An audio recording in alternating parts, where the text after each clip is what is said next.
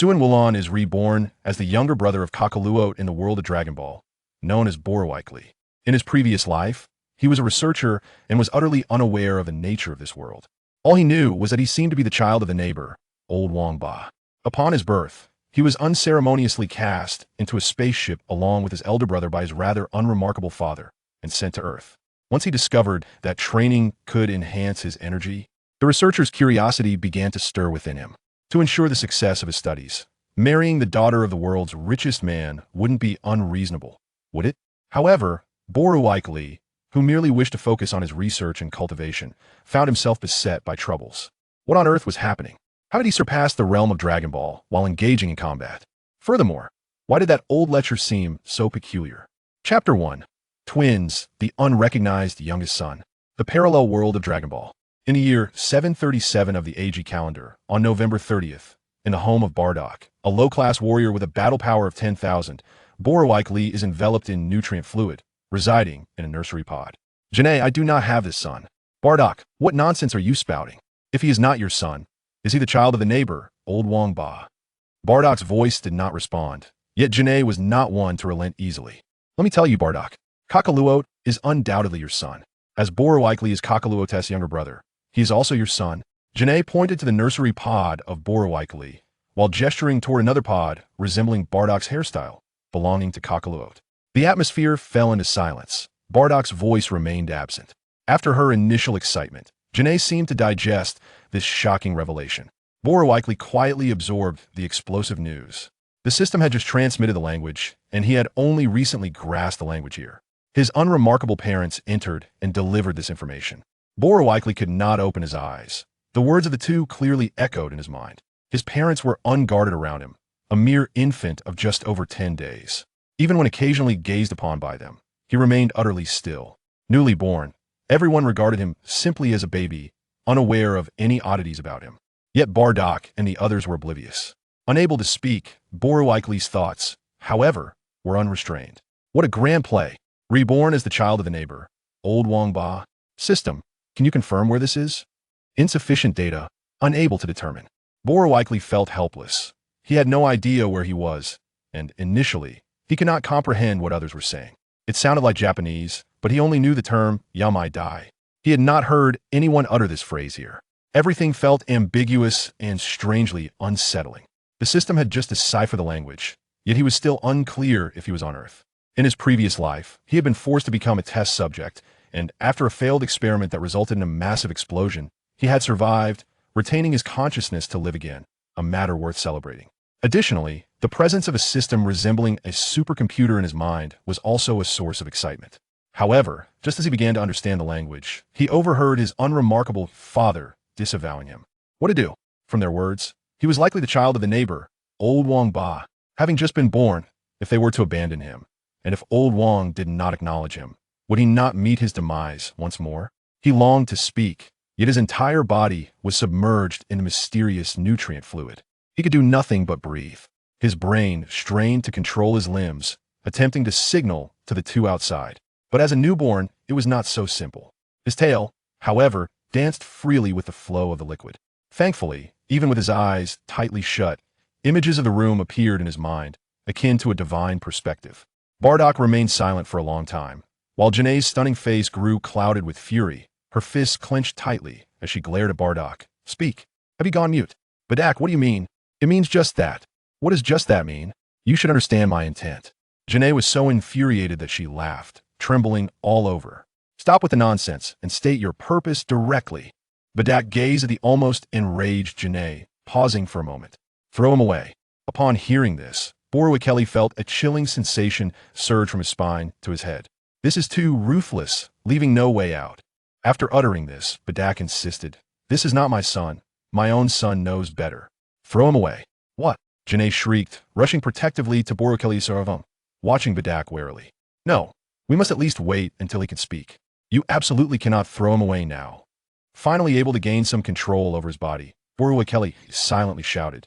To encounter such a thrilling scene upon birth is truly exhilarating. Mother, you must hold on. Whether he is truly my father remains unclear, but you are undoubtedly my mother. If I am thrown away, my chances of survival are 99. I am counting on you to keep steady. Bedak, helpless and struck by the magical fist of the Kanasha warriors, had the ability to foresee the future and did not doubt Janae. However, in his foresight, Boreklee did not exist. To preserve the ember of hope, it was best to discard Boreklee, allowing him to fend for himself in the universe without complications. What transpired now confirmed the authenticity of his foresight ability. Frisia indeed summoned all the Saiyans back under the pretext of some baseless claim, and everything aligned with what he had seen. He could now visualize Kakalot's journey to Earth and the battle against Frisia, and at no point did he find evidence of Boreklee's existence. If that were the case, it was impossible for him to have a son named Boreklee. There was another possibility. Boreklee could indeed be his son, but had perished due to not being sent away. He was well aware that Frisia had callously destroyed Vegeta. Thus, sending Boreklee away was imperative. Bedak spoke of it. Bedak, they cannot even speak or recognize their parents. I will not allow it. Observing Janae's steadfastness, Bedak fell silent for a moment, attempting to alter her resolve. Then let us send both Boreklee and Kakalot away simultaneously. No sooner had he spoken than Boreklee's vision blurred. He found himself hovering over a desolate wilderness, where bizarre creatures surged like a tide against the distant city walls. On the walls, Boreklee calmly unleashed his energy attacks, wreaking havoc.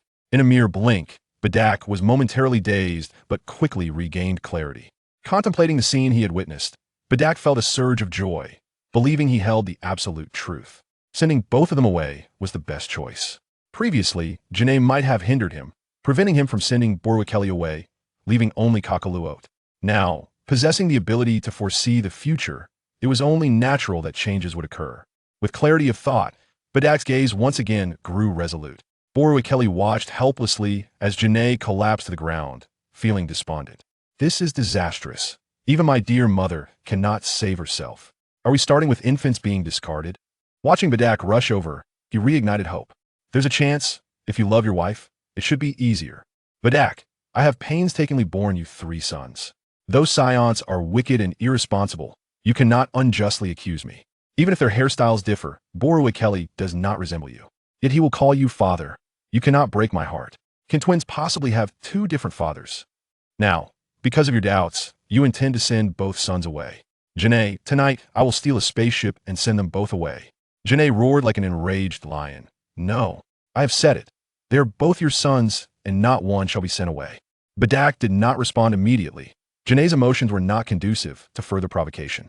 After a moment of silence, the room fell entirely quiet, save for the bubbles rising from the turton. Janae, please let me explain. This course of action is necessary. Go ahead. I'm listening. Boreklee, anxious, felt his life was in the hands of others. Naturally, he hoped Bedak could not provide a reasonable explanation. Even without a voice, he shouted inwardly, Yes, yes, say it. I'm also listening. Chapter 2 Mother acquiesced, her heart filled with trepidation. Struggling to maintain control over her body, Broly's parenting pod emitted a slightly denser bubble. Look at you. You frightened my son, Bardock remarked with a wry smile. What do they understand now? Broly dismissed the thought disdainfully. Who says I don't understand? Let me down, and you'll see. In his previous life, he had never experienced such confinement. It was decidedly uncomfortable. Regrettably, even the simple act of opening his eyes was a formidable challenge for Broly. Jine, please calm down and allow me to explain. My actions are driven by necessity. Only by sending them away can we secure a future. Broly was rendered speechless. Necessity? What necessity? Is it merely the shame of wearing a green hat? Jine was truly his unworthy mother, glaring fiercely at Bardock. Go on, keep weaving your tale. Let us see if you can conjure a flower from it. Indeed, this unworthy father was ruthless. Out of suspicion, he intended to send away his brother, who was undeniably his spitting image. There was no doubt he was a biological son. Just as Broly finished his sarcastic thoughts, he was taken aback. Bardock had managed to calm the agitated Jine and was slowly leading her outside. Helplessly, he watched them exit the room, their voices diminishing, only for the cacophony from outside to flood back into his ears. You sly old fox. What are you doing taking Jine outside? I can't hear clearly. Come back, come back. Am I not your son? What is your explanation? Speak up. What unspeakable dealings are you plotting behind my back? Alas, Broly could not command his body. He was utterly unable to make a sound. He could only watch helplessly as the two departed and closed the door. He hoped his unworthy mother would prove resourceful. If she sent him away, it would surely spell doom for him. Broly resolved to calm himself and attempt to regain control of his body. in addition to relying on Jine's maternal instincts. He needed to exert effort himself. If he could create some commotion within the parenting pod, perhaps they would recognize his brilliance and choose to nurture him. A self-rescue mission was imperative. It was crucial to convey that he too had thoughts and aspirations. Infants should not be treated as mere objects. Approximately 30 minutes later, Broly watched as the two entered, laughing and conversing, feeling a sense of relief wash over him.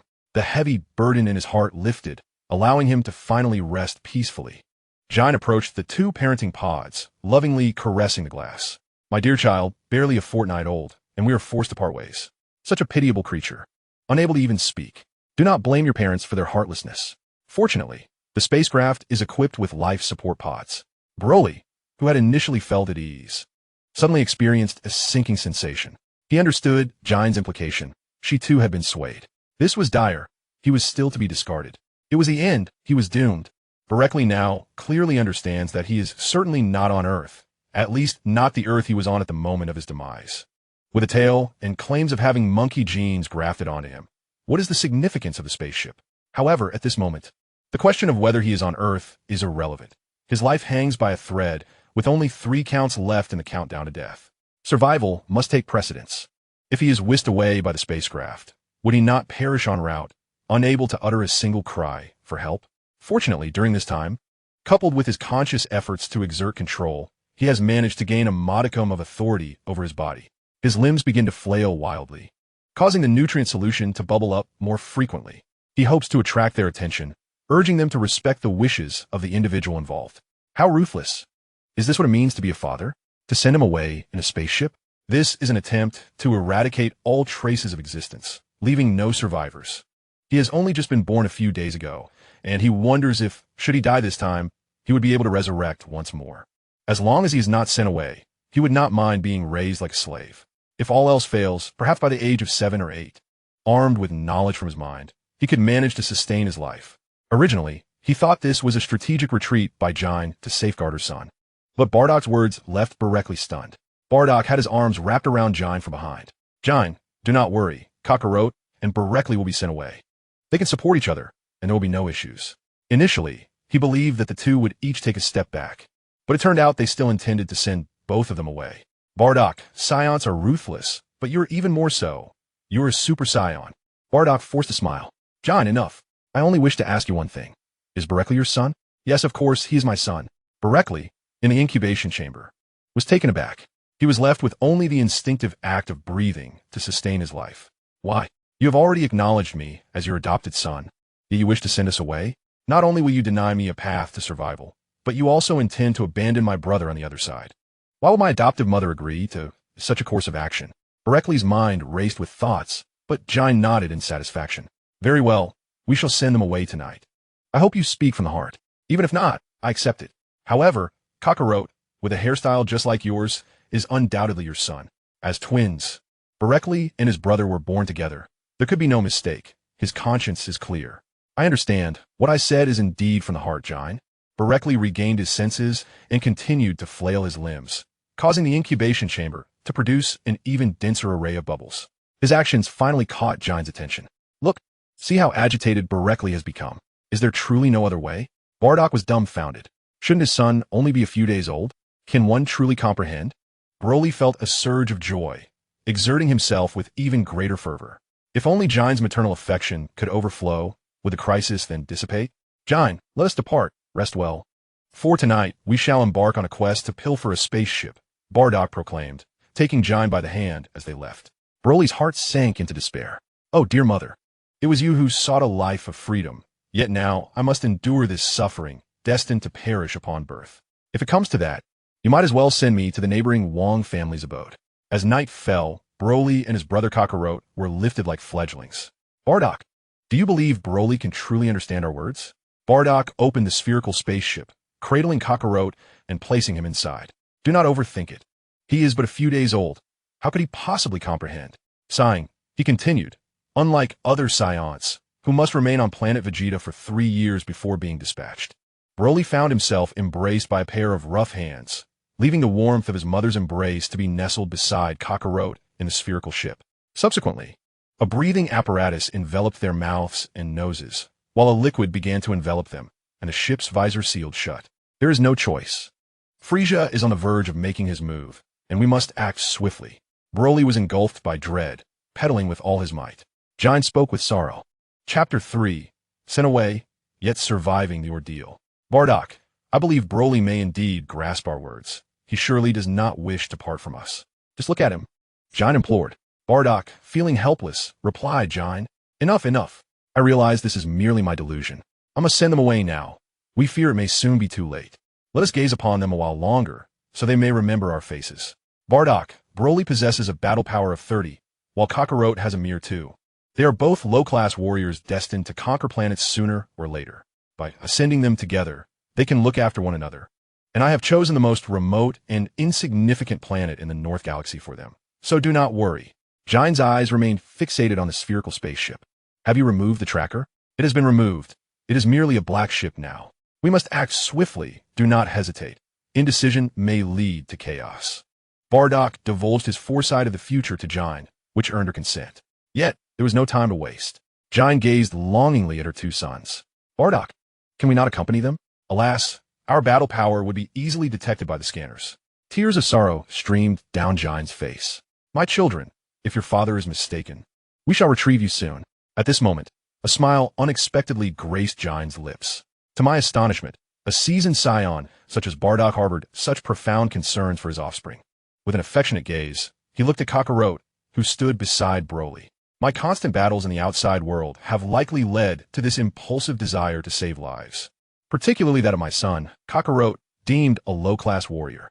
Jine, filled with dissatisfaction, called out to Bardock, Hey Bardock, Broly is also your son? I am aware. Yet Kakarot's combat prowess is woefully inadequate, Bardock replied. It is time for me to bid them farewell. Supporting himself against the spacecraft's exterior, he peered through the glass. Fixating on the 2, primarily Kakarot. Remember, both of you must strive to survive. As Bardock's words lingered in the air, the spacecraft took flight. Fear glimmered in Broly's eyes. He was genuinely alarmed. He was oblivious to planet Vegeta and unaware of Frisia. In his previous life as a researcher, his focus was solely on study and scientific inquiry. System, what should I do? I am being sent into the cosmos. I am destined to perish. Provide me with a grand gift to escape this fate. Broly was panicking. The system was his own creation, its functions discovered through trial and error, now limited to the comprehension of the language at hand. This system was utterly useless, akin to a supercomputer devoid of any programming. Under normal circumstances, as a researcher, he would find this system exhilarating. Yet at this moment, it served no purpose. Far from providing a grand gift, it could only interpret the current language. Based on projections, the probability of the master's demise is 999. I refuse to hear such nonsense. I seek a method to ensure a death probability of 0. One can only leave it to fate. Why do you know of fate? Broly despaired. Barely a fortnight old. What could he do? He could only await judgment in utter hopelessness. How deeply emotional his demeanor appeared, yet his actions were ruthlessly decisive. 2 infants, barely a month old, cast into the cosmos, were surely doomed to perish. Still alive? What mockery. Restart. Restart. System, will you accompany me in my next life? Certainly not. Broly watched as the spherical spacecraft swiftly soared beyond the atmosphere of planet Vegeta, heading towards Earth. His eyes sparkled with anticipation as he gazed ahead. There, a multitude of spherical spacecraft, identical to his own, filled the expanse. Ah, my rebirth into this race is indeed formidable, with so many spacecraft. Commandeering a few would surely lead to Earth's conquest. If only I could grow, learn technology, and study these marvels. How delightful that would be, should the opportunity arise. I shall gather the entirety of the universe's technology and infuse it into my very being, so that I may never feel so powerless again. Regrettably, it is a fleeting existence, having met its end shortly after birth. Aware of its inevitable demise, the mindset transforms into an unexpected tranquility. System, document these spacecrafts. If possible, study the spherical spacecraft beneath me. Understood. Ah, regardless of who may inherit this rudimentary system in the future, it is certainly an improvement on my own situation, as it is no longer a nullity. Within the spacecraft, a wisp of mist emerged within the nutrient solution. The previously wailing Kakarot suddenly fell silent.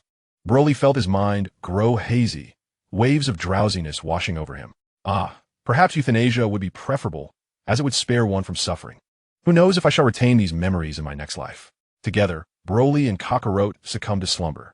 A year of travel would be maddening without sleep, as the weight of solitude could drive one to despair. Of course, Broly, utterly ignorant of the Dragon Ball world, believed he had already embraced a peaceful end. Their peculiar spacecraft soon attracted the attention of those with ulterior motives. On Frisia's spacecraft, the king received word of an escaping vessel. From a hovering chair, horns emerged, obscuring the figure's exact visage. A crisp yet chilling voice resonated. Oh, was their battle power? One at 30, the other at 2. Do not concern yourself with them. It is merely a customary practice for newly born Saiyans to be dispatched shortly after birth. There is no need to alert them, as they pose no threat to us. By the way, how many Saiyans have returned? Your Majesty, currently 85 are back, and we expect the remaining from their campaigns to arrive in 2 hours. However, speak. The Saiyan Prince, Vegeta, has not complied with your orders. A flippant voice interjected. Oh, pay him no mind. A few Saiyans cannot stir significant trouble. Your Majesty. But Vegeta's battle power has already reached 3,000 at just 5 years old. Imagine if he were to mature. Yes, my apologies, Your Majesty. Depart now, and inform me once all the Saiyans have returned from their campaigns. Yes, Broly remained oblivious to all of this. He mistakenly believed it was a spacecraft from planet Vegeta, which it was not. Even when planet Vegeta exploded into dust, sending shockwaves that reached his craft, he remained unaware. 9 months later, Broly awakened from his stupor. As a newborn with a battle power of 30, his resilience surpassed that of Kakarot. He could now fully command his body. Where am I? Have I not perished? Chapter 4, Battle Power, Farewell Earth. Broly's gaze transitioned from confusion to clarity. Within the spacecraft, a third of the nutrient solution had dissipated, allowing him to emerge. The spectacle of rapidly vanishing stars outside, the spherical spacecraft's glass, filled his sight. I'm not dead. I truly am not dead. System, come forth. How long has it been? 9 months. Broly was taken aback. From the conversations between my adoptive father and mother, I should have been flying for a whole year. If I survive being cast into a spaceship, then this 1-year period should be accurate as well. Why have I awakened after merely 9 months? And what of Kakarot? Unclear. His expression darkened. He realized the system was unreliable, but he never anticipated it would be this untrustworthy. Nevertheless, I have survived a great ordeal, and if so, it is time for me to showcase my abilities. He recalled the vast array of spaceships he had seen upon leaving planet Vegeta, his heart ablaze with ambition. Science, such a sacred and pure term. Genetic technology, life sciences, mechas, and more, awaiting my eager discovery. I must master these fields. Having witnessed grand spectacles, he had long since cast aside the abandonment by his parents. Mechas are a man's true love. Strength is a man's romance. He refused to believe that, in this advanced era of spaceships, such wonders would be absent. System, what the data I requested. A flurry of information raced through his mind. This is it. Just this? Broly was exasperated. What use is this? Of no use. Yet Broly remained undeterred, scrutinizing the data earnestly. Suddenly, a remarkably concise statement caught his attention. Physical abilities enhanced by 200, combat power at 90, energy concentration increased. System, what does this mean? According to Bardock, your combat power is 30. During your 9-month coma, all metrics have tripled, thus recorded. Broly gasped in astonishment. He felt the complete transformation of his physical prowess and tested the control over his tail. Could it be that I have been implanted with gorilla genes? Surely not from a monkey. Adjusting to a more comfortable position, he disregarded the slumbering Kakarot, pondering whether their race was akin to gorillas, which would explain their tails from birth. Broly's focus had always been on scientific endeavors, completely unaware of the film Rise of the Planet of the Apes. His thoughts naturally revolved around the realm of science. If so, the avenues for research multiply infinitely. He chuckled, kicking the unconscious Kakarot. Now, Broly could only gaze at the starry expanse outside. He found himself powerless. The system's data proved useless, and he had discovered nothing beneficial about the spaceship beneath him. Kakarot continued to sleep like a log. System, do you have any suggestions? Exercise. Boreklee immediately fell into deep contemplation. Indeed, aside from exercising, there was little else he could engage in. What impact would removing the items from my mouth and nose have? Unclear. Can't you test the air? You cannot. Therefore I cannot. Well, you are quite useless. So is the host. Boreklee remarked. It is utterly impossible to fully extend my capabilities here. How am I to exercise? You may compile and organize the knowledge within your mind. Should you begin to establish a personal profile? Yes. As he pondered further, Boreklee recalled what the old man had said about combat power. There must be a criterion for assessment. Although he currently knew nothing, he could establish personal attributes based on his own experiences. This would facilitate self-assessment and, in the future, even allow for the scanning of others. Though the system appeared inept, it was entirely capable of growth. As long as he accumulated sufficient knowledge, there would be no issues. Like a blank supercomputer, the more software and data one installs, the more powerful it becomes. Otherwise, no supercomputer would function effectively. The principles of the system are analogous. System, establish a personal profile. It is advisable to build it based on what is known. Nonsense. If it isn't based on the known, can you conjure the unknown from thin air? In that case, I would regard you with more esteem. Were it not for the absence of others, Boreklee would have rolled his eyes in exasperation. Name, Boreklee. Gender, male. Race, Saiyan. Age, 9 months. Hobby, female.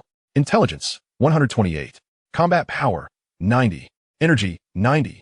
Speed, unknown. Strength, unknown. Constitution, unknown. Life value, unknown. Stop, what are you doing? Constructing your personal profile based on the information you possess. Boreklee took a deep breath. Concise, useful, and necessary. I only require data. Name, Boreklee. Combat power, 90-90. Energy, 90-90. Vitality, 10-10. Techniques, none. Moves, none. Boreklee frowned. This is still somewhat cumbersome. Understanding that one cannot force matters is already the most streamlined version. System, why are the techniques and moves listed as none? I recall an abundance of knowledge in my mind, such as the Nine Manual, the Nine Yang Manual, the Muscle Transforming Classic, the Great Mysterious Classic, and various other cultivation techniques. As for moves, that goes without saying. Can you perform them? Boreklee's expression darkened. Damn. Without further ado, he began to focus on training his body. Boreklee only knew the names. He had no understanding of how to practice them specifically. The spherical spaceship was cramped. Fortunately, both individuals aboard were infants, allowing for some limited movement. He exerted himself diligently, not sparing any part of his body, including his tail, in his quest for physical development. However, he noticed that while he could normally control his tail with ease, whenever he pushed himself too hard, an overwhelming fatigue would engulf him. He could not fathom the reason, attributing it to his youth. 3 months swiftly passed. Broly gazed in disbelief at the approaching planet. From a distance, it appeared unremarkable, as he had never beheld it from outside Earth.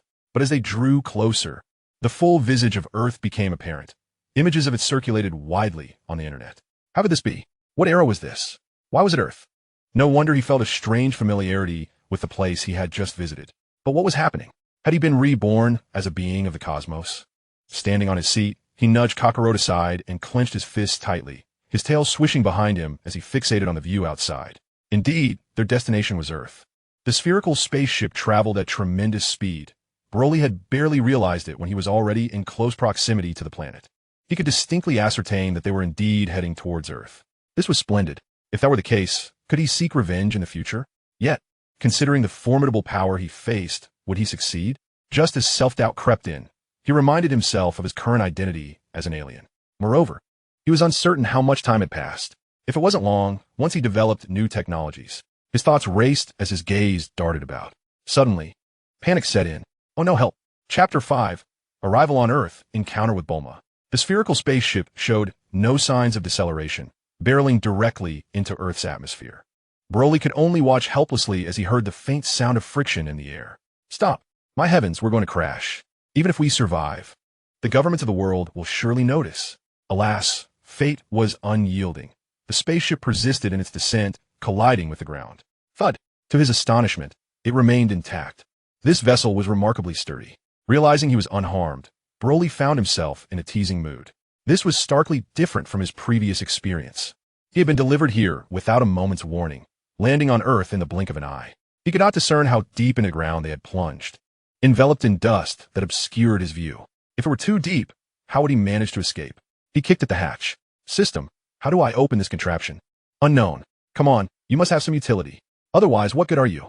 Insufficient data. Frustrated, Broly found himself in a predicament with no resolution. He could only wait quietly. Given that they had safely arrived at their destination, surely his father had not sent them here to meet their demise without preparation. That would be unnecessary. At present, the only concern weighing on his mind is what he would do if various governments were to send representatives. He possesses a tail, yet he is not of this earth. Suddenly, his contemplation is interrupted by Kakarot's cries. Ah, how fortunate you are to awaken and find yourself at your destination. He does not feel bothered. After all, 3 months without conversation would have driven anyone else mad were it not for the system that allows him to divert his attention, combined with his prior existence as a researcher accustomed to silence. As he bends down to lift Kakarot, he receives a swift kick to the face. Ugh, you wretched monkey. Boreklee disregards him in irritation, standing on the seat. Before long, the hatch of the spherical spaceship swings open. In such a brief span of time, they certainly cannot afford to linger, with land surrounding them. He must escape swiftly. He casts a glance at Kakarot, who is still wailing and flailing his limbs. Gritting his teeth, he bends down to scoop him up, creating a rather comical scene. An infant over 80 centimeters tall, cradling another infant just over 70 centimeters. Stay still. Being discovered would spell disaster. Standing at the hatch, holding Kakarot securely, he gazes upward. Fortunately, the drop does not appear too steep. He looks down at the sizable pit beneath the spacecraft. With determination, he crouches and leaps. A dull thud resonates as he lands, and Boreklee's face pales, ready to exclaim in shock. Oh, that did not hurt. He glances down again, incredulous. What in the world? His feet have sunk about 20 centimeters deep into the rock.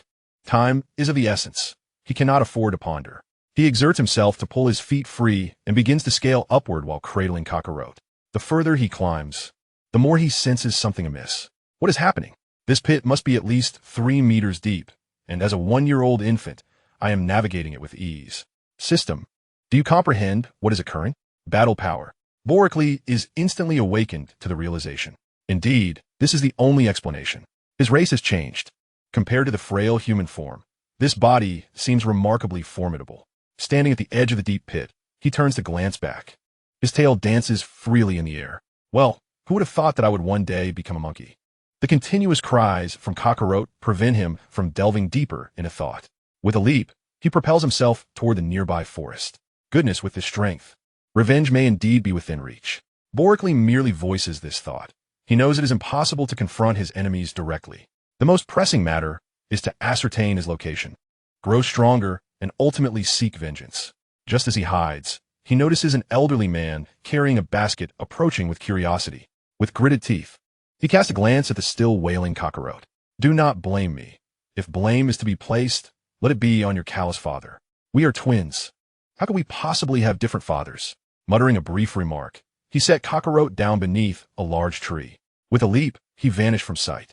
Upon reaching a vantage point that allowed him to observe, he finally felt at ease as he witnessed Sun Goku being carried away by the old man. The old man appeared no different from an ordinary human, and Boreklee could only gamble on the hope that he would not hand Kakarot over to the authorities. As for himself, he could never place his hopes in another. Turning away from that place, he thought, Kakarot, I hope you grow up safely. If I manage to thrive, I will surely find you in the future.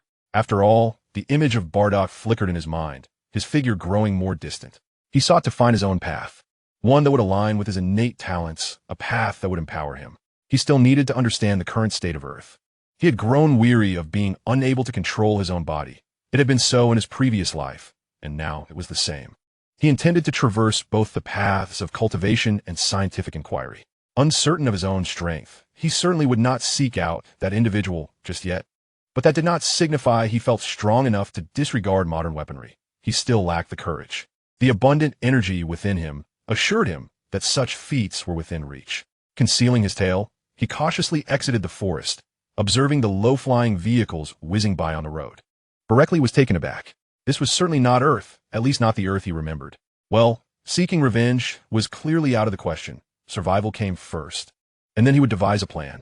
Patting his stomach, he followed the direction of the flying vehicles, stepping lightly, his entire being akin to an arrow loosed from its bow. Before long, with a screech, a jet ski-like vehicle halted beside him. Hey, little brat. Caught off guard, Boreklee instinctively took a light step, leaping nearly a kilometer away. WTF? Am I seeing things? The startled individual hastily turned the jet ski around and fled. Boreklee initially intended to call him back, but after a moment of contemplation, he decided against it. Instead, he adopted a different approach. He lay down and commenced wailing loudly. Shortly thereafter, a four-wheeled flying vehicle came to a stop, and a girl in professional attire emerged. Poor child, abandoned at such a young age. Without heeding Boreklee's protests, She scooped him up and entered the vehicle. Upon stepping inside, Boreklee heard a clear voice beside him. Yinwei, it's inconvenient for you to carry this one. Isn't it? There's no village nearby, nor any shops. Just this little child all alone here. Miss Bulma, shall we keep him? It won't take long. Whatever. It doesn't affect me, Yinwei replied with a wry smile. This young lady, though merely 5 years of age, is a prodigy. Today, for reasons unknown, she whimsically decided to accompany us here. Broly observed the scene with curiosity, displaying no signs of distress. Miss Bulma, look at this child. She truly is well behaved. Not crying at all. Bulma, intrigued, turned and retrieved a box of milk from her bag. Here, drink this. Broly pretended to hum a tune before beginning to sip, his small feet playfully nudging Bulma. He discerned that the little girl held a position of higher status. It would be prudent to win her favor, establishing a foothold first. At present, he resembled a mere toddler, incapable of much beyond displaying strength, and he was unfamiliar with his surroundings. Bulma laughed heartily at the child's antics. Let me hold you for a moment. Here you go, Miss Bulma. While drinking the milk, Broly feigned curiosity, his large eyes fixed on Bulma. He had no choice. As a child, if he attempted to act aloof or gulp the milk too quickly, he would undoubtedly be perceived as a monster. Yunwire, this child is indeed well behaved. But there's a stick beneath him that is quite bothersome. What? Broly's heart sank, realizing he was in trouble. Chapter 6, Adopted and Beginning to Learn. Broly had no intention of moving. It was only a matter of time before they discovered the truth. With Bulma's keen perception, he knew he could not escape detection. If branded a monster, his only option would be to flee. Sun Wukong, how did you manage to blend in among humans for 3 years before being discovered? He mused inwardly, maintaining an air of nonchalance as he continued to drink the milk. Shall we take a look? Bulma suggested. Isn't that inappropriate? Broly protested. What is wrong with that? We need to verify his identity. Besides, he's just a little child. Without giving Yunwire a chance to respond, Bulma flipped Broly onto her lap and began to lower his pants for inspection. Broly offered no resistance, continuing to sip his milk, and Yunwire remained silent. She was a lady, and as a mere servant, what could she do but comply? As the cool air enveloped him, Broly's tail unfurled behind him, flicking back and forth, occasionally brushing against Bulma. Had he not moderated his strength, Bulma would have been sent flying, far from her current position. Hee, that tickles. Oh dear, it tickles. Stay still, she exclaimed, firmly grasping Broly's tail. Broly felt a whirlwind of sensations, darkness closing in as he lost consciousness. Just before succumbing to the void, he lamented, "Curse be it, my weakness is indeed my tail." Bulma was playfully toying with Broly's tail when she heard Yunwire's exclamation and lifted her head. What? Oh dear, is he dead? Yunwire looked at Bulma with a frown. Dead? Isn't that a bit too soon? However, given the circumstances, she could only carefully maintain a smile. Miss, it seems he has merely fainted. Ah, I see, Yunwire said, glancing at the whimsical Bulma, feeling a pang of unease. Miss, let us stop the vehicle. I shall return home. You may proceed without me. Hey, Miss, Yunwire continued to call out, but Bulma had already produced a capsule and tossed it onto the ground. With a bang, a helicopter materialized before them. Yunwire's face turned ashen. Surely, Miss Bulma isn't planning to pilot the helicopter herself, she thought. But Bulma had already acted on her whim. She opened the door, scooped up Broly, and ascended into the air with a whoosh. Miss, Yunwire stood there utterly dumbfounded, watching Bulma fly away in the helicopter. Is she really that capable? Broly, oblivious to the events following his fainting, awoke to find himself lying on a warm bed. Where am I? He wondered. In Dr. Brief's home. Who? Broly, not having sustained any injuries, immediately sprang up, wary of his surroundings. Unfortunately, he was not a martial artist in his previous life, and his movements were somewhat clumsy. I'm the robotic butler of Dr. Brief's household. Barefoot, Broly stepped off the bed and approached the robot that had spoken. You are the butler? I am an intelligent program, with subsystems within this robotic form. It has always been I who has spoken and cared for you. Broly circled the robot, clicking his tongue. His previous life had revolved around biological research, and while he didn't grasp the intricacies of robotics, he recognized that such advanced AI did not exist on his former Earth. What year is it? It is November 30th. Year 738 of the age of the universe. This time frame was entirely incongruous with what he had known. He chose not to dwell on matters beyond his control. As a researcher, one must learn to accept one's fate. Otherwise, one would toil endlessly without yielding fruitful results. Tapping his head, He noted it was quite the coincidence that he had been brought here around the same time last year. The conversion might differ, but the outcome remained unchanged. The system had scanned the spacecraft and retained records, so he was well aware of his circumstances. Where am I? Dr. Brief's home. That much is obvious. I mean this planet. What is the specific location? This is Earth, West City, Dr. Brief's residence. Which country? The robot appeared perplexed. There's only one country on Earth. Boreklee's movements paused, remaining still. He had no doubt regarding the veracity of the robot's information. Can I go outside? Yes, however. Miss Bulma has already been informed and will come to see you after school. I advise you not to leave. That's all right. I just want to step outside for a moment. Is that permissible? Certainly. Just as he was about to head out, a sudden pang of embarrassment struck him. Could I have something to eat before I go? Just a moment. Thus, Boreklee's plans were completely thwarted as he spent the entire afternoon confined within the house, consuming minimal sustenance, merely a few morsels that the robot delivered to him intermittently. Bulma, feeling quite drained, rushed home the moment school ended, bursting into his room and seizing him by the collar, spittle flying. You've eaten so much. Aren't you afraid of bursting? Boreklee rubbed his belly, frowning, and responded plaintively, but I feel as if I've only eaten to a third of my capacity. Bulma stared at him, her eyes widening in disbelief. You've consumed enough food for 20 adult men in a day, and you claim to have only eaten a third? Wait a minute, how do you know that? And how do you even know what it means to eat to a third? Speak. Who are you? How old are you? Why are you on the street? Boreklee had no intention of lying. It appeared that this family was quite affluent, and if he could stay here, his early development would undoubtedly be secure. He selectively revealed only part of his story. My name is Boreklee. I was abandoned, and I have a twin brother, but he was also abandoned. That is all I remember. I can't recall anything from before. Bulma scrutinized him with a mix of suspicion and curiosity. Suddenly her eyes lit up. I know. It must be because you ate too much that your parents couldn't afford to keep you, so they cruelly discarded you. That must be it, right? Boreklee feigned a pitiful demeanor. I've never truly been full. He was indeed speaking the truth.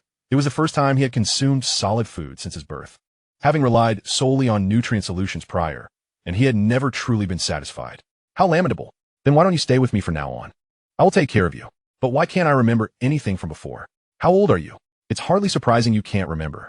Bulma didn't dwell on it further. Boreklee desired this very outcome, offering her a few hints. Allowing her mind to fill in the gaps was far more effective than making excuses. Now, being adopted was indeed an excellent prospect. Had I known I was in a wealthy household, I should have brought Kakarot with me. I can only hope to find him later. You've eaten too much. It's best not to have any more for now. Let me teach you how to read and write. Boreklee was overjoyed. Learning to read? That is the foundation of scientific inquiry. All information necessitates a foundational text for documentation, and naturally, he is eager to learn this. Unexpectedly, there is no need for him to raise the subject himself. However, prior to this, observing Bulma's enigmatic demeanor, Broly was filled with perplexity. Chapter 7. Meeting the Parents. The Prodigy Child. Why do you have a tail? Broly was taken aback. This matter was indeed difficult for him to elucidate. He was entirely unaware that outside there existed many peculiar half-beings, such as those with the heads of bulls, dogs, tigers, or even wolves. The only 4 individuals he had encountered were all of normal human appearance. Thus, he instinctively believed that everyone here resembled the humans from his past life. I am unsure. Perhaps this is the reason I was abandoned. I found myself here upon awakening. Yet, you are clearly aware of these matters. Broly silently lamented. How can a mere child possess such profound knowledge and logical reasoning? He shrugged innocently, lifting his gaze to Bulma. Whatever. Who's afraid of whom? He conceded, all right, you are pitiable too. Let me begin teaching you how to read and write. By the way, do you know how? Broly continued to scrutinize her. Bulma, feeling helpless, prompted, come, tell me how to read this character? With a sigh of relief. He thought that, at least for now, he had managed to divert her attention. If he were to forget later, no one could hold him accountable. Lowering his gaze, he pondered, what is this nonsensical scribble? Raising his eyes again, confusion filled them. Thus, the two commenced their exchange of knowledge. At dinner, Broly was led to the dining hall by Bulma. Mom, I must tell you, this will be my brother from now on. Oh my, how enviable for my dear Bulma. To have a boyfriend at such a young age. Broly, holding Bulma's hand, was initially intrigued by the opulence of the dining area. Suddenly, he was taken aback by this statement, nearly losing his balance and tumbling to the ground. Had it not been for his remarkable self-control, he might have fallen into Bulma's embrace. What is this? So direct and open? One is 1 year old, and the other, well, I'm uncertain of Bulma's age. Bulma appeared unfazed. Mom, please do not speak thoughtlessly. This is Broly. He will be my brother and will reside with us. Oh dear, he is quite the handsome young man. Oh, you even have an adorable tail. Where did you acquire such a tail? I must get one for myself. Broly gazed blankly at the beautiful woman with golden wavy hair before him. Is this fierce Lady Bulma's mother? Yet, her personality is quite similar. Oh, the little handsome one is shy. Come, let's eat at the table. By the way, Bulma, are you nurturing him? Are you cultivating your boyfriend from this moment onward? My dear Bulma is astute, contemplating the significant matters of life from such a tender age. Broly, like a marionette, finds himself effortlessly drawn to the table by Mrs. Brief, gazing at an array of exquisite delicacies. Bulma, bouncing with joy, takes her seat and merrily taps her chopsticks. Indeed, she remains quite young, still possessing the innocent nature of a child. Mom, Broly's tail is genuinely real, she exclaims, causing Broly to glance nervously at them. Empathizing with his predicament, he realizes that no one wishes to associate with a monster, himself included. While he is not compelled to stay, he yearns to experience life as a normal individual. At the very least, Bulma is the first to extend kindness towards him, and given her family's environment, it is undoubtedly extraordinary. Living here promises to be relatively favorable. Oh my, is it truly so? How utterly adorable. Another elderly gentleman takes a long draw from his pipe. Well then, let us discuss matters after the meal. Father, Broly tends to eat quite a bit. Please ask the kitchen to prepare a little more. With a clatter, Broly drops the spoon he had just picked up. Stiffly turning his head, he observes the white-haired man above him and confirms the wrinkled visage. His mouth twitches awkwardly. Father? This. Bulma's mother appears remarkably youthful, seemingly just in her early 20s, while her father resembles a grandfather. Upon realizing the wealth of the family, he refrains from further comment and hastily resumes eating. The duration of their forthcoming happiness will depend on the family's resources and their level of affection towards him. Bulma glances over, but remains silent. Only the charming Mrs. Brief beams with delight, saying, Hello there, Bulma's boyfriend. This is my husband, Dr. Brief. You may call me Mrs. Brief. But fret not. I can wait until you come of age to date. Mother, oh dear, my precious daughter is feeling jealous.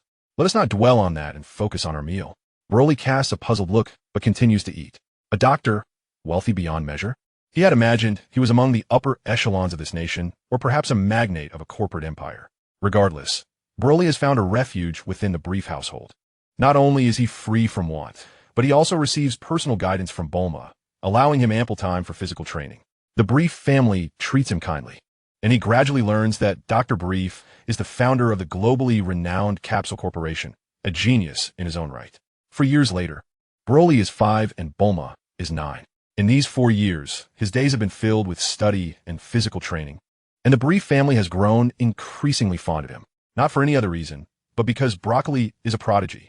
At the tender age of 5, he has mastered the entirety of university knowledge across all fields of science, medicine, and agriculture, astonishing all who witness his brilliance. While the nature of learning is widely understood, the realm of physical training is quite different. No one comprehends the extent of Broccoli's strength, not even he himself. The system indicates a mere combat power of 800. Yet with ample sustenance and daily exercise, his prowess has escalated to this unforeseen level, calculating from a baseline of a weaponless human's combat power as 1. The upper limit of his kind is unfathomable, 800. However, this does not imply that he can only vanquish 800 adversaries. He could effortlessly defeat 8,000. Initially, he lacked a clear understanding of his own capabilities, merely sensing his strength. One fateful day, feeling a disquieting shift, he stealthily distanced himself from Bulma and the others, retreating from the city. Upon utilizing the energy within him to soar into the sky, he discovered his ability to emit lasers and energy blasts, leading him to realize that this world was far from simple. Though merely a child, he possesses extraordinary power. Are the adult Saiyans from Vegeta not akin to deities in the eyes of Earthlings? This thought instilled within him a sense of urgency. Whenever he found a moment, he dedicated himself to rigorous training, each session purposefully aimed at substantial improvement. Broccoli, are you practicing your horse stance again? Bulma teased as she approached him playfully. He could do little but acquiesce to her antics. Each time he trained, Bulma would inevitably come over to jest. What good is this? You've been squatting for 4 years, and I haven't seen you become much stronger. Hee, Sister Bulma. I am not just any ordinary strength, he retorted. You, a mere 4-year-old, dare to claim you are strong? Then let us see you train with me. Bulma's eyes sparkled with a mischievous glint. As a genius in her own right, she too had self-studied the university courses that piqued her interest, much like Broccoli. If you're truly powerful, how about you show me? Broccoli offered a wry smile. Under different circumstances, he would not entertain such requests, but Bulma was determined to prove herself. Go fetch a 6-centimeter thick steel plate, he instructed. Bulma's eyes lit up. Previously, he had always found excuses to avoid such tasks. Wait here. There's one in the lab. I'll get it right away. As he watched Bulma dart off, Broccoli's thoughts drifted to his own matters. Chapter 8. Encouragement in Practice. Mysterious Observations. His foundational knowledge has burgeoned, markedly distinct from the education he received in his past life, more challenging, extensive, and profound. Yet he recognizes that he is not a genius. Even the experience of living two lives has not endowed him with a superior mental acuity or enhanced memory compared to others. His sole advantage lies in the insights gained from his previous existence, which have rendered him remarkably mature from a tender age, coupled with the extraordinary assistance of the system. Knowledge is effortlessly gathered and directly imparted to him. While engaging in the acquisition of knowledge, he can absorb information swiftly with the aid of the system. However, upon entering a genuine laboratory, he finds himself unable to yield significant results promptly, often expending considerable time in the process. Additionally, there exists the necessity for personal cultivation. Without assistance, he cannot traverse swiftly, far, or steadily on his own. It is evident that the majority of his energy will be devoted to his cultivation. With a combat power of 800, he is already formidable. What then of 8,000? Or 80,000? At that juncture, he would ascend to the status of a superhuman, far more exhilarating than engaging in combat with a firearm. It is not that scientific research lacks importance, nor that it cannot reach its zenith, but rather that such heights cannot be achieved by a solitary individual. However, cultivation can be pursued with assistance, which can significantly reduce the time required and the challenges faced. He does not intend to abandon scientific research. Rather, it must serve the purpose of enhancing his cultivation. Thus, upon grasping these realizations, he awakens from his fantasies regarding various spacecraft, super battleships, and mechs, preparing to retrace his steps towards biology and medicine, particularly the traditional Chinese medicine of his homeland, which offers the most fundamental understanding of the human body.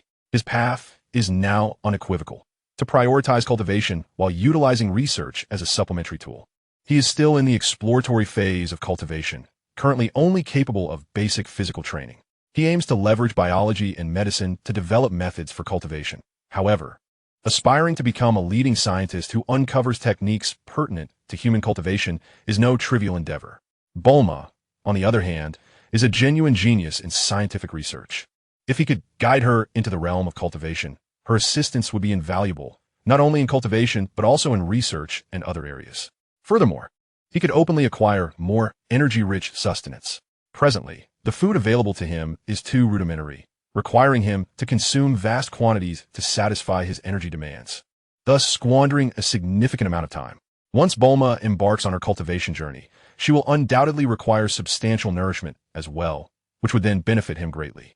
This endeavor is not solely for his own gain. Encouraging Bulma's training is also for her well-being. Sometimes, even the most advanced technology cannot compensate for the inadequacies of human capabilities. Perhaps it would be prudent to initially present some findings from his previous life. After all, indulging in free handouts is a dubious practice. Yet, at just 5 years old, would it not seem somewhat extraordinary if he were to reveal everything now? While learning and research may appear to be intertwined, the disparity is vast. Much like the correlation between excellent memory and strong research capabilities is not directly proportional. These advantages merely afford the average person additional leverage. In the recesses of his mind, Broly contemplated as Bulma brought forth the 6-centimeter thick steel plate from the laboratory. What do you intend to do? Broly respectfully greeted Dr. Brief, who approached him. Dr. Brief, with a cheerful smile, responded, Broly, I hope you don't mind if I observe the fruits of your training. Huh? What? Am I unwelcome? Broly stammered, No, please feel free, uncle. Indeed, Broly refrained from referring to Dr. Brief as father or guardian. He couldn't help but entertain some other thoughts about the striking Bulma. You haven't disclosed your intentions yet. Are you curious if my 4 years of training have borne any fruit? All you do is stand around. What good is that? If merely standing could make one a martial arts master, then every farmer would be a master. Bulma scoffed, crossing her arms, eagerly awaiting Broly's embarrassment. Well, just watch. he retorted, taking hold of one end of the steel plate that Bulma was holding, leaving the other half suspended in the air. Without gathering any energy or focus, he struck down with a knife hand, and the steel plate shattered audibly. How is that possible? Both Bulma and Dr. Brief stared in astonishment at the small piece of steel that remained in Broly's hand. What is impossible about it? Broly bent down and picked up the fragment from ground. Bulma rushed over, snatching the two pieces of steel from his grasp, inspecting them thoroughly. What? This is the steel plate you held. I couldn't possibly have fabricated this. Ignoring his protest, she bit into the metal and confirmed its authenticity. This girl is truly formidable. Broly mused internally. Dr. Brief regarded him with a mix of skepticism and intrigue. Oomph. Is this truly your strength? Impressive. Would you like to train with me? How did you acquire these skills? I deduced them from biology and medical texts. He replied. What? That's impossible. Bulma exclaimed vehemently. It is true. I indeed synthesized this knowledge from books. Preposterous. Why would I not be aware of such things? Because I'm older than you. But the material we study is the same. I merely have a bit more practical experience, Broly countered, catching Bulma off guard with his assertion. I refuse to believe it. It cannot be. Then why not test it for yourself? Fine, Ishao. Bulma's voice barely faded when Broly suddenly felt a prickle of unease. What is it? He scanned the surroundings, his vigilance unwavering despite the familiarity of the space. What's wrong? We are at home. Is there anyone who could evade the surveillance cameras? Broly remained on high alert, sensing an unseen gaze upon him, yet unable to identify its source. In the shadows, a pair of obsidian eyes fixated intently on this place. Far beyond the feeble perception of Broly, truly a waste, possessing the bloodline of a Saiyan, yet exhibiting such meager prowess. Is this the fate of one devoid of memories? Too sluggish. I hope you will come. No one could hear the whisper. With that, the enigmatic figure concealed behind vanished without a trace. Broly, what on earth is troubling you? Bulma gazed at him with dissatisfaction, sensing his paranoia. Nothing, really, he replied, furrowing his brow as the sensation of surveillance dissipated. Let us begin. Broly suppressed his unease and commenced instructing Bulma. Unbeknownst to him, a shadow lurked in the dark, ever poised to strike. He had once declared that he wished to avoid such helplessness, yet here he was again. Whether this threat was directed at him or not, it loomed ominously. With no other options, he could only remain vigilant. You all continue. I shall return to the laboratory. Bulma paid no heed to Dr. Brief, yet Broly bid farewell. Take care, uncle. Ha. Very well. You all train at your own pace. Bulma, from now on, you must heed my guidance. Enough chatter. Let us commence. Is it not merely about learning from you? Chapter 9. Beginning training, a heart-to-heart with the doctor. Broly found himself both amused and exasperated by Bulma. His own training was far from simple. With your approach, you shall never achieve any results. Seeing Bulma suddenly spring to her feet, hands on her hips, glaring fiercely at him, Broly hastily attempted to clarify. Training must be progressive. Without a solid foundation, one cannot leap to the pinnacle in a single bound. Then how is it that you can?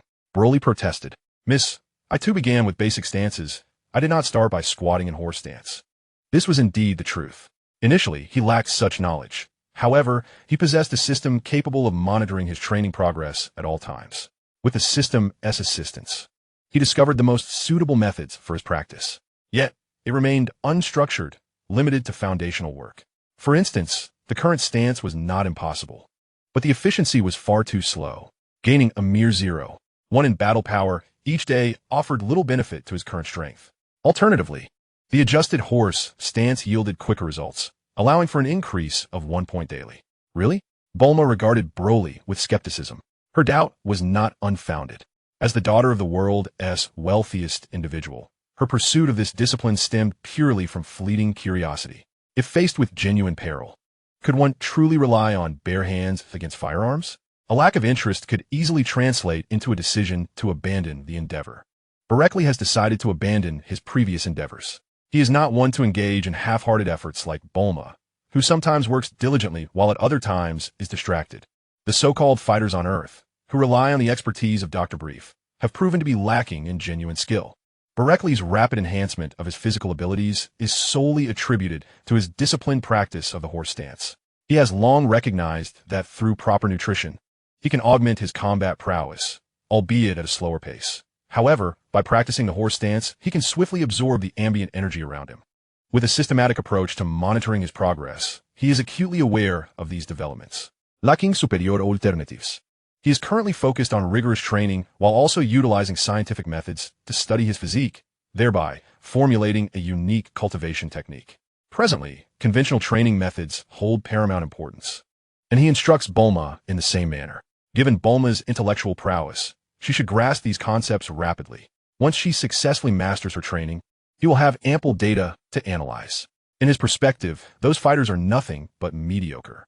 If mere training sufficed, they would have long ascended to proficiency. Even those with lesser talent should be able to harness energy, unless it is indeed the case that Earthlings are ill-suited for cultivation. Yet, while the legendary martial arts master, Master Roshi, it stands to reason that there must be a unique method of cultivation to absorb energy effectively. What he intends to impart to Bulma is the external techniques he has distilled. As a Saiyan, he inherently possesses the ability to absorb energy, and with the aid of these techniques, his strength can be significantly amplified. He is resolute in his belief that Bulma can achieve this as well. Should Bulma lack seriousness in her efforts, he would rather not invest his time in teaching her. If she truly has no desire to learn, he will not impose. Training is indeed a strenuous undertaking, yet it is also rather tedious and seemingly unproductive. Initially, Bulma seems unaware that the training entails simply standing still. If this is the case, she would prefer to engage in more intriguing experiments in her laboratory. Reluctantly, Boreklee must persuade her with earnest words. Strengthening one's body is foundational. He wishes to explore whether scientific research could unlock the limits of human potential, be it in speed, strength, or longevity. What is there to research? Isn't it all the same? A single bullet resolves everything.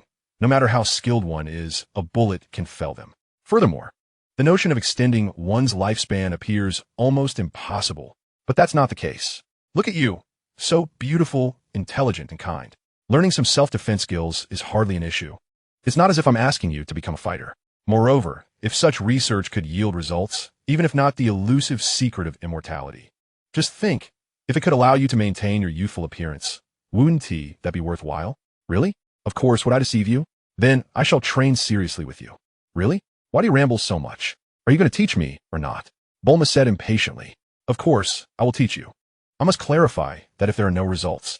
Broly thumped his chest confidently. Rest assured, I guarantee its effectiveness with my character. Bulma chuckled lightly. You little brat, you're only 5 years old. What character do you possess? Hey, just because I'm 5 doesn't mean I lack character. Let us get started. As Bulma prepared herself, Broly adopted a serious expression and began his instruction. Focus your mind, regulate your breath, and relax your body. Maintain a tranquil state of mind. Following Broly's rhythm, Bulma began to adjust herself. She stood with her feet shoulder-width apart, knees slightly bent, arms crossed in front of her chest, hands about 10 centimeters apart with fingers aligned. Bulma complied, and as one taught and the other learned, the atmosphere gradually quieted. Broly dared not relax. Standing still may appear simple, yet holds profound significance. Lacking understanding, he relied solely on the system's judgment, constantly correcting Bulma's posture to achieve the best results. After 30 minutes, he declared, "All right, let us take a break. It's not advisable to overexert yourself." Observing Bulma's puzzled and incredulous expression, Broly explained, "You are still in the foundational stage. You cannot harm your body in pursuit of improvement, as that would deplete your potential. What is the use of just standing here?" Bulma retorted dismissively, "Bulma, the body is a treasure. If we thoroughly study it, the benefits will be immense." He paused, contemplating before continuing. "Moreover, you are merely laying the groundwork. 3 years to master the basics, and then you will understand the differences." "What? After that, I'll be able to fly?" she asked, a hint of skepticism in her voice. "It's not impossible," he replied with a smile. Bulma laughed lightly. "Dream on. I'm heading to the lab." As Broly watched her graceful figure depart, he resumed his training. Just as he assumed his stance, a robot approached him. "Greetings. The doctor requests your presence in his laboratory." Broly was taken aback, incredulously pointing to himself. In the 4 years he had been here, he had never visited Dr. Brief's lab. Suddenly, the robot transmitted Dr. Brief's warm voice. "Broly, do you have a moment? We can have a discussion." "Of course, I'll be right there." "Excellent. The robot will escort you." As Dr. Brief's words faded, the robot turned and headed toward the laboratory, leaving Broly no choice but to follow. His mind raced with thoughts about why the doctor had summoned him. Chapter 10. The path of research begins. Unable to sort through his thoughts, he simply followed the robot. They traversed the expansive courtyard until they arrived at a door. As he raised his hand, The door opened automatically. "Come in, Broly, let us talk." Lowering his arm, he stepped through the threshold. The room was in disarray, with Dr. Brief clad in a white lab coat, a familiar little black cat named Xiaohua perched on his shoulder. Clutching a pipe, he sat before the computer, positioned sideways to the door, while behind him, an experimental bed equipped with various functions rested silently, resembling a bloodthirsty beast awaiting its prey. Suddenly, Broly felt an ominous premonition, even though it was his first visit to this laboratory. "Please, take a seat," Dr. Brief invited. "Yes, Uncle," Broly replied, his expression unaffected as he obediently approached and sat a short distance behind him. "Your training results are quite impressive," Dr. Brief remarked. "Yes, Uncle. I believe so as well," Broly concurred. "I did some research on humanity on Earth, but I found no mention of you. Could it be that you are an extraterrestrial?" Broly looked up, bewildered, as he met the intense gaze of the doctor.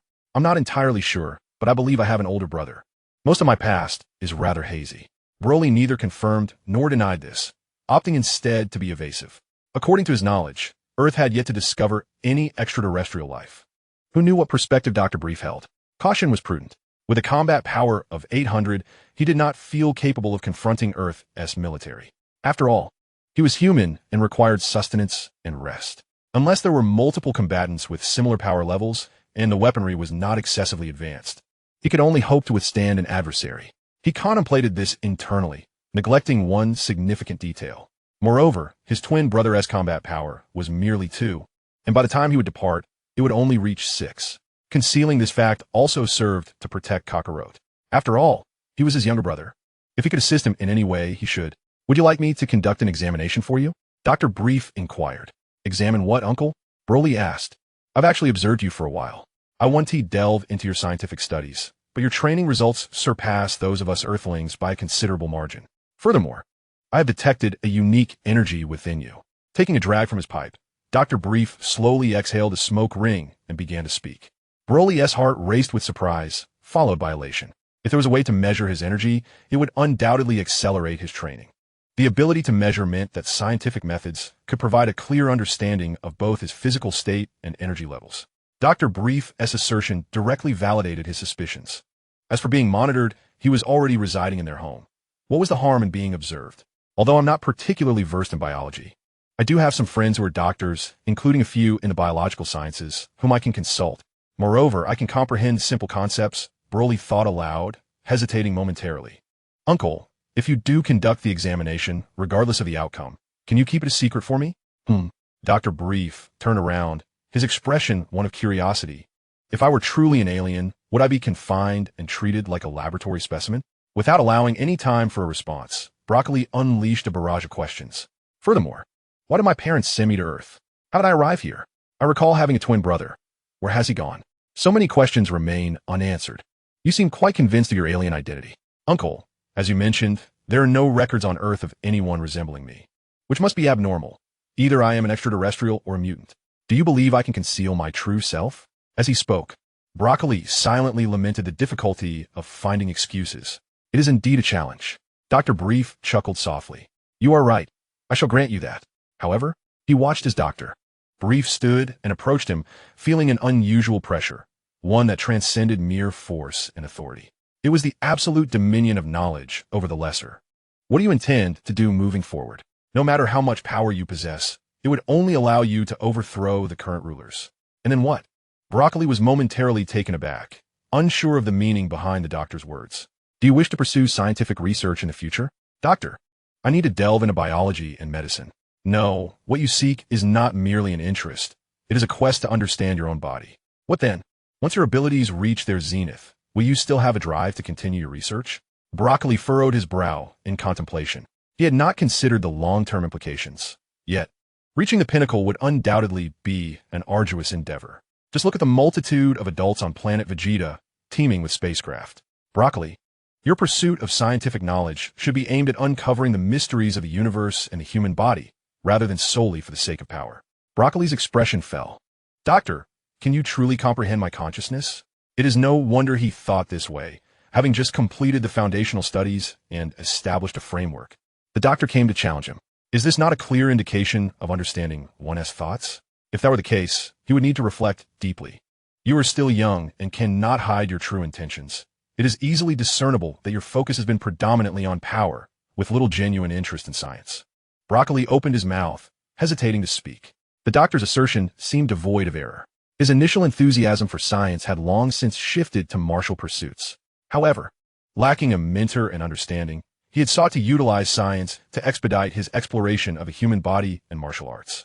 Dr. Broccoli lowered his head in embarrassment. If you aspire to a career in research, you must set a lofty goal and persist in your endeavors. This goal should be one that you can never fully achieve in your lifetime. That is the essence of your scientific journey. I understand now. Dr. Brief smiled faintly. He did not insist that Bulma engage in scientific research. He merely wished to convey that setting low goals would undoubtedly limit one's progress. He patted the examination table. Come now, lie down, and I shall draw some blood and scan your body. Obediently, Bulma rose from her chair and walked to the examination table, lying down as instructed. After years of interaction, he had developed a considerable trust in Dr. Brief, and even more so in Bulma. He was confident that they would not resort to dissecting him due to these matters. Moreover, such undertakings inherently required Bulma's involvement, if Dr. Brief was trustworthy. Their collaboration would surely expedite his training. Well then, shall we proceed with further tests? Bulma shook his head without a moment's hesitation. Doctor, I have yet to exercise today, and later I must join Bulma in the laboratory for study. Let's begin with a blood test. Oh, is that so? Very well then. I shall seek you out with the results, and I promise to keep it confidential. Bulma graciously bid farewell and exited, feeling a sense of relief wash over him. Chapter 11. The Path of Martial Science. Time flies. Trust indeed comes at a cost. Yet Dr. Brief's final words brought a modicum of comfort to his heart. Even if his body harbored profound secrets, should the doctor choose to expose or secretly investigate him, he would not regard him as a hypocritical fraud. How many individuals can maintain composure in the face of immense temptation? He certainly could not guarantee his own resolve. Beyond the confines of the laboratory, the stars began to twinkle in the sky. He gazed upward at the vast expanse of stars, realizing he had not observed them for 5 or 6 years. In his previous life, he had scarcely looked at them, and now he was consumed with his studies, destined to be equally absorbed in experiments thereafter. Turning his head slightly, he mused, the moon. If only this event could occur a couple of days later, I would have the pleasure of witnessing a full moon. A bold thought flickered across Bulma's mind. What if I stepped outside in a few days to take a look? He promptly dismissed the notion. No, more pressing matters lay ahead. That incident from this afternoon was most certainly not a figment of his imagination. Earth undoubtedly concealed extraordinary beings. He could not allow himself to be manipulated any longer. Bulma clenched his fists resolutely. Taking a deep breath, he focused on his lower dantian, assuming a standard horse stance. This posture was tailored to his own effectiveness. Every movement, direction, and even the rhythm of his breath were meticulously adjusted, informed by the system's statistical functions. To craft the most effective workout regimen, it proved more efficacious than mere strength training alone. He suspected these practices bore connections to the Taoism and traditional Chinese medicine he had encountered in his past life. He chose not to dwell on such thoughts. Ultimately, he must return to the laboratory. His understanding of his own body was woefully insufficient, compelling him to rely on this methodology to accelerate his training. He was acutely aware that his body held far more than he currently comprehended, with myriad secrets yet to be unveiled. At merely 5 years of age, his prowess is remarkably formidable. Were it not for the necessity of exercise, relying solely on sustenance, his physical capabilities would still be advancing, albeit at a slower pace. Being in a developmental stage, rapid growth in physical constitution is quite normal. Yet, in comparison to humans, he might be regarded as a Superman. Due to Bardock's deletion of the positioning system within the spherical spacecraft, he and his brother Kakarot are still quite young. Broly and Kakarot have not been exposed to any knowledge regarding science that would typically be imparted within a spaceship.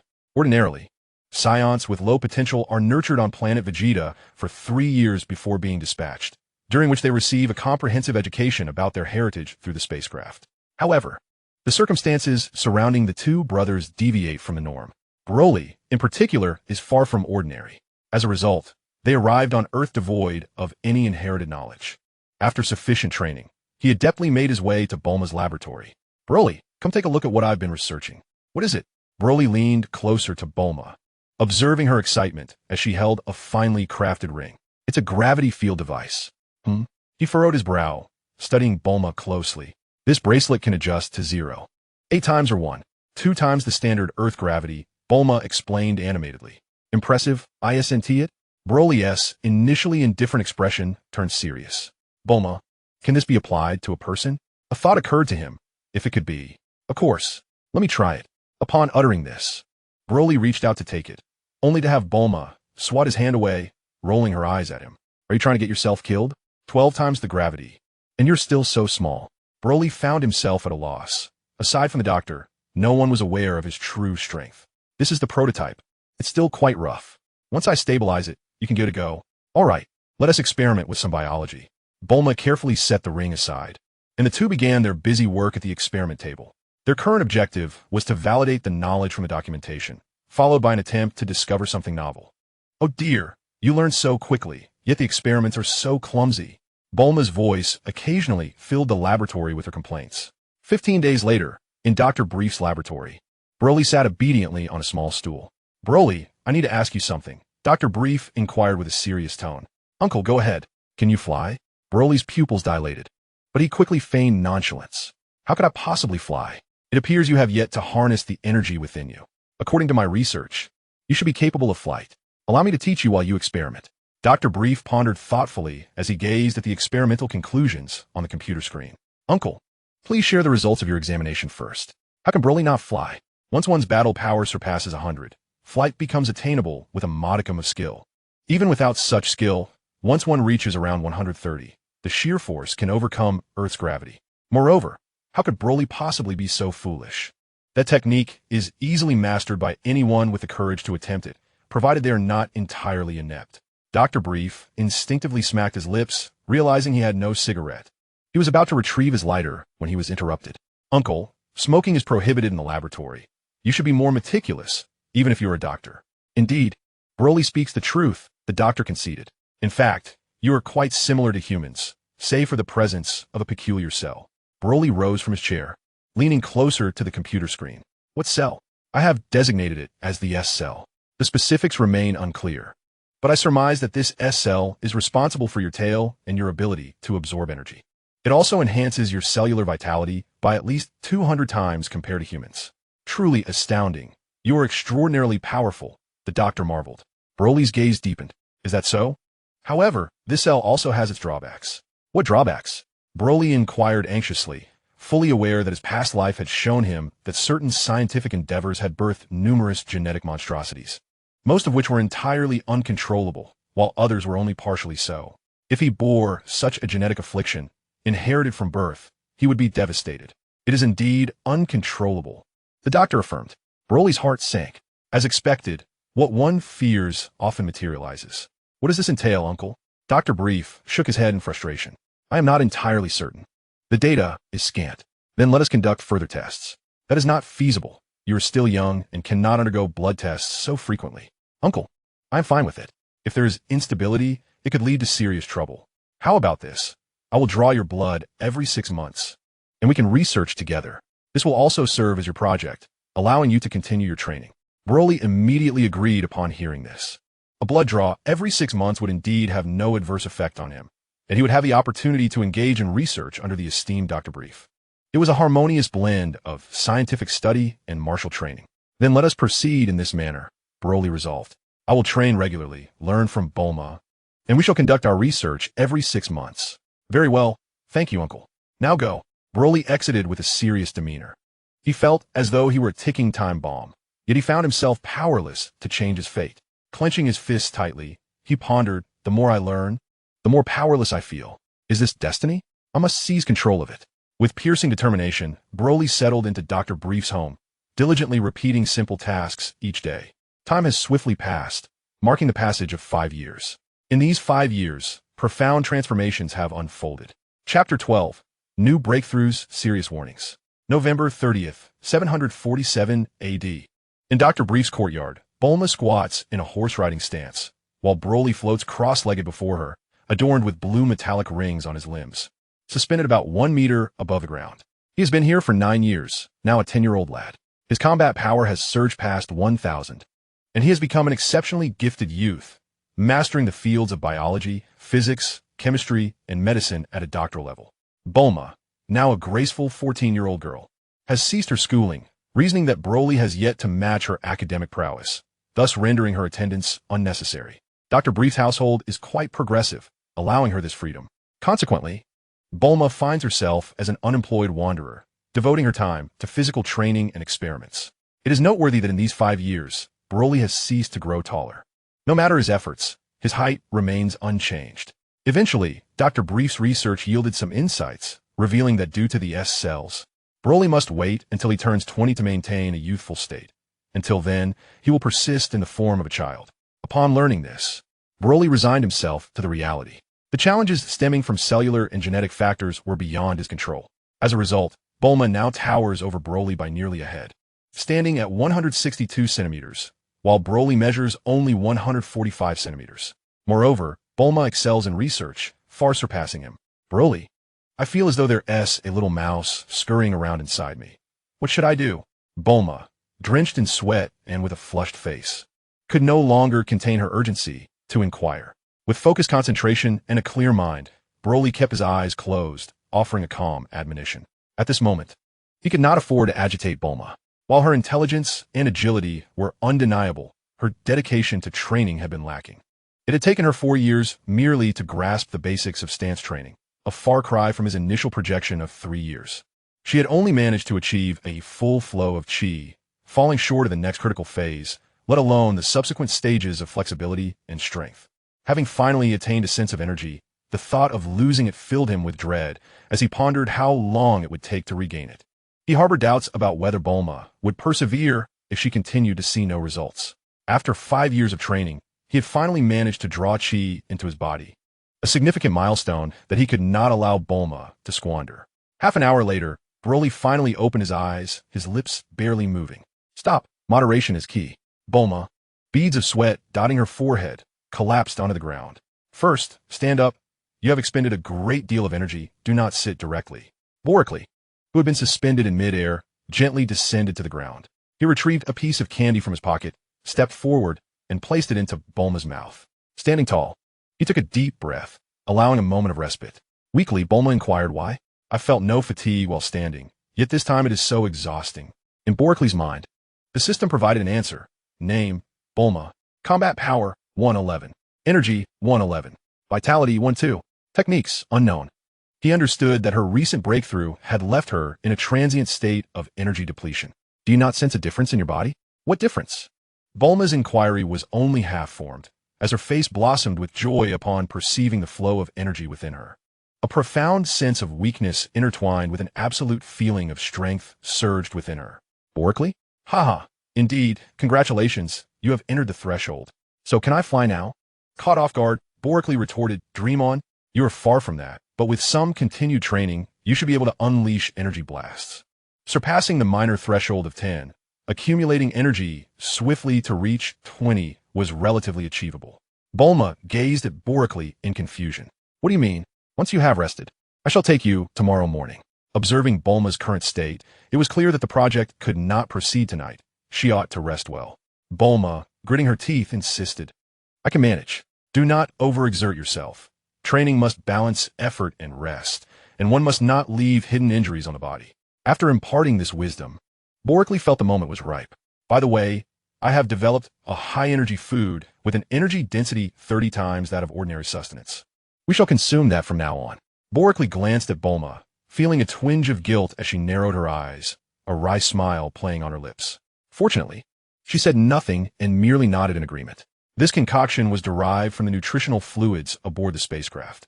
While its efficacy did not match those, it was still quite beneficial for him at present. All right, if you need anything, just inform you and Wire. Yes, then you should rest. I shall head to the laboratory. After 3 moments, Bulma finally regained her composure. In the laboratory, she comfortably settled into a chair, her hands glowing with brilliance. Bulma, be careful. There are numerous experimental data here. Do you not remember? No. Bulma, that does not mean you can recklessly mishandle the equipment. Bulma retracted her luminous hands, stood up, and placed her hands on her hips, laughing exuberantly. I am in high spirits. I shall do as I please. Boreklee shrugged, indifferent, for it was not his property. It is highly probable that Bulma's energy beam cannot be emitted. Her current energy level is merely 18, still a bit short. But who can say for certain? How is that new experimental lab coming along? It's somewhat challenging. I wish to incorporate a gravity chamber. The materials are not permissible. Any allowed materials are not particularly conducive to the experiment, creating quite a contradiction. Would it be feasible to create a separate laboratory for portable use? Boreklee turned around, gazing at Bulma as if she were foolish. What? In the realm of science, you dare to belittle me? No. Boreklee, feeling defeated, turned back to tinker in the lab. The high-energy food he had painstakingly developed over 6 months was improved by Bulma into 6 different types within just 3 days. The catalyst for this was the 30-scale energy, which was too excessive and unfriendly for her. She transformed it into 6 products: 5, 10, 20, 30, 50, and 80. What could he say? This was something he had created over half a year with the aid of the system, while Bulma managed to produce 6 models in 3 days. Boreklee lamented, "Why does my energy beam lack lethality, struggling to shatter even small stones?" Boreklee felt helpless.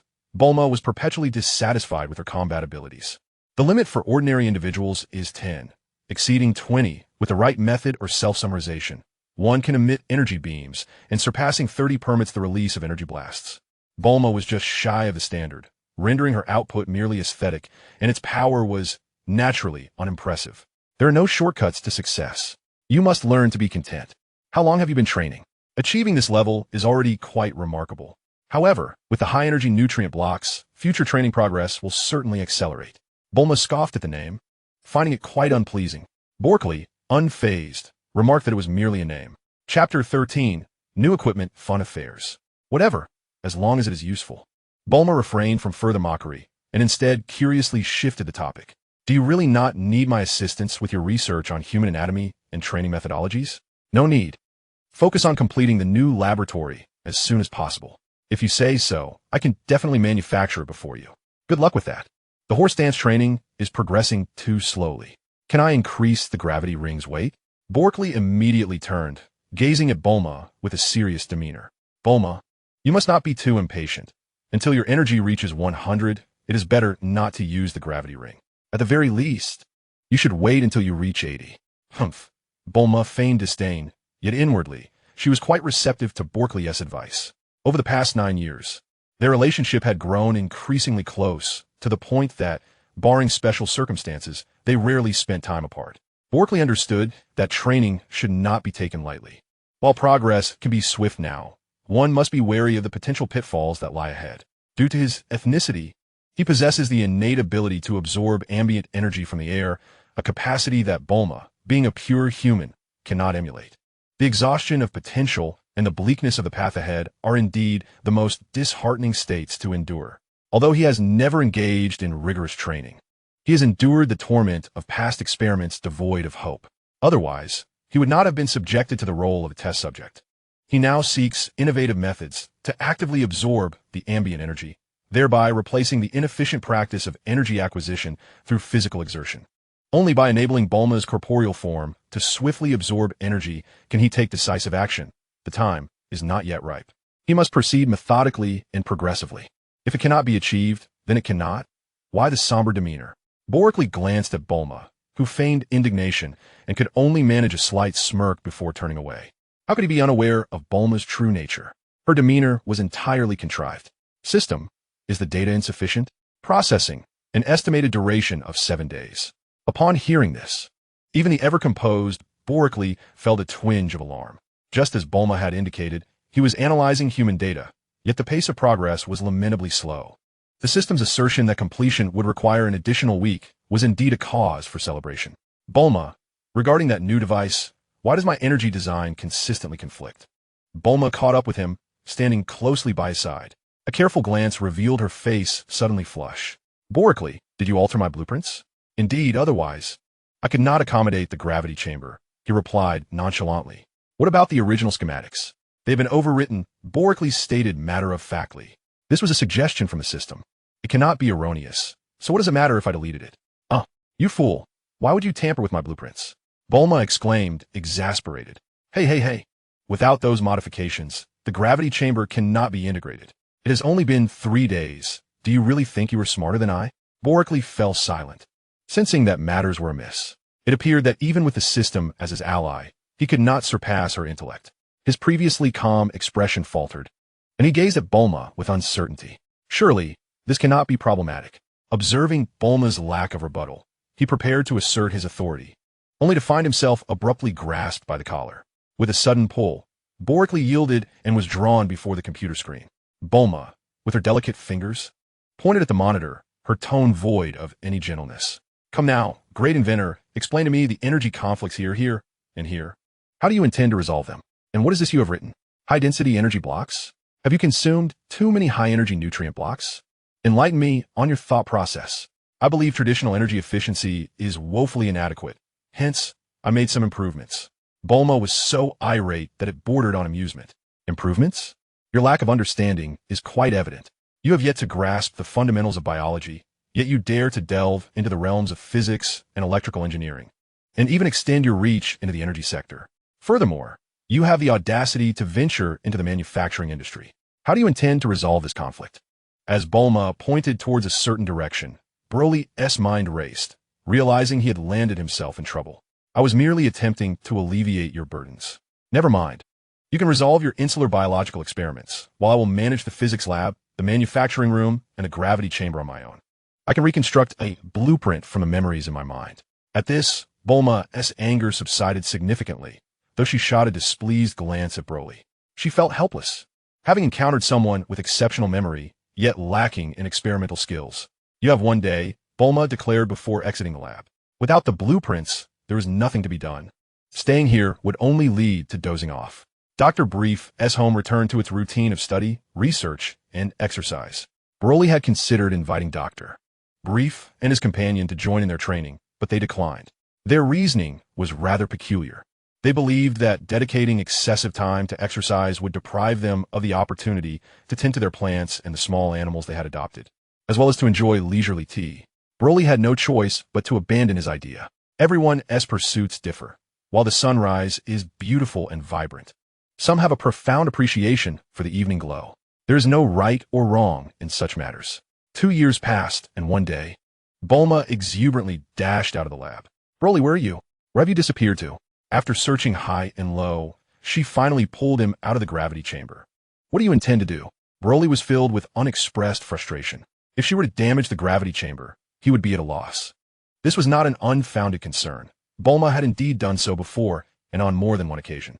From that moment onward, Broly was genuinely cautious not to offend her, as she had become someone whose requests he could not ignore. The new equipment, a highly advanced energy-storing mobile laboratory, was completed. Broly, who had been in a daze, suddenly regained his awareness. Really? Indeed. Broly embraced Bulma tightly. You're truly a genius. Of course, Bulma replied, only to realize she was being hugged by Broly. Her cheeks flushed, and she remained silent, allowing him to twirl her around. Suddenly, a loud clatter interrupted them, and they both froze. Mrs. Brief looked at them with a smile. Oh dear, did I startle you? My apologies. I'll take my leave now and have seen nothing. Please carry on. With that, Mrs. Brief turned and walked away. However, she added, young man, once you're done with your date with Bulma, you can ask me out too. Mother, Bulma exclaimed, stomping her foot in frustration. Yet, Mrs. Brief hurried away, disappearing in the blink of an eye. Boreklee fell into deep contemplation. His strength was rapidly increasing, yet his control remained inadequate. Even Mrs. Brief's approach went unnoticed by him. My current power feels superficial. I need to solidify it. Thanks to the gravity ring, the gravity chamber, and the high-energy nutritional blocks, Boreklee's combat strength now stood at 2,000. Seeking clarity, he gazed at Bulma. Take me to see, he urged. Wait a moment. I've stumbled upon something intriguing. Bulma interjected mysteriously. Chapter 14. The Dragon Balls Kakarot. Boreklee remained silent, observing Bulma, awaiting her explanation. The legendary Dragon Balls. What? Boreklee asked, puzzled. I discovered an ancient legend about something called the Dragon Balls. If one collects all 7, they can summon the eternal dragon, who will grant any wish, Bulma exclaimed, growing more animated and excited, nearly splattering saliva on Boreklee's face. He feigned wiping his face and replied sternly, Bulma, you are no longer a child. You should possess your own discernment. However, Boreklee was genuinely uninterested in this tale. His heart was solely focused on enhancing his combat prowess. Furthermore, legends are merely that, legends. In my past life, there were tales of Aladdin's lamp and river gods. So what? Did they truly materialize to fulfill wishes? Stop it, you're 16. yet still captivated by fairy tales? It was indeed a sorrowful matter. Bulma had reached a height of 167 centimeters, while he remained at 145 centimeters, with no signs of growth. But I want to go. Let us check out the new laboratory. No, if you don't agree, I'll 1T start it. Boreklee replied helplessly, turning to her. Bulma, but I truly found the Dragon Balls. While conducting my final tests, I discovered something in the warehouse, tucked away in a corner. And then? That object is identical to the legend. Bulma, I have no interest in these nebulous tales. I solely wish to conduct biological research and cultivate my abilities. I have yet to discover a method for cultivation, and my progress has already slowed. Boreklee firmly opposed. Then let us take a stroll. We might uncover something new. Explore various places. Didn't you say that cultivation shouldn't be confined to closed doors? Moreover, given your current strength, the effects of seclusion are suboptimal. Venturing out now poses no danger. Bulma's words struck a chord with Boreklee. Indeed, he had begun to grasp his own fate. With a combat power of 2,000, he felt invincible on Earth. Apart from that initial observer, he subsequently sought out numerous so-called martial arts masters, yet none possessed genuine skill. Not a single one had a combat power exceeding 10, and those surpassing 8 were exceedingly rare. On Earth, the entities capable of posing a threat to him must be exceptionally few. However, I have yet to discover my cultivation method, and a decade has passed. Shouldn't you venture out then? Even if you cannot find a reclusive sage, consider it a respite for yourself, a chance to rejuvenate both body and mind, and to witness diverse landscapes with your own eyes. You have resided in West City for 11 years. Have you ventured outside at all? Broly remained silent. Although Bulma's motives could be questioned, her reasoning held merit. A handsome smile graced his face. Very well, I shall accompany you. Bulma felt a surge of joy, akin to tasting honey, as the clouds of doubt began to disperse. All right, wait for me. My Dragon Ball radar has also been designed and is currently in production at the factory. Once it is completed, we shall proceed. Good, he nodded. Broly revealed a rare smile, one that lingered. Previously, his visage was often calm, seldom betraying any sign of emotional upheaval. Bulma, elated, approached him and grasped his hand. Let us go. I will show you my new mobile laboratory. It is extraordinarily powerful. Broly wore a smile, tinged with a hint of bitterness. He had intended to affectionately ruffle Bulma's nose, but the disparity in their heights made that impossible. Words only bring tears. I certainly believe in Bulma's prowess. You are a genius. Indeed, but you are also a genius. We both are.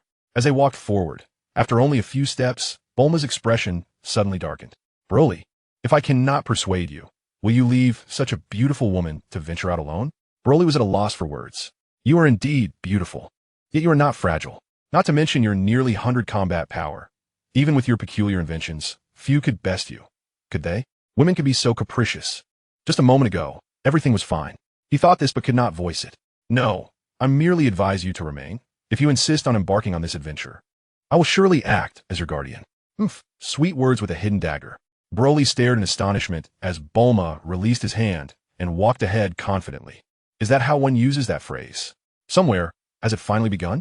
If no action is taken soon, I am prepared to intervene. Your life seems exceedingly comfortable. That group has been thoroughly devoted to you, allowing you complete freedom without any restraint. Do they not fear that you might not return? Yet, I suppose you are merely one among many. I hope my wager proves correct. Having provided you with such favorable conditions, the forthcoming moments shall not grant you any leisure. You will either face destruction or undergo transformation. In the realm of Dragon Ball, the events are merely trivial skirmishes. Old Turtle, I suddenly feel the urge to take a stroll. It is indeed curious that you, not indulging in the sight of bikini-clad beauties, wish to go for a walk. Enough of the chatter, let us be off. All right, let us go. Boreklee remained unaware that he was being observed. After surveying the renovated laboratory, he planned to set off with Bulma once her Dragon Ball radar was completed. As they journeyed, the varied landscapes effectively dispelled the shadows clouding his mind. Bulma, at the helm of her motorcycle, chose not to activate the flying mode, opting instead for a swift ride along the highway. Boreklee embraced her waist from behind. Isn't this exhilarating? Indeed, it is quite delightful to venture out occasionally. If only I could fly, that would be perfect. I can take you. Oh, no thanks. I wish to fly on my own, Bulma retorted with a hint of pride. Over the years, she had been whisked away by Boreklee countless times, and now she was eager to surpass the 100 combat power threshold to soar independently. This aspiration was a result of Boreklee's influence, as she sought to measure her worth through combat prowess. It's close. Within 2 years, you will surely break through. Enough about me. How is your research on converting carbon dioxide into food progressing? There has been some progress, albeit limited, Bulma replied. Her curiosity piqued as she turned her head. Oh, do share. Watch the road. Worry not. My skills are proficient. As they conversed, the motorcycle soared over a small hill and launched into the air. Currently, our high-energy nutrient blocks are derived from food essence, compressed to yield results. I intend to look out. Boreklee, ready to continue his explanation, noticed a large dead fish slowly drifting across the road ahead. Bulma, alerted by his voice, turned her head and was startled into a panic. Quick, dodge it. Realizing Bulma could not stop in time, Boreklee lightly pressed the motorcycle's pedal, leaping into the air to shield the motorcycle. Just as he was about to assess the situation, a voice interjected. Monster, do you intend to steal my food? Boreklee furrowed his brow, contemplating the rudeness of the intruder. It was none other than Kakarot. Upon first glance, Boreklee immediately recognized his long-lost sibling. He scrutinized the figure before him, noting the tail swaying behind him. Chapter 15. No Memory, a Simple Confrontation. Boreklee had not anticipated that a leisurely quest for the Dragon Balls would lead him to encounter his brother after more than a decade. Observing the tail that danced behind Kakarot, Boreklee frowned. System, what is the opponent's combat power? Name, Kakarot. Combat power, 410. Energy, 1010. Vitality, 4-5. Techniques, unknown. How is it possible that Kakarot's combat power is so meager? It has been 11 years since we last parted, and at that time, he possessed a combat power of 6. This is indeed an overestimation on Boreklee's part. 10 points is, in fact, the utmost limit of an ordinary human. How long did it take Bulma to surpass this threshold? Under the guidance of such a skilled mentor, it still took Bulma 5 years to achieve a combat power of 20, and that was in a favorable environment. Kakarot, after all, is recorded as the Saiyan with the lowest combat power, lacking even the ability to adapt to the gravity of planet Vegeta. Coupled with his isolation in the mountains, relying solely on his own abilities to procure food, it is perfectly reasonable that his strength has not increased at a rapid pace. Kakarot, in a defensive posture, wielded an exquisitely crafted wooden stick, while a large fish lay discarded nearby, his vigilance directed towards them. You two monsters, do you intend to steal my food? Before Boreklee could respond, Bulma angrily dismounted from her motorcycle, hands on her hips. Hey, little brat, what nonsense are you spouting? Who's calling whom a monster? Who even cares about your food? As Kakarot's gaze gradually cleared, Boreklee felt an unsettling premonition, his expression shifting slightly. As predicted, Kakarot took a step back, still wary of them. Are you humans? Of course we are. Bulma shot an annoyed glance at Sun Gohan. What do you mean you can't recognize a human? Noticing that Kakarot remained cautious, Boreklee cautiously approached, circling around the two of them, even preparing to poke Bulma's skirt with the wooden stick he held. However, Bulma, quick-witted and agile, slapped him across the face, sending him crashing into a nearby tree. Kakarot sat unscathed on the ground, clutching his visibly swollen cheek. Ouch, that hurts. Oomph. You lecher. How dare you try to be so forward? Boreklee remained still, well aware that Bulma's strength far exceeded Kakarot's, making any attack from him futile. Had she not been wearing gravity weight, Kakarot might have lost his life in that instance. In combat power, the threshold of 10 represents a significant divide. Those above this number can begin to absorb energy, while those below cannot. Kakarot currently finds himself at this critical juncture. Wow, you're quite impressive, Kakarot complimented, causing Bulma to lift her head proudly. Of course, out of the corner of her eye, she noticed an incredulous expression on Boreklee's face and stiffly tugged at his sleeve, gesturing towards Kakarot. Look, see, isn't it true? I observed him. He appeared not to recognize me. Nevertheless, it seemed he was also engaged in martial arts training. I shall test my abilities against him. Huh? Bulma turned her head, filled with uncertainty. Test? How shall we proceed? Broly chuckled softly, adjusting the gravity rings on his wrists and then bending down to modify the gravity rings on his ankles. On such diminutive rings, even a genius like Bulma could only manage a gravity adjustment between 1 and 5. He could wear 4 without compromising aesthetics or mobility, which he deemed unnecessary.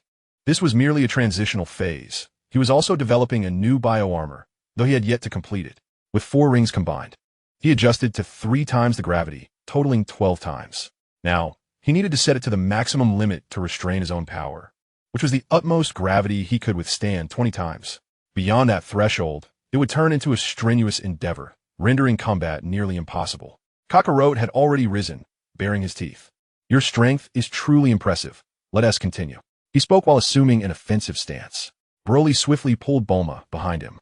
It seems your strength is formidable as well. Shall we engage in a test? Kakarot appeared bewildered. Really? You're strong too? Indeed. I'm even stronger than her, he replied, gesturing towards Bulma.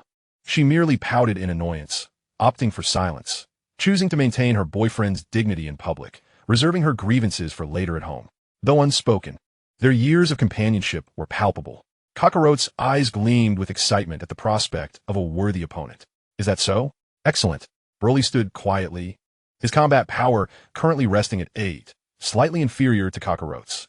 Yet, he was confident in his ability to overcome Kakarot. Observing Kakarot's demeanor, he inquired, "Do you truly not remember me?" Kakarot immediately dropped his stance, looking at Broly with a mix of cuteness and confusion. Remember what? Broly shook his head. It was evident that Kakarot genuinely had no recollection. Regardless, it was worth a try. Combat involves more than a mere clash of energies. Numerous factors come into play. Never mind, let's begin. I await your attack. All right. Kakarot enthusiastically assumed a fighting posture once more. Yet before he could launch an assault, he squatted down. Broly and Bulma exchanged exasperated glances. What is wrong with you? Bulma inquired curiously from behind. I'm hungry. I lack energy, Kakarot responded weakly. TCH, what difference does that make? Bulma retorted. Do you have any low-grade energy cubes? No, I only have the 10th grade ones. Broly pondered for a moment. Give them to him. Is it really appropriate to give it to him? Will he be able to consume it? The issue seems minor. Just give it to him. Bulma, feeling helpless, muttered to herself as she retrieved a small piece of purple, biscuit-like substance from her pocket, tossing it into Kakarot's direction. Here, you may have it, but please refrain from consuming it all at once.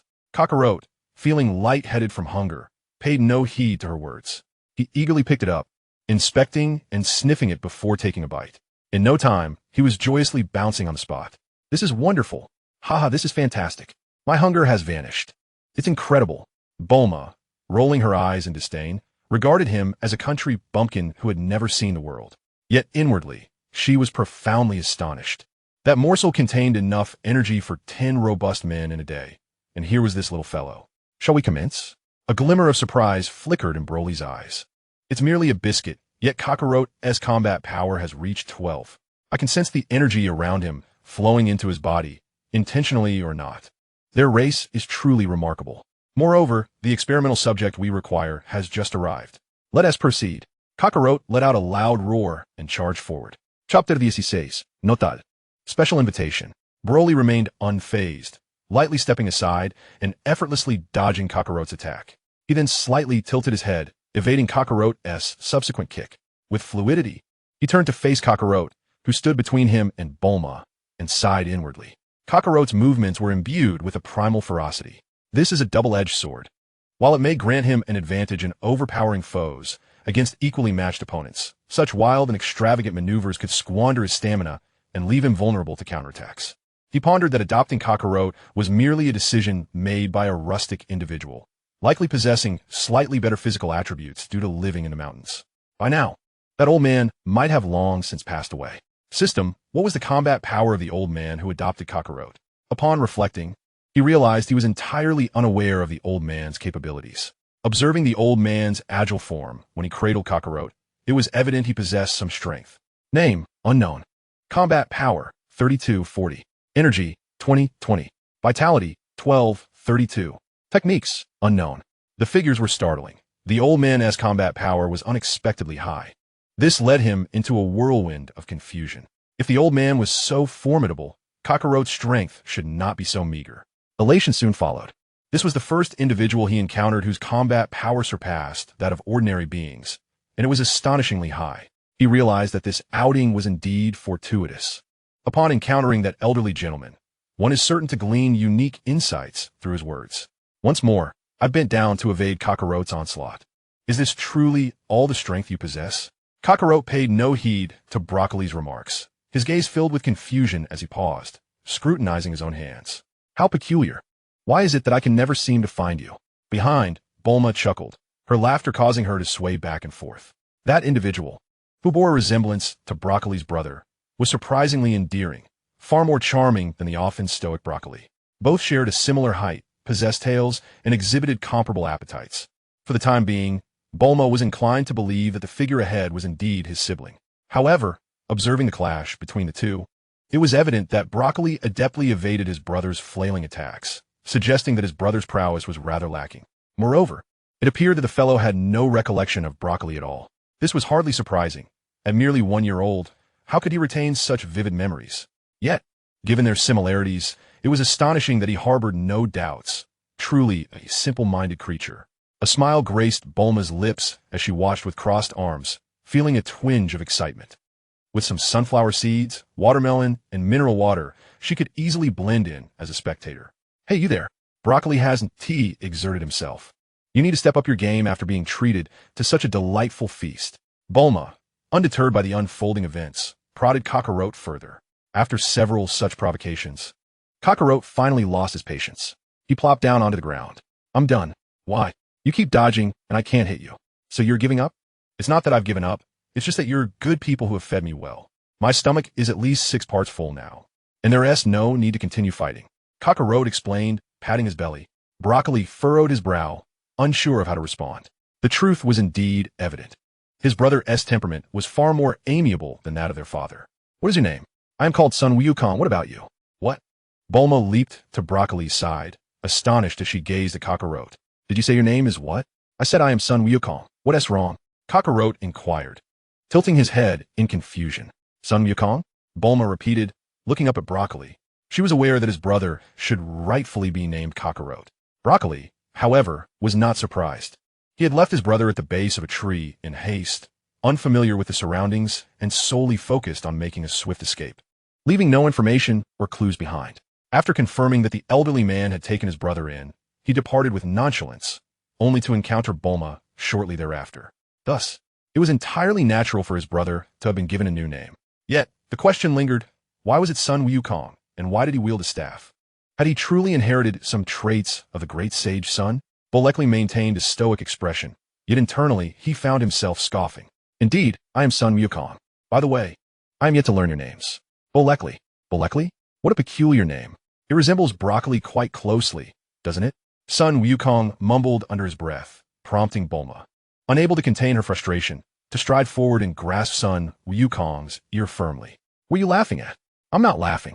Sun Wukong grimaced from the tugging, innocently tilting his head to regard Bulma. On the surface, Boreklee appeared unfazed, yet the slightest quiver at the corner of his mouth betrayed his amusement. I say you're laughing, so you must be laughing. Well, what harm is there in a little laughter? I said no laughing, so no laughing it is. Very well, then, what is your name? I am Bulma. Bulma? What a hilariously amusing name. Bulma's face flushed crimson with indignation, in a moment of exasperation.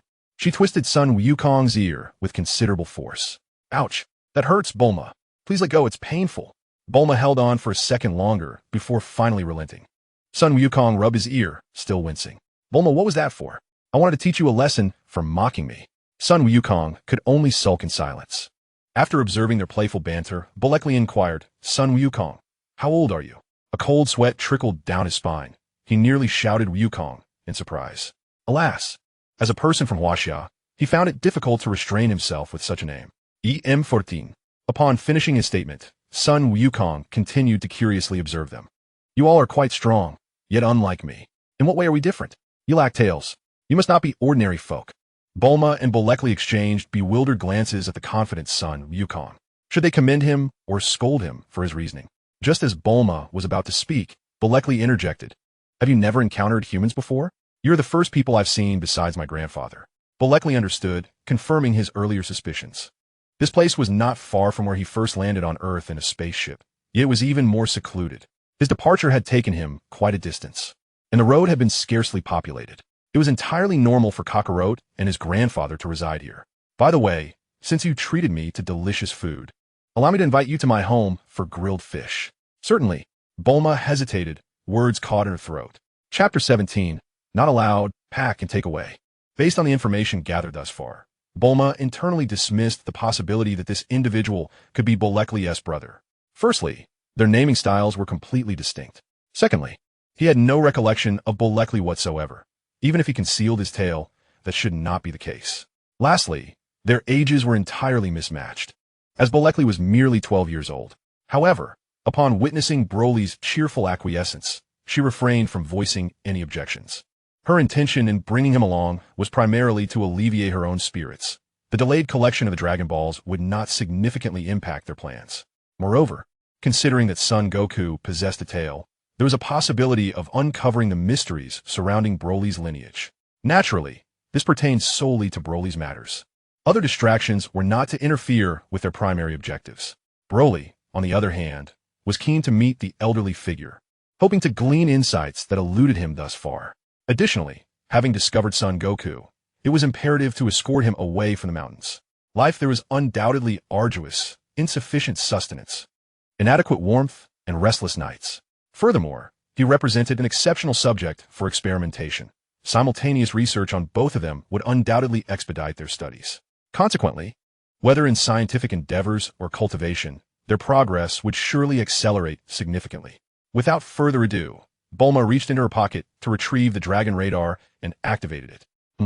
What is this? Still in the same direction, she remarked, with Broly quickly comprehending her implication.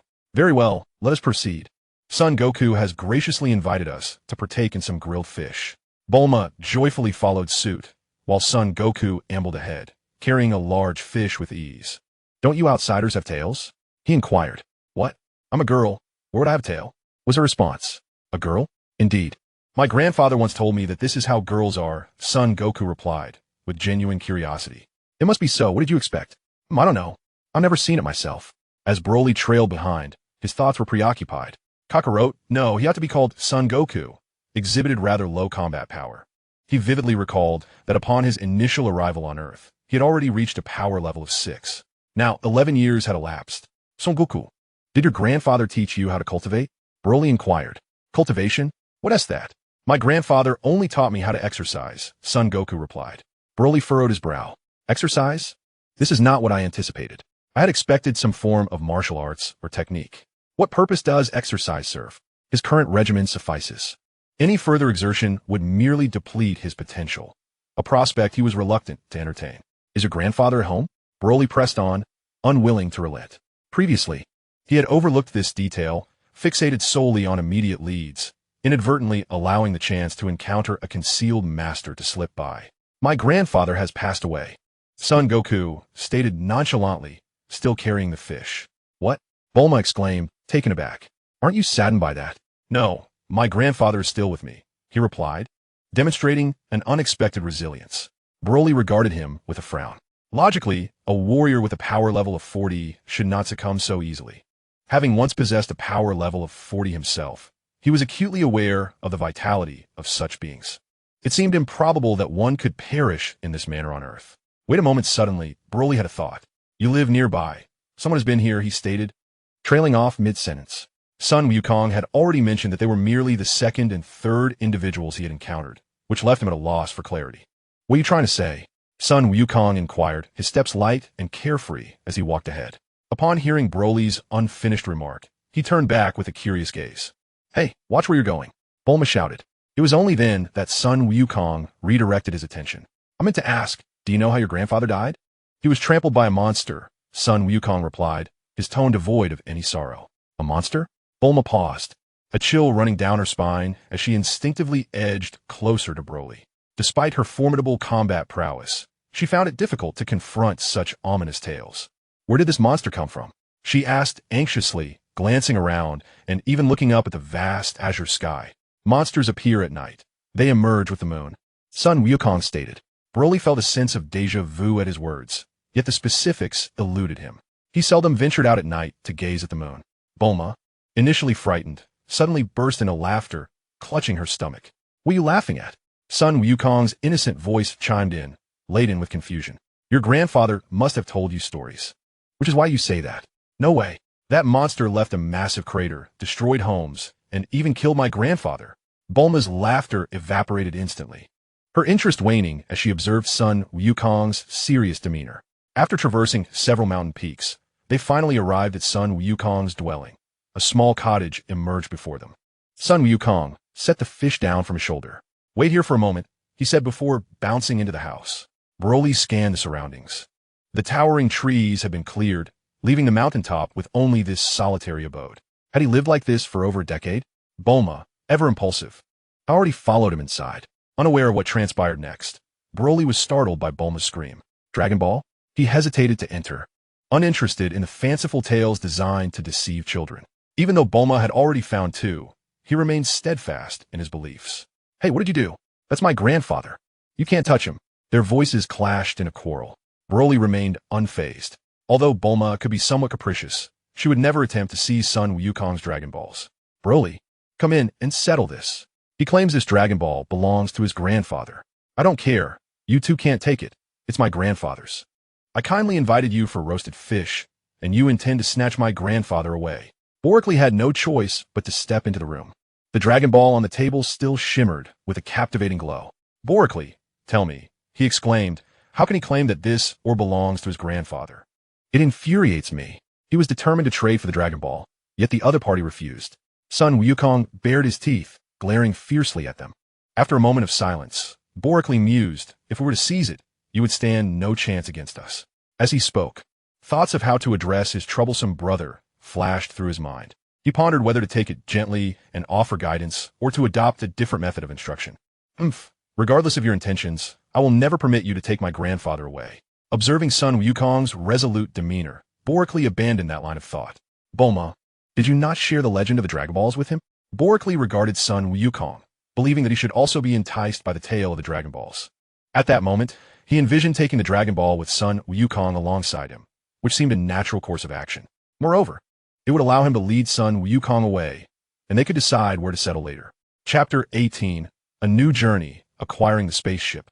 Bulma was momentarily taken aback and hesitated before speaking. After a brief introduction, Sun Wukong held the orb in his hands. It's truly remarkable, he exclaimed. Yes, but to summon Shenron, one must gather all 7 Dragon Balls and recite a specific incantation. We currently possess only this one. Thus, I am searching for the Dragon Balls alongside Boreklee. Would you lend me the 4-star ball you hold? Unexpectedly, the conversation that had been flowing smoothly took a turn when Sun Wukong suddenly shielded the 4-star ball with his hands. No, this is my grandfather's. You little brat. You are not charming at all, far inferior to Boreklee. Boreklee was left speechless. This had nothing to do with him, and he found himself unjustly caught in the crossfire. Regardless of what you say, I cannot give it to you. Sun Wukong remained unfazed. Bulma's eyes darted thoughtfully. How about this? You lend it to me. No way. Boreklee could no longer bear the back and forth. Then take the 4-star ball with you, and follow us. You can lend it to me when needed. No. Sun Wukong turned his head away. I still have to train. But training alone is a slow process. Consider this. If we travel together, you can broaden your horizons while honing your skills. Sun Wukong seemed somewhat tempted, yet remained firm in his resolve. If you accompany us, we will cover all your meals. I assure you, you will eat your fill. Reflecting on his previous need for copious amounts of food and recalling how Sun Wukong had devoured an entire high-energy nutrient block rated at 10 without batting an eye, Boreklee made this enticing proposition. Really? As anticipated, upon the execution of this maneuver, Sun Wukong instantly became invigorated. Of course, we possess an abundance of those energy blocks similar to the one I just provided you. Very well, I shall accompany you. Bulma leaped up in exuberance, exclaiming joyfully, Oh yes, splendid. We've also located the 4-star ball, which brings us to 3. We are now quite close to summoning the dragon. Let me clarify. I am merely lending them to you, not giving them away. You must return them to me in due course. Certainly, that is understood. Did you not intend to treat us to grilled fish? Hurry and prepare the meal. With a beaming smile, Bulma playfully nudged Sun Wukong outside. She then returned, embracing Broly. Kiss, she exclaimed. Broly, you are exceedingly clever. Simply marvelous. Even with his profound composure, he was momentarily taken aback by Bulma's unexpected display of affection. What are you doing? Is a kiss not permissible? All right then, I shall reciprocate. Ah, you rogue. Observing Bulma darting away, Broly smiled faintly, taking in his surroundings before settling down. He envisioned Kakarot growing up in such an environment. After a hearty meal, the trio conferred and prepared for their journey. Bulma promptly produced a universal capsule, opened one, and released a vehicle. A monster. Oh, that is merely an automobile. You seem unfamiliar with it, Bulma retorted, somewhat exasperated. We are setting off anew, having acquired a new companion, hence the need for a different vehicle. Bulma, put it away. Huh? Broly stepped forward. Since we are to train, let's proceed by running. The moment Sun Wukong heard this, he was brimming with eagerness, while Bulma turned pale. What? Broly's gaze fixed intently upon her. But Bulma retrieved the Dragon Ball radar and pressed a button, revealing a look of trepidation. Broly, the next Dragon Ball is over 1,200 kilometers to the west. Are we to run there? Indeed, Bulma lamented. But how long will that take? Broly assessed the situation. If we calculate running for 15 hours, we could cover at least 120 kilometers in a day. We would arrive in no more than 10 days. Ignoring Bulma's reluctant demeanor, Broly considered that if she were to run earnestly, she could complete 120 kilometers in a mere 3 hours. He was factoring in Sun Wukong's current combat power, which stood at a mere 12. Should he be willing to lead by the end of this journey, his combat power could exceed 50. Let us go, Sun Wukong. All right. With that, the two took off in a flash. Broly, however, had not removed his gravity ring, still operating under 20 times the gravitational pressure. His strength was, in fact, comparable to that of Sun Wukong. Hey, wait for me. After a cloud of dust settled, Bulma felt a sudden chill wash over her. Left with no choice, she could only stand in place, stamping her feet, before hastily retrieving her car and following suit. As Broly sprinted ahead, a thought suddenly crossed his mind. Son Goku. Huh? Just as he leaped over a large tree, Son Goku cheerfully responded. Have you ever seen an extraordinarily large and peculiar metallic sphere? No, I have never encountered one, he remarked, effortlessly jumping over a stone of moderate size. Son Goku, can't you stick to the main path? Bulma interjected, exasperated. Why not? Isn't this faster? But it consumes more energy. No worries, haha, as long as I'm well fed. I have plenty of stamina. Son Goku was utterly unconcerned, and Broly did not feel the need to remind him. He was aware of the Saiyans' formidable endurance, for he himself shared that trait. By the way, Broly, why are you asking about this? Well, you all continue running ahead. I'll take a look first. This place should be relatively close to the spaceship, so I'll search for it. Perhaps I might uncover something. Understanding the technology behind the spaceship should greatly aid in the development of his biosuit. Previously, it was impossible, but after absorbing a wealth of knowledge, he ought to discern certain aspects. With that, he adjusted the gravity rings on his wrists to level 1. This was not the time for training. He could clearly prioritize the urgency of the situation. Amidst Son Goku's astonishment and Bulma's envy, Broly soared into the sky. Be Bulma, did you see that? Hee, Son Goku stammered, pointing at Broly as he ascended. My name is Bulma. Don't give me absurd nicknames, you fool. Bulma snapped, continuing her forward pace. So what if he can fly? What is so surprising? In a while, I'll be able to do it too. What? You can? Son Goku was awestruck as he observed Bulma racing ahead, hastening his pace to catch up. Bulma, what on earth is happening? I want to tell you, especially since you've been calling me names. Just tell me. Broly quickly recalled the location where the spaceship had landed. Gazing at the sphere obscured by dust, a look of nostalgia washed over him. Well, it's fine not to return. This place is quite pleasant, with the brilliant Dr. Brief and the beautiful Bulma. After musing, he pulled out a universal capsule from his pocket and tossed it towards the spherical spaceship. With a resounding bang, the spaceship vanished, leaving only the universal capsule lying on the dust-covered ground. Broly unleashed his energy, creating a barrier against the dust as he landed and retrieved the capsule. With a swift leap, he soared skyward, heading towards Bulma and the others. Chapter 19, Energy Blocks Filling the Void. After catching up with Bulma, Broly quietly descended and adjusted the gravity before starting to run. After 2 hours, everyone was sweating profusely. Bulma complained, yet she did not defy Broly in their training. The gravity adjustment allowed her to exert her combat power to a level of 12. Nevertheless, in terms of stamina and endurance, she fell significantly short compared to Goku. Let's take a break, Broly suggested, noticing the fatigue evident in both of them. They were not particularly adept at managing their energy, especially Goku, who initially resembled a monkey, bounding energetically about, only to later rely solely on willpower to persist. He had the advantage of carrying an extra staff.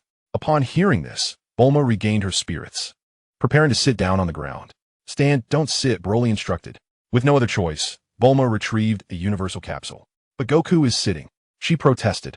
Broly paid no mind to him. Despite Goku's weaker strength, he was still a Saiyan, and his physical genetics differed from that of a human.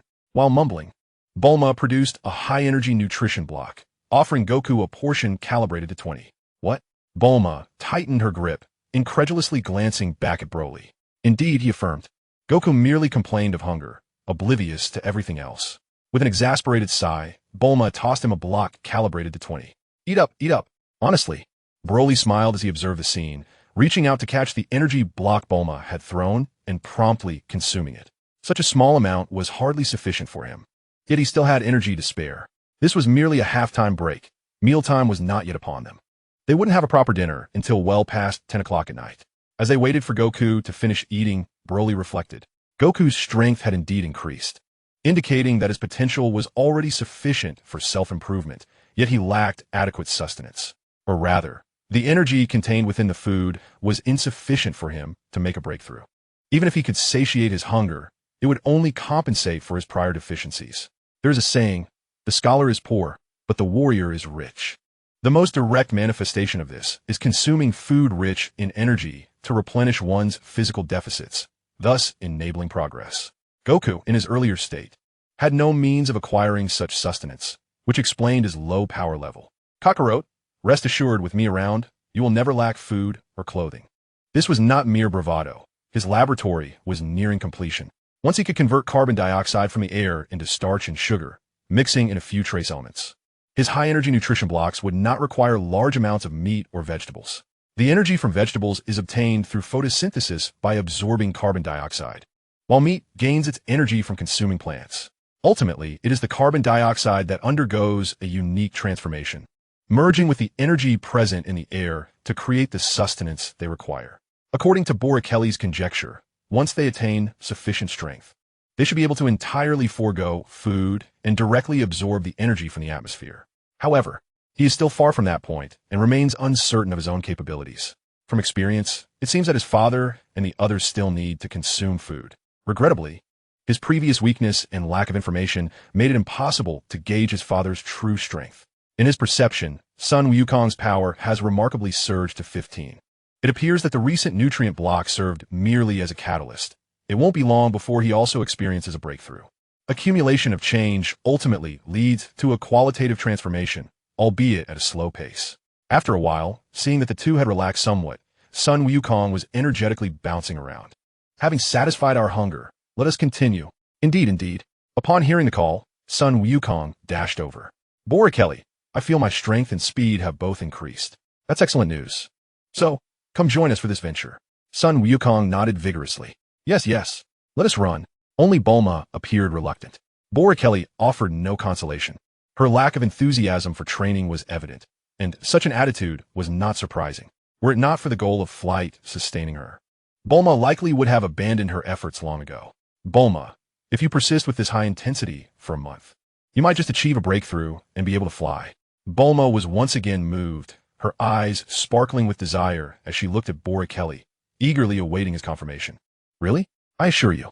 Then quickly, let us run. Boreklee smiled faintly and kept pace with her, meticulously observing Bulma's every move. 2 days later, Sun Wukong astonishingly broke through to a power level of 30, prompting Bulma and Boreklee to adjust their gravity rings accordingly. There was no alternative. Without adjustments, even Boreklee would be unable to keep up with Sun Wukong. At this juncture, lacking any special means, a disparity of 10 points in combat power could be fatal and exceedingly difficult to surpass.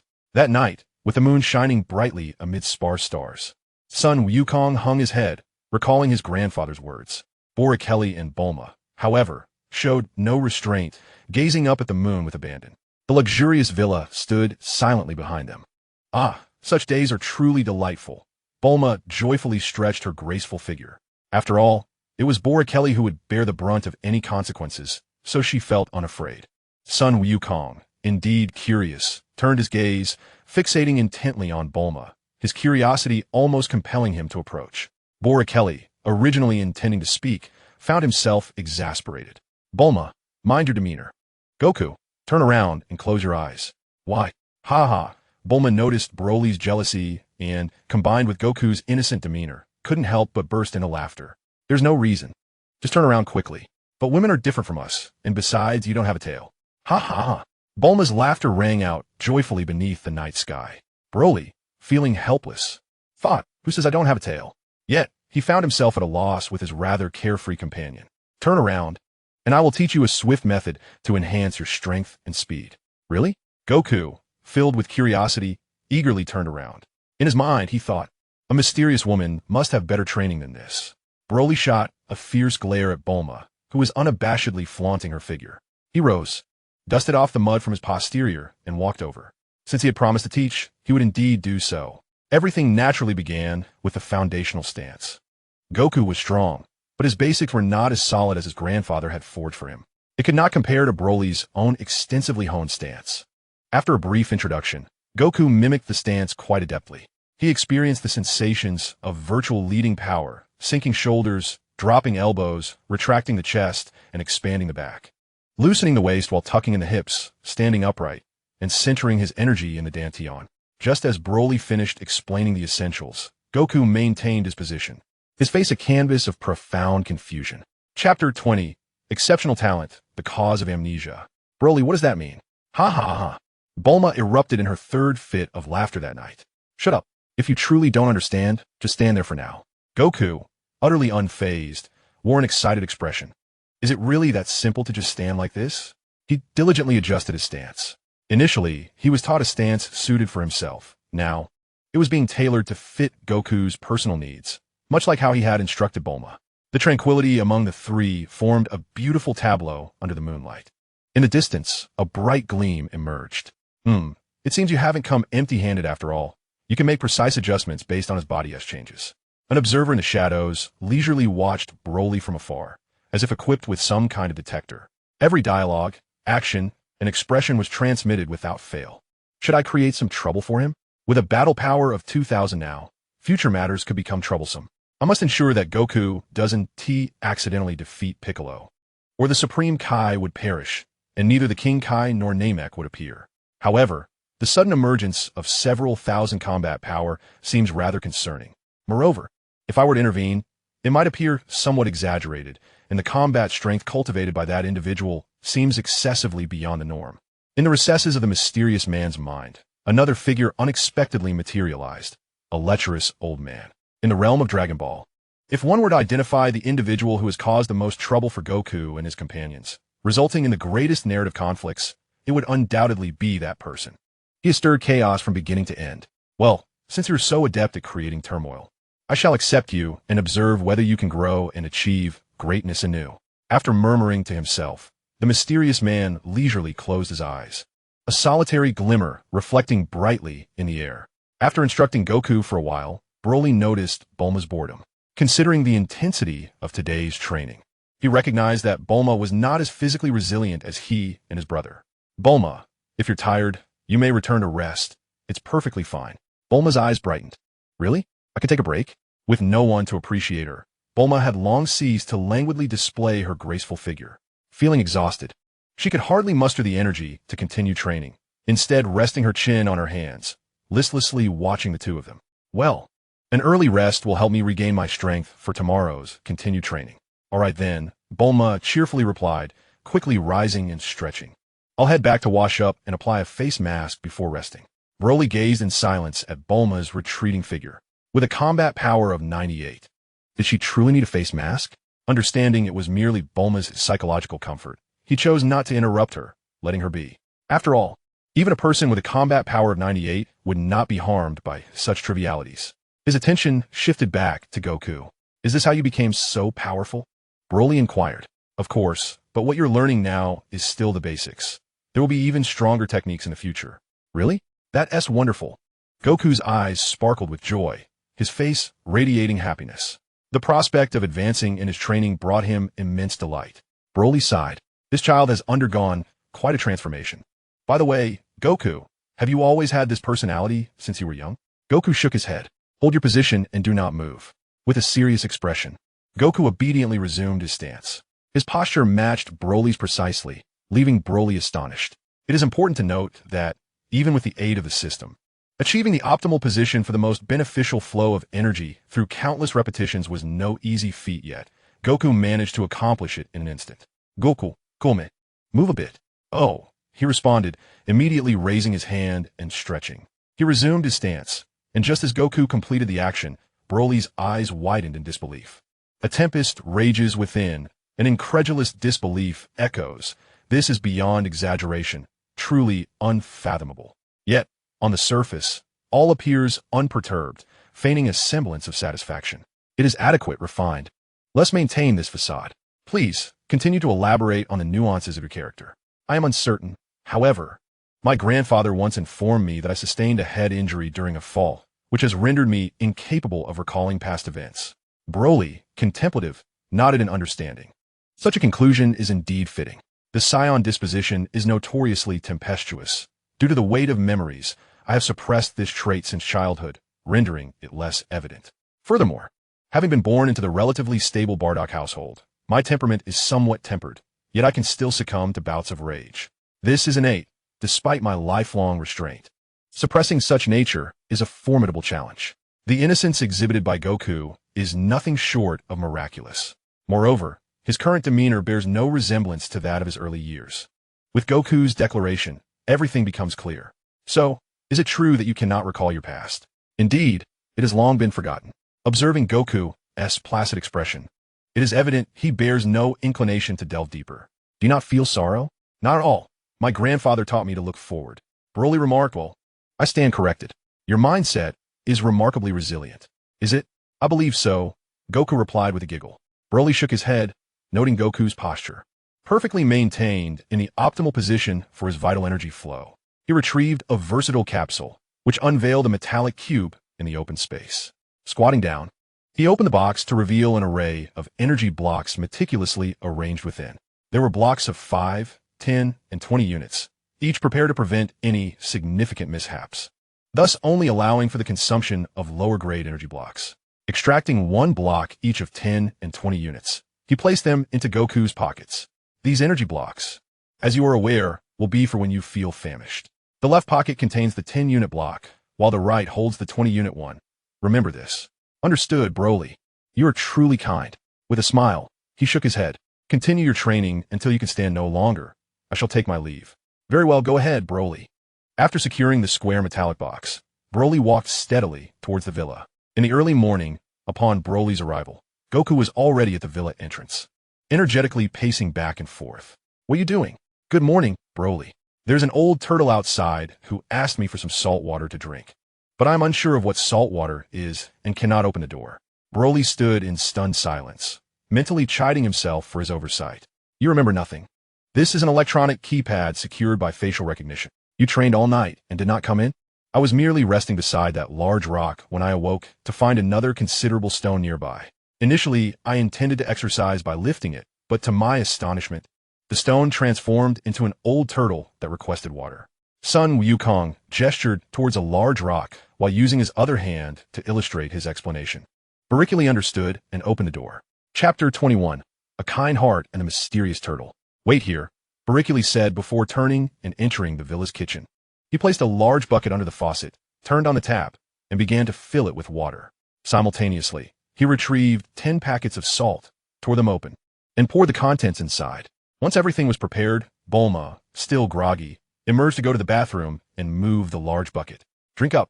Thank you, thank you. You are a good person, the old turtle replied. Boreklee ignored the turtle and called out to Sun Wukong.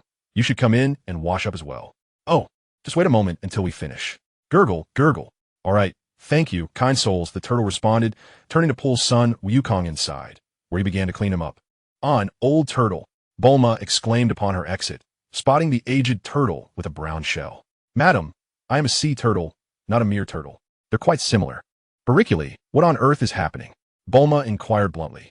After clarifying the situation, Sun Wukong looked at the turtle with pity.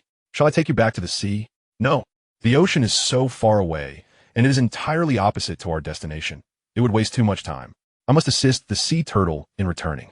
Boreklee observed quietly, sensing something amiss but unable to pinpoint it. Sun Wukong, you must understand that the coastline is 600 kilometers away. We would need 3 days just to reach there, and returning would consume even more time. With Sun Wukong's strength having increased, their speed had significantly improved. Yet Bulma remained unwilling to squander 6 days.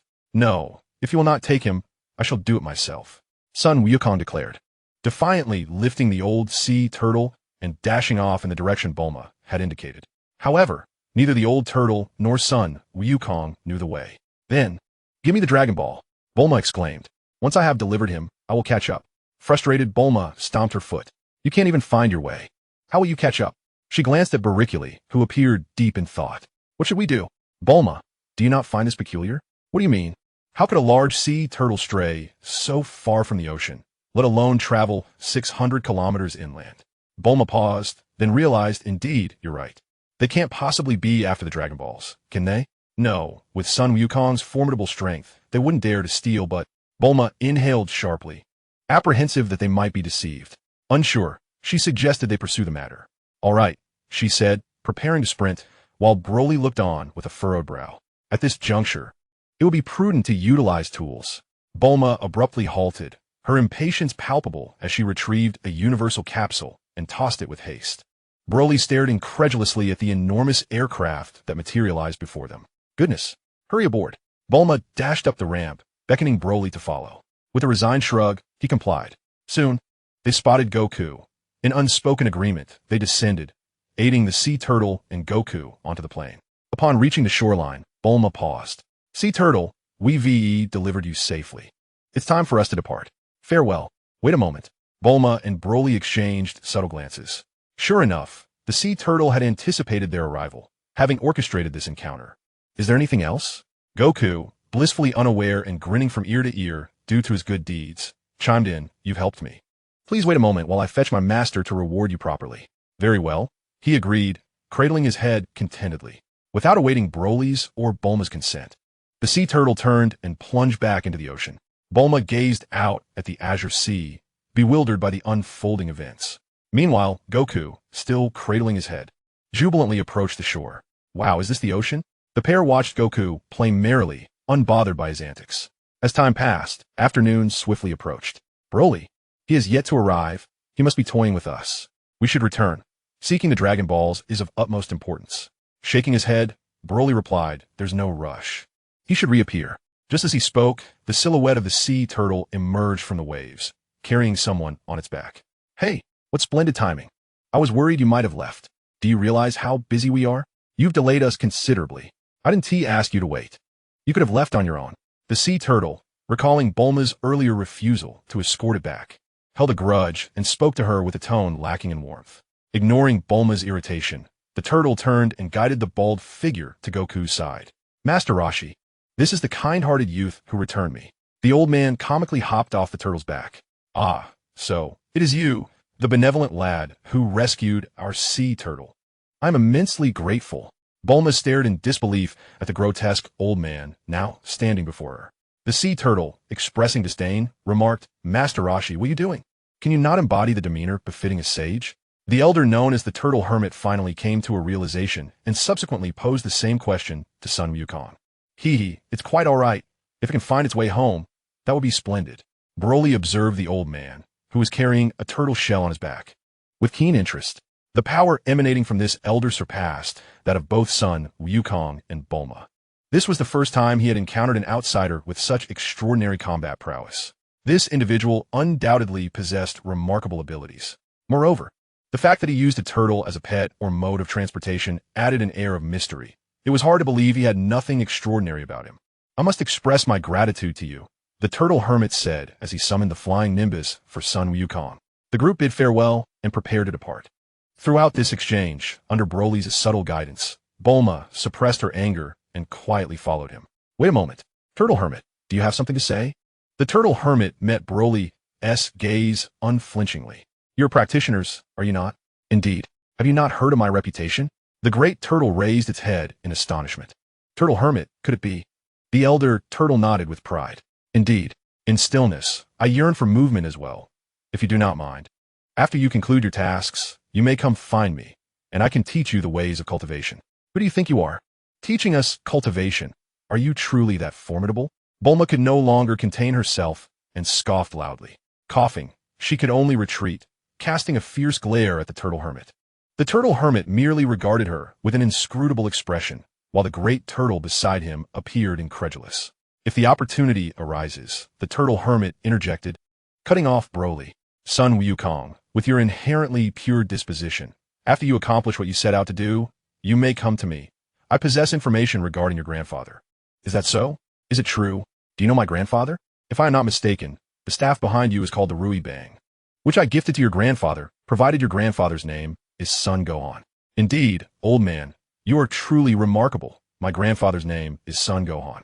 Broly and Bulma found themselves overlooked once more. Broly gazed calmly at the enigmatic turtle hermit, his mind racing with thoughts. Hearing this, his expression turned peculiar. Chapter 22. Collecting the Dragon Balls. Observations along the way. Saiyans are inherently pure-hearted. On planet Vegeta, apart from his father and mother, he knew of no one with such a temperament. All right, old man. Once Bulma and I gather the 7 Dragon Balls, I shall come find you. Very well. Broly perceived the turtle hermit's meaningful gaze sweeping over him and finally grasped the underlying tension. The old turtle in front of him was extraordinarily contradictory, seemingly seeking out Sun Wukong, while subtly hinting that he too wished to join in their journey. It appears that everything is not for Sun Wukong, but rather for oneself. However, in his eyes, Sun Wukong is indeed merely an old man with a combat power of 138. Moreover, he should not recognize me. So why is this the case? Unable to comprehend, Boreklee did not delve deeper. With his own combat power at 2,000, he had no reason to fear this old man. Confident in his system, he did not even consider the possibility of an error in his detection. Bulma muttered as she retrieved the Dragon Ball radar. With a press of a button, she exclaimed, What? How can there be 4 Dragon Balls here? Boreklee, equally perplexed, looked at her in confusion. Look, Bulma said, handing the radar to him. Boreklee glanced at it, deep in thought. Master Roshi, do you have a yellow ball with red stars on you? Master Roshi tilted his head at a 45-degree angle, pondering for a moment, then suddenly reached into his chest. Is this what you're referring to? Bulma shrieked and lunged forward. Yes, that's the one. Please give it to us. Master Roshi suddenly displayed a lewd grin. I could, but Boreklee, sensing the ominous shift in Master Roshi's demeanor, outright refused. Bulma, still awaiting Master Roshi's terms, was taken aback by Boreklee's abrupt denial. Frustrated, she stood tall and turned away. Boreklee, what are you doing? I haven't heard his conditions yet. You fool. Boreklee stepped forward, gazing intently at Master Roshi. If you're willing to give it to me, wonderful. If not, it's no matter. I intend to keep Sun Wukong by my side for training. Master Roshi's eyes flickered. He was uncertain how much Boreklee knew. He could not afford to raise any alarms. Yet, Boreklee's boldness in leveraging Sun Wukong against him suggested that he placed significant importance on the latter, indicating that he had no intention of seeking him for training. Would he comply? If Master Roshi did not intentionally intervene, Boreklee would undoubtedly gain no advantage from him, a scenario he would not entertain. Ahem. Sun Wukong is to be my disciple. Why should you prevent him from coming? Boreklee refrained from responding, turning to Sun Wukong. Wukong, once this matter is resolved, return with me. I shall guide you in your training and ensure you are well fed. All right. Yes. Sun Wukong, upon hearing the promise of food, imagine the energy he could consume, drooling at the thought, completely forgetting his commitment to Master Roshi. Master Roshi, visibly displeased, yanked the 3-star ball from around his neck and tossed it to Bulma. Forget it. You youngsters truly lack respect for your elders. Do as you please. We're off. Giant turtle. With that, Master Roshi leaped onto the back of the giant turtle. With a meaningful glance, he turned his head. However, the path of cultivation requires method. Merely exercising the body is insufficient unless one is content with stagnation. Broly's gaze was profound. Let us proceed. Bulma, filled with joy upon acquiring the Dragon Ball she desired, followed Broly without any complaints. Naturally, Goku felt the same way. 7 days later, the trio obtained a 6-star ball. Bulma, beaming with delight, departed from the village, bringing along the lecherous and troublesome Oolong. Broly, we now possess 5 Dragon Balls. We only need 2 more to summon the Eternal Dragon and fulfill our wishes. Indeed. Are you not excited? Bulma expressed her dissatisfaction. What is there to be excited about? It could merely be a fabricated legend. Broly replied nonchalantly, simultaneously restraining Oolong. This little pig, if it weren't sentient, would surely make a delectable roast. Nonsense, it must be true. Absolutely true. Bulma insisted. Fine, if you say it is true. Then it is indeed true, all right? What is this attitude of yours, Broly? You seem utterly indifferent.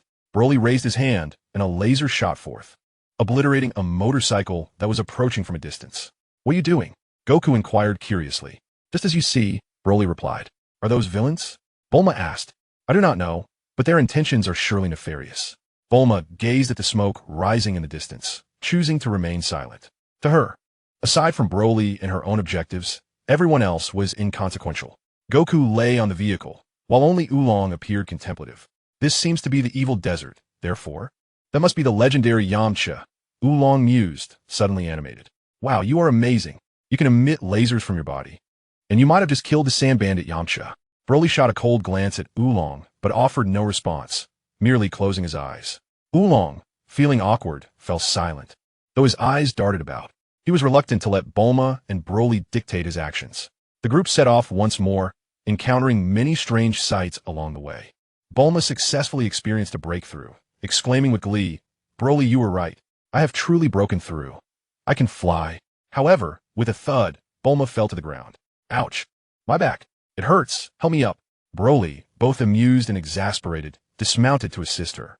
"You have barely just broken through, and you dare to fly so high? Is that not courting disaster?" "Oh, I did not expect it would last so little." Bulma grimaced, "Ouch, take it easy."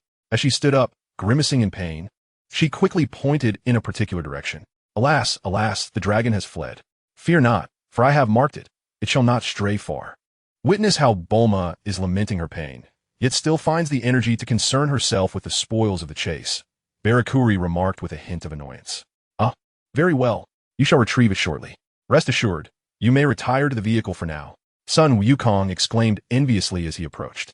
"Bulma, can you now fly as well? How splendid! How long must I wait to soar through the skies?" Under the adoring gaze of Sun Wukong, Bulma immediately felt her discomfort dissipate. Keep striving, and you shall soon find success," Boreklee thought to himself with a smirk. Ironically, while he jested, Sun Wukong's combat prowess had dramatically surged to an impressive 80. If he maintained this momentum, he would indeed be flying in no time. Yes, I shall strive diligently," the earnest Sun Wukong responded with newfound confidence. However, this journey is undeniably entertaining. Upon uttering this, he fell silent, fixated on Boreklee. Chapter 23. Flame Mountain, the Impetuous Maiden. "Indeed, you speak the truth," Boreklee replied with resignation. "The young lady certainly holds grudges. Let us continue. Henceforth, Sun Wukong shall run while Bulma and I remain in the vehicle. Why do you not descend to run as well? Bulma, are you truly comfortable with Sun Wukong at the wheel?" Bulma was about to retort, but quickly silenced herself, recalling the thrilling yet perilous experience of Sun Wukong's driving. "Perhaps it would be wiser to allow my future husband to take the wheel. Do take care on my poor back." Sun Wukong looked on with curiosity. "Did you not claim to be free of pain moments ago? Mind your own business." With a huff, Bulma muttered as she continued to groan under Boreklee's support. Sun Wukong appeared utterly perplexed. It was merely the truth. Scratching his head in confusion, he turned and began to run. Boreklee assisted Bulma into the vehicle, preparing to drive. "Are we not going to search for the dragon? Rest assured, it will find its way back to us." Boreklee wore an inscrutable smile, exuding an air of malevolence. One might question whether he is truly a benevolent figure. The trio pressed onward. At a distance by the sea, Master Roshi reclined his rocking chair. "Are we about to gather the Dragon Balls? With a formidable ally like Boreklee, the Pilaf trio shall surely be unable to disrupt our plans.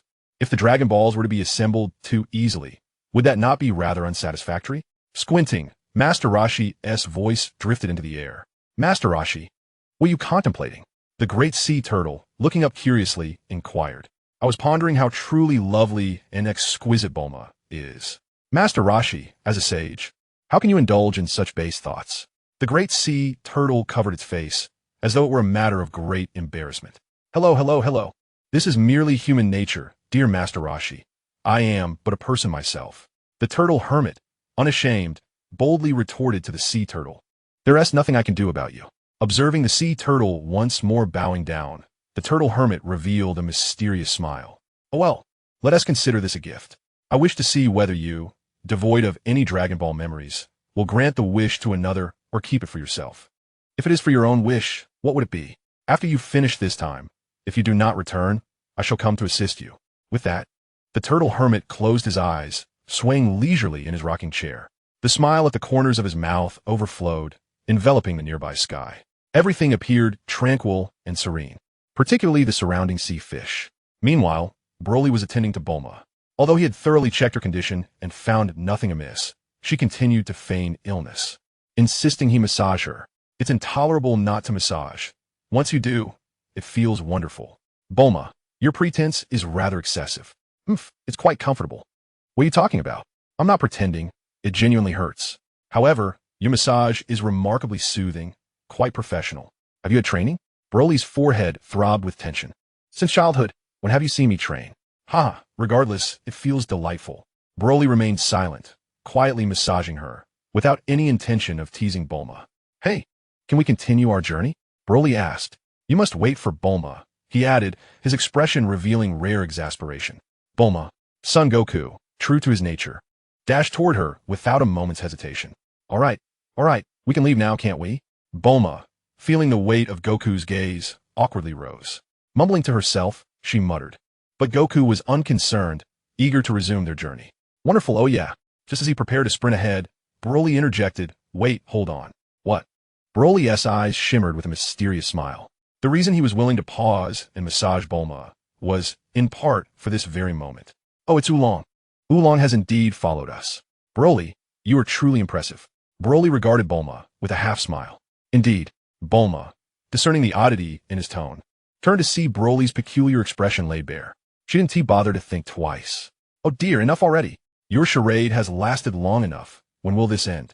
My back truly aches. Broly found himself at a loss.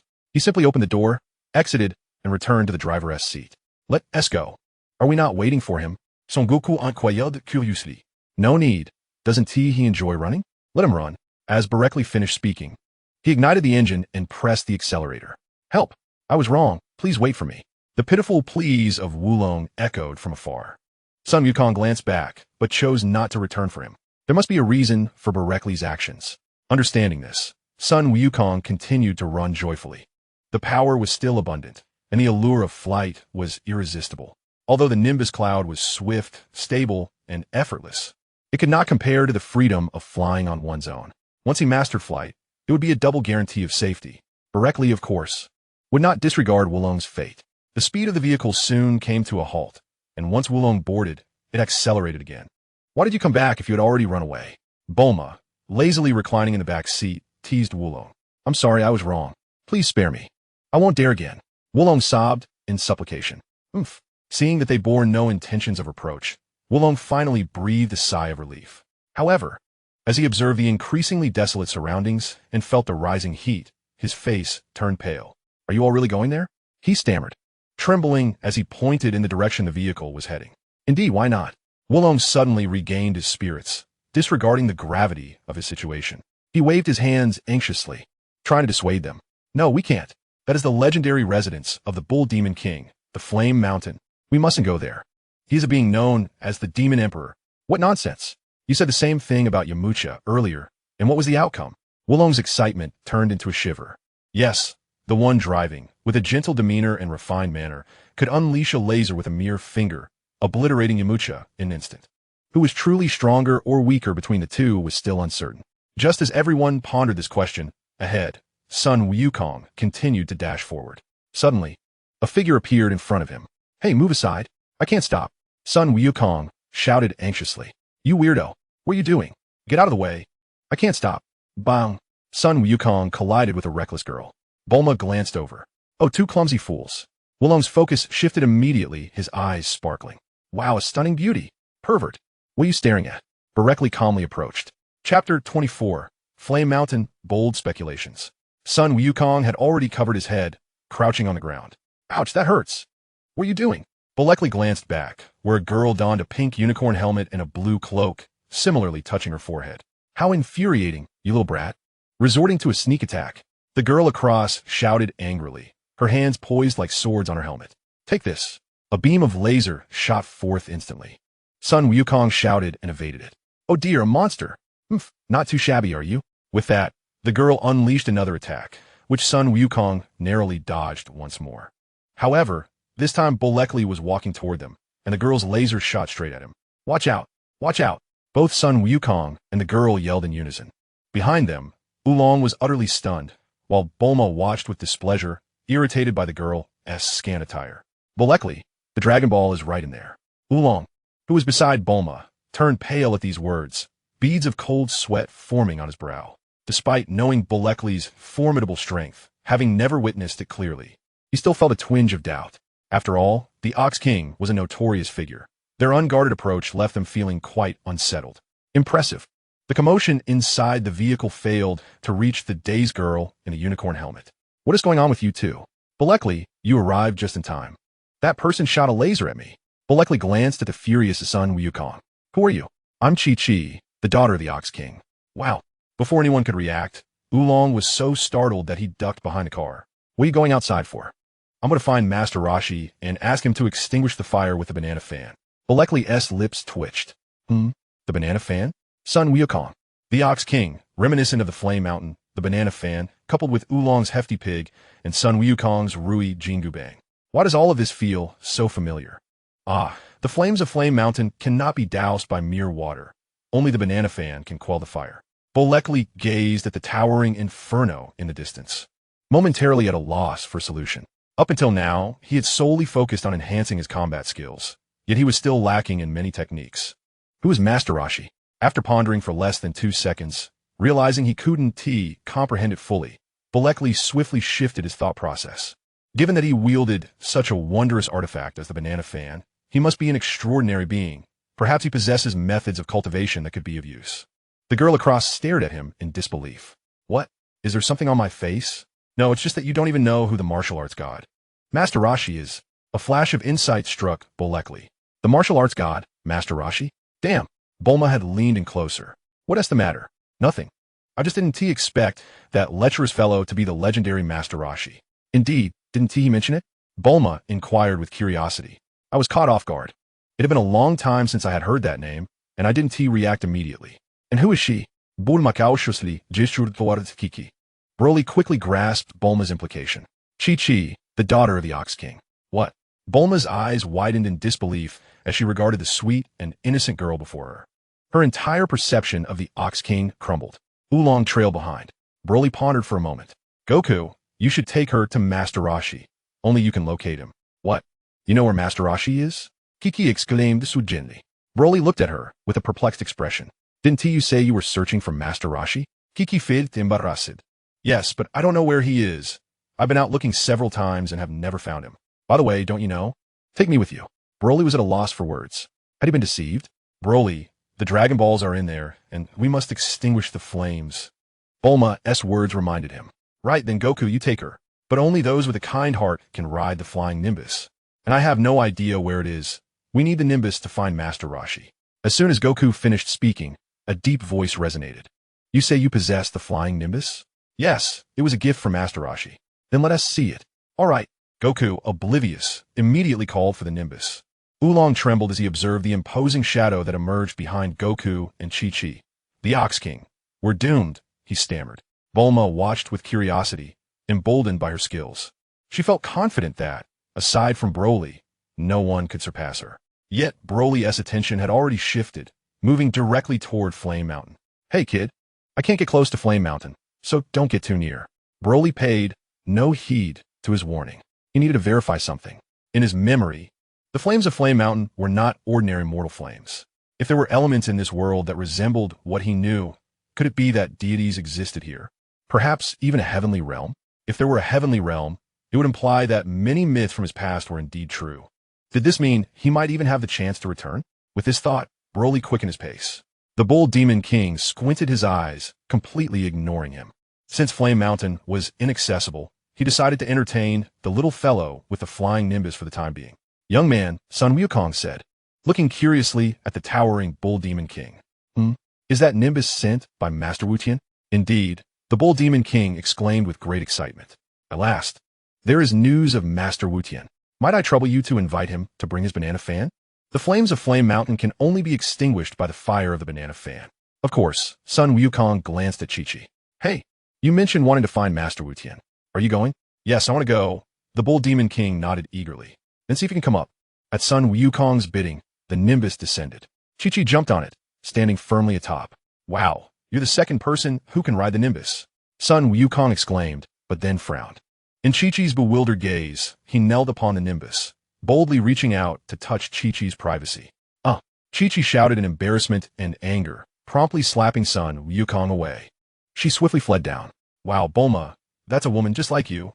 Everyone looked puzzled, unsure of Sun Wukong's thought process. Just then, Chapter 25, Extinguishing the Flames, Wukong's wife.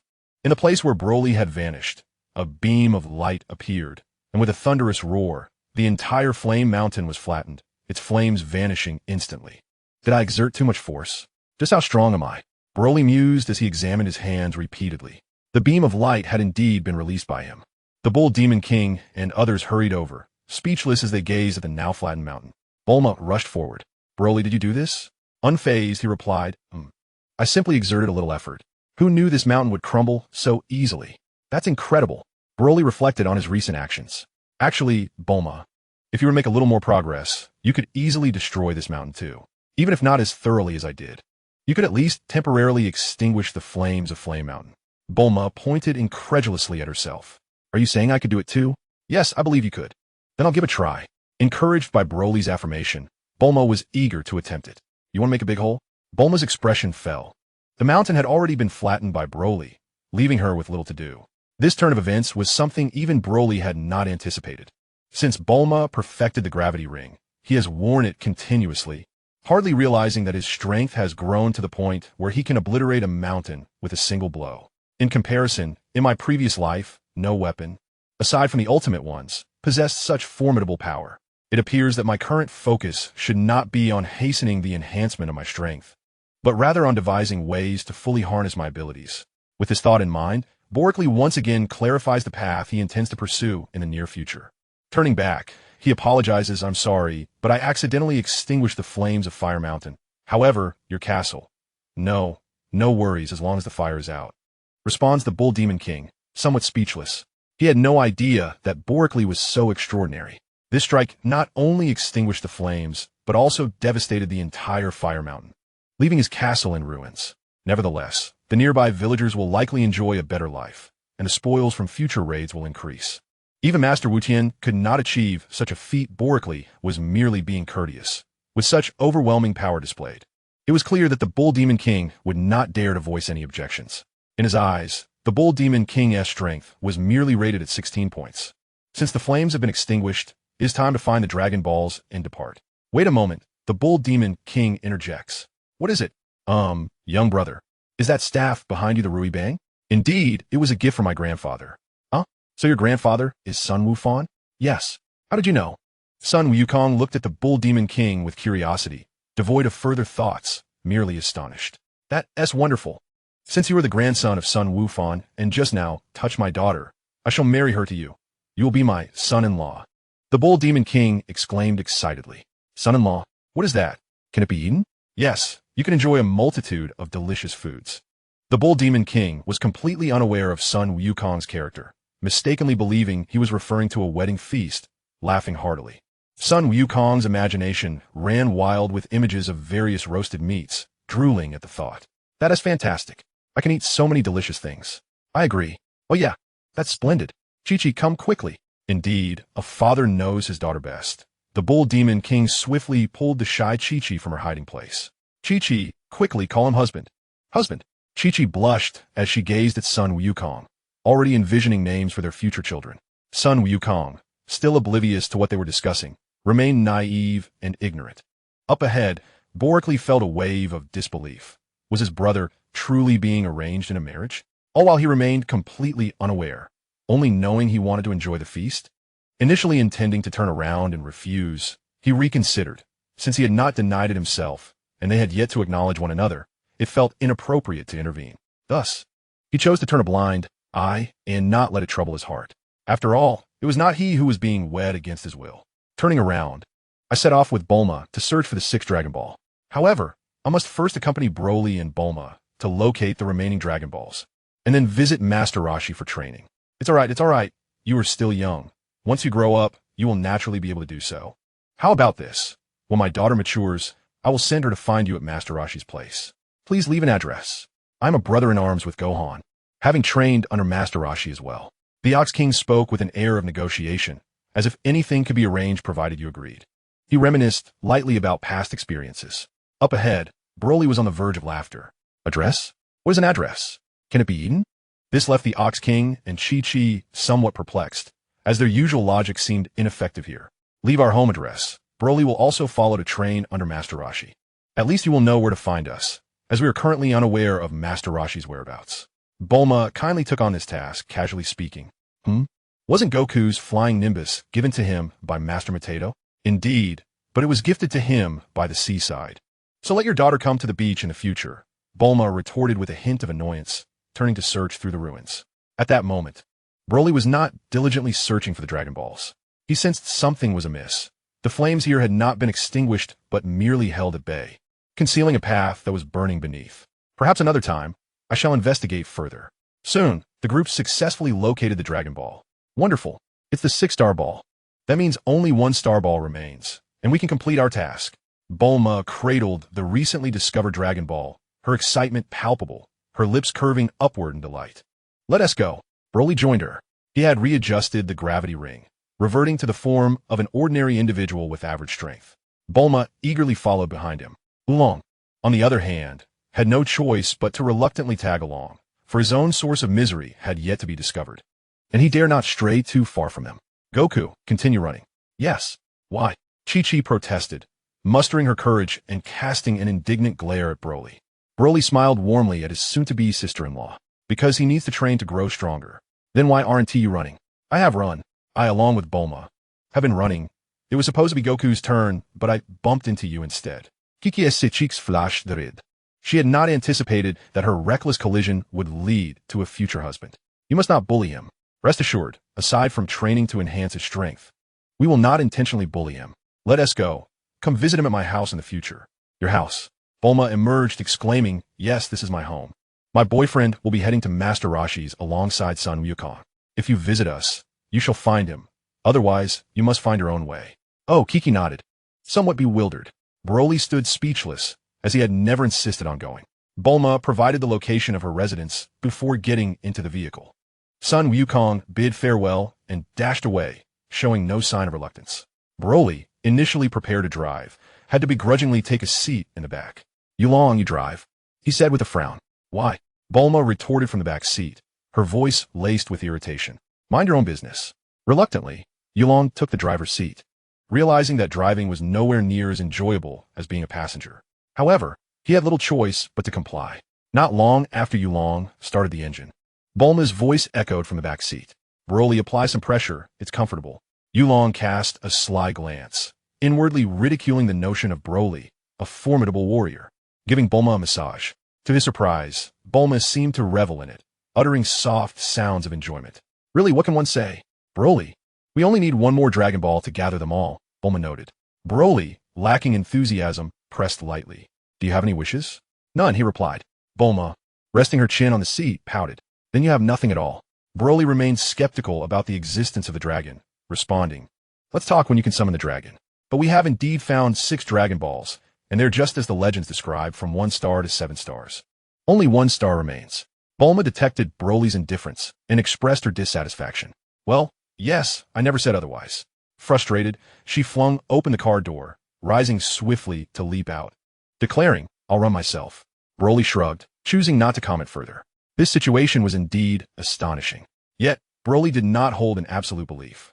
The numerous individuals they encountered bore striking resemblances to figures from ancient myths. Even though the Bull Demon King was not the Sun Red Boy, but rather the daughter Kiki, the similarities were perplexing. Additionally, the flames of Flame Mountain were unlike ordinary fire. They did not extinguish with water, as outsiders claimed. This fire had a peculiar, almost hallucinatory quality, albeit faint, that he could perceive. Such flames were intriguing, and he sensed that delving deeper would yield remarkable outcomes. Broly gazed out the window, observing as Bulma and Goku had already sprinted ahead. Thanks to Broly's guidance, Goku's strength had experienced a remarkable surge, multiplying 9-fold in a mere 40 days, reaching a battle power of 90. In contrast, Broly found himself stagnant, yearning for a significant advancement of at least 10 points in battle power, a feat that seemed exceedingly challenging. However, he remained unperturbed. After all, the path of cultivation was one to be savored. While diligence was essential, it was equally delightful to admire the scenery along the journey when urgency was absent. Why don't you go run? He inquired. Why don't you go? Oolong's face turned a shade of green. I just sprinted over. I haven't even caught my breath yet. Rest assured, we won't make you run, Broly remarked, observing Oolong's expression brighten. If they were truly compelled to run, it could be perilous. Do such beings as the dragon truly exist? Broly mused. I cannot say for certain. But Bulma believes in them, he continued. And if she believes, you shall accompany her. Of course, so stow away your mischievous thoughts. Otherwise, I might just indulge in roasted suckling pig, Broly teased, feigning indifference as he watched Oolong. No, no, no. I dislike her fierce demeanor. Oolong protested. No, no. That's not what I meant. Haha, you speak the truth. Bulma can indeed be a bit headstrong at times. But how much longer until we find the dragon? Will you release us then? Did we not release you already? You chose to return to us, came the retort. That was out of necessity, otherwise. Who would seek you out? Why? You had departed, yet felt the urge to return, Broly inquired, feigning ignorance. Well, I find you more agreeable and wish to accompany you. As he uttered this, Oolong inwardly cursed them with fervor, wishing them ill fortune in their quest for the Dragon Balls. Hoping they would summon the dragon only to be consumed by the mechanical monstrosity or have their Dragon Balls snatched away.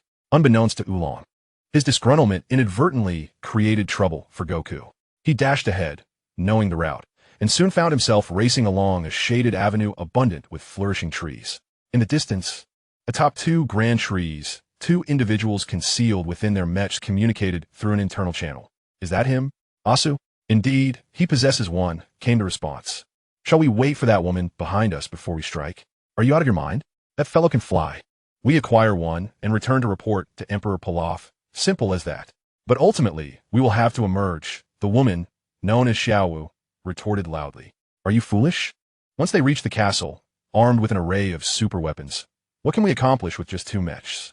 Moreover, should we encounter failure, it would not only spell misfortune for us both, but we would surely end up with nothing, and upon our return, face reprimand. Why take such a risk? Ashu's words profoundly stirred Xiaowu. You have a valid point. Perhaps we should refrain from competing at all. Foolishness. If we do not vie for it, we will surely earn the ire of Lord Pilaf. Ah, then let us act swiftly. He approaches. I shall descend. With that, Ashu leaped down from the towering tree where he stood. However, Xiaowu paid him no heed and swiftly launched missiles. Just then, Bulma happened to arrive. Be careful, Sun Goku. Hearing the commotion, Sun Goku extended his Rui Bang and deftly struck down the missiles with a few precise blows. You scoundrels, he exclaimed, unleashing lasers from both hands that instantaneously obliterated two mechas. Observing the two fleeing in panic, neither Sun Goku nor Bulma showed any inclination to pursue. Bulma, why did they just attack me? Perhaps they are akin to the pirates in the desert, intent on robbing you. Sun Goku clapped his hands together. Let us disregard them and continue running. All right, Bulma replied with a cheerful smile. Such trivial matters hardly fazed them. Regrettably, Oolong's curse remained only partially fulfilled. The group ultimately arrived at Lord Pilaf's castle without incident. With swift efficiency, Sun Goku and Bulma bound the three captives. After some intimidation and persuasion, Pilaf finally divulged the location of the last Dragon Ball. Bulma, brimming with excitement, set off to search according to Pilaf's directions, while Broly observed the three with curiosity. It must be noted that the technological sophistication of this castle was quite impressive. While Bulma could afford to dismiss it, he could not. Did you build this castle? Oof. Of course. I shall inform you that once I am prepared, we shall settle our scores. Broly's mind began to churn with different thoughts. Just as he was about to speak. Wonderful. Broly, I have found the 7 Dragon Balls. Bulma dashed over, holding a Dragon Ball in her hand. Together with the 4-star ball in Son Goku's possession, they had indeed gathered all 7. Bulma, what about your wish? I have no wish, Bulma replied nonchalantly.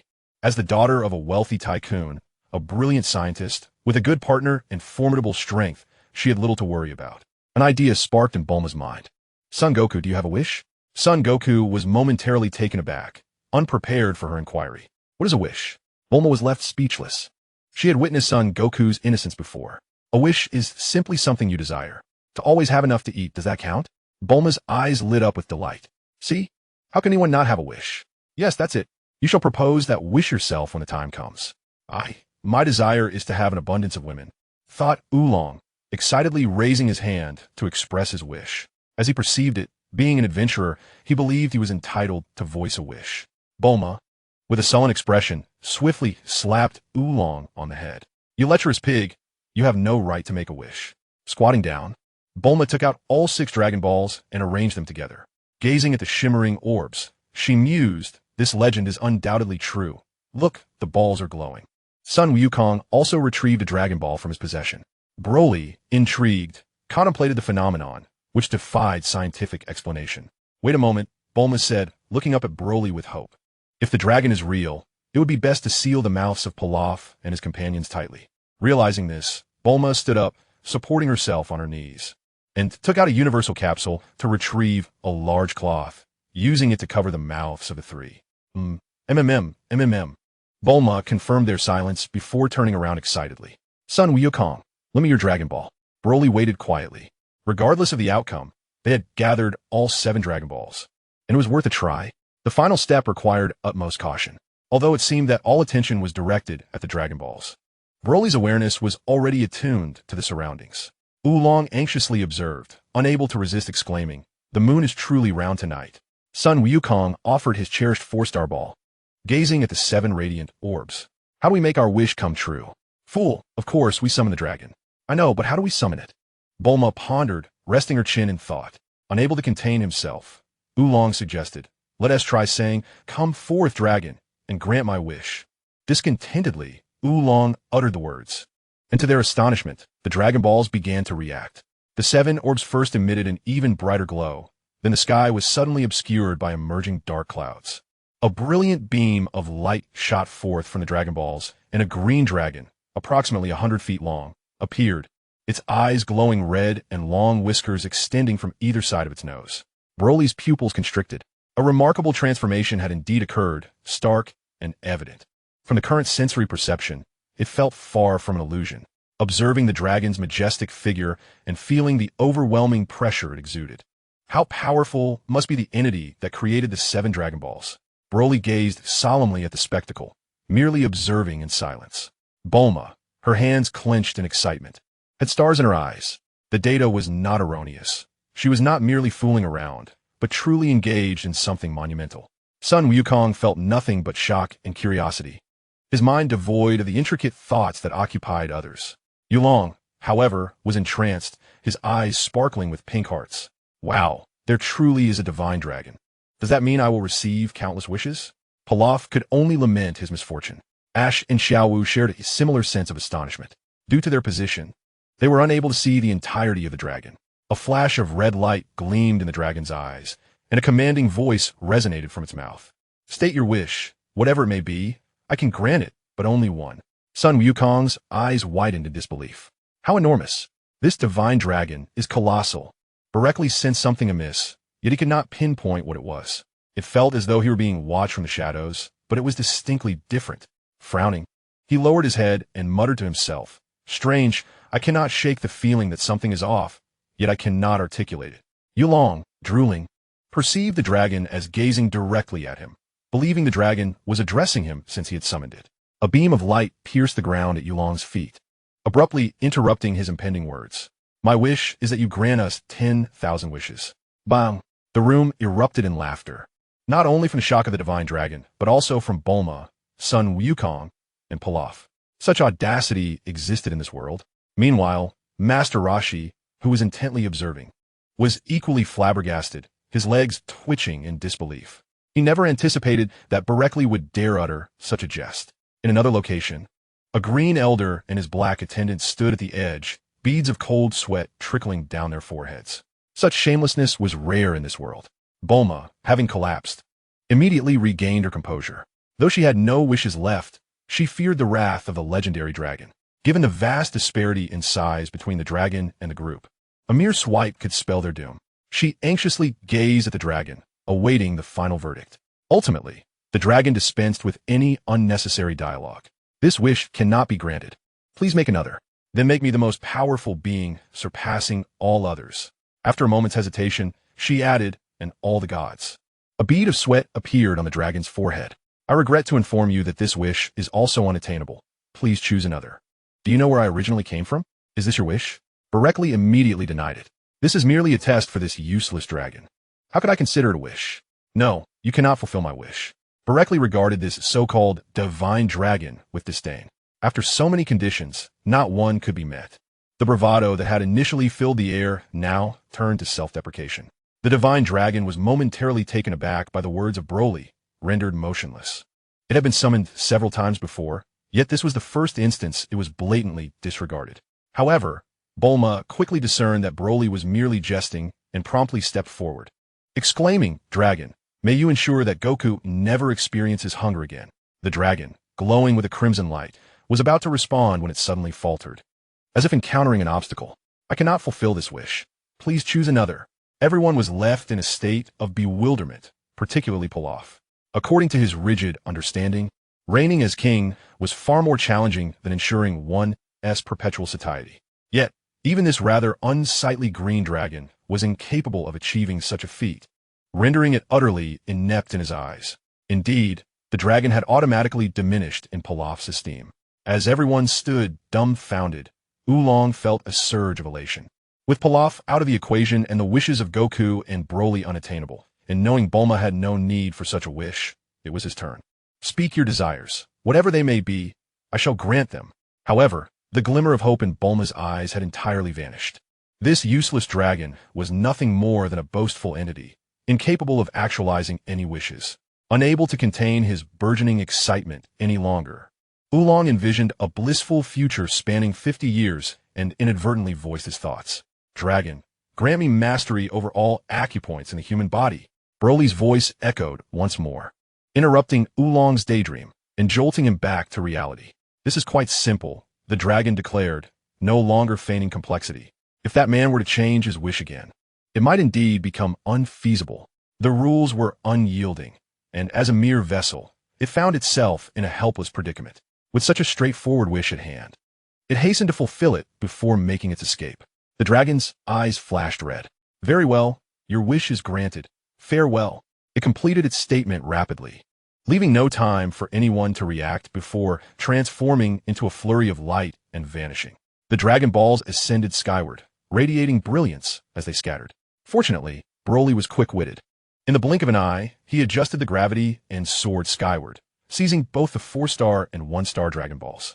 Pilaf stood in stunned silence. He had heard from Ash and Xiao Wu that they could fly, yet witnessing it firsthand was utterly astonishing. His eyes widened, his body trembled uncontrollably, and cold sweat trickled down.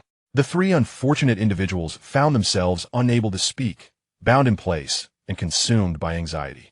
"Now that it's done, we ought to return," Broly remarked nonchalantly to Bulma as they descended, his expression betraying no emotion. "So, did you acquire that knowledge?" he inquired with a slight nod. "Let us proceed." Oolong, feeling urgency, interjected, "And what about me?" Broccoli lightly tapped his finger, and a glimmer of light emerged from Oolong's body. "All right, you may leave now." Sun Wukong plopped down on the ground, staring blankly at them. With the task completed, he thought he could simply follow Broccoli, envisioning days filled with ample meals, saliva unconsciously trickling from the corner of his mouth. As for the notion of a wife, he was utterly oblivious to the concepts of marriage and companionship. With his mind occupied solely by the pursuit of training, he asked, "Broccoli, shall we visit Master Roshi's home? We could train under him." "No, Sun Wukong. You will accompany me back to West City." Although Broccoli had initially entertained other thoughts, a sudden burst of inspiration led him to believe he could swiftly develop a training technique.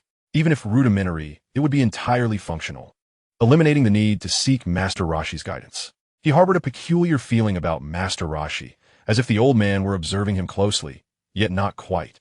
In any case, the sensation was unsettling. Unless absolutely necessary, it would be wiser to limit contact with him. Broccoli was somewhat presumptuous. Master Roshi had kept an eye on him for over a decade. What effort would it take if he decided against visiting? And what about them? Bulma pointed at the bound and gagged Pilaf and his companions. The three of them, upon realizing their fate was about to be determined, struggled excitedly in place, hoping for a favorable outcome, at the very least a release without charges. After witnessing the advanced technology of the castle, Broccoli had developed a different perspective and certainly would not let them off easily. In his previous life as a worker, he understood the significance of having a capable team. If Pilaf and his associates were indeed the architects and creators of the castle, their skills would rival those of Bulma, if not surpass them. Observing their anxious demeanor, Broccoli hesitated. While he considered utilizing them, he lacked the means of control. "Let's take them for now and decide later." Bulma's eyes flickered with surprise. Yet she said little more. After all, they were merely mediocre scientists. But who was Bulma? Sharp-witted and astute, she discerned Broccoli's intentions. "Then let us depart." This left Oolong in a state of silent disbelief. Once a formidable figure in his village, he now found himself coerced into this predicament, only to be cast aside. Indeed, Oolong felt abandoned. "Hey, you all, Bulma hesitated, her heart softening, ready to include him. Bulma, there's no need to waste time on the useless. Oolong protested, having noticed Bulma's burgeoning empathy. Observing her party, who clearly were not impoverished, he felt that following them would surely lead to a happier existence. Despite his fear of Broccoli, he mustered the courage to boldly contradict him. Why am I deemed a worthless individual? Am I not faring well? Ignoring the comments, Broly continued his solitary journey towards the castle. The moonlight bathed the surroundings in clarity. As for Oolong, he was indifferent unless it involved Bulma. He had merely made a suggestion. Even if Bulma had taken it to heart, it was of little consequence. After a brief arrangement, having decided against visiting Master Roshi, he began to ponder. He had just acquired comprehensive knowledge of the human meridian system, and neglecting to organize it would surely complicate future experiments. Unlike the 720 points he was familiar with, the dragon had revealed over 2,400 points, with only slight variations in the primary acupoints, including the 12 main channels and the 8 extraordinary vessels. The overlapping points were few, with many being obscure. The functions of these hidden points filled him with trepidation, and for the time being, he would absolutely refrain from engaging with them. However, some negative points, referred to in his past life as the 108 vital points, could offer him considerable advantages if utilized wisely, facilitating a smoother path in his cultivation. He planned to organize these thoughts during his return journey, as he already had some ideas forming. Broly's ambitions swelled significantly. Should they materialize, his combat prowess would surpass even the system's definition of strength. Upon reaching the castle's entrance, amidst the astonished gazes of onlookers, he produced a universal capsule from his pocket, removed its stopper, and with a casual flick, it landed atop the castle, promptly engulfing it within. There is still much high technology within that I do not comprehend. It cannot go to waste. Should Bulma learn of Broly's intentions, she would undoubtedly be furious. However, unbeknownst to her, she was currently untying the ropes binding Pilaf and his companions. You heard her. Behave yourselves and do not entertain thoughts of escape. You cannot flee. Bulma glared at the trio, her tone laced with menace. Pilaf and the others, displaying obsequious expressions, had no universal capsules on them. Having witnessed the trio's brutality, they deliberated extensively before taking action, especially given the current circumstances. Yes, we shall act per your wishes. My lady, Pilaf bowed, flattering Bulma like a sycophant. It is not me you should concern yourself with. Your trivial scientific endeavors do not impress me. If not for Broly's pity, you would be in dire straits. Indeed, Ash and Xiao Wu stood stiffly, their posture straightened. Bulma let out a cold snort. She held no particular fondness for the trio. Oolong, observing the scene, found it tiresome. As long as a favorable outcome was within reach, he would remain silent, cradling his head and whistling while gazing up at the sky. Tonight, the full moon was particularly beautiful.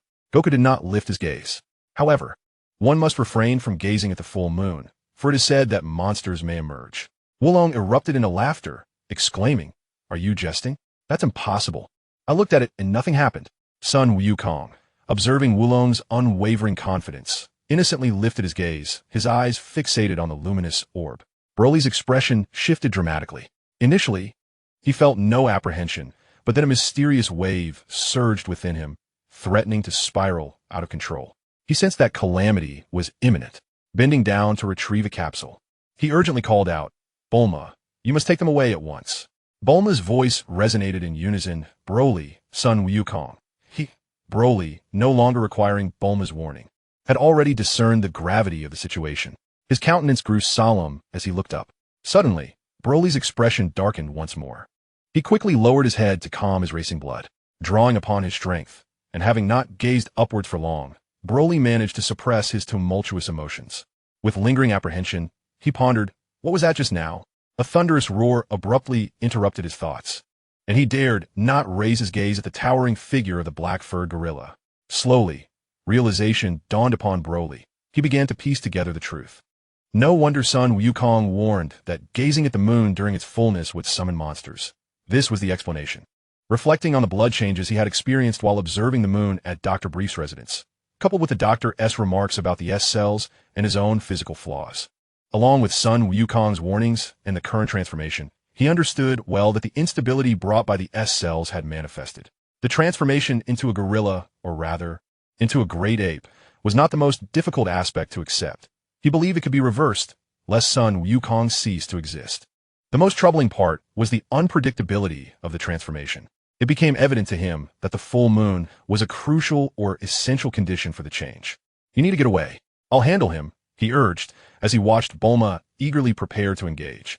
Broly's face turned pale.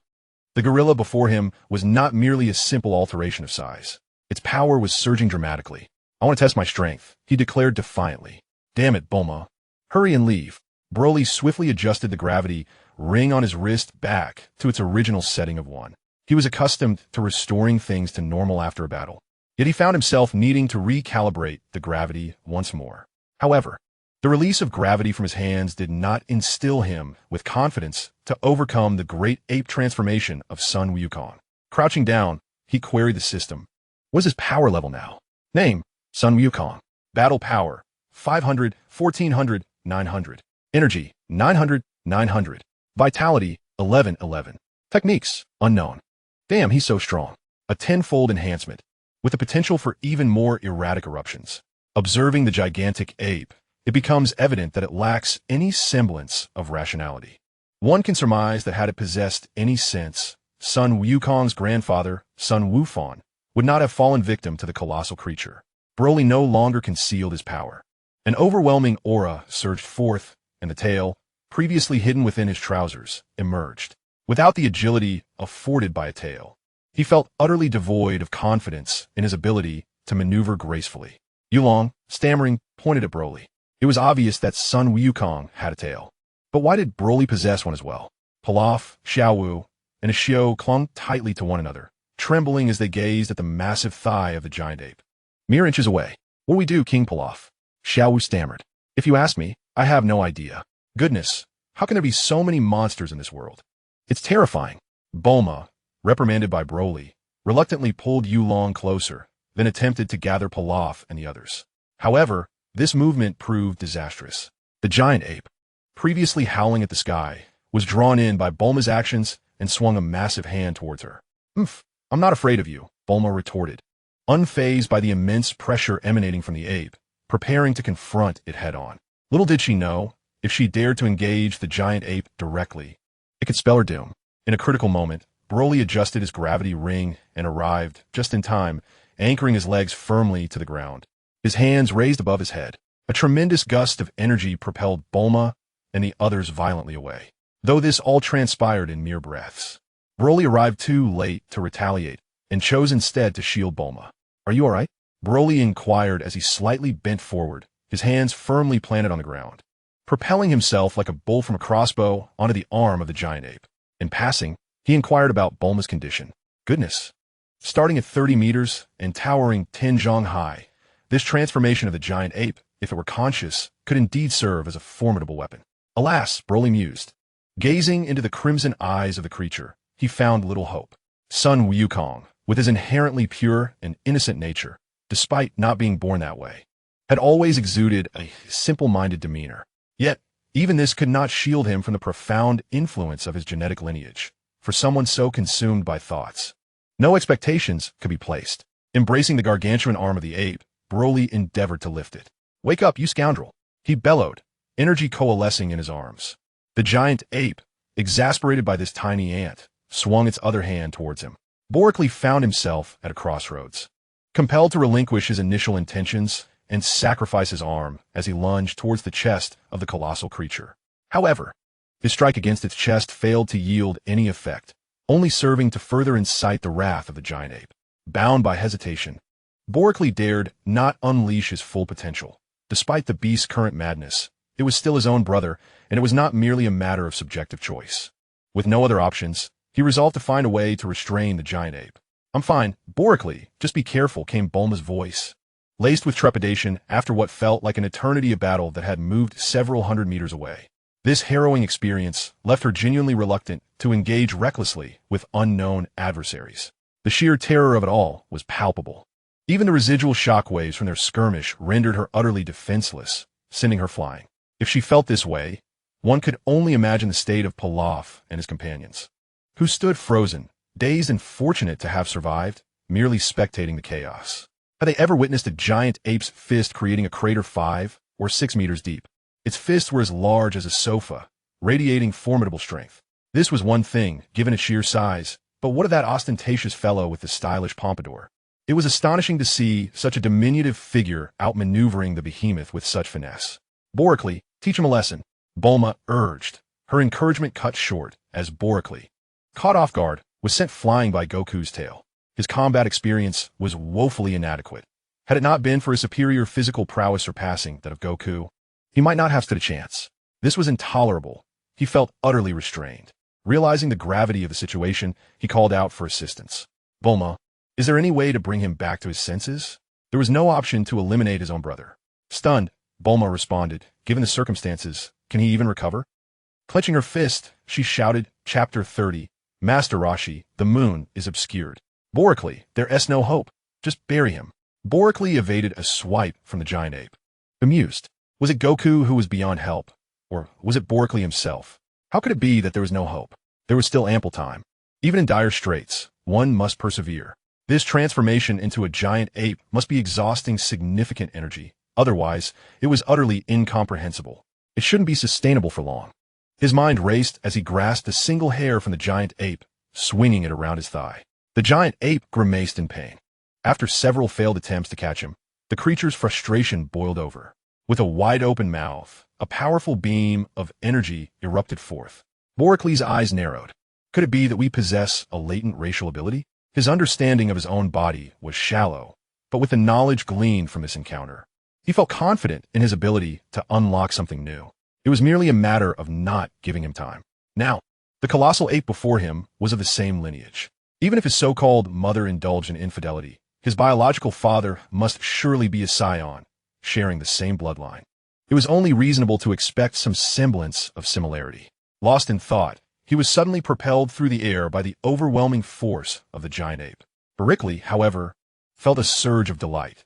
The intensity of the attack had waned, and he found himself with little strength left. Bulma and the others watched anxiously, as the sheer presence of the giant ape was undeniably intimidating. A creature towering over 30 meters, equivalent to a 9-story building. While the atmosphere in the battle was fraught with tension, the other side remained eerily calm. Master Roshi stood up, stretched his arms wide, and yawned. It has been ages since I last exercised. Perhaps I shall go for a swim in the ocean. Wait a minute. Hadn't he just been there recently? The great sea turtle raised its head. What business is it of yours? Master Roshi, without looking back, responded with a tone of irritation. With that, he leapt into the water with vigor. The great sea turtle merely observed in curiosity, offering no further comment. Master Roshi was indeed capable of deceiving the great sea turtle, but he preferred to prepare everything himself. Not long after entering the sea, Master Roshi abruptly vanished into thin air. In an unknown location, he appeared revitalized, shedding his previous despondency.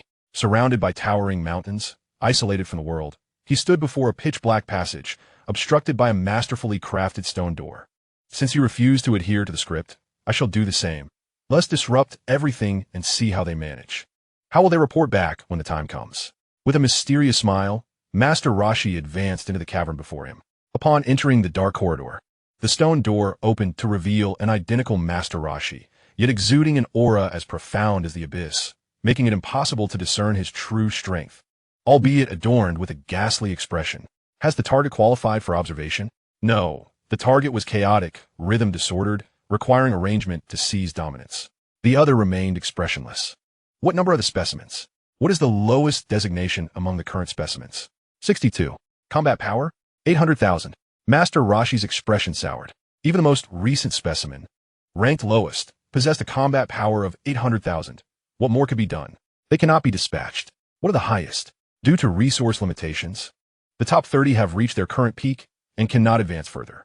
Combat power stands at 100 million, barely qualifying as enforcers. Master Roshi despondently rubbed his bald head. Is there time to create another? If it is merely a few thousand, it should be feasible. Clapping his hands, Master Roshi declared, very well, let's find someone. The Master Roshi that had entered nodded slightly before vanishing from sight. Before long, a youth of approximately 18 years old appeared, held aloft by him. Who are you? What do you want? Let me go. The turtle sage gently waved his hand, signaling the expressionless turtle sage to proceed.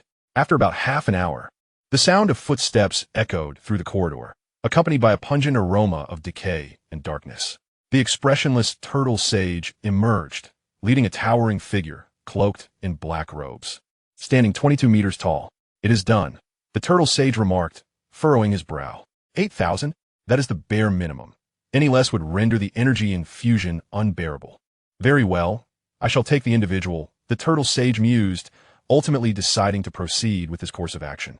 Simultaneously, he resolved within himself to employ the magical sealing wave, a guise of sorts. Having spoken, the turtle sage seized the cloaked man's shoulder and vanished from sight. The expressionless turtle sage turned and retreated into the great stone door, which then descended with a resounding thud. Throughout this exchange, the turtle sage did not cast a single glance inside, nor engaged in unnecessary chatter. He harbored his own intentions. Broly, as his target, was currently incapable of overcoming the puppet he had created.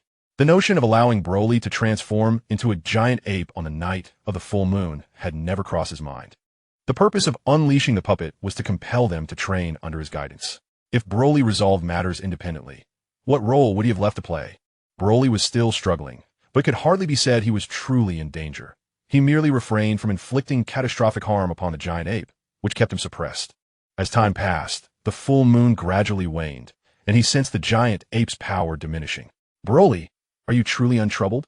Rest assured, it's nothing significant, he replied casually, having evaded a swipe from the giant ape's tail. For him, there was indeed little cause for concern.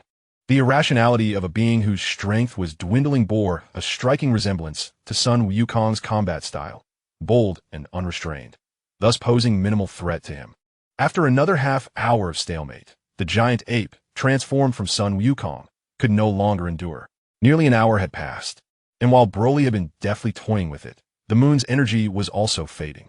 Coupled with significant energy expenditure, Sun Wukong's reserves were insufficient to sustain him. Broly, are you all right? Bulma inquired anxiously, concern etched upon her face. Shaking his head, he removed his shirt and wrapped it around Sun Wukong, clad in ordinary garments. It was evident they could not withstand the drastic increase in size. Previously, the giant ape's dense fur had concealed much, but now the sight was unbearable, particularly with his member hanging limply to the side. Bending down, he lifted Sun Wukong. Let us go, everyone.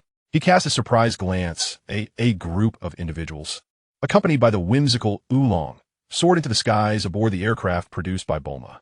The once luminous full moon vanished, leaving the expanse above shrouded in shadow. Boreklee cradled his surrogate brother, Sun Wukong, yet his mind was preoccupied with another matter. Chapter 31. The Journey Home, Mysterious Creatures.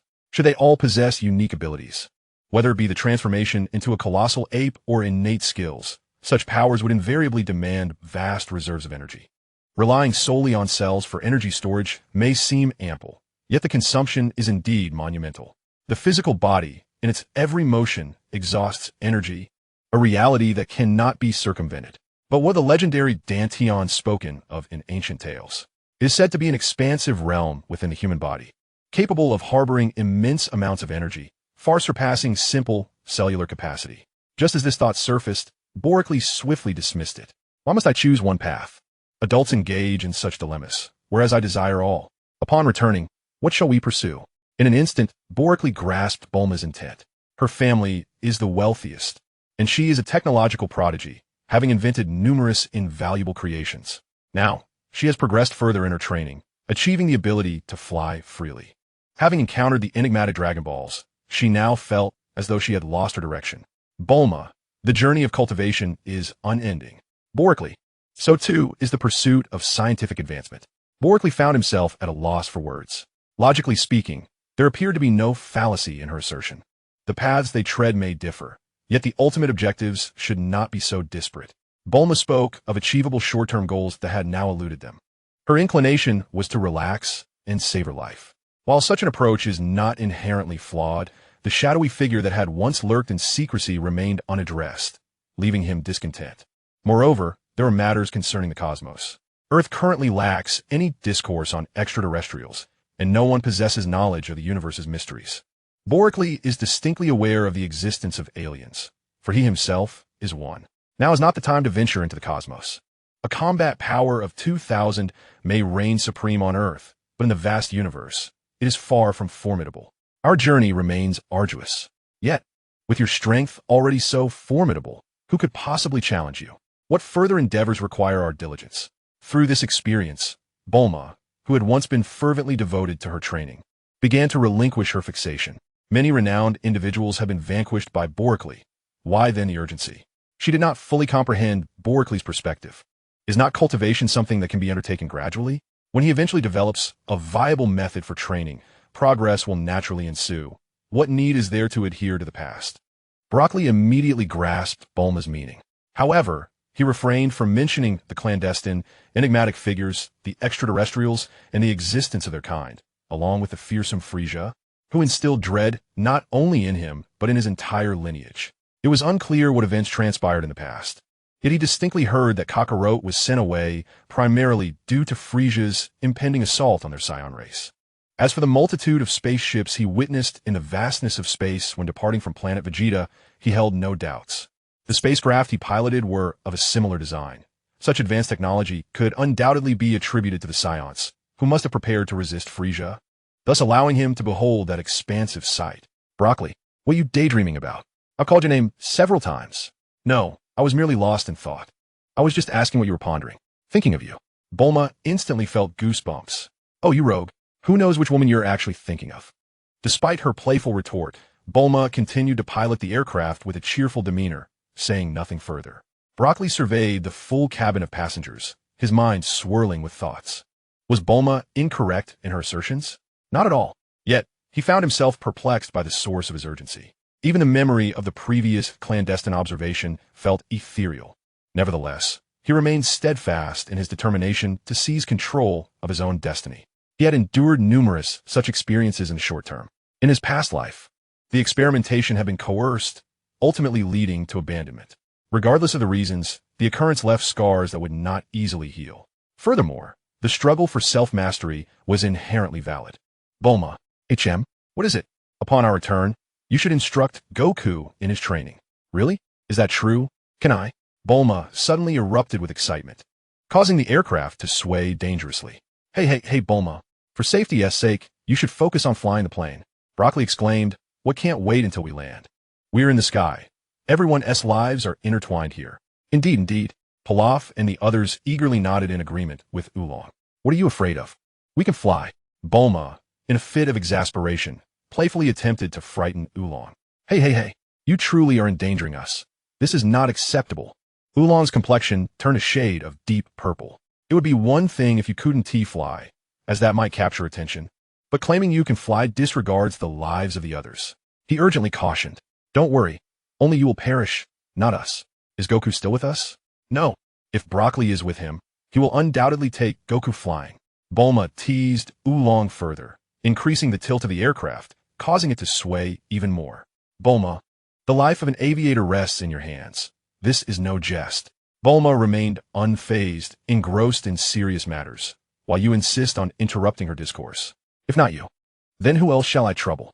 Listen, Bulma, if the plane truly crashes, it could cost lives. The aircraft was tilting dangerously, and even Sun Wukong, drowsy, opened his eyes. What is happening? Upon uttering these words, his stomach let out a thunderous growl. Transforming into a giant ape consumed a significant amount of his energy. Broly had anticipated this and produced 2 vials of high-energy nutritional liquid, each marked at 20. Here, eat this. Sun Wukong quickly swallowed one, chewing it absent-mindedly before hastily consuming the second. Broly offered no further commentary. Though these energy blocks amounted to merely 40 units, they could not fully replenish Sun Wukong's stamina. Yet they would suffice for a partial recovery. What was serious now was that Sun Wukong's power had explosively surged to 120. Such a rapid increase was astonishing. Bulma continued to tease Oolong and the others, but the plane's tilt persisted. Bulma, stop. The plane is going to crash. Broly, who had been indifferent, suddenly wore a grim expression. Bulma, bring the aircraft down. What's wrong? Bulma inquired, noticing his serious demeanor. Even without precise control over his ki, he sensed an impending threat. Hurry, do not delay. We have enemies approaching. A hush fell over everyone as Bulma promptly obeyed Broly's command. Oolong and the others, however, began to panic. Chapter 32. Critical Situation. The Celestial Being returns. It's over. We have enemies. At this altitude, if the plane is shot down, we are doomed. Oolong lamented. As the plane descended and stabilized, Pilaf and the others huddled together, weeping profusely. What should we do? I'm so young, I don't want to die. Help! Your Majesty, they will surely save Sun Wukong, but not us. We are finished. Your Majesty, are we to be buried in the sky? I don't want to be blown to bits. Silence. If you continue to make noise, I will end you myself. Broly's face darkened, his voice chilling. The four fell silent, not daring to utter another sound, even covering their mouths in despair. He urged, Bulma, land the plane swiftly, then escape with Sun Wukong. What? Bulma exclaimed in astonishment, turning around, her face a mask of shock. Focus on flying the plane, he commanded, raising his hand to fire 4 beams of light, striking Oolong and the others in their confusion.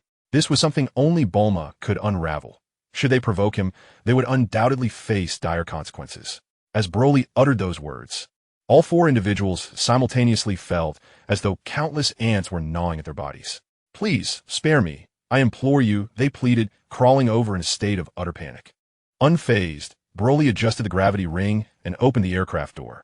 Amid their astonishment, anxiety, and confusion, he soared into the air. With a heavy heart, Broly sped towards the direction of the monstrous threat. Bulma and Goku lacked the necessary strength. Should they become embroiled in this chaos, it would spell trouble. The air was thick with a repugnant, decaying stench, accompanied by the howling winds. A fierce battle loomed ahead. The approaching entity bore ill intent. Broly's gaze, filled with concern, was fixed ahead. He felt utterly unprepared. This was not the crux of the matter. The true mastermind was likely not present. Yet the overwhelming power of the adversary left him helpless. Moreover, the timing of their arrival, coupled with their relentless pursuit, suggested that every move he made was under someone else's scrutiny. A surge of power erupted within him, propelling his speed to new heights. Simultaneously, he concentrated on amassing energy in the palms of his hands, the most vulnerable point for an attack. Additionally, he retrieved several high-energy nutritional blocks rated at 80 from his pocket, tossing them into his mouth. He was drawing closer. The moonlight had vanished entirely, and the desolate landscape beneath him was increasingly bleak. Broly abruptly halted his flight. Here, in the desert, he reasoned, he would likely not disturb many. After muttering to himself, he fixed his sharp gaze ahead. He sensed something was amiss with his pursuer. It appeared to be chasing him, yet more so, it resembled a creature in flight. A sharp intake of breath escaped him. Who could be so formidable that they could pursue him relentlessly? A thick black beam of energy surged towards Broly with reckless abandon. He grimaced and narrowly evaded the attack. Shouldn't there have been some form of greeting before combat commenced? This opponent showed no regard for martial decorum. Just as he landed and cursed under his breath, his expression shifted in alarm. Who, indeed, was the true antagonist? The moment they engaged without preamble made it difficult for him to retaliate effectively. With a forceful stomp, he launched himself off the ground at an angle. His hands shimmered with light as 2 blinding beams sliced through the night sky, swiftly targeting the enemy lurking in the darkness. Roar. Oh, another beast. Broly found humor in his predicament. Had those 2 attacks landed, he would have been unable to withstand them. What to do? This creature seemed to possess a level of power that was all too familiar. System. Name, unknown. Combat power, 8,000. Energy, 8,000. Broly was taken aback. Hey. System, you're not suggesting that I'm about to meet my demise, are you? No. Then why? Having spoken halfway, Boreklee channeled energy through his hands and launched himself with great force. In the blink of an eye, he was sent flying back, crashing heavily onto the ground. I understood why there was no continuation. Boreklee's expression turned grave. The opponent, though human, bore an unsettling aura. The figure shrouded in a black robe emanated an enchanting purple glow. If I wasn't mistaken, that place was the eyes. Damn, this is going to end poorly. Boreklee retrieved a universal capsule from his pocket, sighing inwardly. After so many attempts to draw from it, he was nearly at the end of his resources. He had hoped to replenish himself, but he realized he might not even make it back. A sudden clarity struck him. This foe was evidently formidable. If he were to wait until he returned to the West City, he would surely have cause to lament. Arriving here was certainly preferable to the calamity that awaited him in West City, where he would face the likes of the benevolent Dr. Briv and others. In the heat of battle, he would be unable to protect himself, inevitably suffering collateral damage. He opened the universal capsule, extracting a peculiar metallic object, one side resembling a solid brick, while the other was lined with fine needles. Before he could launch an attack, he hastily erected an energy shield before him, rolling away in a desperate maneuver. Damn, who exactly is the villain here? Why don't they engage in some idle banter like the popular antagonists of today? Is this one from before the 90s? cursing under his breath. Boreklee took aim at the adversary. Boom! He fired, and the rear of the brick-like device erupted with blue light. A robust current surged forth, relentlessly targeting the figure in the black robe. I cannot remain here. I must devise a means of escape. Boreklee observed his opponent with a calm demeanor. There was no need for confrontation. He was acutely aware of his disadvantage. After this skirmish, it became clear that the opponent lacked the typical villainous awareness, which diminished his chances even further. Just as he contemplated fleeing, he sensed a surge of energy within him, vibrant and active. Moreover, his blood coursed with an unusual velocity. Boreklee recognized that this was a result of his previously comfortable existence. He had experienced neither formidable battles nor significant pressure. Now, he was acutely aware of his capabilities. Must our kind engage in constant warfare to thrive? If he could survive and return, he would need to test the concentration of S cells. This was the only rationale that made sense to him, though he realized it required time. Having lost focus for even a brief moment, he unleashed all his power, only to find that the weapon in his hand had depleted its energy. This technology is utterly ineffective. How unscientific, evading the energy projectiles launched by his opponent with great difficulty. Boreklee found himself cornered as the enemy closed in. His hands were compelled to retaliate continuously while his feet scrambled to flee. However, the recoil from his attacks left him in agony. Just as his situation grew dire, a commanding shout pierced the air. The wretched beast. What do you think you can escape? Broccoli's lips twitched. Is this a mix-up in the storyline, or could it be a low-budget rendition of Journey to the West? In the distance, Master Roshi soared through the air. Broccoli was at a loss. With a combat power of 138, what could he possibly achieve?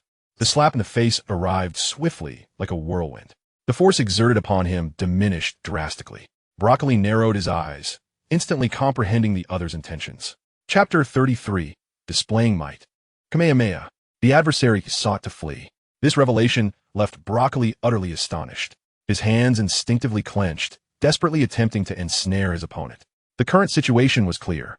This foul-smelling villain appeared to be quite fearful of Master Roshi. Or rather, it seemed that Master Roshi was in pursuit of him. Judging by the loud shout upon Master Roshi's entrance, the likelihood was exceedingly high. Old Tortoise, hurry up, I can't hold out much longer.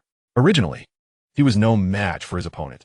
Having already sustained considerable damage from the rebound force, he now found himself in a dire struggle to entangle this monstrous figure. The injuries were significant. Broccoli failed to notice the fleeting glint of triumph in Master Roshi's eyes. This was precisely the effect he desired. The more severely he struck Broccoli, the greater the feedback he would receive when he unleashed his prowess. Master Roshi even slowed his speed. Broccoli was at a loss, enduring the brunt of his opponent's assault. One hit, 80, another hit, 80 again. He felt as though he could scarcely withstand it. The opponent's strength was overwhelmingly heavy, lacking effective countermeasures. He could only brace himself against the blows or let go entirely. His internal organs churned violently, as if they might be crushed. Damn it, no more blocking. Let whatever happen, happen. Seizing a fleeting moment of opportunity, Broccoli slipped away, gasping for breath, drenched in sweat. This was untenable. His adversary was far too powerful, 4 times his own strength. The man in the black robe with purple eyes did not pursue Broccoli. Instead, he cast a deep glance in his direction before turning to flee in another direction. Broccoli's expression changed drastically. Had the man not glanced at him, or if he had looked and not run that way, he might have let it go. Currently, he could not contend with the foe. But once he acquired all the knowledge of the pressure points, he would soon be able to create a cultivation technique, making it impossible for him to be outmatched again. At that point, he could reclaim his dignity. Yet now, the man was heading toward Bulma and the others, forcing Broccoli to risk everything to intervene. He seethed with frustration. Master Roshi, please hurry. I cannot hold him off. If he escapes, your chances will be lost as well. Strangely, Master Roshi halted. His purpose was not to be summoned by Broccoli, but rather to guide him toward training under his tutelage. If Broccoli took this for granted, the intended effect would be lost. Oh no, I have forgotten something crucial. With a distant acknowledgement, Master Roshi unexpectedly turned and walked away. Broly's expression changed dramatically. If Master Roshi did not intervene, he truly had no means to counter the enigmatic figure in the black cloak before him. Uncertain of why he feared Master Roshi, he was undoubtedly aware that the old master possessed some unknown methods to subdue him. Broly, however, lacked such capabilities. In a fit of rage and despair, he could only charge forward once more. Above all, He must not allow that monster to pursue Bulma. If he himself could not withstand the onslaught, Bulma would stand even less chance. Cursed old turtle, just wait. I will escape this ordeal. Grasping a sphere of light in his left hand, he shouted and launched an attack at the figure with purple eyes, cloaked in black. For the time being, his only recourse was to kite the enemy. A direct confrontation would yield no favorable outcome. Even in a contest of speed, he was at a disadvantage, so he could only dance upon the edge of danger. If death awaited him, so be it. The light emitted no lethal force. It merely obscured the opponent's vision. Broly swiftly retreated. Close combat was no longer an option. He had not yet endured enough torment. Like a monkey, he flitted around the cloaked figure, distracting him. It was unclear whether it was Master Roshi's departure that influenced the foe, but the adversary had now paused, seemingly in no hurry to leave. Broly, resigned, could only continue to wear down his opponent. What a tremendous loss. What could possibly be the reason?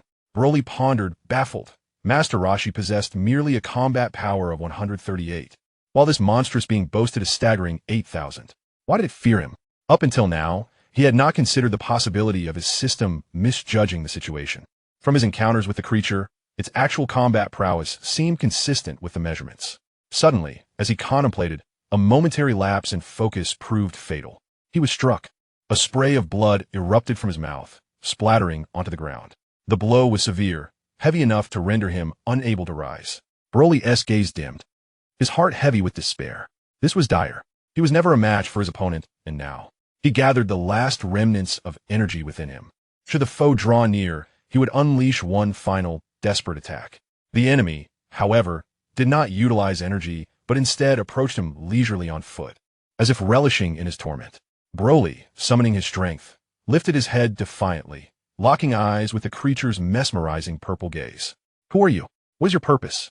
The figure remained utterly silent. Broly's head, once held high, fell heavily to the ground.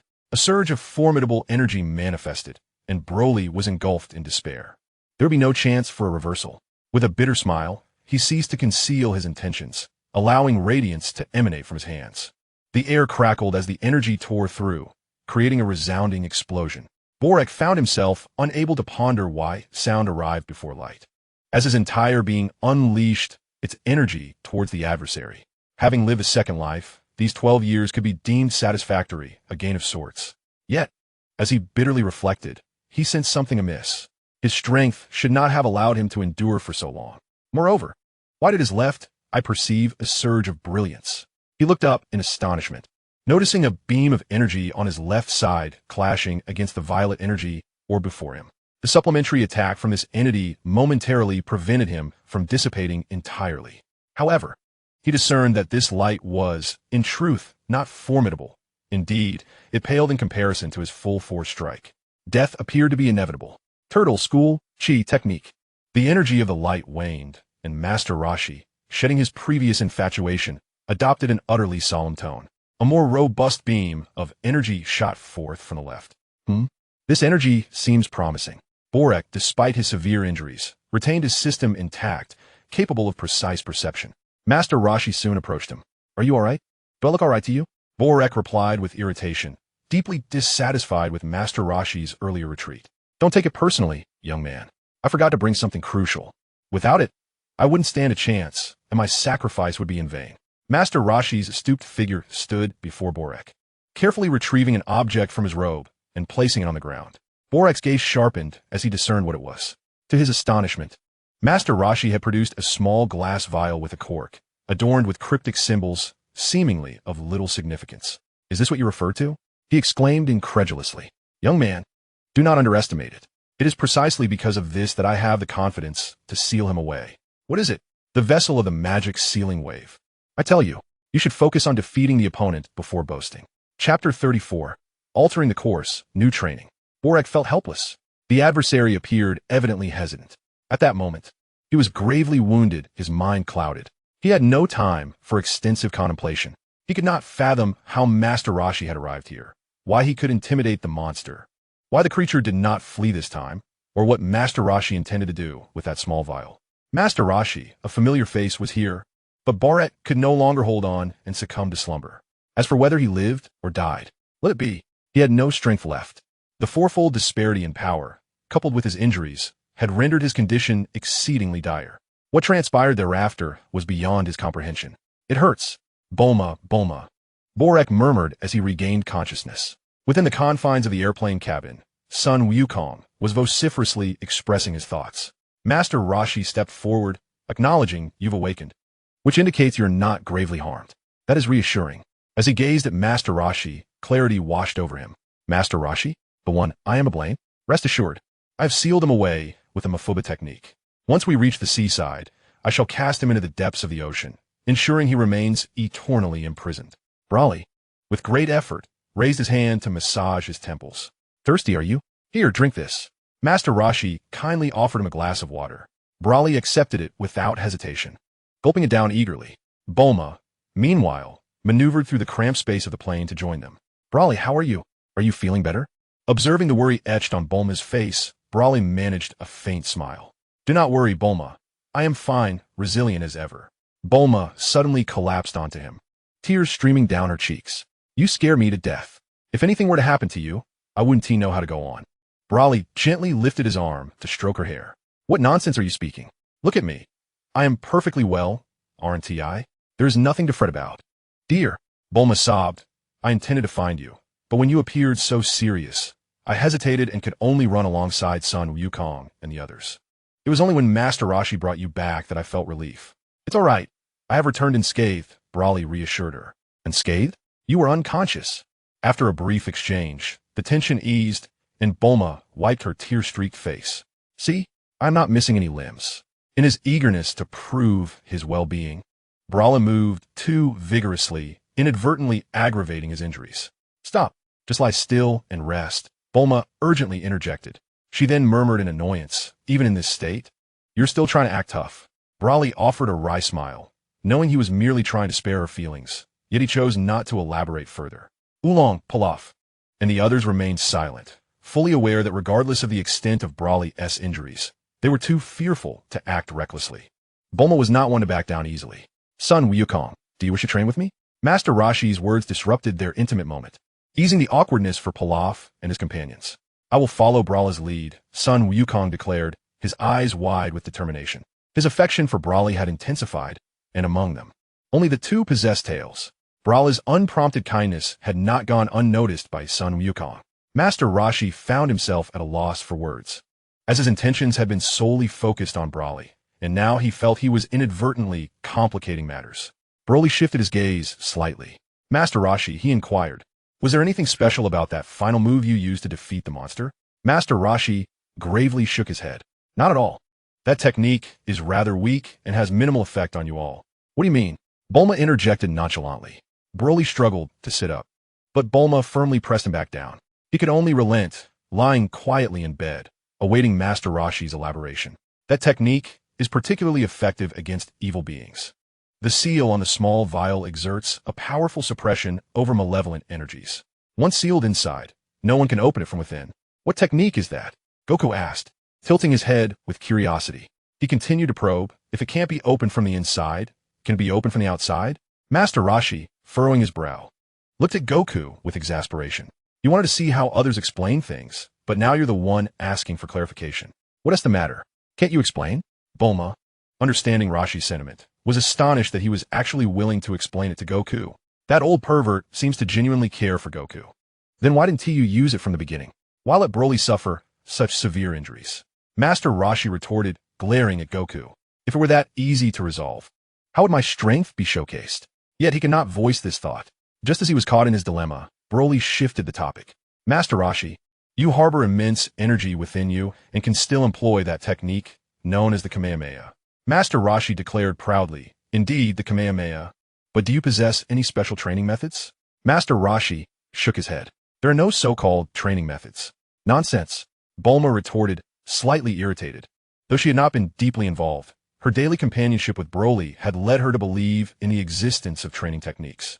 After all, how else could one explain Broly's rapid progress after adjusting her training posture? Old pervert, tell me, if there are no training methods, why do you possess such formidable energy? Why doesn't anyone else? This statement garnered agreement not only from Broly and Goku, but also from Pilaf and the others, all nodding in unison, their eyes fixed intently on him. as long as one intensifies their training to reach the limits of the human body, coupled with sufficient nourishment to replenish energy. Surpassing those limits allows one to absorb energy and gradually master it. Impossible. If what you say is true, then so many people train daily. Why can't they succeed? If the methods are incorrect, effort is futile. Isn't that the definition of a technique? Master Roshi fell silent. He arrived in this world without having acquired any techniques from the turtle hermit. He was indeed not deceiving them in this regard. Broly fixed his gaze upon him, noting that his expression bore no signs of deceit, and thus chose to temporarily place his trust in him. Since the other party wished for him and Sun Wukong to accompany him, it seemed unlikely that he would perpetrate any deception, unless he possessed only a singular method of cultivation which he chose to conceal. Bulma, initially believing that the turtle hermit would refuse to divulge any information, turned away from him, her prior anger dissipating. Let us change our course and head to the turtle hermit, she declared, not waiting for Bulma's response. Sun Wukong, you shall follow the turtle hermit in your training. Turtle hermit, may I accompany you to observe how you teach Sun Wukong? The turtle hermit beamed with delight. Of course. I cannot ask for anything more. You two are truly gifted, and it has been quite some time since I've had the pleasure of mentoring students. Broly scoffed, dismissing his praise as insincere. That old lecher undoubtedly harbored ulterior motives. He simply could not see through them. Bulma, adhere to my instructions, and we shall see how things unfold. After all, there is little to do at home for the time being, and we have already brought the laboratory with us. Upon hearing this, a smile broke out uncontrollably on Bulma's face. Chapter 35. An additional comrade. 3 brothers? Listen, what words did Broly just utter? What does this mean? Although the two had long harbored feelings for one another, nothing could be more exhilarating than Broly openly acknowledging their identities before everyone. Isn't that something? Bulma was thrilled, yet not foolish. She remembered clearly the turtle hermit's earlier words. But you did mention that cultivation requires a method. Is it not about techniques? The turtle hermit, faced with such a serious-minded girl, could only feel exasperated. I have consistently stated that training must adhere to a method. I have never claimed that there exists a cultivation technique. Bulma turned her head away, speechless. How could she not know? She was merely testing the waters, hoping he might inadvertently reveal something. TCH, why not just tell us directly? The turtle hermit, agitated, retorted. Young lady, if I were to give you a book, would you be able to comprehend it? Of course. The turtle hermit was unyielding. You're merely boasting. TCH, believe it or not. Though outwardly flustered by Bulma's retorts, his inner calm remained unshaken. He was well aware of Bulma's brilliance. His words were merely intended to give her the impression of having gained the upper hand, thus ceasing the pointless argument. Broly had already closed his eyes to rest, uninterested in the quarrel with Bulma. Pilaf and his companions trembled as they followed closely behind, having previously experienced the consequences of ignoring Bulma's words. Broly was certainly not deceiving them. In their eyes, Broly now appeared as a demon. Yet, Sun Wukong remained indifferent to his surroundings. Wherever he could savor delectable food, enhance his strength, and engage in combat with formidable opponents, he was willing to go. Naturally, being in the company of a good person like Broly was the most desirable circumstance. Was that not the essence of the current situation? The group of 8 established their footing on the island of the turtle hermit. The great sea turtle waddled over. What brings you here, hermit? Broly inquired, his expression peculiar. The way he uttered the term hermit bore an unmistakable tone of resentment. I have taken on 2 disciples, and this is one of their family members and a servant. Bulma had long harbored discontent towards the turtle hermit, yet his recent words dissipated her grievances, and she offered him a smile that conveyed her appreciation for his understanding. However, this is rather excessive. The island cannot accommodate them all. Fear not. I shall make arrangements for them to leave shortly. What? The great sea turtle was taken aback. Had he merely expressed a slight grievance? And now they plan to abandon him? Rest assured, I will not disturb you.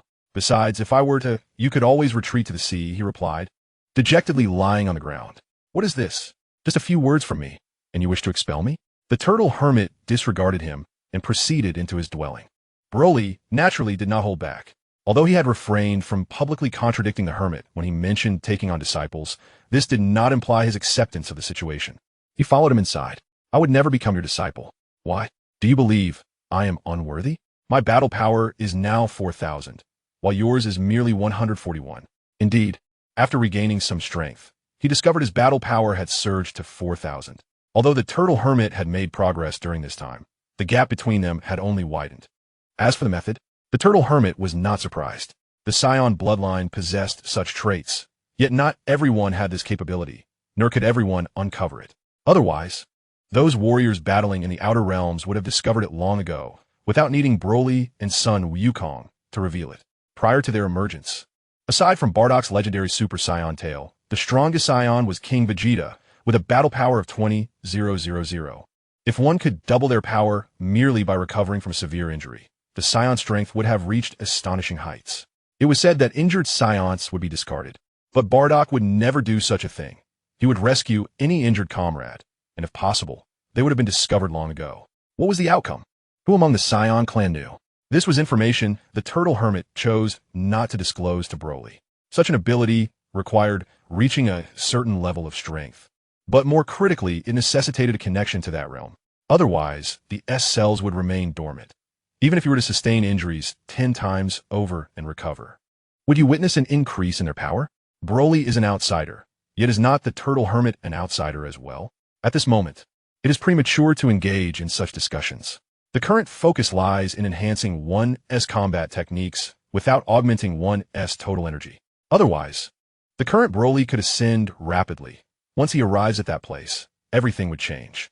After all, unlike Pan's, who possesses pure human lineage, the Saiyan bloodline provides significant advantages in the early stages, but also imposes considerable constraints later on. Broly was rendered speechless by the turtle hermit's retort. The latter spoke the truth. You imply that you can teach me additional combat techniques? No. The turtle hermit rummaged through the room in search of something. Then what can you impart to me? Mastering Ki. What? Broly was utterly perplexed. Ki? What is that? Well, can't you unleash energy beams? That is Ki. Broly chuckled at this. So, if I were to become exceedingly angry now, could I unleash energy beams? The turtle hermit straightened up, gazing at him with a serious expression. I am not jesting. That is Ki. All right, but I prefer to call it energy. It conveys the same meaning, though it differs from your understanding of energy. The turtle hermit lowered his head, continuing to search for what he needed. Broly leaned quietly against the wall, silently observing his chaotic search. Suddenly, a dull thud echoed from outside, as if someone had collapsed into the sand. Let's go take a look. Shrugging his shoulders, Broly remained silent. His combat power had inexplicably reached 4,000, and even if that monster returned, at least he would not find himself in such a dire predicament as before. Stepping outside, he found a crowd gathered, intrigued by the spectacle. Broly joined them. Goku curiously pulled out a small bald figure, who coldly surveyed the surroundings. Attempting to push past Broly, he realized it was futile, and instead, he wriggled free from Broly's grasp, brushing the sand off his body. Wearing a sly, sinister smile, he scampered over to the turtle hermit. Greetings, you are the renowned Master Roshi, correct? I am Krillin, hailing from the east, here to seek your mentorship. That's fine. You will be the third disciple. The small bald figure's previously feigned smile froze on his face. So easily? Without a test? Little did he know, the turtle hermit was both his master and not his master. I am not your disciple. I am merely here to train alongside you. The turtle hermit waved his hand dismissively. Very well, then you shall not be counted as an official disciple. Broly said nothing, nor did he impede his less than serious cousin from entering the turtle hermit's tutelage. He sought to discern the ulterior motives of Master Roshi, no matter how he contemplated or observed. The other party appeared exceedingly peculiar. Why would he, in perfect health, venture to exorcise demons so far from his residence? Moreover, he seemed to pursue him with intent. Bulma, please escort them back home, he instructed. Chapter 36, Disagreement and Independent Study. Why? Bulma retorted, visibly displeased. They do not require training. Pilaf, seizing the opportunity, cunningly devised a plan. My lord, look, we are of little use at present. Kindly release us, as one would a mere nuisance. Bulma bristled with indignation, finding his words utterly crude. Pilaf, unashamed, wore a sycophantic grin. Indeed, Lady Bulma speaks the truth. Bulma's cheeks flushed with anger. Nonsense. Speak again, and I shall tear your mouth apart. Yet her threats bore no weight. Boreklee stepped in with a gentle admonition. Enough, Bulma. Listen to me. You can always return at your convenience. However, sensing Bulma's demeanor softening, he presented her with an irrefutable rationale. Whether that foolish pig is present or not is inconsequential. Pilaf must remain firmly ensconced in the laboratory. Oolong, disgruntled, interjected, Hey, Can we have some respect for the involved parties? Though I may be a small pig, I'm certainly not a foolish one. Boreklee paid him no mind, his gaze sharply fixed on Bulma, awaiting her response. Very well. At Boreklee's insistence, Bulma reluctantly acquiesced. Yes. Provide me with a mobile laboratory. I require it for my experiments. She lifted her head. These current training regimens serve me no purpose. I must complete my work. At this juncture, she recalled something else. Oh, and take Pilaf with you to construct a new gravity device. It must be capable of at least 8 times the standard gravity. Yes, once I have created it, I shall contact you, he replied. Good. Boreklee beamed, and Bulma's irritation transformed into delight, leading her to agree. Without further ado, she took her leave with the 4 companions from Master Roshi's island. In an instant, the once bustling island was reduced to just 4 individuals and a turtle. Boreklee observed the little bald man, who wore a condescending expression towards everyone, and shook his head, entering the house without waiting for Master Roshi to turn around. Hey, who do you think you are? Master Mateto hasn't even entered yet. What are you doing inside? Do you understand the importance of respecting one's teacher? A beam of light shot forth from the ajar door, striking the sand in front of Krillin and creating a large crater, sending sand spraying onto his face. Startled by this display, Krillin trembled, utterly bewildered, casting a pitiful glance at Master Roshi, who paid him no mind. It now appears that with the presence of Boreklee, Krillin's motivational influence on Sun Wukong is practically negligible. The iconic scenes of Krillin performing celestial sacrifices and wielding boundless magical prowess will no longer be witnessed. Nevertheless, he remains unfazed by the addition of another disciple. The world of Dragon Ball is merely a trivial affair, with the ultimate objective lying in realms beyond, or even returning to where he once belonged. Master Roshi inexplicably turned and retreated into his abode, leaving behind a scornful Sun Wukong and a bewildered turtle. Why are you laughing, fool? Sun Wukong quizzically inquired, leaning closer to Krillin. Seeing Wukong approach, Krillin, who had just been designated as the elder brother by Master Roshi, perceived him as a simpleton, easily deceived. He resolved to extract information from him. Suppressing his apprehension, he gazed at Sun Wukong with feigned admiration. Elder brother, as a newcomer, I am utterly bewildered. I will be most grateful if you can enlighten me. Sun Wukong, not comprehending, looked at him with confusion. I am also new here and know nothing. Krillin, however, was not convinced, interpreting it as Wukong's reluctance to divulge information. How could that be? Elder brother, as fellow disciples under the same master, we should support one another. Please share some insights with me to avoid transgressions, lest we both face repercussions. Wukong shrugged nonchalantly. Not at all. I came with Boreklee to learn and train under Master Roshi. Krillin's heart leaped. It seemed that the arrogant newcomer was indeed Boreklee. Boreklee? The one who just entered? Ahem. Yes, that's him. But why does he carry a gun? Is it a laser gun? Not at all. That is merely the light technique released by Boreklee. Krillin's expression radiated skepticism. Just as Wukong was about to elaborate further, he was called in. Wukong, come inside. All right. Wukong, now utterly reliant on Boreklee, discovered more and more how distinct they were from each other. Thus far, they were the only two with tails. I'm going to find Boreklee. You should come in too. Without waiting for Krillin's response, he hastily entered. Boreklee. Yes. Removing a bracelet from his wrist, he considered it of little relevance to him at present. Here, wear this. Is it a gift for me? Of course, but you must not take it off. As he affectionately spoke, he placed it on Wukong's wrist while adjusting the gravity to 3 times its normal weight. Wow, this is heavy, Wukong exclaimed, astonished as he attempted to leap, only to feel as if his body were weighed down by lead. Haha, don't waste your efforts. For now, focus on training diligently with Master Roshi. Understood. Finally, Master Roshi found what he had been searching for. Aren't you joining them for training? Do you think my thoughts are focused on that? Broly retorted to Master Roshi. Your strength indeed surpasses that of ordinary beings, even exceeding mine by several magnitudes. However, you fail to harness the energy within you, which is a grave waste. Just then, Krillin, carrying his own belongings, entered the room and overheard Master Roshi's earnest words. Casting a look of disbelief at Broly, who was of similar stature to himself. What did Master Roshi mean? Could it be that this fellow's prowess surpassed that of the martial arts god? Was there some mistake? This is why I remain here. Otherwise, I would have departed long ago. Master Roshi observed Broly's determination without pressing him further, aware that excessive urgency might arouse suspicion. Very well, follow me, he said. Master Roshi, this island is far too small. Even with the constraints of the gravity ring, Goku finds this little island inadequate. A mere glance reveals it exceeds the island's limits. Rest assured, follow me. Thus began the training regimen for Goku and Krillin under Master Roshi's guidance, while Broly observed intermittently, spending most of his time within the confines of his biological laboratory. He extracted Goku's blood for meticulous comparison with his own. Ironically, Goku, whose combat power had reached 120, was terrified of needles. Yet, when Broly drew his blood, Goku would wail helplessly each time. Over time, Broly scrutinized Master Roshi's teaching methods while formulating his own understanding. Although he did not entirely agree with Master Roshi's approach, he had to concede its efficacy, particularly in the case of Krillin, whose progress was remarkable. Goku's gains were the most significant, attributed to his Saiyan heritage. Nevertheless, through similar training, Krillin soon broke past the limits of human potential and began absorbing energy from the surrounding atmosphere.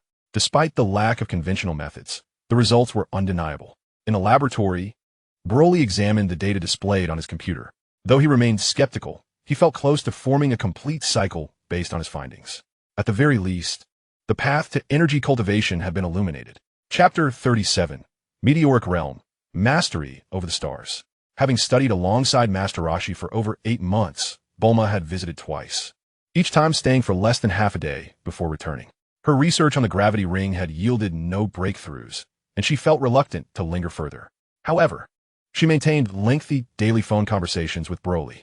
During these 8 months, Master Roshi's strength had increased by a mere 3 points, reaching 144, while Krillin had made more substantial gains, totaling 35 points. Goku, on the other hand, reached an astonishing combat power of over 320, far surpassing Bulma, thanks to Broly's unlimited supply of high-energy nutritional blocks. He has now acquired the ability to withstand gravitational forces 13 times that of Earth while maintaining the agility of an ordinary person.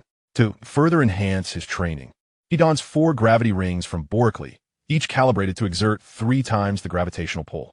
Were it not for the exceptional progress made by Sun Gohan and his companions, Boreklee might have overlooked the training methods imparted by Master Roshi.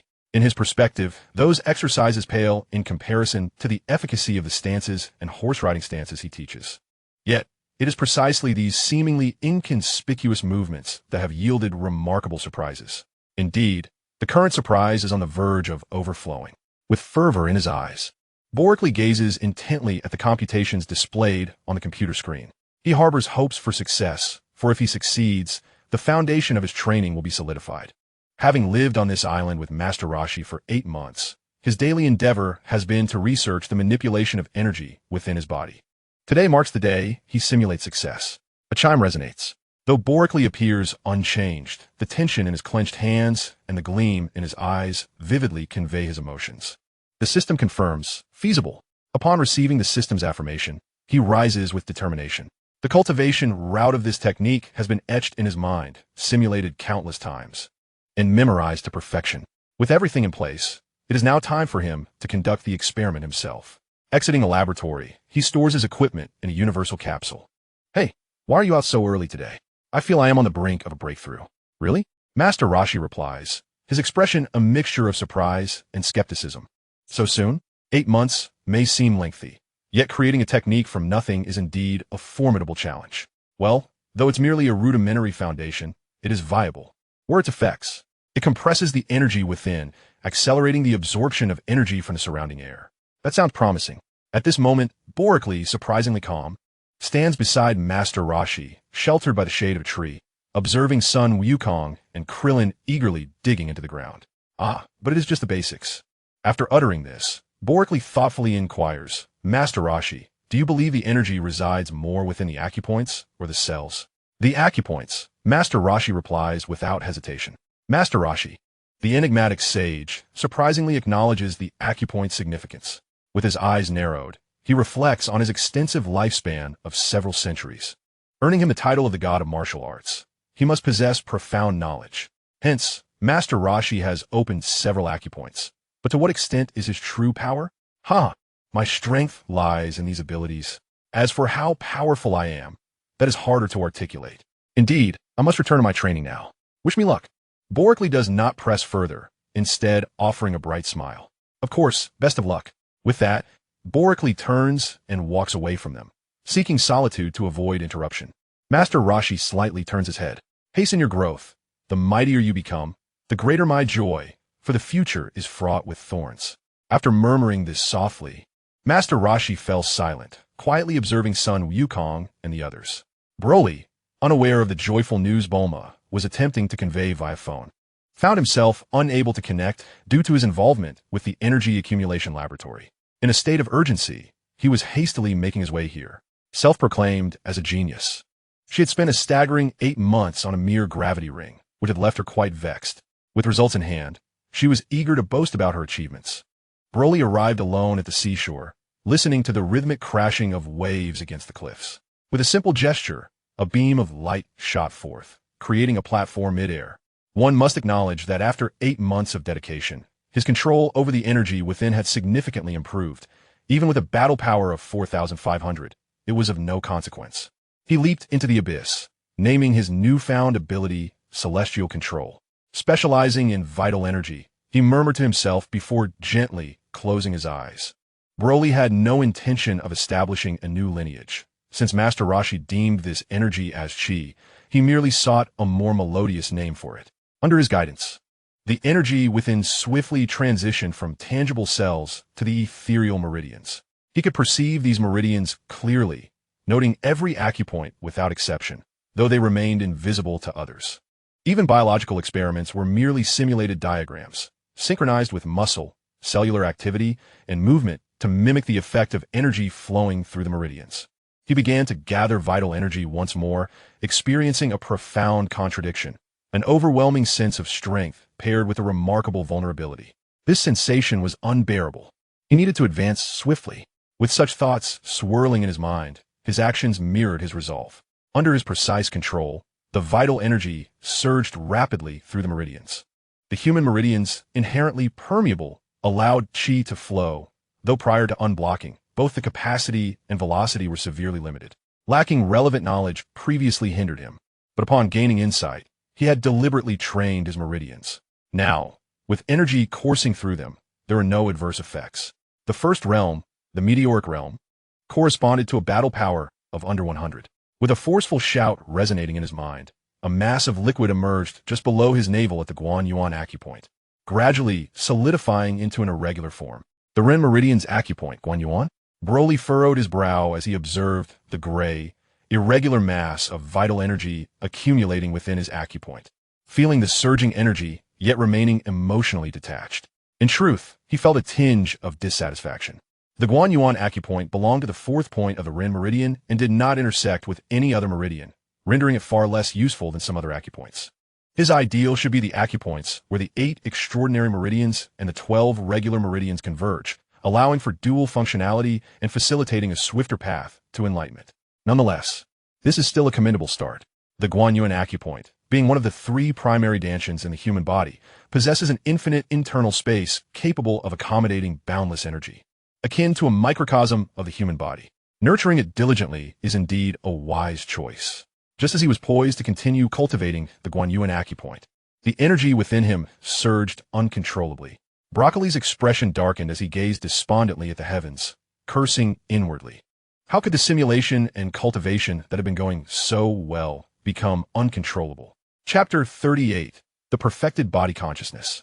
He had intended to channel all the remaining energy within him into the Guanyuan acupoint, aiming to break through to the 2nd realm, the satellite realm.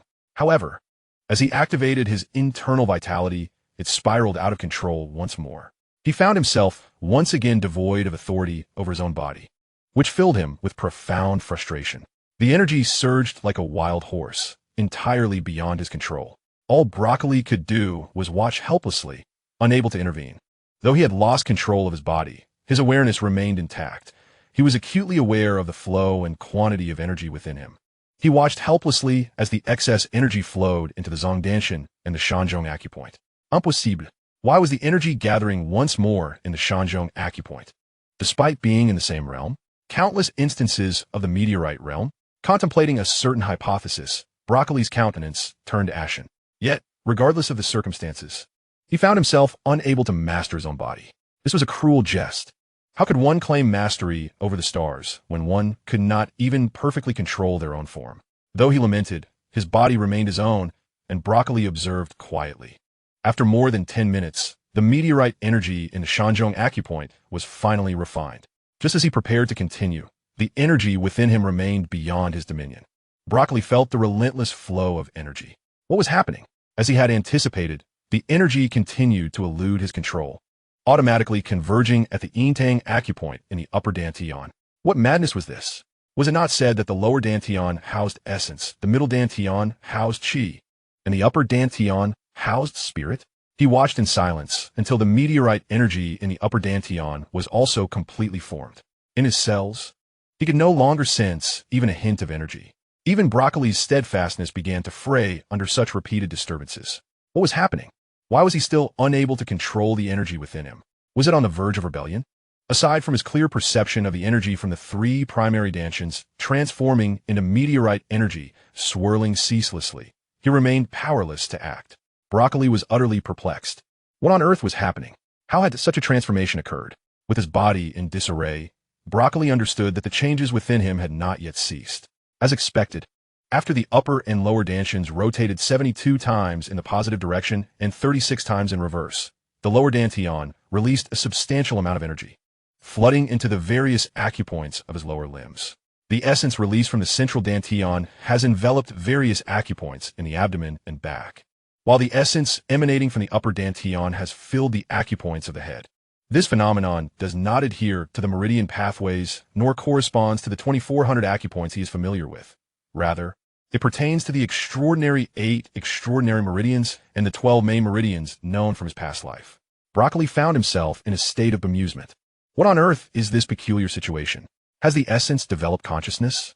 Once the internal transformation subsided, Broccoli regained control over his inner power. He did not feel exhilarated. Without understanding these changes, he could not fully enjoy the experience. Within his body, the three major dantians, upper, middle, and lower, each contained a meteorite, according to the first layer of his cultivation method. What on earth is happening? Everything was fine until this turmoil arose, causing me great unease. Moreover, it is said that the upper dantian corresponds to the Baihui acupoint, while the lower dantian is often debated, with the Guanyuan acupoint being a plausible candidate. As he pondered, Broccoli recalled something. System. And what is special about the Guanyuan acupoint, the Shanzhong acupoint, and the Yintang acupoint? Golden ratio, respectively. The distance from the soles of the feet to the acupoint in body length, from the lower yin to the Shanzhong acupoint in trunk length, and from the chin to the Yintang acupoint in cranial length. Upon hearing the system's explanation, Broccoli's expression softened. He began to surmise the reason behind his recent loss of control. The cause likely related to the body's spontaneous actions. After all, the cultivation method he devised was somewhat rudimentary, leading his body to self-correct. It was not that his body had developed a new consciousness, but rather an instinct, or secondary consciousness. It is said that after death, a person may transform into a zombie, yet all memories from their previous life are lost. What governs the body is the consciousness inherent within it, the so-called secondary consciousness of a person. Some individuals possess a robust physique, but a fragile soul, giving rise to a secondary personality prematurely. He himself should not experience this, for his dominant personality is strong, leaving no opportunity for the secondary personality to awaken or contest for control over the body. Otherwise, he would not have been able to regain command over the essence within him just moments ago. My conjecture aligns perfectly with this. This is reassuring. The body has self-corrected flawlessly. With the system's confirmation, Broccoli finally relaxed. The system merely corroborated his thoughts, which were the primary driving force behind his understanding. He felt the abundant power within him. Indeed, the essence did not diminish instantaneously, but rather gradually decreased in total quantity through the spiral rotation of the meteorite. Correspondingly, the quality of his essence was steadily rising. Moreover, Broccoli conjured a sphere of light from his hand, which formed in the blink of an eye, unaffected by the essence being entirely absorbed into the three major dantians, thus not impeding the condensation of the essence. On the contrary, he sensed that his speed of condensing essence had actually increased, although it was not yet conspicuous. In the past, one had to exert control over their energy, but now, with mere thought, it can be summoned instantaneously. Presently, his strength is feeble, and he cannot yet perceive the vastness of the disparity. He must await the enhancement of his energy capacity in due time. I have come to understand why the dantian releases energy to various acupoints. It serves as a conduit for energy transmission, akin to a teleportation array. Boreklee patted his rear and rose to his feet. All of his energy was concentrated in 3 dantians, rendering him unable to progress to the next stage of cultivation. No, that is not correct. Boreklee did not take flight immediately. Instead, he furrowed his brow in contemplation. How perplexing. My 4,500 units of energy, and yet condensing 3 meteors has depleted them. Did I not perceive the diminishing energy within me? Boreklee's expression shifted, and he sat down once more, meticulously redistributing the energy within his body. After a considerable time, Boreklee stood with a complex expression. So, this complicates matters. Martial breakthroughs must be accompanied by scientific advancements as well. Boreklee ascended into the sky, his mind racing with thoughts of impending tasks. What a tremendous loss. I can conduct research. Boreklee stumbled, nearly losing his balance in the air. Why can you suddenly manifest? Your strength has increased, and my performance has improved. Previously, at 4,500 points, you did not upgrade, but now you have. It's akin to transitioning from 28 nanometers to 14 nanometers in efficiency. So much? Boreklee questioned skeptically. No less. Indeed. In the future, you cannot appear without my directives. Understood, though I can now autonomously conduct research, albeit through an exhaustive method. Boreklee was elated. What is there to fear in exhaustive methods? In my past life, China managed to catch up with foreign pursuits through nothing but exhaustive methods. One material requires the fusion of 10 others, each contributing equally, gradually proportioned. China may lack many things, but it is abundant in manpower, laboratories, and researchers.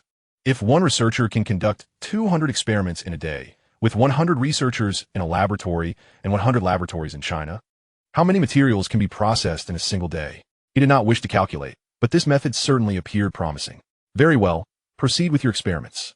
The raw data for those materials has already been recorded. As long as it passes through your eyes, the system will comprehend it. And there is no need for me to waste further time. Now that a breakthrough has been achieved, it is time to relax. With this thought, Boreklee leisurely flew back. Boreklee, why do you not answer when I call? Chapter 39.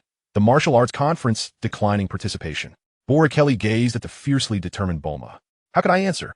What do you expect me to say? Boreklee looked at Bulma innocently. I have been cultivating. The laboratory has been shut down, and I had no means to respond. I don't care. You simply didn't answer my call, Bulma said, a blend of playful pouting and mild reproach, before realizing the gravity of her words. You said you were training? Indeed, Broly replied, suppressing a chuckle. Wow, that's impressive. Bulma discerned the subtle distinction in his words. Previously, Broly would merely mention he was exercising. Yet today he spoke of training. What is training? She had often been subjected to his rants about it, so she was well aware. She lunged towards Broly, gazing at him with hopeful eyes. Have you made any progress? Broly wrapped his arms around her slender waist. You are as fiery as ever. Unfazed, Bulma replied with a cheerful grin. First tell me, have you made any breakthroughs? He nodded slightly. Yes, precisely because I made breakthroughs. I took over the laboratory and came to the seaside to train. What were the results? Under Bulma's sparkling gaze, Broly chuckled. Well, what do you think? It was successful, Bulma declared with a hint of pride. Haha, of course. Who knew your words would leave me momentarily speechless? Indeed, you are worthy of me. You. Ha ha ha. Bulma beamed with triumph as she pulled out 4 exquisite blue wristbands. Tajda, aren't you proud to be associated with me? Broly, realizing the significance of the delicate wristbands, exclaimed. Oh my, Bulma, you are incredibly clever. Of course, Bulma replied, lifting her chin like a proud peacock. Broly tightened his grip on her. Hey, what are you doing? What do you think? Rascal. Bulma's cheeks flushed as she broke free from Broly's embrace. That's unfair. You were the one who lunged at me. Broly protested. TCH, little brat. You think too much. Broly's expression darkened, for her words struck a chord. Indeed, he was just a little brat now. Giggling, Bulma rolled in the air with delight. Come on, let us find Master Roshi. What do we want with him? Bulma grumbled, feeling irked that despite her advancements in creating a superior gravity wristband, ENT praised her. As she flew over, she affectionately brushed her fingers against his nose. It feels so awkward. A 145 centimeters kid teasing a girl over 160 centimeters. How long until I can grow up? This genetic flaw is utterly baffling. It would be one thing if you were a pure-hearted little boy, like Sun Wukong, who wouldn't entertain any inappropriate thoughts, but his soul was that of an adult. Given their close relationship, if he held no thoughts that were out of place, that would indeed be abnormal. Alas, for now, there was nothing that could be done. The training methods of Master Roshi have greatly inspired me, aiding me in swiftly establishing the foundation of my techniques, for which I am naturally inclined to express my gratitude. Observing Bulma's somewhat despondent demeanor, Broly could surmise the reasons behind it. Undoubtedly, Bulma is the most formidable, having developed an even more powerful gravity ring capable of exerting an extraordinary gravitational force. Instantly, Bulma radiated enthusiasm. 8 full with 4 rings amounts to a staggering 32 times the gravitational force, a remarkable enhancement indeed. After sharing this revelation, she tilted her head, eagerly awaiting Broly's praise. Stealing a glance, he could not help but exclaim, "Impressive. Truly impressive." Broly's words were sincere, echoing his genuine admiration. Within the confines of such diminutive rings, to engineer a mechanism that adjusts gravity is a feat no one on Earth could achieve besides Bulma, not even Dr. Brief. Despite their seemingly trivial size, this challenge is akin to asking a primitive individual to independently create a smartphone. Energy, gravitational modulation, effective range, materials, all must fit within such a compact space. Apart from Bulma, he could not fathom who else could accomplish this. There was, of course, another notable achievement, one that may not be deemed supreme, yet for someone of Bulma's age, it certainly does not fall short. Broly was undeniably satisfied. "Bulma, your research prowess has surpassed that of your uncle." "Of course, I am a genius." "Indeed," he replied with a smile, taking her hand. "Shall we proceed? Aren't you going to wear the gravity rings? You can don them at home as well." "Home?" Bulma paused, momentarily baffled, before her face brightened with delight. "What does that mean? Are you truly preparing to return home?" "Indeed, I have devised a training method, and since I won't be training under Master Roshi, I shall naturally return," he explained with a smile, reflecting on his thoughts. "However, Master Roshi is undeniably the god of martial arts. His philosophies and methods are profoundly enlightening and have greatly benefited me. I owe him a debt of gratitude." "Well, weren't you quite disdainful of him in the past?" Bulma murmured. "To be honest, I still harbor some resentment towards him," Broly admitted. "Then why?" Bulma pressed, her curiosity piqued. "Disliking him does not preclude me from learning valuable insights from him and offering my praise."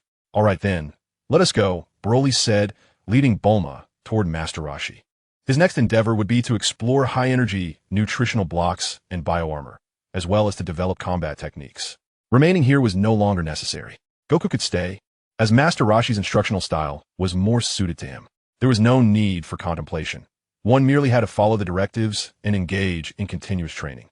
His methods were ineffective. They required wisdom. Let Sun Wukong bear the burden of the acupoints and meridians. It might cost him dearly. In the future, when his strength is sufficient, perhaps he could learn to circulate the energy within himself, allowing for a more profound experience. The two soon found him. It was not difficult at all, as Sun Wukong and Krillin were already sweating profusely under the blazing sun. They easily located Master Roshi. "Ah, it's you. It seems you've had a fruitful day." "Huh, what do you know playing tricks here?" Bulma scoffed, unrelenting in her mockery of Master Roshi. "Huh, while my strength may not be remarkable, I am an old man with decades of experience and keen insight. How do I recall you mentioning that you've lived for hundreds of years?" Broly interjected with a smile, as if it were no significant matter. "Is that so?" "I don't recall saying that." "You must be mistaken," Master Roshi replied, avoiding further discussion. The old turtle was always shrouded in mystery, concealing countless secrets yet to be unraveled. But this time his assistance was undeniably substantial. Were it not for his diligent instruction to Sun Wukong and the others, coupled with his earnest explanations, the creation of mastery over the stars would not have been so effortless. "Master Roshi, we are about to take our leave." "Take your leave?" "Indeed. I have made a breakthrough. Remaining here would be a waste of time. I must return to West Capital." "Surely, the city is not conducive to cultivation." Broly and Bulma exchanged glances. "Fear not, old turtle. My family is the wealthiest in the world, and our home is vast. There's no hindrance," Bulma declared proudly. "But won't you participate in the World Martial Arts Tournament?" "What?" Bulma paused, surprised. In the past, she would have shown little interest. But now that she was training in martial arts, it was different.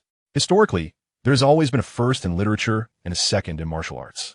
Unfortunately, Broly did not fulfill Bulma's wish. "Not interested." "Broly, with Sun Wukong competing, do you think he could win?" Bulma fell silent, realizing the truth. "Indeed, she cannot compete with the formidable Sun Wukong." "What a pity. I still wanted to temper Sun Wukong's temperament." Broly quickly grasped Master Roshi's intent. "Then go ahead. For now, Sun Wukong will remain with you. and I shall retrieve him later. He cast a glance at the industrious Sun Gohan. All right, Master Roshi replied with a smile. A sly grin crept across Broly's lips. Then we shall take our leave. With that, he seized Bulma and soared into the sky. Master Roshi watched their somewhat hasty retreat, murmuring to himself, I seem to have forgotten something important. Chapter 40. Unrest, the monster reappears. Broly and Bulma swiftly flew far away, demonstrating the full extent of their speed without a hint of hesitation. Broly, why are we in such a rush? Shouldn't we at least say goodbye to Sun Gohan? Bulma was unexpectedly whisked away by Broly, leaving her utterly perplexed. The old turtle, a seasoned veteran, suggested that they distance themselves quickly to create some mischief. Mischief? Bulma still couldn't comprehend what trouble they could possibly cause by merely fleeing. Following Broly's line of thought, she pondered further. Well, consider it. What is Goku's defining trait? Broly wore a mischievous grin, a demeanor he typically reserved for moments alone with Bulma or when in solitude. In most situations, he maintained a composed exterior, a stark contrast to his imposing physique. Defining trait? Goku eats a lot, food. Bulma's face lit up with realization. Master Roshi, too, grasped the implication, his expression darkening. You've been outsmarted, haven't you? Your temper is truly beyond comprehension, he muttered, casting a glance at Broly's retreating figure. However, you should now be able to face an 8,000 battle power failure on your own, right? It was clear that Master Roshi would never willingly allow Broly to outwit him. You present me with a challenge, and I shall provide you with some amusement in return. Everything must be reciprocated. Raising his left hand, energy surged forth, coalescing into a small square adorned with runes. Then let us play a game. Next time, will you seek me out to learn the Mafuba? Master Roshi's face broke into a proud smile. Meanwhile, Broly, in high spirits, believed he had successfully outmaneuvered Master Roshi, oblivious to the impending disaster he faced. Of course, fortune and misfortune often intertwine, their outcomes contingent upon future developments. Broly, you're quite the rascal, Bulma remarked. Nonsense. The old turtle has always been mysterious. He certainly won tea let Goku go hungry. Rest assured, she said with a bright smile, clearly enamored with Broly's playful side. However, it's rather amusing that you call him Master Roshi to his face, an old turtle behind his back. Who told him to act all high and mighty? Let us go. Bulma's face glowed with excitement as she leaped onto Broly's back. Let us go, my little shrimp. Bulma, you're clearly older than I am. Why am I carrying you? He protested. You're a boy. Shouldn't you be the one carrying me? You're strong, and you're my boyfriend, so it's only fitting. But you're older. Bulma placed her hands on Broly's waist. What do you mean by older? Ahem, I meant greater in terms of capability, not age. It's more about your intelligence, and, well, our lifespans are quite lengthy, Broly stammered, having unintentionally blurted out his thoughts. At least you're perceptive. Bulma, with a contented smile, draped her arms around Broly's neck, sparing him for the moment. Broly internally exhaled in relief, having successfully evaded a dire situation. With Bulma on his back, he swiftly soared forward, his current power enabling him to fly far faster than any aircraft. Speaking of which, how are they faring? They must be behaving themselves during this time. With me keeping watch, there's no way they could stir up any trouble. Indeed, Bulma was right. Let's accelerate. Oh, the two frolicked freely in the sky, unrestrained and joyous. Meanwhile, at Bulma's residence in West City, Oolong reclined comfortably on a beach chair, sheltered by sunshade, with a table laden with snacks and fruits beside him. This is delightful. I sincerely hope Bulma and the others remain entangled with that creature and do not return for a while. Oolong was unaware of how many prophetic words he had uttered. This time was no exception. Amidst the mountains, a dark figure emerged. Go forth, fulfill my demands, and create some chaos for him.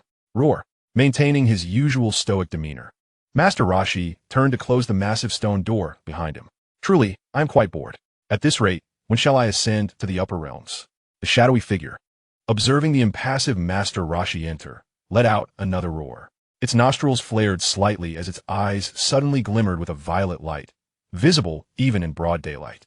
Then, it transformed into a wisp of smoke, rapidly ascending into the sky. Broly. Simultaneously, Master Roshi's focus shifted to Broly.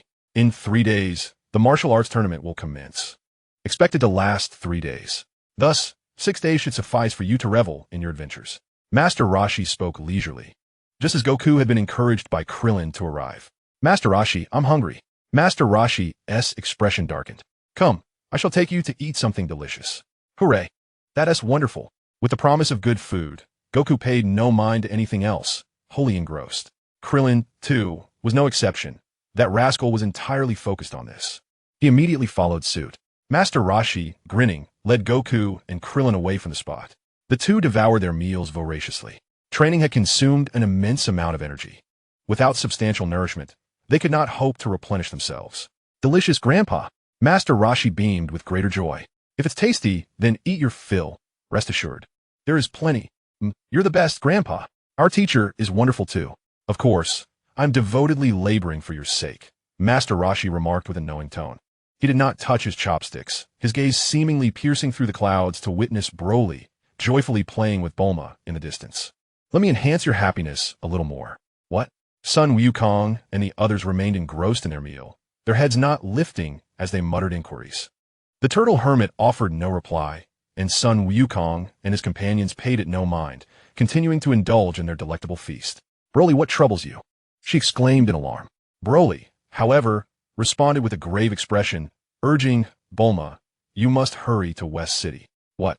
Bulma's question was abruptly interrupted by Broly's fierce tone. Do not stir up trouble. Do not ask, just obey and go swiftly. Setting Bulma down, Broly soared in a specific direction. Naturally, Bulma was unwilling to comply and prepared to follow closely.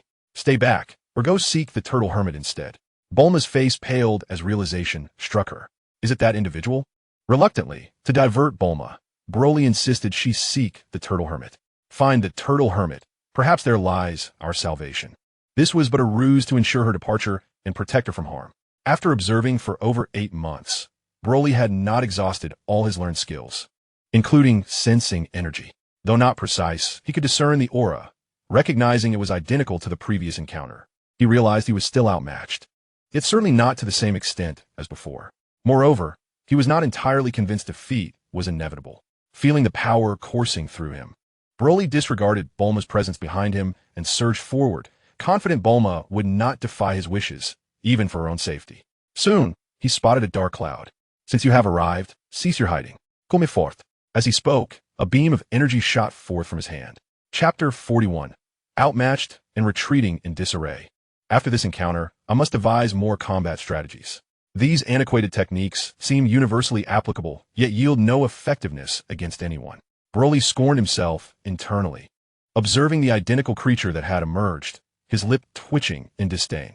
Who exactly lurked in the shadows, fixated on him? The last encounter was claimed to be coincidental. Yet today's pursuer was undeniably intent on him. Both were identical, their auras unchanged. If he could not deduce that someone was orchestrating this, he would question his own intellect. Roar! What a nuisance! With a swift motion, an energy orb materialized in his hand, which he hurled without hesitation. The opponent did not evade, charging directly ahead. I'm not the same as before. The meteorite energy within Broly surged, revitalizing every fiber of his being. In a flash, he vanished from his original position, unleashing energy orbs from both hands. Instead of releasing them outright, he kept them spinning in his grasp. Come forth! With a thunderous shout, he maintained the energy orbs in his hands, causing them to spin incessantly. The creature across from him, undeterred, retracted its right hand from its waist and struck back. A resounding boom echoed as an overwhelming force radiated outward, dispersing the surrounding clouds. Had they not been flying at such a height, the observers on the ground would have clearly discerned the scene. Even now, they pointed skyward, murmuring in bewilderment at the two figures above. Boreklee's face flushed crimson. Despite employing cunning tactics, he found himself unable to match his opponent. The figure cloaked in black robes appeared as an unyielding machine, impervious to fatigue or harm. The two energy orbs in his grasp spun in opposite directions, yielding no effect upon the creature. He unleashed a vicious kick, only to see his opponent's face turn an eerie shade of green. What? The sound was laced with palpable fear. The blow connected, yet the creature displayed no reaction. It felt as though he had struck solid steel. This was utterly absurd. Boreklee unleashed his strength, swiftly retracting his hand from struggle, retreating hastily to distance himself from the foe. His expression shifted between uncertainty and anger. How could this be? What manner of monster are you? Boreklee questioned with a voice tinged with trepidation. His earlier insults had merely been rhetoric, but now, that last blow had rendered him speechless. Any normal individual, man or woman, would have faltered, unless, of course, he had long since lost all sensation in his body. The meteorite spun rapidly, a brilliant light coalescing in his hand, materializing into a resplendent spear. Gripping the shaft, he charged directly at his adversary. The figure with purple eyes and a black cloak remained unperturbed, clenching its fist and preparing to strike. Boreklee, too, gathered his resolve, infusing the spear with his vital energy.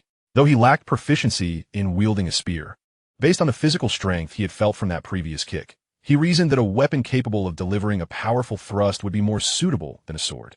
In the blink of an eye, they clashed, and Boreklee's expression shifted once more. He had failed to perceive the magnitude of energy his opponent wielded. His spear was shattering inch by inch. This cannot continue. I am merely relying on my abundant vital energy to intimidate. Yet, before he could devise a new strategy, the ferocious wind generated by his opponent's fist struck his cheek painfully. What the hell should I do? Boreklee discarded the energy spear and turned to flee. His body sliced through the air with a piercing sound, causing those below to cover their ears in discomfort. The figure in black pursued him with equal swiftness. Boreklee's power had reached 4,500. Even with the development of his techniques and the attainment of the first realm of the meteorite stage, his combat prowess had not diminished, but rather seemed to subtly increase. After all, the essence lies within him. He has merely mastered the vital energy coursing through him. To effortlessly subdue Boreklee is quite a formidable challenge, unless Boreklee foolishly remains stationary, choosing to engage in a contest of strength without fleeing or seeking external assistance. Such a victory seems improbable, but how could that ever occur? Has he not just realized his own limitations and hastily retreated? As for fighting desperately throughout his life, apart from Bulma, he has never truly fought for anything. When faced with insurmountable odds, he has always chosen to flee. In the meantime, Bulma finds herself at a loss. Utterly disoriented, unbeknownst to her, upon sensing her arrival, Master Roshi has already made his way to the martial arts tournament venue. This time, it is an act of retribution. If he intervenes on Boreklee's behalf, it would bear little significance. Moreover, being of Saiyan lineage, his battle prowess could double after recovering from severe injury. Should he sustain damage this time, it would merely serve to enhance his strength. A solid foundation is essential, yet the pursuit of greater power must not be neglected. Master Roshi, why must we participate in the martial arts tournament? Goku inquired curiously while seated on the aircraft. Initially, he wished to travel via the flying Nimbus, fearing Bulma's presence would compel Master Roshi to insist on the plane. It is an opportunity to battle with elite fighters from all corners of the nation. Is that so? Goku's eyes sparkled with excitement as he eagerly looked at Master Roshi. Indeed, but do not underestimate your opponents. There are many skilled fighters in this world. This time, he need not personally take the stage, for he had long prepared someone to accompany Goku in training, his singular aim being to ensure Goku does not secure first place. Krillin, who stood nearby, scoffing at Goku's brash antics, found his imagination ignited by thoughts of achieving first place, reveling in fame and the adoration of countless beautiful women. He too eagerly anticipated the upcoming competition. No worries, I relish the chance to spar with formidable opponents. By the way, Master Roshi, is Boreklee participating? I extended an invitation, yet he declined. It is highly likely he will not attend. Krillin responded with a dismissive snort. I surmise he witnessed our grueling training and, recognizing our prowess, deemed himself unworthy of competing, fearing he would not achieve a respectable rank. After all, based on my and Goku's capabilities, I am certain of securing first place. With Goku in second, if he were to place third, he would surely feel humiliated. Master Roshi's lips twitched. Oh, foolish child, where does such bravado originate? That so-called Ruma, is he not a tad too naive?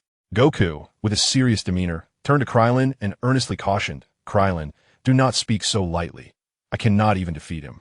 Thus, I would claim first place, and he would take second. How embarrassing it would be for him. Goku, in his exasperation, could hardly believe Krillin's audacity. Nonsense. I am certain I can claim the championship, especially if Broly does not participate. Krillin scoffed. Humph. Even if he were to join, I would still secure the title. What do you have to compete with me? It's impossible. With Broly in the mix, none of us stand a chance. His strength is formidable. I am no match for him, and neither are you. What a joke. A coward who flees at the last moment cannot possibly be that powerful. Nonsense. Broly would never run away. Sun Wukong, in a fit of rage, glared at Krillin. Then tell me, why would he flee? Sun Wukong hesitated. How could he know? Regardless, Broly would not run. Krillin rolled his eyes. Master Roshi, do you think Broly would escape? The turtle hermit-esque expression was inscrutable. Of course he would. Isn't he fleeing right now? Quite a pitiful sight indeed. Chapter 42. Huang Lanqi, Destined Fate. Krillin looked at Sun Wukong with a sense of triumph, as if he had already secured victory. Indeed, since even Master Roshi stated that Broly had fled, what more could be said? Broly would absolutely not run away. Absolutely not. Sun Wukong clenched his fists tightly, a surge of frustration building within him. Master Roshi was not mistaken. Sun Wukong had been too quick to place his faith in Broly, who was now in a dire escape. He had been intermittently battling his opponent, initially planning to exhaust them. After all, he had high-energy nutritional fluids. He was convinced he could outlast them. However, after a considerable time had passed, he discovered that his opponent showed no signs of fatigue and did not seem to need sustenance. This left him quite vexed for some time. What should he do? He could not match the energy. He did not possess the means to expend energy. So where did this individual's energy originate? Broly was merely perplexed by this as well. Regarding this matter, he was quite aware. Either the energy recovery consistently outweighed the energy expenditure, or there was a device akin to a mobile power bank, and he simply had not yet crossed the threshold. Based on his current knowledge, this was the only plausible explanation he could conceive. One could only hope that Bulma was clever enough to escape and not return to find him. After a brief exchange with his opponent, Broly immediately resumed his flight. He was confident he could still evade capture, but fleeing was not a solution. His adversary was determined to pursue him and could undoubtedly sense his presence. Without neutralizing this threat, he could never find peace. He was even unwilling to resort to what Master Roshi suggested, using the magic sealing wave to seal his opponent. What nonsense is this? You come to attack me, and I cannot retaliate? This was something Master Roshi had not anticipated. At that moment, he was leisurely strolling on the island with Sun Wukong, Krillin, and the giant turtle, primarily to, indulge in some relaxation. Master Roshi, can this enhance my strength? Fool! Of course it can. Did Master Roshi not speak? Krillin was the first to break the silence. Master Roshi wore an expression that suggested he found potential in Krillin. Indeed, quite commendable. You see, Master Mateto himself has acknowledged my commendation. The exuberant Sun Wukong immediately rejoiced, pointing at Master Roshi and exclaiming, he is not praising your words. He is merely complimenting that person's physique. The naive Sun Wukong, unable to discern gender merely by sight or scent, could only refer to a person as someone. Yet, they found themselves on a bustling street where the lecherous gazes of Master Roshi and Krillin elicited disdain from many beautiful women, who would willingly display their allure to such figures. A hunchbacked elder and a diminutive man. Their loud banter quickly drew ire, and the crowd began to voice their discontent. Thus, Master Roshi had no choice but to retreat, accompanied by Sun Wukong and Krillin. Unbeknownst to the trio, they had caught the attention of a vengeful blonde beauty, who stealthily followed them. Wukong, why do you act so recklessly? You've ruined a fine opportunity. What shall we do? Sun Wukong, oblivious to the implications, innocently inquired, Old man, what opportunity have I ruined? Are you referring to those lovely legs? Indeed, Krillin replied, displeased. Having once been a monk, he was not suited for the company of women, and after spending considerable time training under Master Roshi, he had finally acquired a long pair of legs. Now, he felt as though he had regressed. You do not understand. Admiring beauty brings us great joy, alleviating physical fatigue and facilitating our training. Sun Wukong paused, gazing at the two with innocence. Is that so? Why do I not feel this way? I find training quite effortless. Master Roshi, noticing the blonde beauty who had approached, smiled subtly. He harbored no particular thoughts about her. Otherwise, he would have surely sent Sun Wukong to fetch her. Given Wukong's naive nature, he likely would have obliged. However, Master Roshi chose not to pursue that course. Surprisingly, the blonde beauty had taken the initiative to approach them. How intriguing. Is that not Lanqi? She has come of her own accord, while others remained unaware. He was well aware of her identity. Lanqi, who had gradually faded from existence after the Saiyan race arrived on Earth, having followed Master Roshi for a considerable time. Fate had orchestrated this encounter, and thus, he resolved to accept Lanqi. Although he was not the lecherous old man he once was, he was still himself, and having a beautiful woman by his side was indeed a pleasant sight. Consequently, he led the two to a secluded spot. Halt! This is a robbery. Before the trio could steady themselves, Lanqi, with fervor, leaped forth, directly confronting them with her audacious demand. The turtle sage remained composed. Yet it was evident that with Sun Wukong present, there would be no convoluted matters arising. Should any occur, they would undoubtedly be a farce. As anticipated, the turtle sage feigned lecherousness while Krillin genuinely displayed his lustful intentions. The yellow-haired Lanchi cast an irate glance at the two lecherous men, who showed no trepidation towards the firearm in her grasp. Just as she was about to speak again, Sun Wukong's innocent voice broke through, inquiring, "What is robbery?" Lanchi's fury momentarily faltered as she regarded him with incredulity. After emptying an entire magazine, every bullet landed before Sun Wukong. "Enough chatter. Hand over everything of value."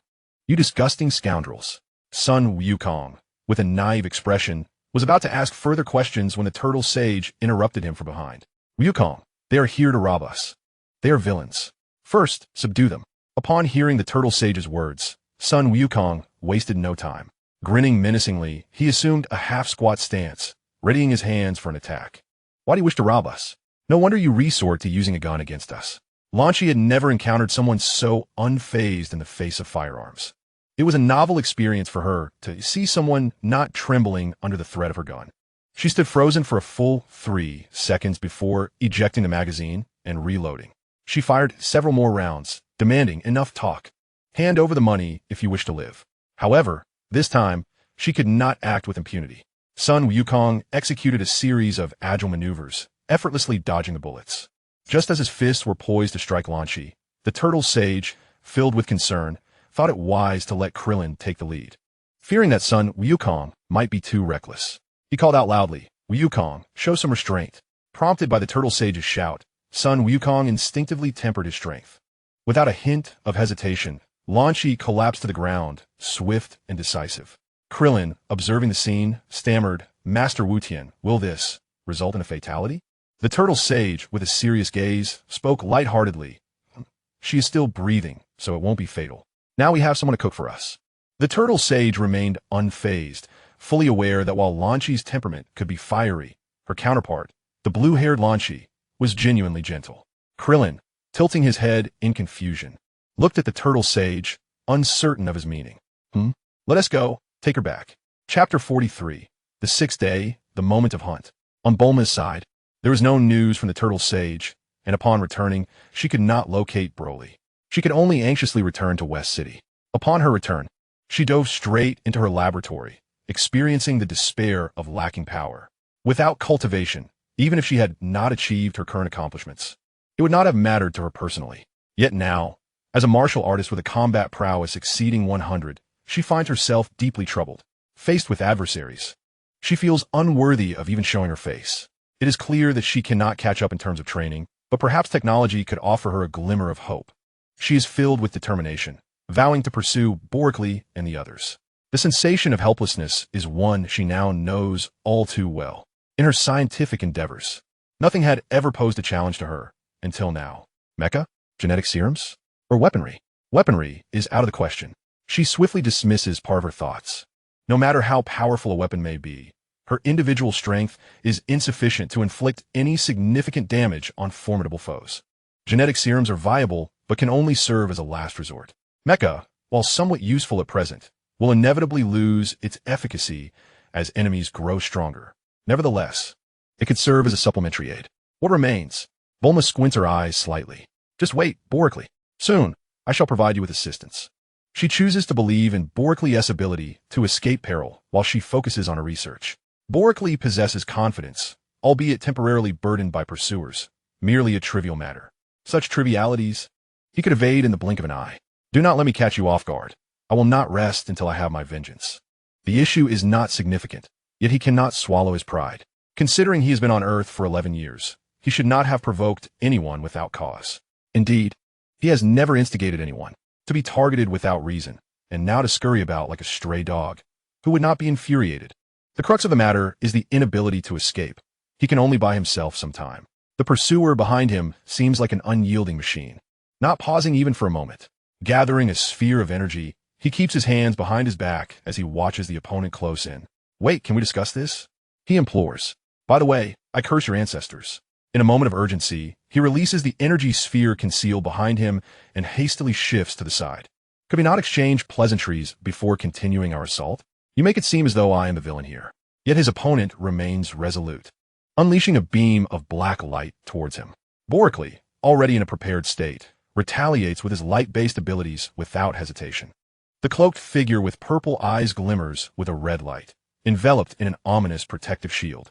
He stands firm against Boreklee's radiant attack, unfazed. Boreklee is not foolish. Engaging in a direct confrontation with such an opponent is clearly unwise. He turns to flee. The expanse of Earth is vast, and he wishes to explore it. For he is not yet at his wit's end, and those he cares about are not in immediate danger. Come on, if you cannot catch up. You shall be my grandson. Alas, I would never claim a descendant like you. Broccoli boasts. His character has always been thus. He merely feigns composure. His inner thoughts surpass those of anyone else. Broccoli embarks on yet another journey of escape, which lasts several days. During this time, the martial arts tournament featuring Sun Wukong and his companions reaches its conclusion.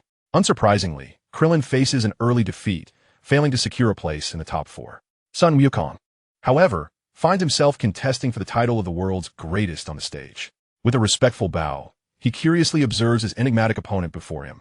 I shall initiate the attack. The opponent remains silent. Sun Wukong refrains from further words and immediately assumes an offensive stance. He inches closer, step by step. With a forceful stomp on the stage, his tail deftly sways as he swiftly approaches his adversary. A punch, ineffective. Another punch, still ineffective. 2 consecutive kicks are effortlessly blocked by the opponent. A swift elbow turn. Finally, the opponent shifts their footing. Yet with this movement, Sun Wukong retreats hastily. Remarkable. Sun Wukong cannot help but exclaim. Let us try again. He declares, moving forward once more, his steps short and calculated. This time, Sun Wukong opts not to engage in a brute force struggle, instead employing the monkey fist technique to harass his opponent. Yet, it proves futile. The opponent remains remarkably composed, as if they anticipate every one of Sun Wukong's actions. Master Wu Tian, Krillin, this truly exemplifies the existence of realms beyond our own. However, every move of Wukong's is discerned by his opponent, placing him at a disadvantage. That seems about right. You possess a clear understanding of the situation. The Turtle Hermit indeed thinks so. Few in the audience can grasp this point. The majority believe that Sun Wukong's vigorous techniques are suppressing his opponent, cheering him on. Only true masters comprehend that Wukong's efforts are ultimately in vain, a futile struggle. Prolonged combat is inadvisable. What should we do, Master Wu Tian? Sun Wukong is destined to lose. Hearing the Turtle Hermit's explanation, Krillin grows increasingly anxious, repeatedly striking his hands together. Krillin, you are overly concerned. I have consistently emphasized that martial arts revolve around 2 concepts. The martial aspect serves as a foundation, while the philosophical aspect is for cultivation. Without the latter, one is left with nothing. The practice of martial arts serves 3 purposes: to strengthen the body and ward off illness, to eliminate evil and uphold justice, and to appreciate nature and cherish life. One must remember not to seek valor through reckless confrontation. Krillin is taken aback. What nonsense is this? Is one not to engage in combat on the stage, as if playing house? Moreover, even if I were to seek valor, could I rival Sun Wukong, that martial fanatic? Why am I being told not to contend with him? Yet, feeling a sense of grievance, he reluctantly agrees. The turtle sage perceptively noticed the discontent in Krillin's eyes. Yet he remained unperturbed. His teachings were undoubtedly earnest, but the extent of Krillin's growth depended solely on his own fortune. The sage could offer no further assistance, as he had numerous matters to attend to. Similar to his approach with Broly, trials and tribulations were a certainty he would impose. But to assist him at every turn was simply out of the question. What he sought was not gratitude from Broly, but rather the strength that would enable him to assist in the future. If he were to require help against every formidable foe, it would be more prudent to mentor another. Goku, while a commendable candidate, was undoubtedly at the bottom of the list due to his foolishness. Should Broly become aware of the Turtle Sage's thoughts, he would undoubtedly be disheartened. The relentless chase had persisted for 6 days, with the creature trailing him for the same duration. Now, Broly felt confident in his ability to eliminate the pursuer. In fact, on the 5th day, he had already felt capable of dispatching the monster behind him. However, after 5 days of being pursued, the sudden absence of something chasing him would have felt unsettling, prompting him to lead the creature westward. Today, as they approached West City, he knew that he could no longer delay the confrontation. He sensed an unusual transformation within himself. His vital energy had not entered his cells, but had instead flowed into his meridians and acupoints, revealing unexpected benefits. A satisfied smile graced Broly's lips. The moment of the hunt had arrived. Soaring quietly in the air, surrounded by mountains, the likelihood of being spotted was minimal. He merely needed to wait for the opponent to take the bait. Chapter 44. Exhaust every effort to annihilate the foe. The adversary's strength was formidable, perhaps even superior. Had it not been for Broly's agile and cunning movements, he would have been overtaken long ago. Nonetheless, after waiting approximately 15 minutes, the cloaked monster had finally caught up. This time, Broly had learned his lesson. He refrained from engaging in idle chatter and immediately launched an attack. With a sound that shattered the air, his fist collided forcefully with that of the black-robed creature. There was something there indeed. As their fists met, a surge of power erupted from Broly and the opponent. Caught off guard, was sent flying. A fleeting glimmer of joy flickered in Broly's eyes. This was the first time he had managed to shake the creature. He pressed on.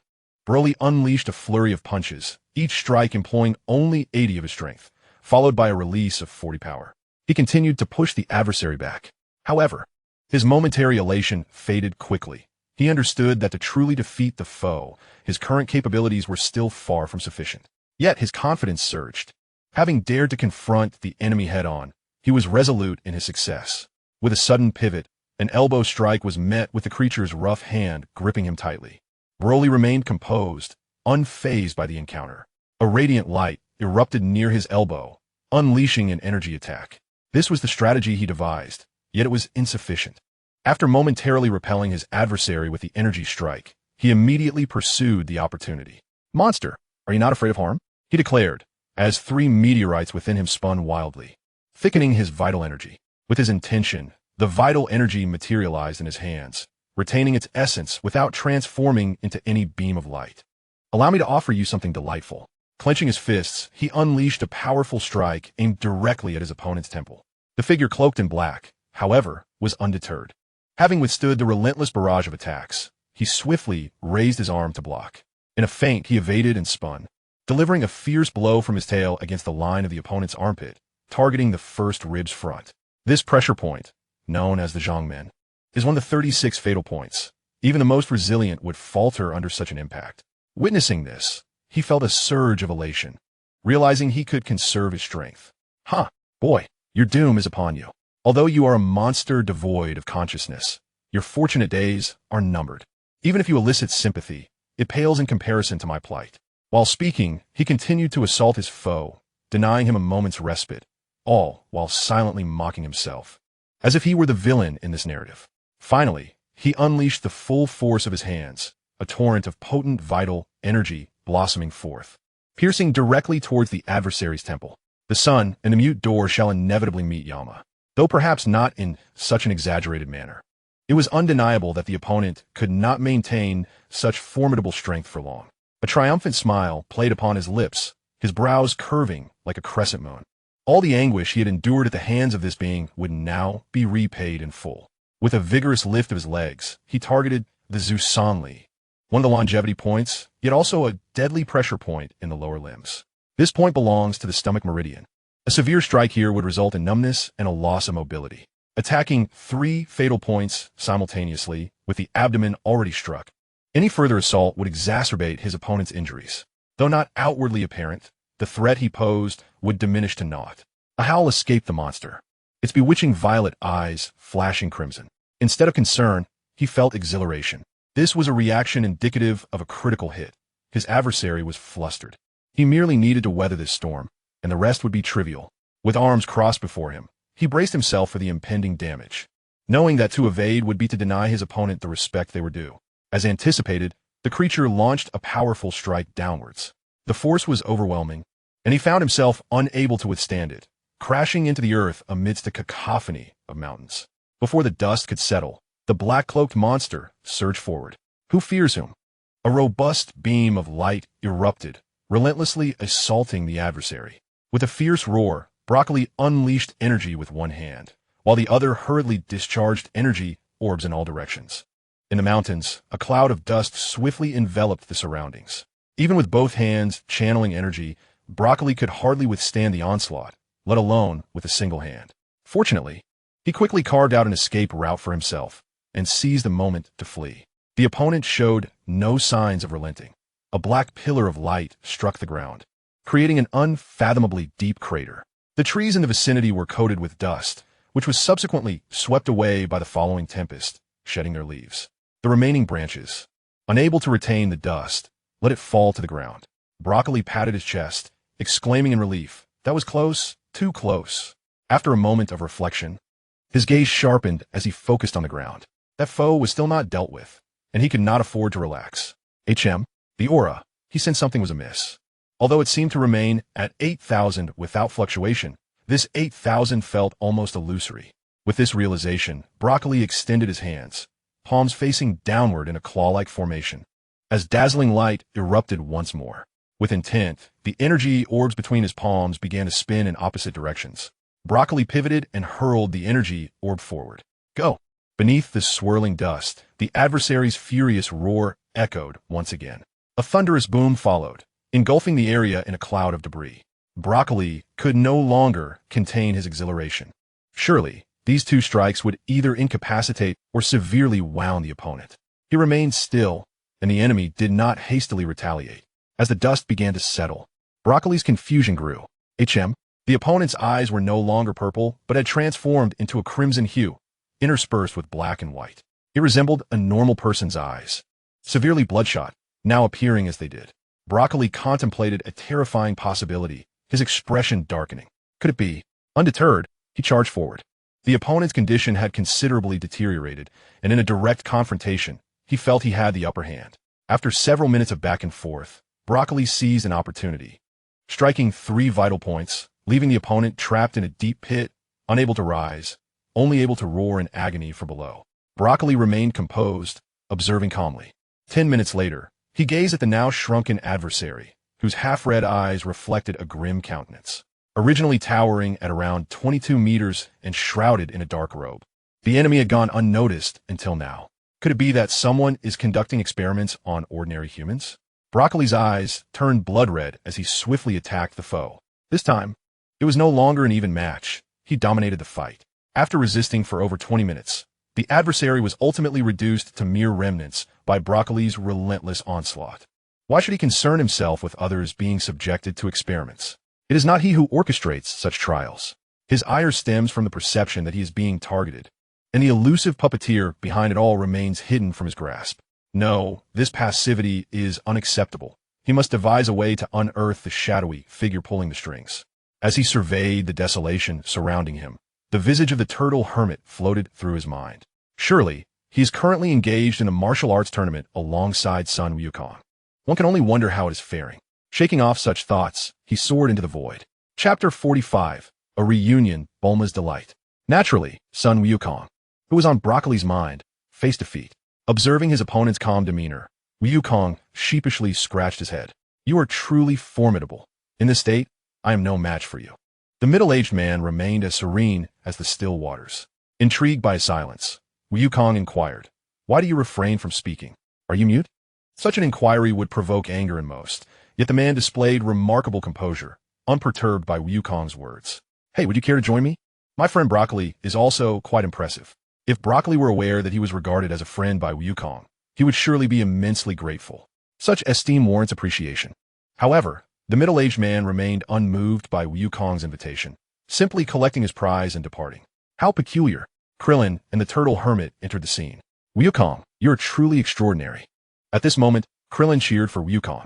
Moreover, after this encounter, he held Goku in even higher regard. Of course, he did not concede defeat.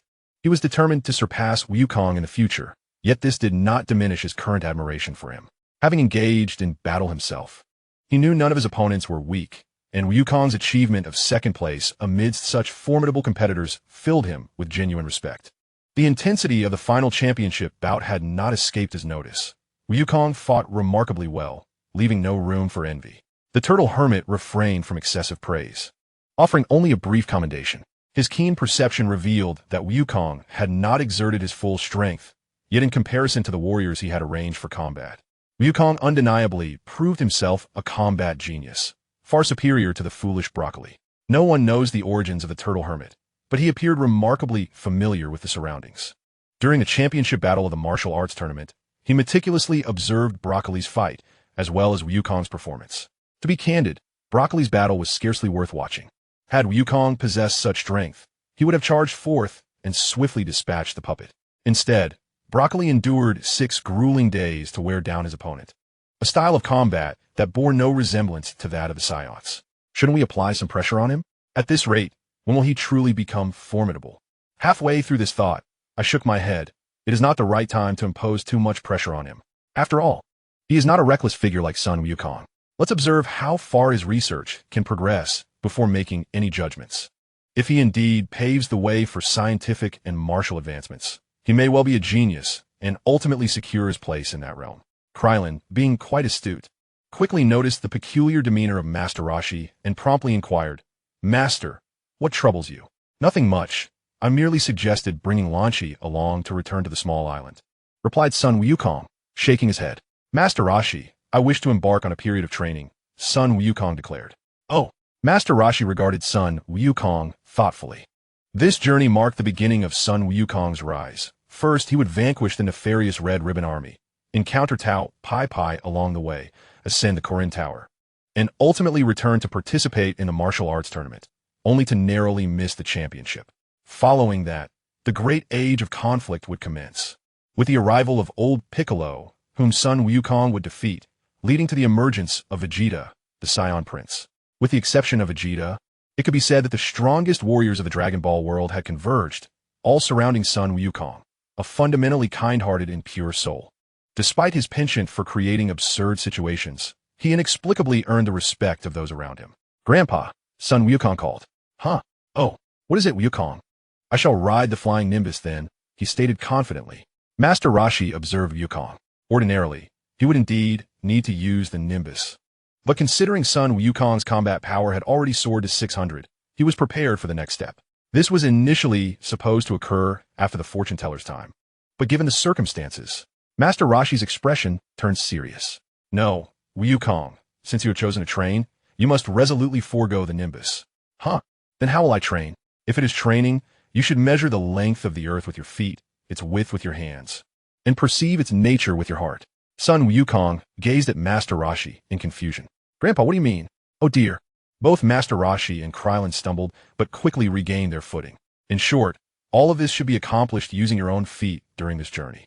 "Understood. Well then, goodbye." Although Sun Wukong remained perplexed, he earnestly agreed and swiftly dashed away. His innocence led him to believe that once a decision was made, immediate action was required. Procrastination was simply not an option. As he watched Sun Wukong bound away, Master Roshi turned to Krillin. "Come on, let us return. If you wish to keep pace with Sun Wukong's training, you must strive even harder. Right?" Together, Master Roshi, Krillin, the Sea Turtle, and the newly joined Lan Chi made their way back to Master Roshi's humble abode. "Boreklee, will you surprise me when we meet next?" Beneath the seemingly hunched silhouette, Master Roshi's heart brimmed with anticipation. Possessing the innate bloodline of a Saiyan, coupled with the guidance of past scientific endeavors and a wealth of knowledge accrued in this life, could Broly truly ascend to the heights of that renowned individual? His eagerness was palpable. In West City, at Dr. Brief's grand estate, Broly descended gracefully. At this moment, he was reluctant to enter through the main entrance. As for how to explain his presence to the curious onlookers, that was a matter for Dr. Brief to address. It was of no concern to him. "Broly's back," he announced. "Dear," Broly called out awkwardly to the striking beauty standing at the door, her smile radiating warmth. After all these years, the prospect of spending time alone with Mrs. Brief still felt peculiar to him. "Would you like to go out on a date with me? I can offer you far more than Bulma ever could." Broly's expression stiffened, and he replied, "No, thank you, Auntie." "Oh, what a pity. Would you care for something to drink? Coffee, tea, or cola? Orange juice, please, Auntie." After a brief silence, Broly politely expressed his gratitude. "Thank you. After all these years, you remain so courteous." "Please, wait a moment," Mrs. Brief said before turning to head back inside. Broly had initially intended to seek out Bulma, but he could only suppress that urge. It would be impolite to leave now. However, after a short while, Mrs. Brief did not return, and instead, Bulma rushed toward him with fervor. "Broly." "Bulma," he replied, feeling a surge of emotion at the sight of her anxious yet joyful demeanor. Simultaneously, he felt reassured by her compliance. Had she acted recklessly, she would not appear so at ease. Thankfully, she was obedient, and he found it hard to believe that she had not sought out Master Roshi. Bulma leaped into his embrace. "What have you been doing these past 6 days?" "I was worried sick. Gently stroking Bulma's back, he reassured her, "It's all right. I'm back now. Aren't I?" The sight of Bulma, a girl over 5 feet tall, clinging to Broly, a mere 4 feet 9 inches, was rather comical. Yet, Bulma paid no mind to such trivialities. With a quivering voice, she pressed him for answers. "I was terrified. What on earth is happening?" Broly held her close, shaking his head with a wry smile. "Honestly, I'm not quite sure myself, but it's clear that someone has set their sights on me." Bulma immediately lifted her head in alarm. "What? Was it that same creature as before?" Broly paused, and she quickly deduced. "Could it be Master Roshi? No, it can't be him. He lacks that aura and has likely not encountered those puppets." Boreklee was acutely aware that creating such a monstrosity without succumbing to the taint of decay was nearly impossible. Master Roshi exhibited none of this corruption. Boreklee merely found the old man somewhat peculiar. Yet he did not believe the master would seek to harm him or place him in peril. Little did he know that the very individual he had dismissed was indeed the mastermind behind the scenes, one who had orchestrated multiple schemes against him. When he eventually discovered this truth, he feared it would infuriate him to the point of fury.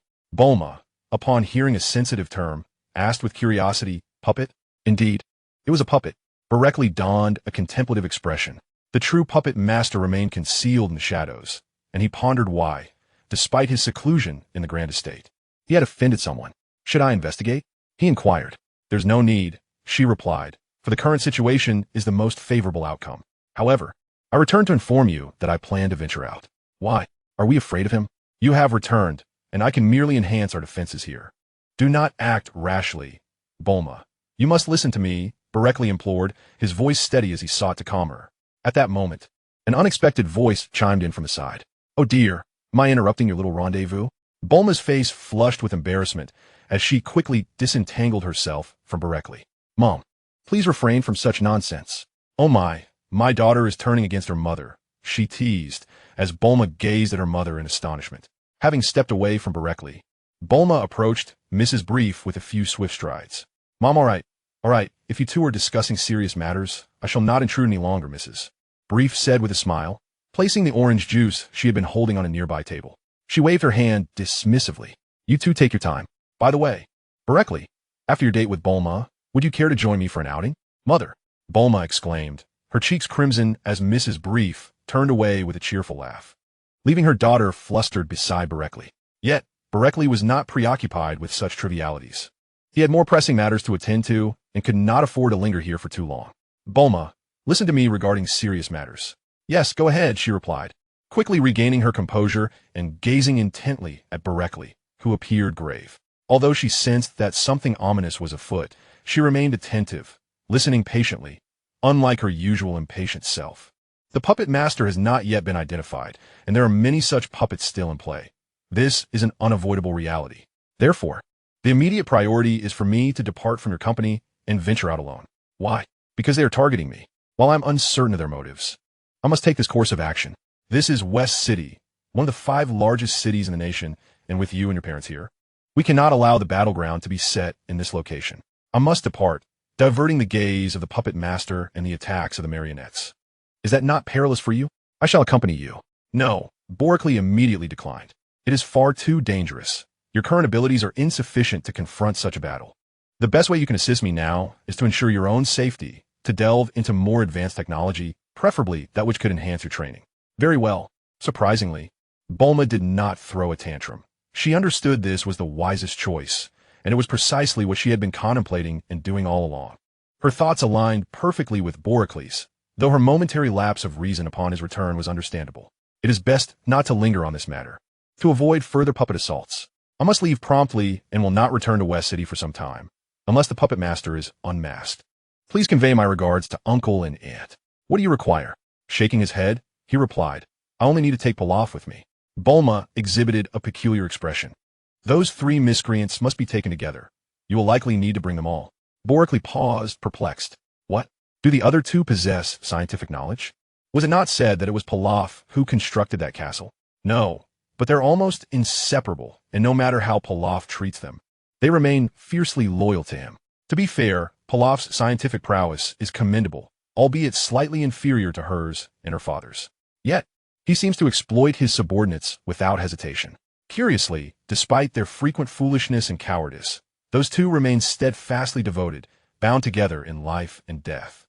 If they were to accompany Boreklee, it could indeed be beneficial. The mobile laboratory for energy storage is unlikely to attract Boreklee's attention. Pilaf could utilize it effectively and provide him with considerable assistance. Plus, she would be able to maintain regular contact. Are such favorable conditions here insufficient to entice those two? Bringing them along would be of no use. They'd only become a hindrance. Bulma chuckled in exasperation. Those three villains are rather endearing. Boreklee felt uneasy. The moment the term endearing villains arose, he recalled his encounter with the puppets, being inexplicably and silently beaten. Why are the villains pursuing him not charming? He had wronged no one. Very well, let us proceed. Engaging in other activities is always possible. Then it is settled. Hurry along. I have experiments to conduct.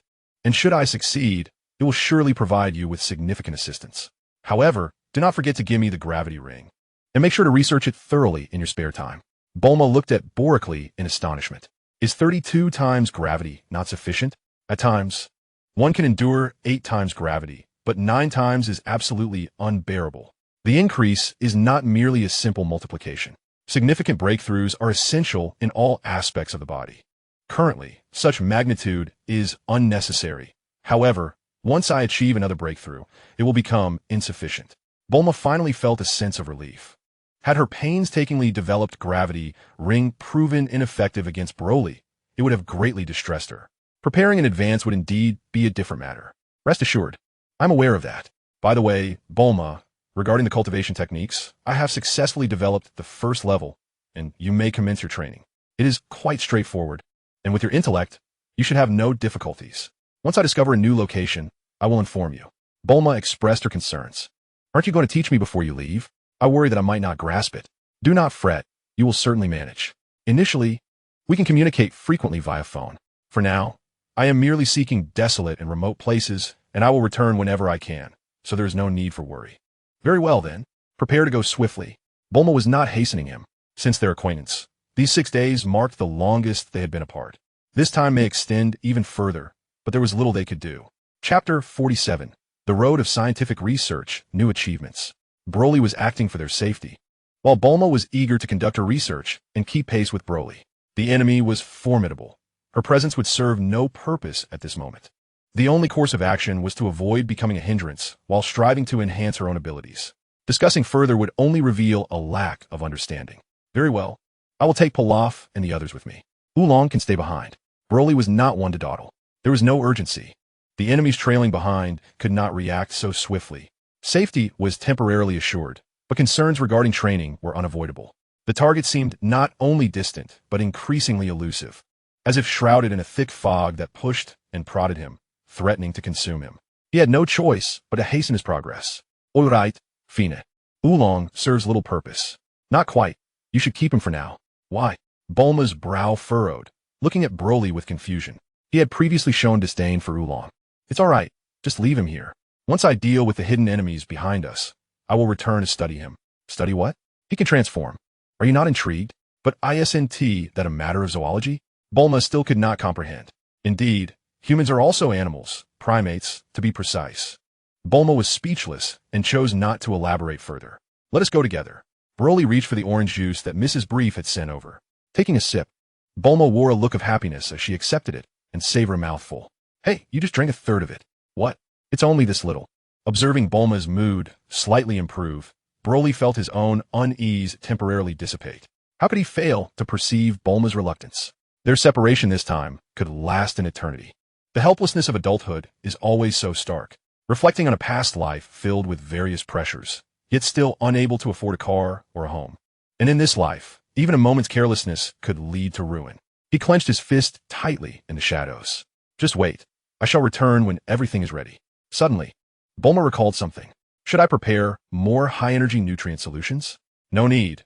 I am in the process of developing a more advanced nutrient solution and already have some leads. Bulma nodded, feeling reassured. Very well. Then you all must depart quickly, and remember to think of me. Broly gazed at Bulma's exquisite visage and slender form, suppressing his impulses as he turned to leave. The trio of Pilaf could not fly. He certainly could not carry them all aloft. The gravity rings on his limbs shimmered with a blue glow. Broly departed with resolute steps, while behind him, Bulma silently shed a few tears. Once Broly vanished, Bulma turned back to the laboratory. She too had experiments to conduct, though the thought weighing on her heart was not easily realized. Broly sat in the car, with Ash driving along the main road. The scenery outside rushed by, while his mind wandered elsewhere. Should he bring Goku along? However, his recent experiments had no connection to him, and Goku was benefiting greatly from his training with Master Roshi, establishing a solid foundation for future breakthroughs. Broly opted to forego the idea, confident that he could accomplish the forthcoming tasks alone. Unbeknownst to him, Goku had already departed from Master Roshi, choosing to venture out for training. This journey was indeed filled with excitement. The two companions beside him were quite anxious, but Broly paid them no mind, choosing instead to slowly close his eyes after settling down. Sir? Broly did not open his eyes. Sir, where are we going? Anywhere, just find a desolate place. Broly had not previously informed them of his intentions, which left the trio in a state of trepidation. Their minds conjured images of arriving in a remote, barren location only to be dealt with by Broly. Squeak! Ash slammed the brakes to the floor. Pilaf and I were caught off guard and lurched forward. Ash, what are you doing? They chastised him, their fear palpable as they cast anxious glances at Broly, terrified that he might eliminate them at any moment. Broly remained unfazed, still with his eyes closed, yet he could envision their anxious expressions. Fear not. I have no intention of harming you. Pilaf's technological prowess is commendable, and I need you to assist me in scientific research. The individuals who were once filled with apprehension immediately breathed a sigh of relief, with Pilaf growing increasingly self-satisfied. Indeed, I do not boast. My prowess is only modest, ranking third in the world. Oh, is Bulma truly superior? Boreklee, unfazed by his audacity, casually inquired. Well, just a smidgen. Pilaf promptly lost his bravado, responding sheepishly. Do not harbor any ulterior motives. At present, there exists no weapon capable of inflicting harm upon me, even if I remain unguarded. Boreklee issued a bland threat before retreating into the recesses of his thoughts. System, are there any results? None. Drat. It is not as straightforward as you assert. It appears that I must await the discovery of a suitable location before conducting an energy accumulation experiment myself. He harbored thoughts that it should be feasible. Upon reaching the end of the path, he found himself confronted by the vast ocean.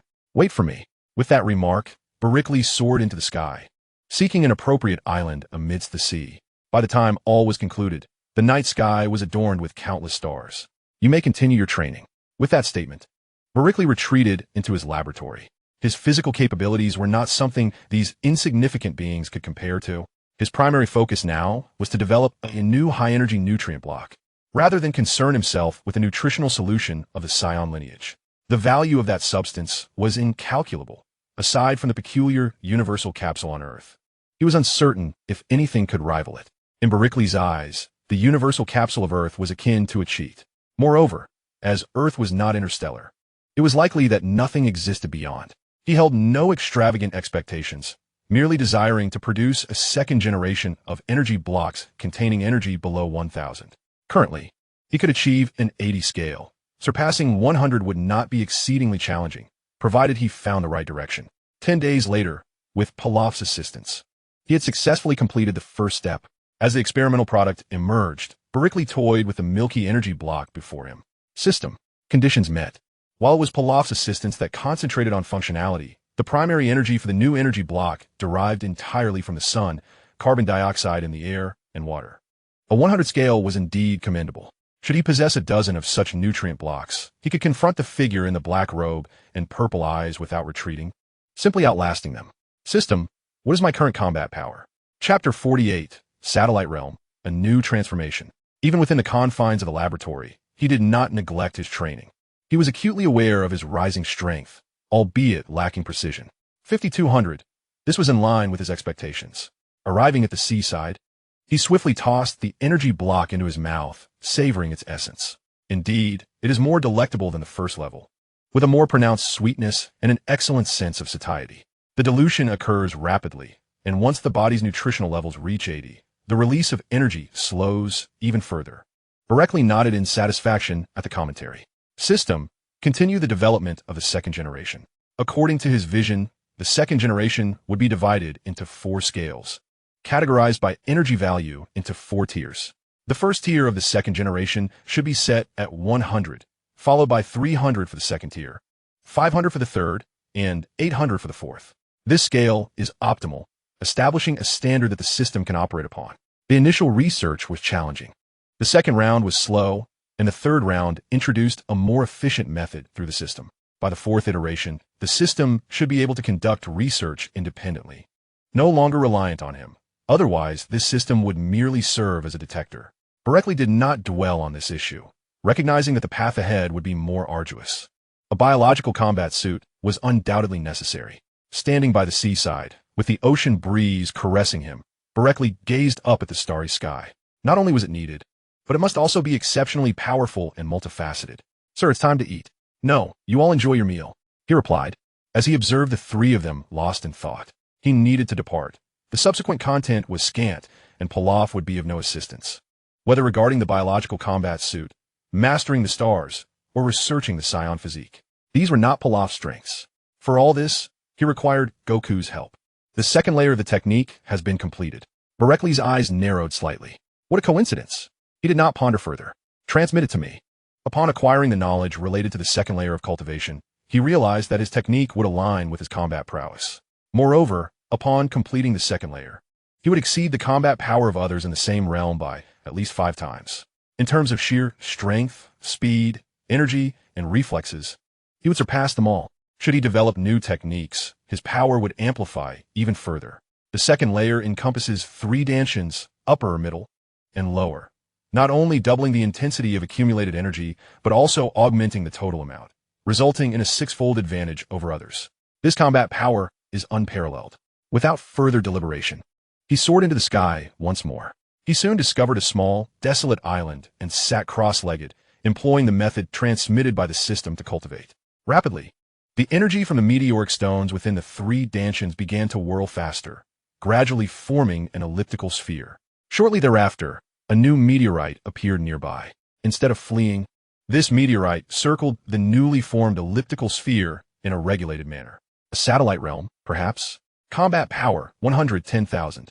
Quietly seated on the ground, he focused on channeling the vital energy within his body along specific meridians. The spheres in his 3 dansins became increasingly smooth, while the accompanying small meteors orbited in a remarkably orderly manner. Boreklee observed in silence, refraining from any interference as he silently transported his energy. A new phenomenon emerged, resembling actual satellites. Yet, how could this be? Lacking the intellect required to comprehend such complexities, and with his abilities still so feeble, he found it implausible to engage with such intricate matters.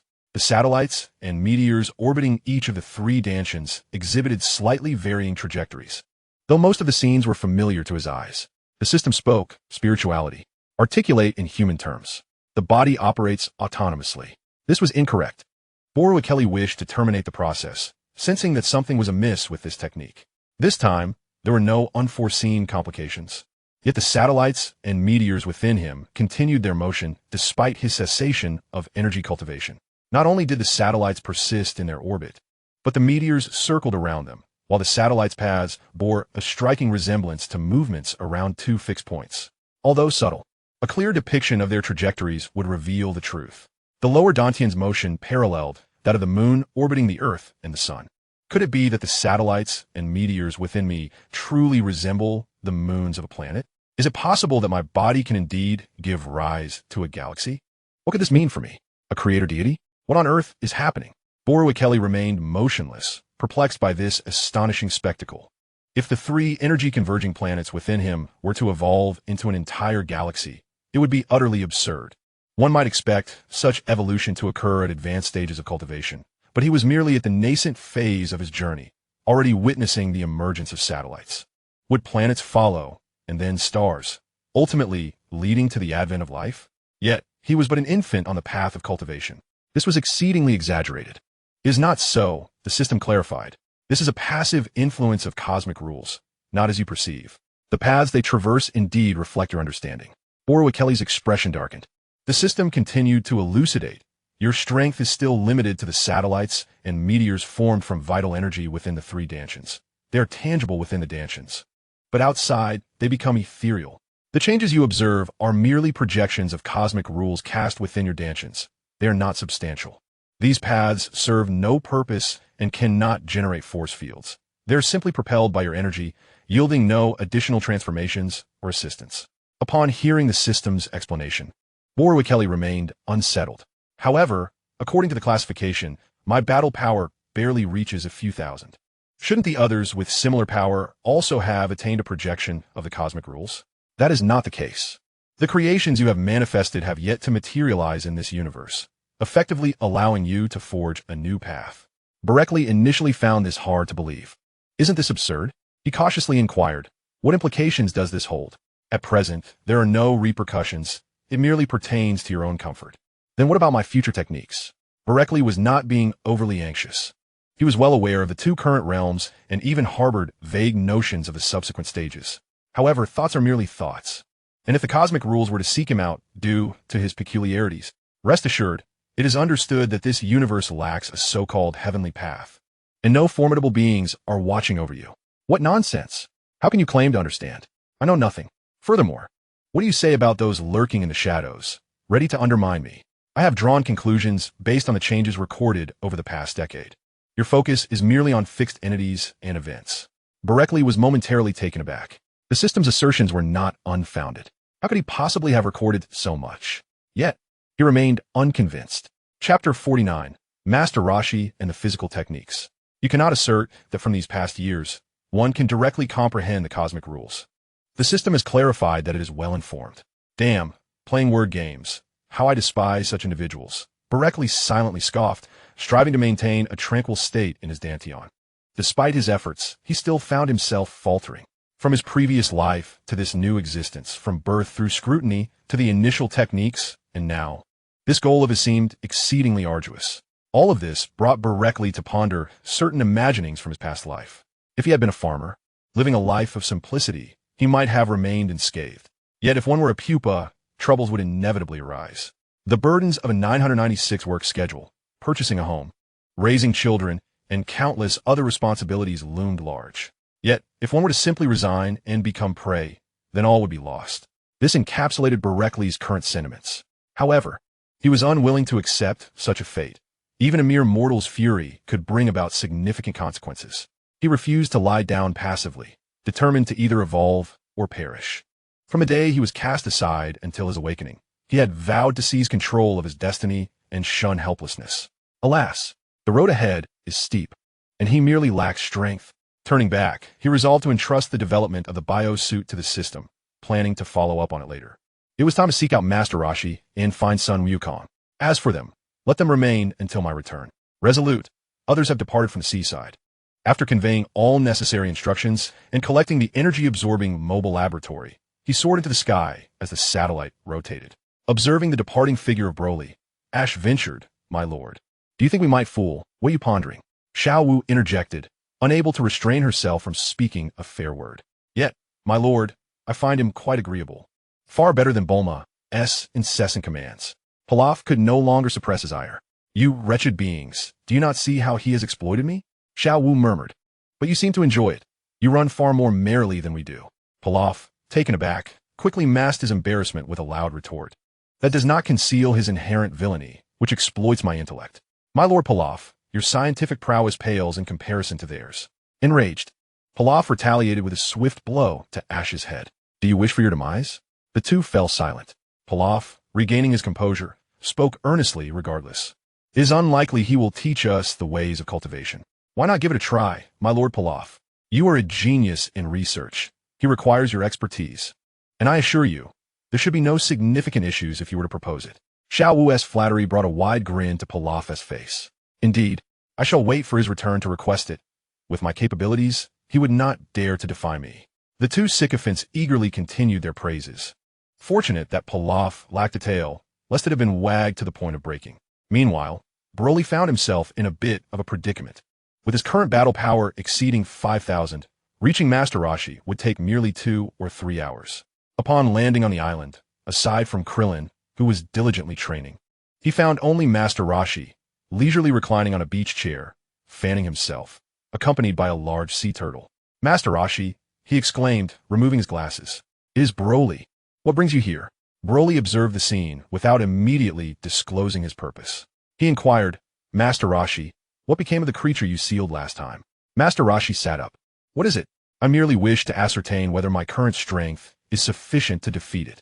Internally cursing the cunning nature of the situation, Master Rashi maintained a facade of indifference. That little glass vial has been cast into the depths of the ocean. It should be irretrievable. Boreklee's voice fell in disappointment. Yet he did not dwell on the topic. By the way, Master Rashi, when I first encountered you, you were pursuing that monster. Are you well acquainted with it? Master Rashi cast a sidelong glance at Broly. Unbeknownst to me, it was merely a chance encounter with malevolence in the vicinity, and as a deity of martial arts. It was my duty to intervene. Where? Boreklee pursued relentlessly. What is the matter? Boreklee remained composed. No, I merely wish to ascertain if there are others. You are aware that my current prowess is formidable, and the absence of worthy adversaries renders existence rather tedious. Feigning indifference, I inwardly cursed the old fox, Master Rashi. Though I did not wholly agree, Bulma had mentioned it, and his arrival presented a perfect opportunity for subtle probing. Yet, the responses from the other party were impeccably guarded, almost as if they were counterattacking, leaving me feeling as though a dog were biting a turtle, a complete loss for how to proceed. I am not entirely certain. This matter necessitates your own investigation, as it was a mere coincidence that I stumbled upon it. After uttering this, Master Rashi spoke earnestly. Furthermore, on the path of cultivation, one must never succumb to arrogance or pride, for such dispositions hinder one's own progress. I understand, and I am grateful for Master Rashi's guidance. Waving dismissively, I replied nonchalantly. It cannot be deemed guidance. However, you must recognize that combat prowess does not necessarily correlate with strength. At times, engaging in battles beyond one's level truly exemplifies genius. At this juncture, Boreklee felt a twinge of curiosity. The hidden capabilities of the old pervert surely extend beyond what he has alluded to, though the specifics remain unclear to me. Master Rashi, are you capable of battling beyond your level? How formidable an opponent can you confront? Master Rashi gazed upward at a 45-degree angle, an aura of profound solitude enveloping him. Engaging in battles beyond one's level is indeed feasible. Otherwise, one would not be worthy of the title of deity of martial arts. As for the extent of my strength, I am yet uncertain. Having said this, by the way, what brings you here? You have yet to disclose your purpose. Boreklee cast a deep glance, recognizing that the old pervert was deliberately diverting the topic, preventing him from pursuing further inquiries. I came in search of Sun Gohan. Where is he? I have not seen him. Only Krillin remains here. He departed alone for training after the martial arts tournament. None of us know his whereabouts. Boreklee was taken aback. So reckless? Venturing out unarmed? Very well, by the way. What was the outcome of the tournament? Wukong placed second. Who claimed the championship? Expressing his astonishment at the revelation, Boreklee derided. Master Rashi, you did not compete personally. Did you? Impossible. I am unclear about the origins, yet Sun Wukong indeed secured the runner-up position. Even with full force, it was insufficient. Speaking of which, you ought to participate yourself. It is best to engage opponents with merely half your combat strength. Boreklee stared in disbelief at Master Rashi. Why? When one possesses such formidable strength, would one seek to suffer? Why? Your overall energy is abundant, yet your mastery over it is feeble, your application is rudimentary, and your understanding is superficial. You must learn to control yourself. Boreklee was acutely aware of his shortcomings, pondering deeply. Moreover, you confine your energy within 3 focal points of your body. Although the reasons behind this practice remain elusive to you, and the manner in which it is executed is equally unclear, you possess an exceptional opportunity to cultivate your physical form, which you have failed to seize. Master Rashi, maintaining his characteristic posture, uttered words that plunged Broly into contemplation. Physical training, the cultivation of the corporeal body. Chapter 50, Karen Tower, Deep Learning. This notion was not entirely foreign to him. He had pondered it before and even attempted it during moments of peril, faintly grazing the threshold of understanding. Yet, he arrived at a singular conclusion. It was unattainable. He had explored numerous methods, yet none proved fruitful. Whether it was a consequence of the world's nature or a flaw in his cultivation techniques remained uncertain. Each endeavor to strengthen his physique invariably yielded energy as a response. Had his prowess not exceeded a level of 10, perhaps there would have been hope, but now he found himself utterly at a loss. Any act of training or cultivation reflected back onto his body would transmute into energy. Absorbing the energy from the air would also manifest as energy within him.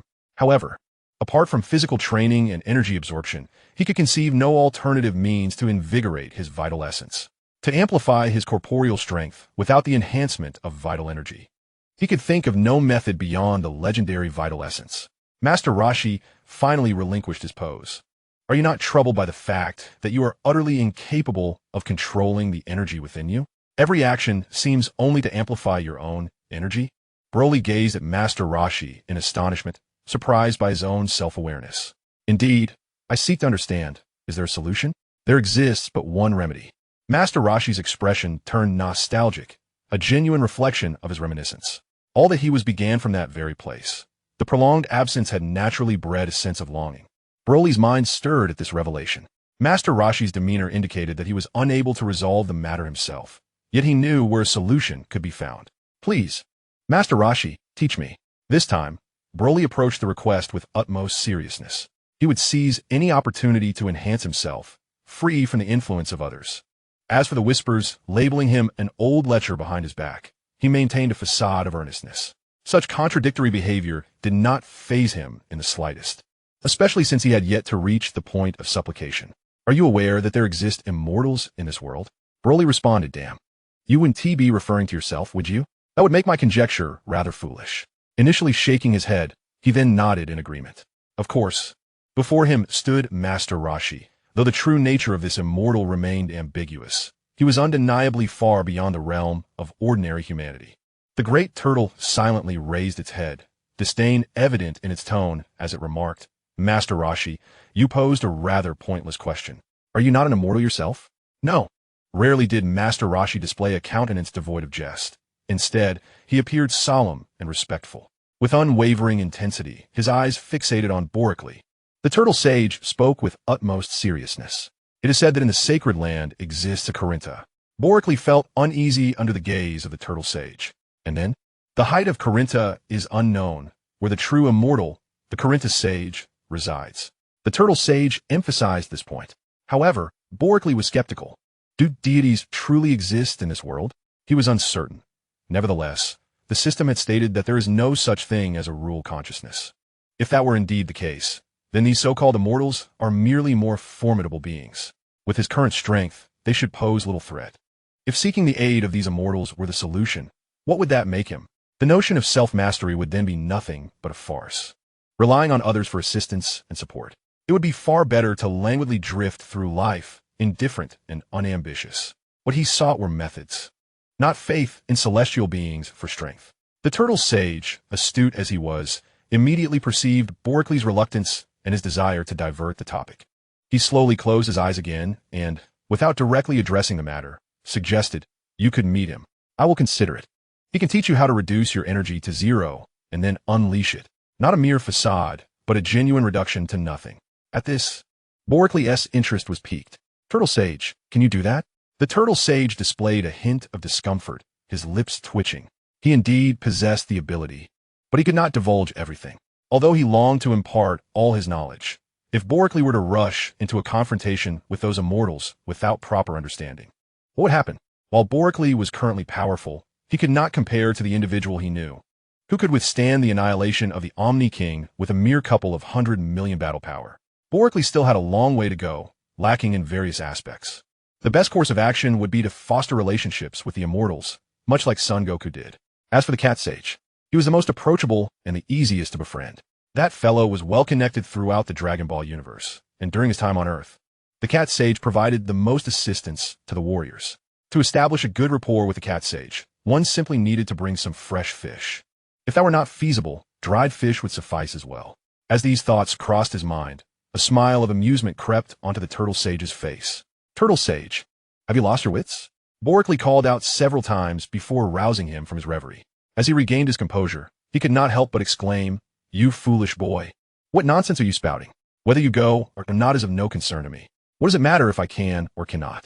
With a sigh, the turtle sage resigned himself to the situation. I comprehend, yet I find myself perplexed by the underlying principles.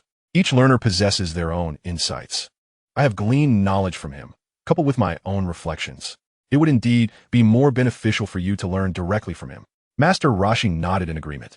There was no fault in the words he spoke. However, I merely require you to teach me how to control my energy. The rest is of little consequence to me.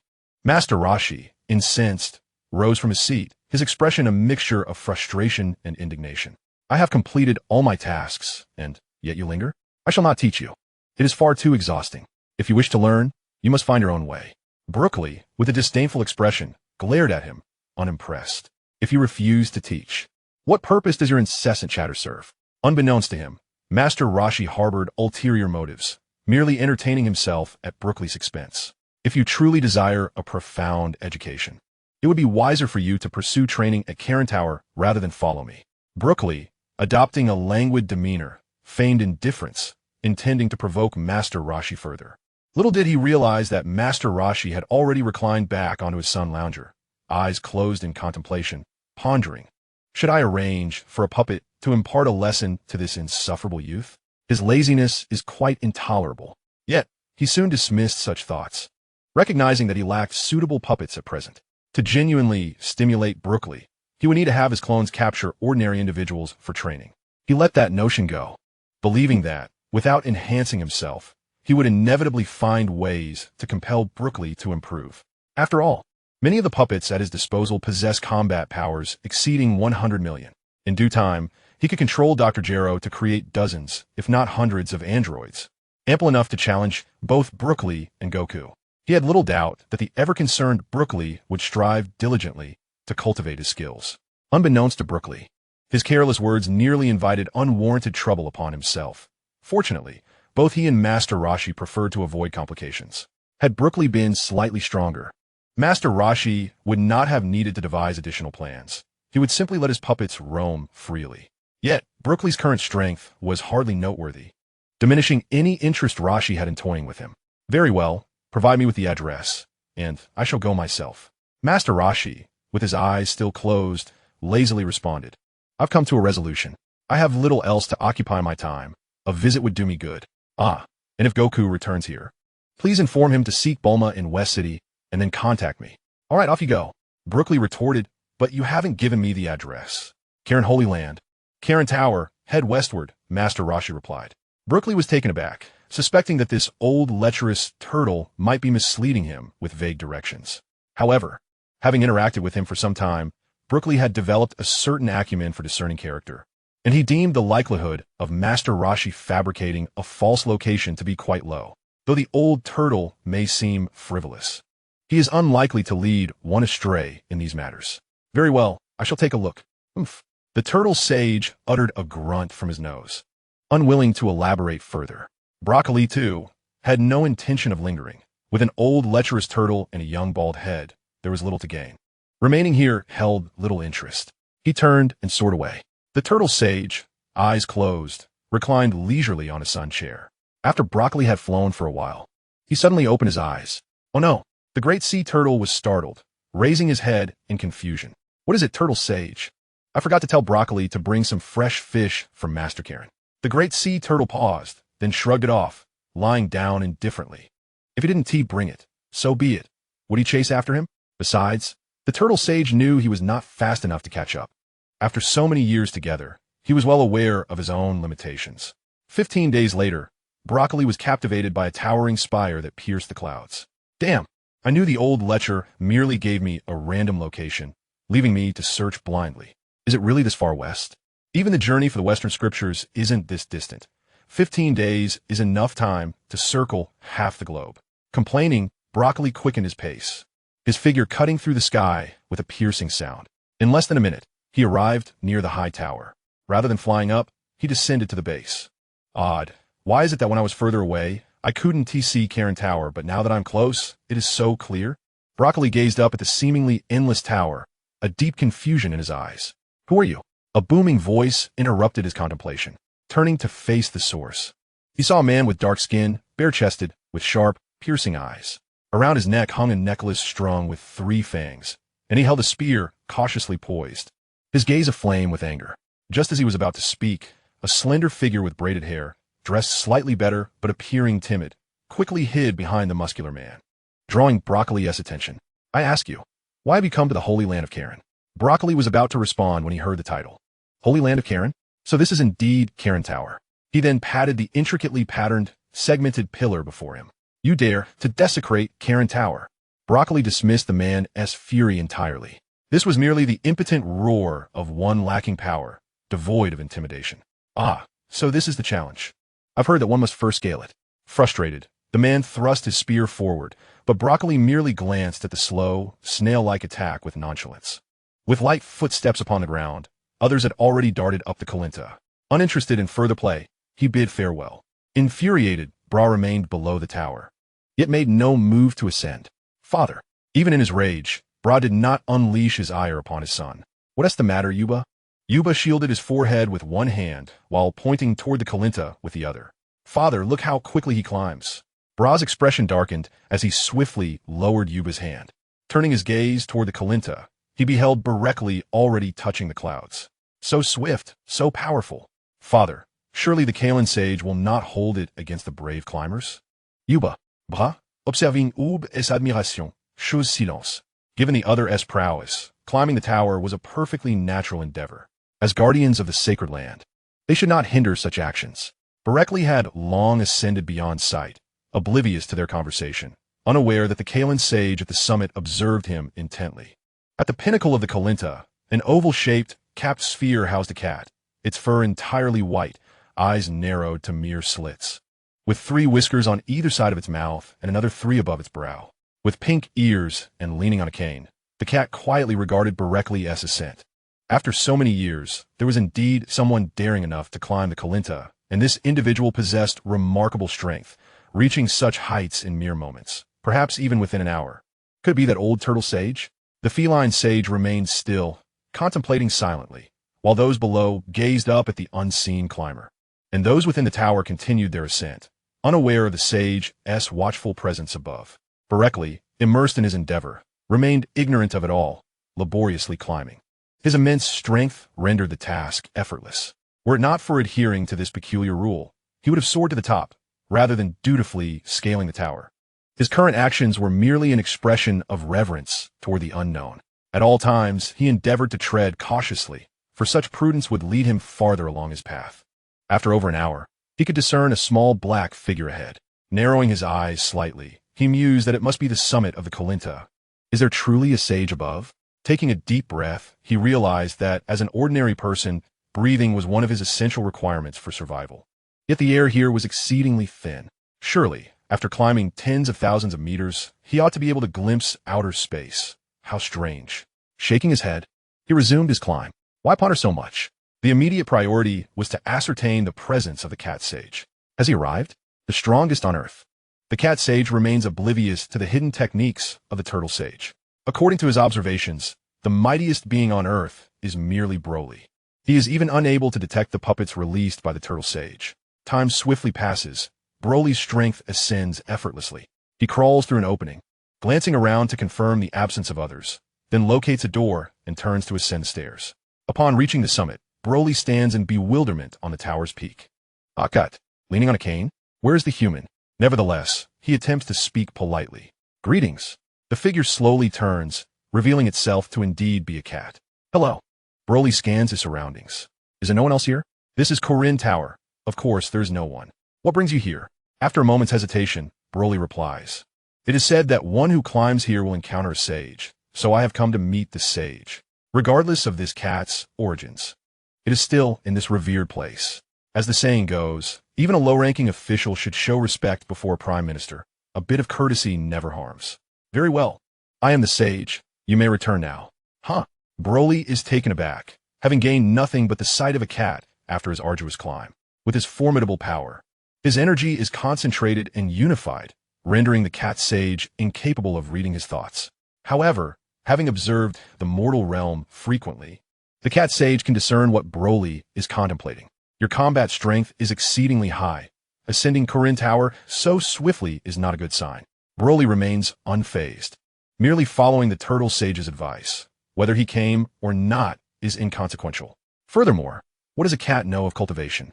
Besides, is climbing Corinne Tower not a trial? The cat sage continues to inquire.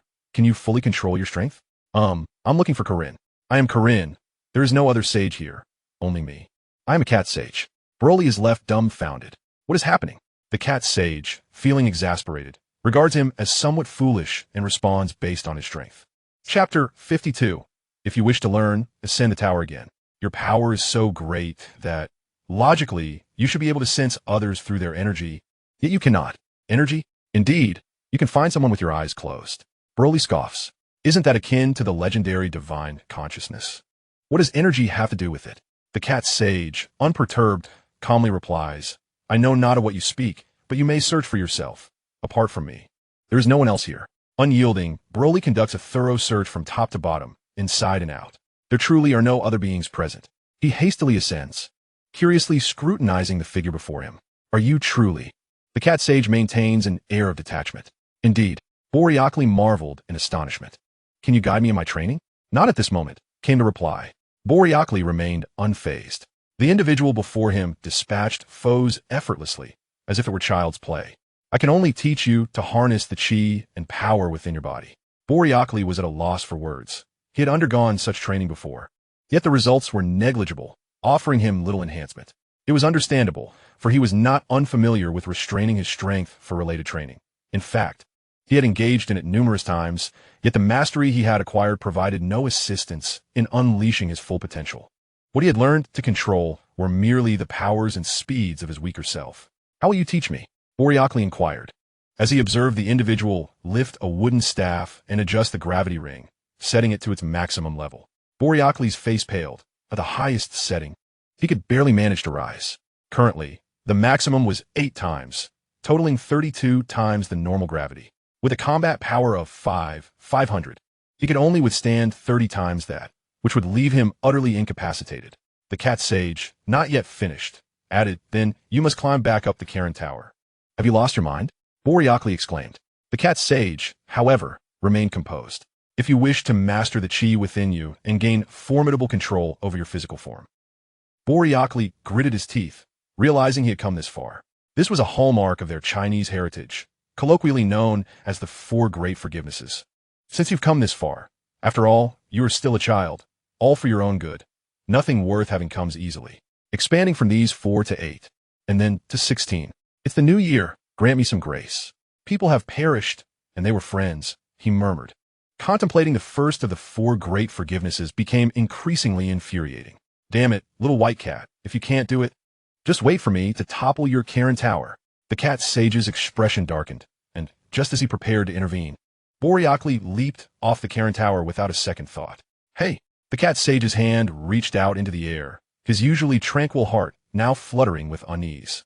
I only said I could assist you, but I never promised to what extent, as each individual's aspirations vary.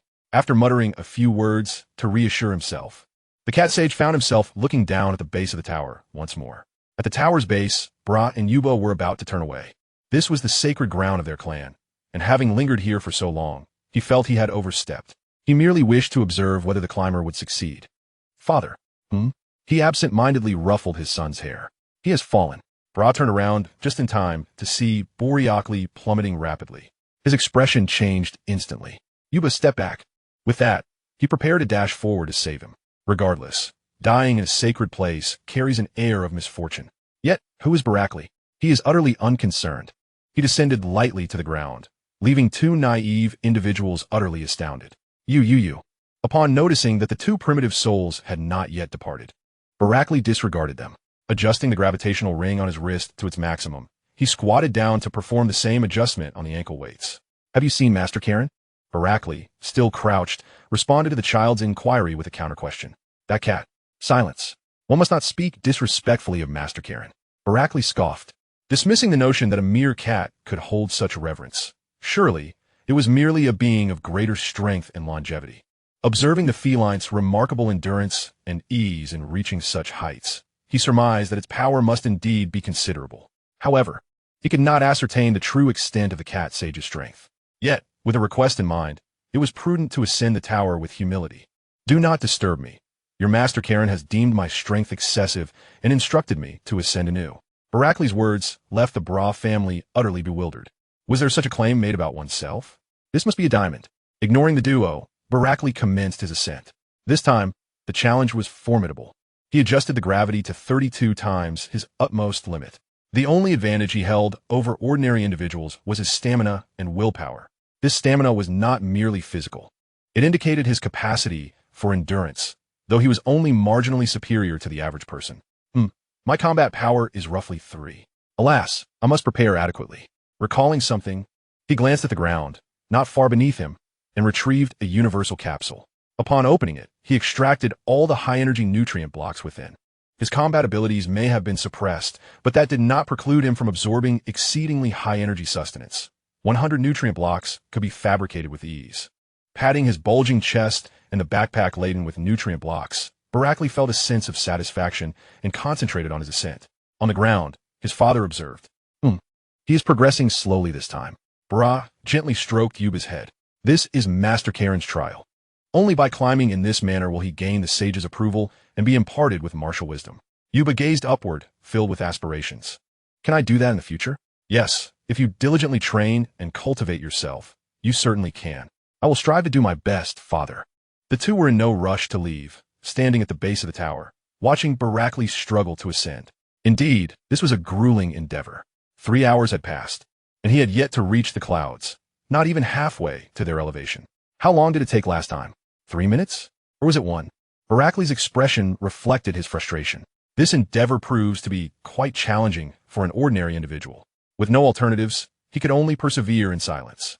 After 15 days of relentless toil, he finally ascended once more, re-entering through the familiar entrance. Little white cat, if you lack the capability to meet my expectations, you shall face dire consequences.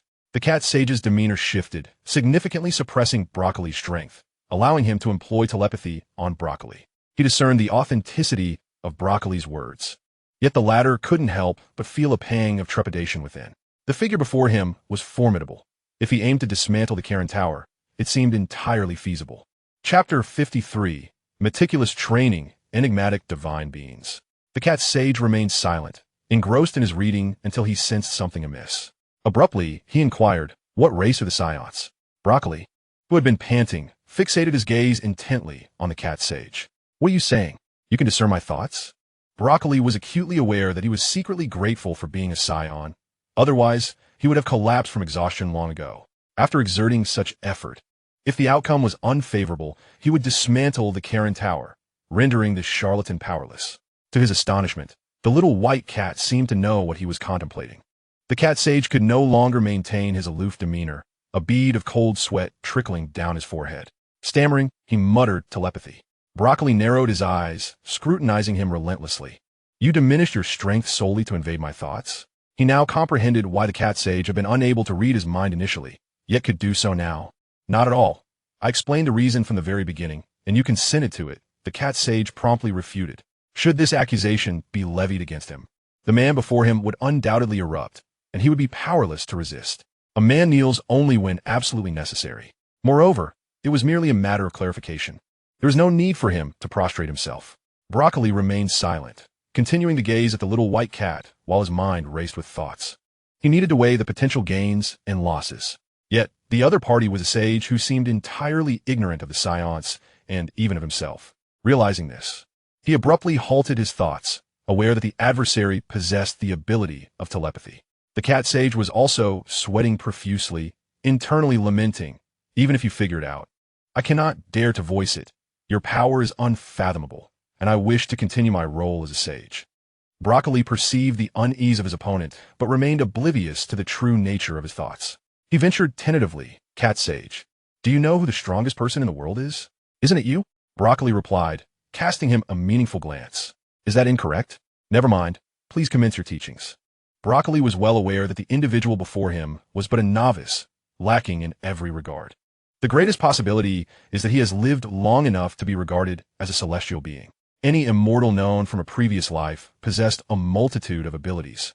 Yet the one before him, at best, he could be considered a mere mount for an immortal, and certainly not one of repute.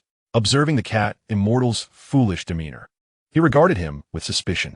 Boreklee felt utterly helpless. Regardless of whether this being was indeed immortal, he had to give it a try. He had already struggled to ascend twice, and if there were no gains, it would all be in vain. He was earnest, not foolish. If the cat immortal failed to produce anything of worth and continued to put him through trials, he would indeed dismantle Corinta, as he had threatened earlier. "Is there a problem? Are you not hungry?" Boreklee was taken aback. "Hungry? Perhaps just a tad. As for that slight hunger, he couldn't quite pinpoint it. He could certainly endure. All right, please commence my training. Were you not here to seek the holy water? Boreklee could no longer contain himself as he observed the cat immortal's perplexed expression. Do not delay any longer, or else. The threat in his eyes was unmistakable.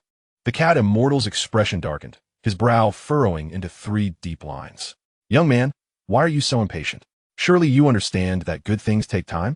Upon hearing this, Boreklee was immediately enlightened. The 15 days of climbing had indeed taken toll on him. It could be said that apart from the fear and anxiety, this was the first time he had endured such hardship since arriving in this world.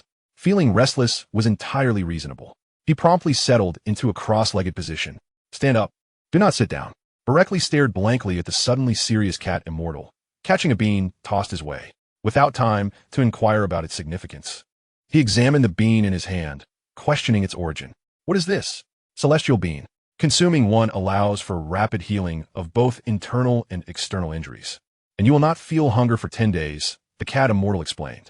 Boreklee gazed at the cat immortal, placing the celestial bean in his bosom, and retrieved one of his few remaining nutrient blocks, tossing a piece into his mouth. My effect is similar.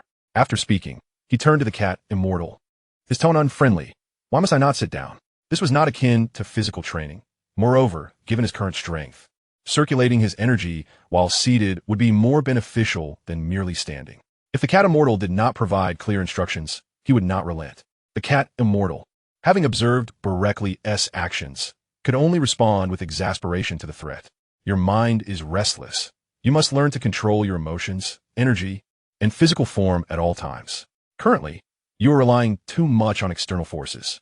Control of energy depends on the blue rings around your limbs, while restoring your mental state and regulating your energy requires specific movements. Your practice is quite rudimentary. Having explained this, he hesitated, leaving one final thought unspoken. This might be attributed to his innate racial talents, combined with a lack of formidable opponents, leading to his unchecked audacity. Such prowess has reached its zenith on Earth. Yet were he to wield the same strength, he could effortlessly take on 10 foes. I have tried every other method, but none yielded results. The cat sage, with hands clasped behind his back, assumed an air of a venerable elder. Thus, you have come to seek my counsel, have you not? Boreklee found himself at a loss for words. Indeed, this little white cat spoke the truth. Very well, what would you have me do? Keep your power at 100. If you will, specifically 100 as you perceive it. The cat sage, having briefly read Boreklee's thoughts, adapted to the vernacular of combat power. Upon hearing this, Boreklee complied, slightly reducing the gravity of his restraints. How about now? The cat sage feigned profundity, clearing his throat. Tell me, why do you seek to grow stronger? You are already formidable. Is it not more peaceful to remain unchallenged? Boreklee scoffed, genuinely uninterested in the cat sage's ramblings. Perhaps I could simply destroy your Corinta instead. He threatened, his hand resting on the gravity ring, suggesting that any disagreement could lead to the tower's destruction. The cat sage, taken aback, realized he was merely posturing. Yet the other showed him no respect. Very well, let us commence. Boreklee, exasperated, lamented the time wasted. In truth, it was not so much the time as his deep-seated skepticism regarding the cat sage's ability to assist him that colored his demeanor. With an innate disdain, he was unlikely to place his trust in the cat sage. The cat sage skillfully ascended to the center of the tower's pinnacle and retrieved a water jug from above. Come, seize the water jug from my staff. What? Boreklee stared at the cat sage, as though he were a fool. Utilize a combat power of 100 to obtain the jug, and you shall emerge victorious. I will then reveal your next step in training. Boreklee, increasingly irritated, perceived the cat sage as a mere clown, remaining stationary, unmoving. If you wish to significantly enhance your strength, heed my advice. It will only cost you a few days of your time, and I believe you can manage that. And then, currently, I cannot significantly amplify your combat power, that is, the energy within you, but I can improve your mastery over your own body. Boreklee narrowed his eyes, adopting a serious demeanor. This was precisely the training he needed at this moment. I shall temporarily place my trust in you. Let us proceed to more intricate training and see if you can achieve it. Boreklee shifted his stance slightly, finding the optimal position to exert force. His gaze unwavering on the water jug atop the cat sage's staff. Chapter 54, unable to grasp, exhausted. He exerted force beneath his feet. Clang, clang. The cat sage nimbly evaded. In a fit of rage, Boreklee extended his left hand, launching an attack at the cat sage. The cat sage, unperturbed, swiftly retaliated with a kick. Boreklee, undeterred by the odds, was acutely aware that his opponent's combat prowess, while superior, was not insurmountable. After all, his own true battle strength reached an impressive 5,500. With a grunt, he retreated repeatedly until he found himself against the railing atop the tower. Rubbing his chest, Boreklee chose silence, for the cat sage had long proclaimed that seizing the water bottle would equate to victory. His reticence did not shield him from the cat sage's scorn. You possess mere bravado, yet you wield it like a fool, utterly incapable of application. Gone was the initial defiance that characterized Boreklee. He no longer acknowledged the cat sage's taunts. System why? He inquired. Control, technique. Yet, he soon realized that in the face of absolute strength, such attributes were rendered futile. What constitutes absolute power? Boreklee's expression darkened. Indeed, what did absolute strength entail? Even if one were twice as formidable, an adversary armed with a kitchen knife could still prevail. 5 times stronger? A foe wielding a gun or artillery could snuff out life. Even a 1,000-fold superiority would falter against an opponent piloting a spaceship, unleashing a planet-destroying ray upon him. Though his individual prowess was undeniable, it was insufficient to secure victory. What does this mean? He pondered. The opponent speaks truth, according to the data. Achieving absolute supremacy is unattainable. Boreklee's lips twitched in frustration. Even Pangu was not absolute. Reflecting on the legends of his past life, he could not suppress a scoff. The system's analogy, while imperfect, was, regrettably, exceedingly comprehensible. Are you not prepared to continue? The cat sage's prompting roused Boreklee from his reverie, and he stretched his limbs. You are correct, cat sage. Let us proceed. Observing the cat sage, who was clearly still ensnared in his own thoughts, Boreklee cast aside any notions of martial ethics and lunged forward with a swift assault. The notion of snatching the water bottle without engaging was nearly impossible. You're still far from my level. Having gained initial insight, Boreklee understood that a direct approach was not easily contested. His seemingly agile form was merely a feint. He tilted his head to evade and swiftly maneuvered to the side. The cat sage remained unfazed, following closely behind. Boreklee executed another deceptive maneuver, returning to the front. I've got it. Yet before he could complete his declaration, the cat sage's wooden staff struck him squarely on the head. Boreklee retreated with haste. Old coin. The cat sage, with a triumphant grin, stroked his beard and erupted in laughter. Huh, you cannot grasp the essence yet dare to criticize others. Boreklee resigned, felt the weight of gravity severely curtailing his capacity for rapid responses. Achieving even this much was no small feat. The cat sage then proceeded to elucidate. I can see through your thoughts. Every move you make eludes not my scrutiny. Mind reading? No, it is not mere mind reading. Your intentions are not malevolent. Yet they are far from innocent. In the midst of conflict, even I cannot seize the fleeting opportunity to discern your thoughts. Furthermore, merely understanding your thoughts is but the first step. I must also contemplate how to respond and ensure my body reacts in a timely manner. Boreklee lunged forward. What do you mean? My meaning is abundantly clear. You must learn to fight with your heart and senses, not solely with your eyes. Though Boreklee was reminded by the cat sage, he did not take the time to ponder. First, he aimed to teach him a harsh lesson. He attacked again, throwing a punch, only to have it deftly dodged by the cat sage, transforming his punch into an embrace. Little did he know that, as the cat sage had foretold, his every move was anticipated. The cat sage tilted his head to evade, then swiftly bent at the waist, lifting a foot with effortless grace. Boreklee's counter was not only unsuccessful, but resulted in him receiving a kick from the cat sage. With a series of rapid steps, Boreklee regarded the cat sage with growing seriousness. He truly sensed something amiss. Just as he prepared to contemplate, the cat sage leapt into the air, mocking him loudly while turning his back and gleefully slapping his rear. With a sudden charge, the cat sage once again nimbly evaded. Boreklee's foot landed heavily against a pillar. Kid, do not demolish my Carlin temple. Boreklee paid no heed, rushing forward with determination. Oh dear, do not be so hot-headed. The cat sage once more skillfully dodged, not forgetting to taunt Boreklee, even sticking out his tongue in derision. How infuriating! Why can I not seize him? With a frustrated remark, Boreklee charged once more.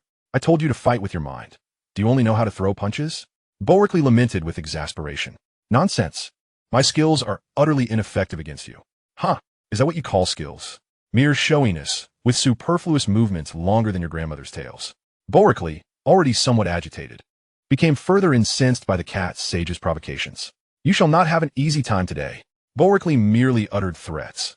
After 3 hours of fierce contention, he was now utterly exhausted, collapsed on the ground, gasping heavily. Why are your movements so swift? You do not even seem to tire. Your speed and reflexes resemble those of a tortoise. If you maintain a combat power of 100, you shall never catch up to me.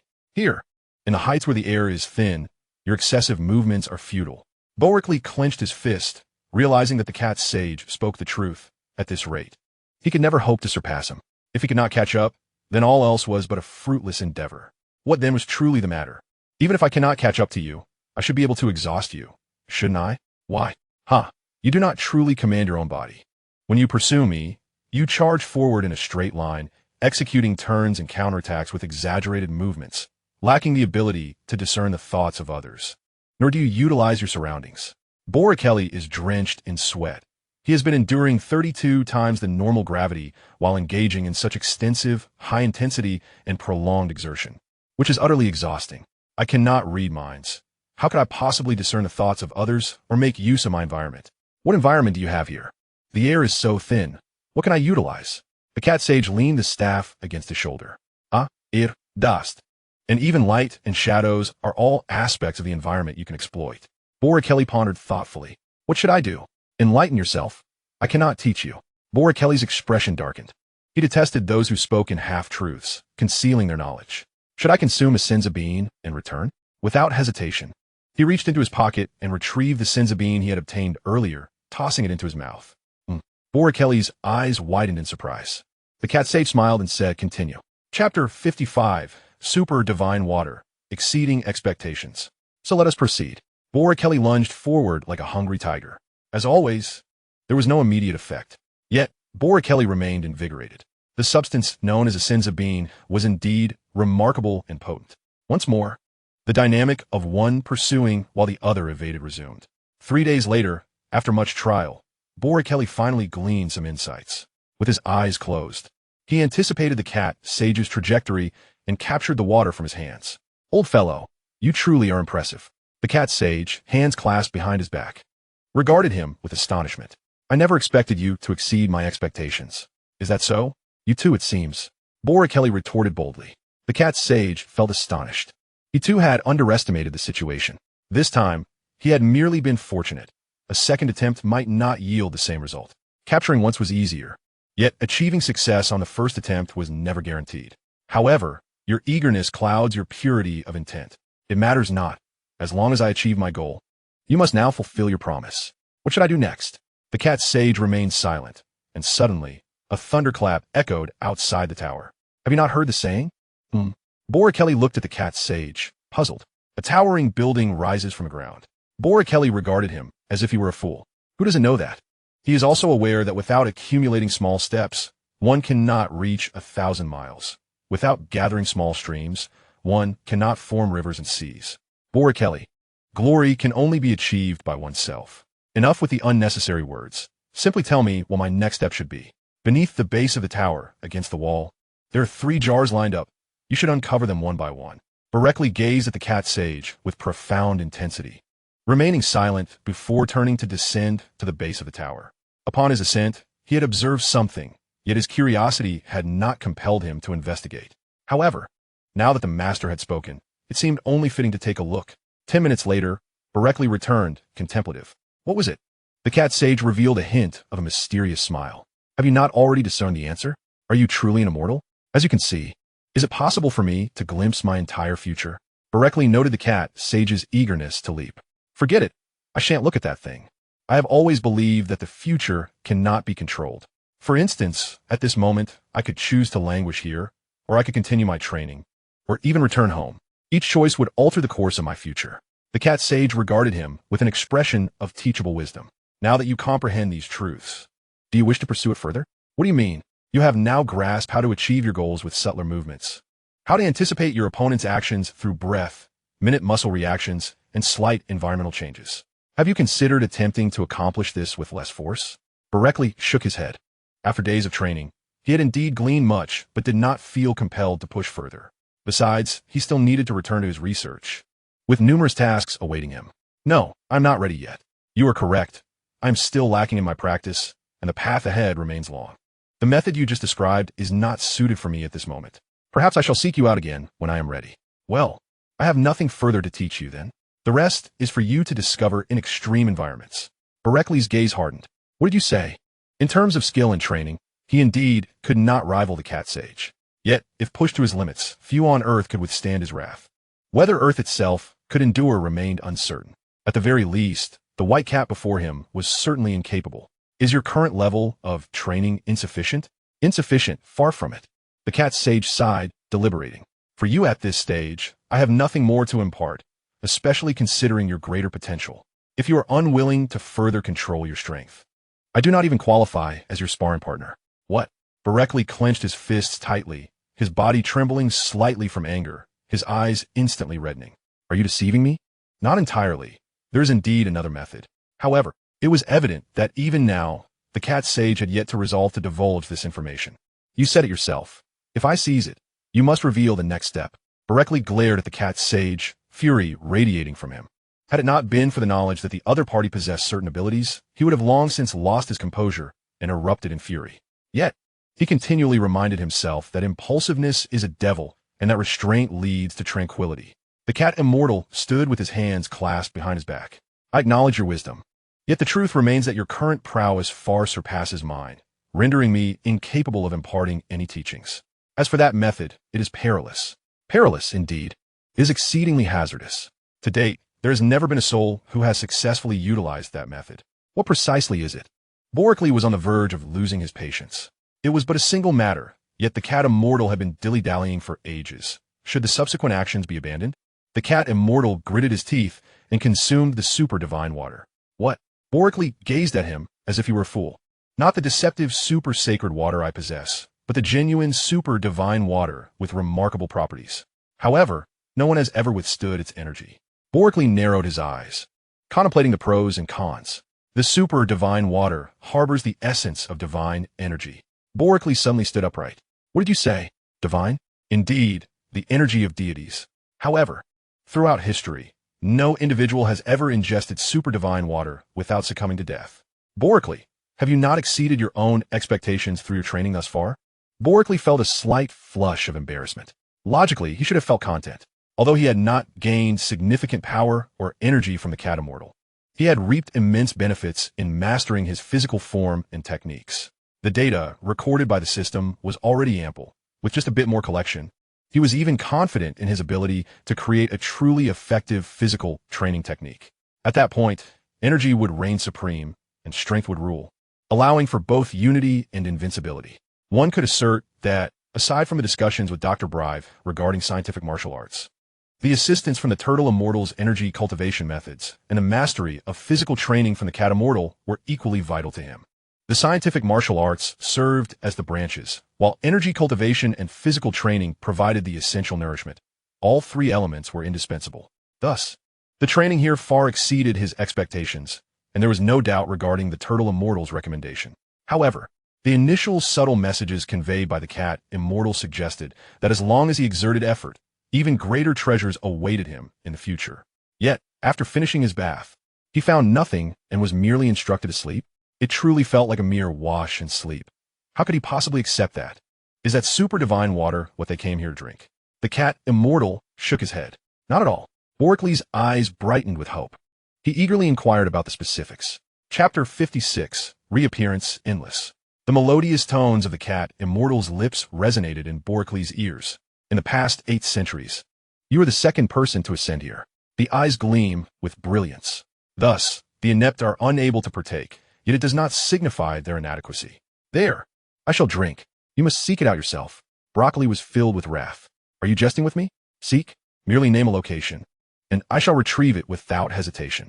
But to have him search, is that not a jest at his expense? Boreklee, your strength is formidable.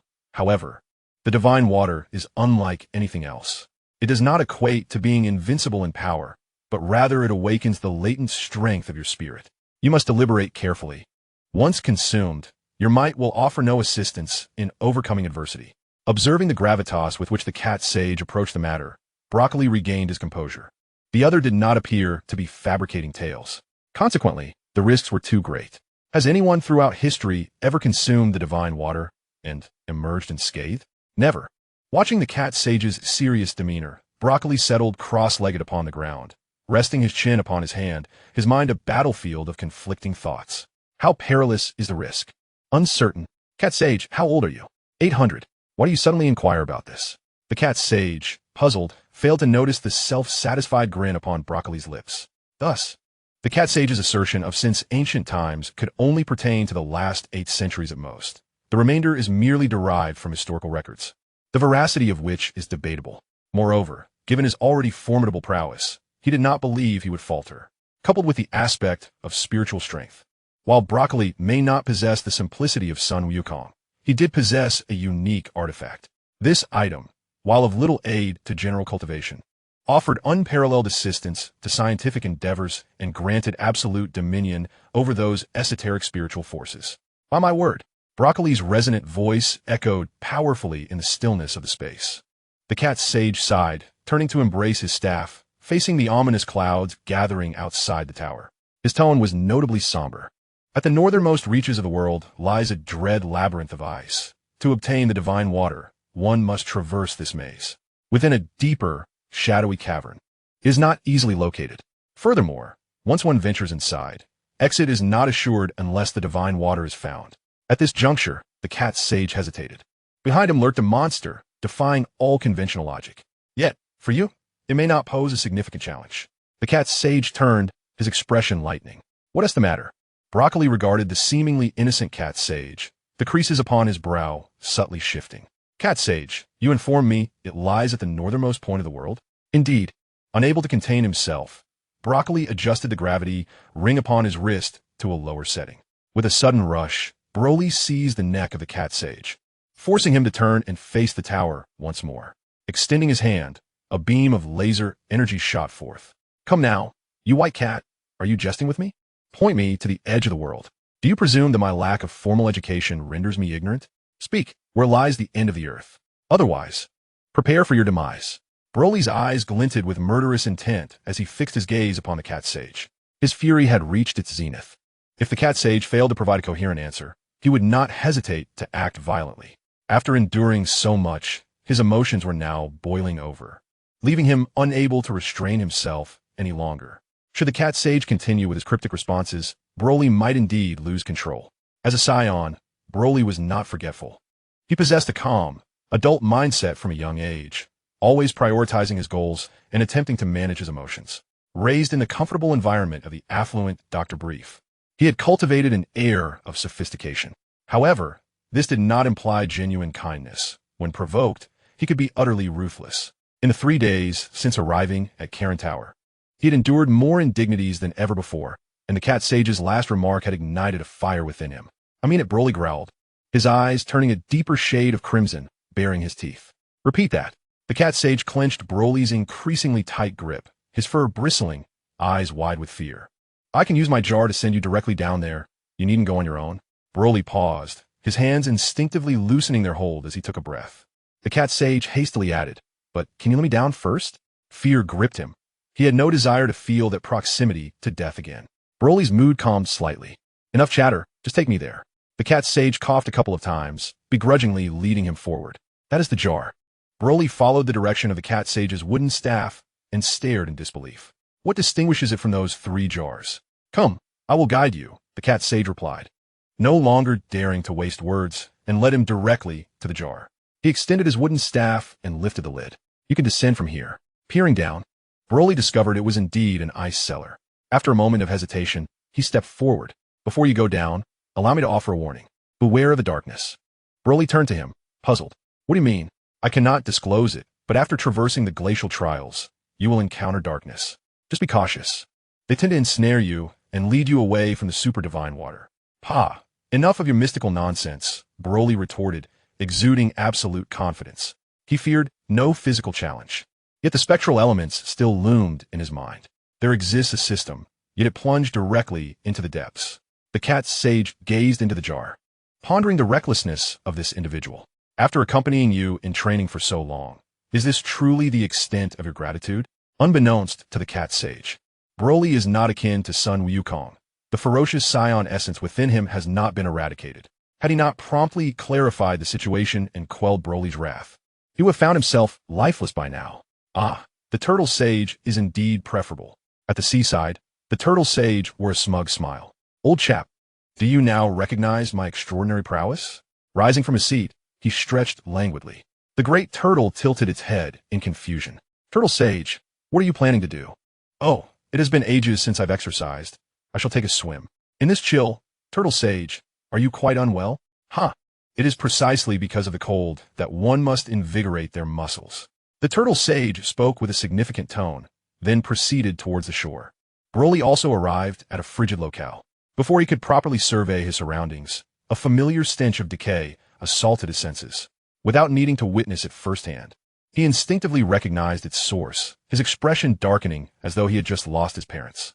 Goodness, must this never end? No, something is amiss. Broly's countenance grew serious. Chapter 57, Divine Water Power Doubled. Logically, only the cat sage should be aware of my presence here, especially since I came directly from the Korin Tower. With this in mind, Broly surveyed his surroundings without causing destruction. Could it be the cat sage? But what would be his motive? Treading lightly, he shot forth like an arrow, swiftly escaping the area. The nauseating aura behind him clung to him like a relentless poison. No, it shouldn't be the cat sage. We harbor no enmity.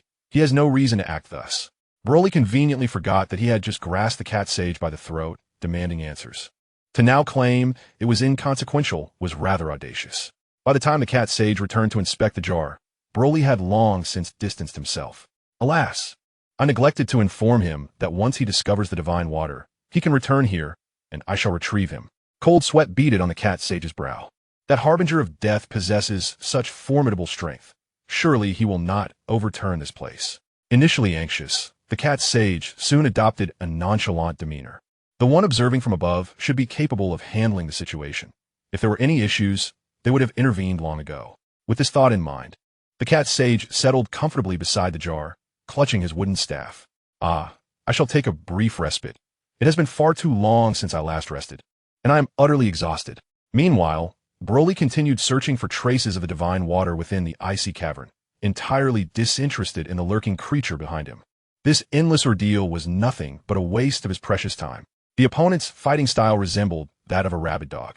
What could one possibly learn from such an encounter? Moreover, he had already dispatched the puppets that were sent forth, so what purpose would yet another serve? Without the deployment of 3 to 5, one could hardly approach him. The surrounding ancient, unmelting ice could not possibly impede the fervor of Broly. Once he discovers the fabled super divine water, his power will undoubtedly reach unprecedented heights. Engaging with the puppets trailing behind him was hardly the action of a wise individual. That said, the ice did possess a certain aesthetic appeal. The scenery was not static, as exquisite ice sculptures occasionally formed amidst the frost. Surely, Bulma would appreciate such artistry. Broly's gaze flitted across numerous uniquely shaped ice sculptures, and he immediately took a liking to one in particular. Without hesitation, he summoned a radiant light in his hand and deftly severed the chosen sculpture. Yes, Bulma would undoubtedly cherish this piece. He opened a universal capsule and, without a second thought, placed it inside, continuing his flight forward. The monstrous puppets behind him clung on like an unshakable adhesive, their foul stench becoming almost palpable. It was best to make a swift escape. Just as Broly soared through the air for less than 10 seconds, the ground began to tremble ominously. What on earth was happening? Had he disturbed a hornet's nest? Just moments ago, he had praised the unyielding nature of the ice. And now, it was melting and fracturing before his very eyes, somewhat of a slap in the face. The situation escalated as the ice cracked open, a frigid wind bursting forth from the fissure.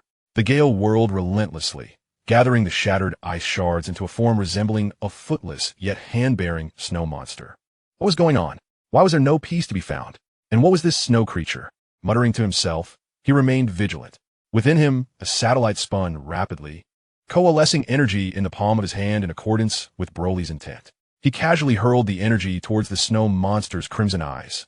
The howling wind gradually morphed into a tempest, unceasingly hurling the blizzard toward Broly's energy projectile.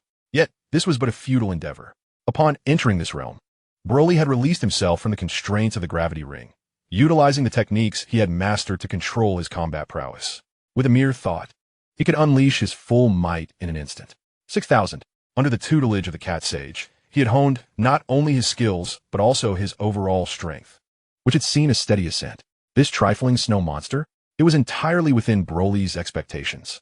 The energy he unleashed effortlessly pierced through the creature's defenses, obliterating a substantial portion of its form. Roaring, Broly merely scoffed. What good is a roar if it cannot wield power? Having delivered his mockery, he wasted no time and turned it apart. Before he could make his escape, the howling winds intensified around him. The shadow behind compelled him to halt. The creature possessed quite a robust vitality. Gazing upon the snow beast, now towering twice its original height, he summoned two brilliant orbs of energy into his hands. With a deliberate motion, he intended to obliterate the creature. As the energy spheres left his grasp, Boreklee darted away. It seemed the beast was indomitable unless he detonated the entire ice cavern. Such a task was hardly engaging. He had no desire to play the fool. It was time to make a swift exit. The frantic roars of the snow beast echoed behind him, but Boreklee was already far removed from danger. Boreklee continued his search, oblivious to the unfolding events in the depths of the ice cavern. In a hollow chamber, echoes reverberated through the emptiness. Despite his thorough search, he found no clues, and his patience was waning. Feeling an overwhelming surge of energy, he prepared to eliminate the surrounding ice layers. As for the rising seawater, it was of no concern to him. Before he could act, his burgeoning energy had already melted portions of the icy barrier. A deep, unfathomable passageway emerged. What was this? Boreklee raised an eyebrow. Did it cower in the face of strength, clinging to survival? Was the divine water under guard? Or was it a peculiar treasure? With knowledge from Huaxia, he understood that certain treasures would naturally gravitate towards the worthy. Typically, celestial materials and earthly treasures were either sentient or fiercely protected by various spiritual beasts. To obtain them effortlessly was no simple feat. The foul stench returned, prompting Boreklee to leap forward without hesitation. Goodness, did this mean he would either ascend or plunge downwards? The thrill of a bungee jump was certainly exhilarating. Boreklee found himself lost in thought, disregarding the potential dangers that lurked within this unknown realm. As he ventured deeper, the atmosphere grew hazy, and the noxious odor vanished entirely. What was happening? Could this place obscure the creature's senses? Boreklee realized there must be some unknown force at play, allowing the puppets to locate him so effortlessly. This time, however, the situation felt inexplicably strange. Never mind. He needed to keep searching. Boreklee turned, frowning at the silently approaching Master Roshi. Boreklee, you've arrived. Sun Wukong and Bulma are waiting for you inside. Boreklee tilted his head, observing him with a hint of intrigue. Lead the way. Seizing the moment, Master Roshi turned. A flash of light erupted as Boreklee struck, vanquishing the old master. To his surprise, Master Roshi transformed into a wisp of azure smoke. This unexpected turn of events did not elate Boreklee. He lowered his voice. System, what are you doing? You did not ask me to remind you. How infuriating. As Boreklee's anger surged, everything before him faded into oblivion, leaving only a small pool of water. A head completely submerged slowly rose to the surface. Boreklee conjured an energy orb in one hand and a laser in the other. Was it you who orchestrated this? A low, resonant voice echoed within the mysterious cavern. I am willing to share the divine water with you. Boreklee was unperturbed. With a flash of brilliance, he pierced the pool, causing the water to visibly drain. He noticed the energy orb in his other hand materializing. Wait a moment. That is indeed divine water. If the guest wishes to consume it, so be it. He turned to regard the table and jug that had suddenly appeared. System, no falsehoods here. Damn, tell me, how did this come to be? Unclear. Boreklee's expression darkened. The system was unreliable. It had no perception of the situation, only confirming it was not an illusion. Then it must be sensing Boreklee's menacing gaze. The mysterious voice quivered in fear. Esteemed guest, this truly is divine water. Consuming it could at least double your combat prowess. However, the mysterious voice hesitated, abruptly falling silent. Boreklee nonchalantly lifted the energy orb in his hand. Chapter 58. All is in disarray. Drink the divine water. The mysterious voice immediately divulged the reasons and consequences as if pouring beans from a bamboo tube. Esteemed guest, the divine water is a sacred gift from the gods, possessing the ability to cleanse bodily impurities and unleash the latent energy within. But the divine water is also a highly toxic substance. Without extraordinary physical strength, mental fortitude, and vitality, one cannot resist its corrosive effects and will soon perish. strength offers no advantage in consuming the divine water. Thus, trials must be established to prevent the unwarranted waste of this sacred liquid, simultaneously serving as a filter. The weak and damaged are deemed unworthy of the divine water. It is not an intentional deception to entice the esteemed guest. Now, you undoubtedly possess strength and are qualified to receive the divine water. The mysterious entity was unconcerned with such matters. Boreklee's strike had inflicted pain upon it, and while its role demanded hesitation, it secretly hoped Boreklee would perish upon consumption. After all, he was being coerced, and it did not violate its professional code. Should Boreklee drink and meet his demise, that would be his own doing, entirely unrelated to this guardian spirit. Therefore, drinking the divine water will surely double your strength, will it not? Not necessarily. A dangerous glint flickered in Boreklee's eyes. Although his memory might not be infallible, he had not forgotten the words just spoken. Esteemed guest, I have already articulated the effects of the divine water. It cleanses impurities and awakens hidden potential. Boreklee, upon reflecting that the other party indeed possessed an explanation, felt his restless heart gradually settle, and the turbulent energy within him also calmed. You previously mentioned that the strength would double, he remarked. In truth, the results of anyone's training often fall short of expectations.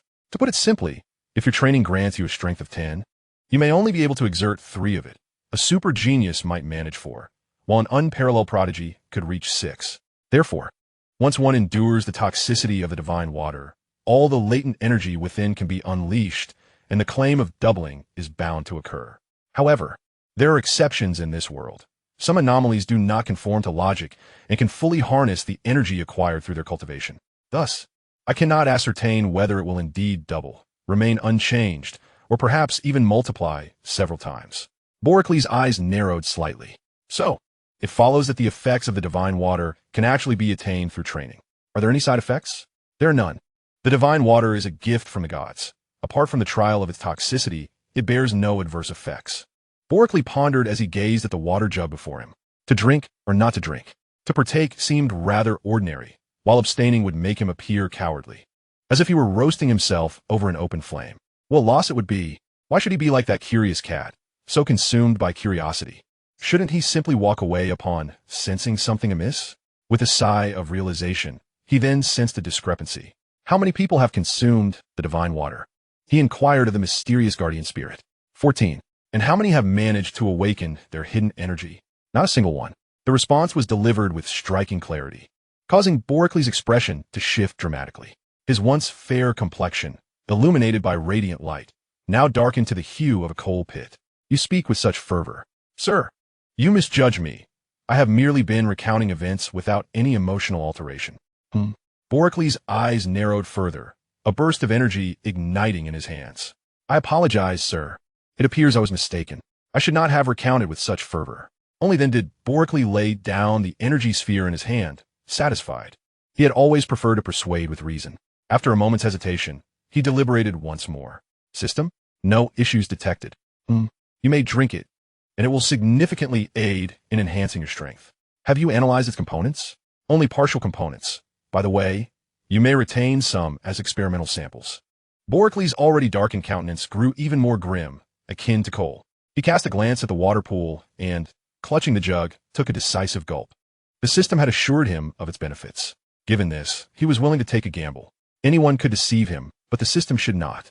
Otherwise, he would have perished long ago, not needing to wait until today. As the super divine water flowed into him, a piercing pain surged forth.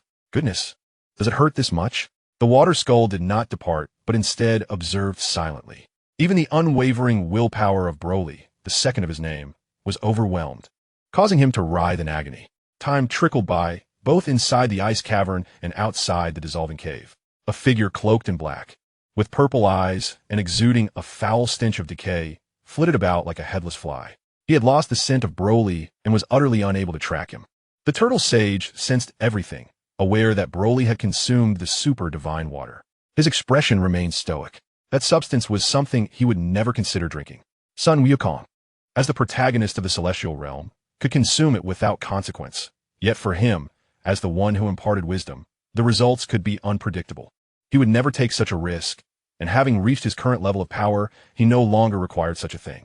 If he truly needed to It would be more prudent to wish upon the dragon to gain instant teleportation and conveniently travel to planet Namek. God Saje. Broly's current strength far surpasses that of Sun Wukong. Wouldn't you be alarmed? The turtle sage mused, a sly smile creeping onto his face as he thought of the startled cat sage.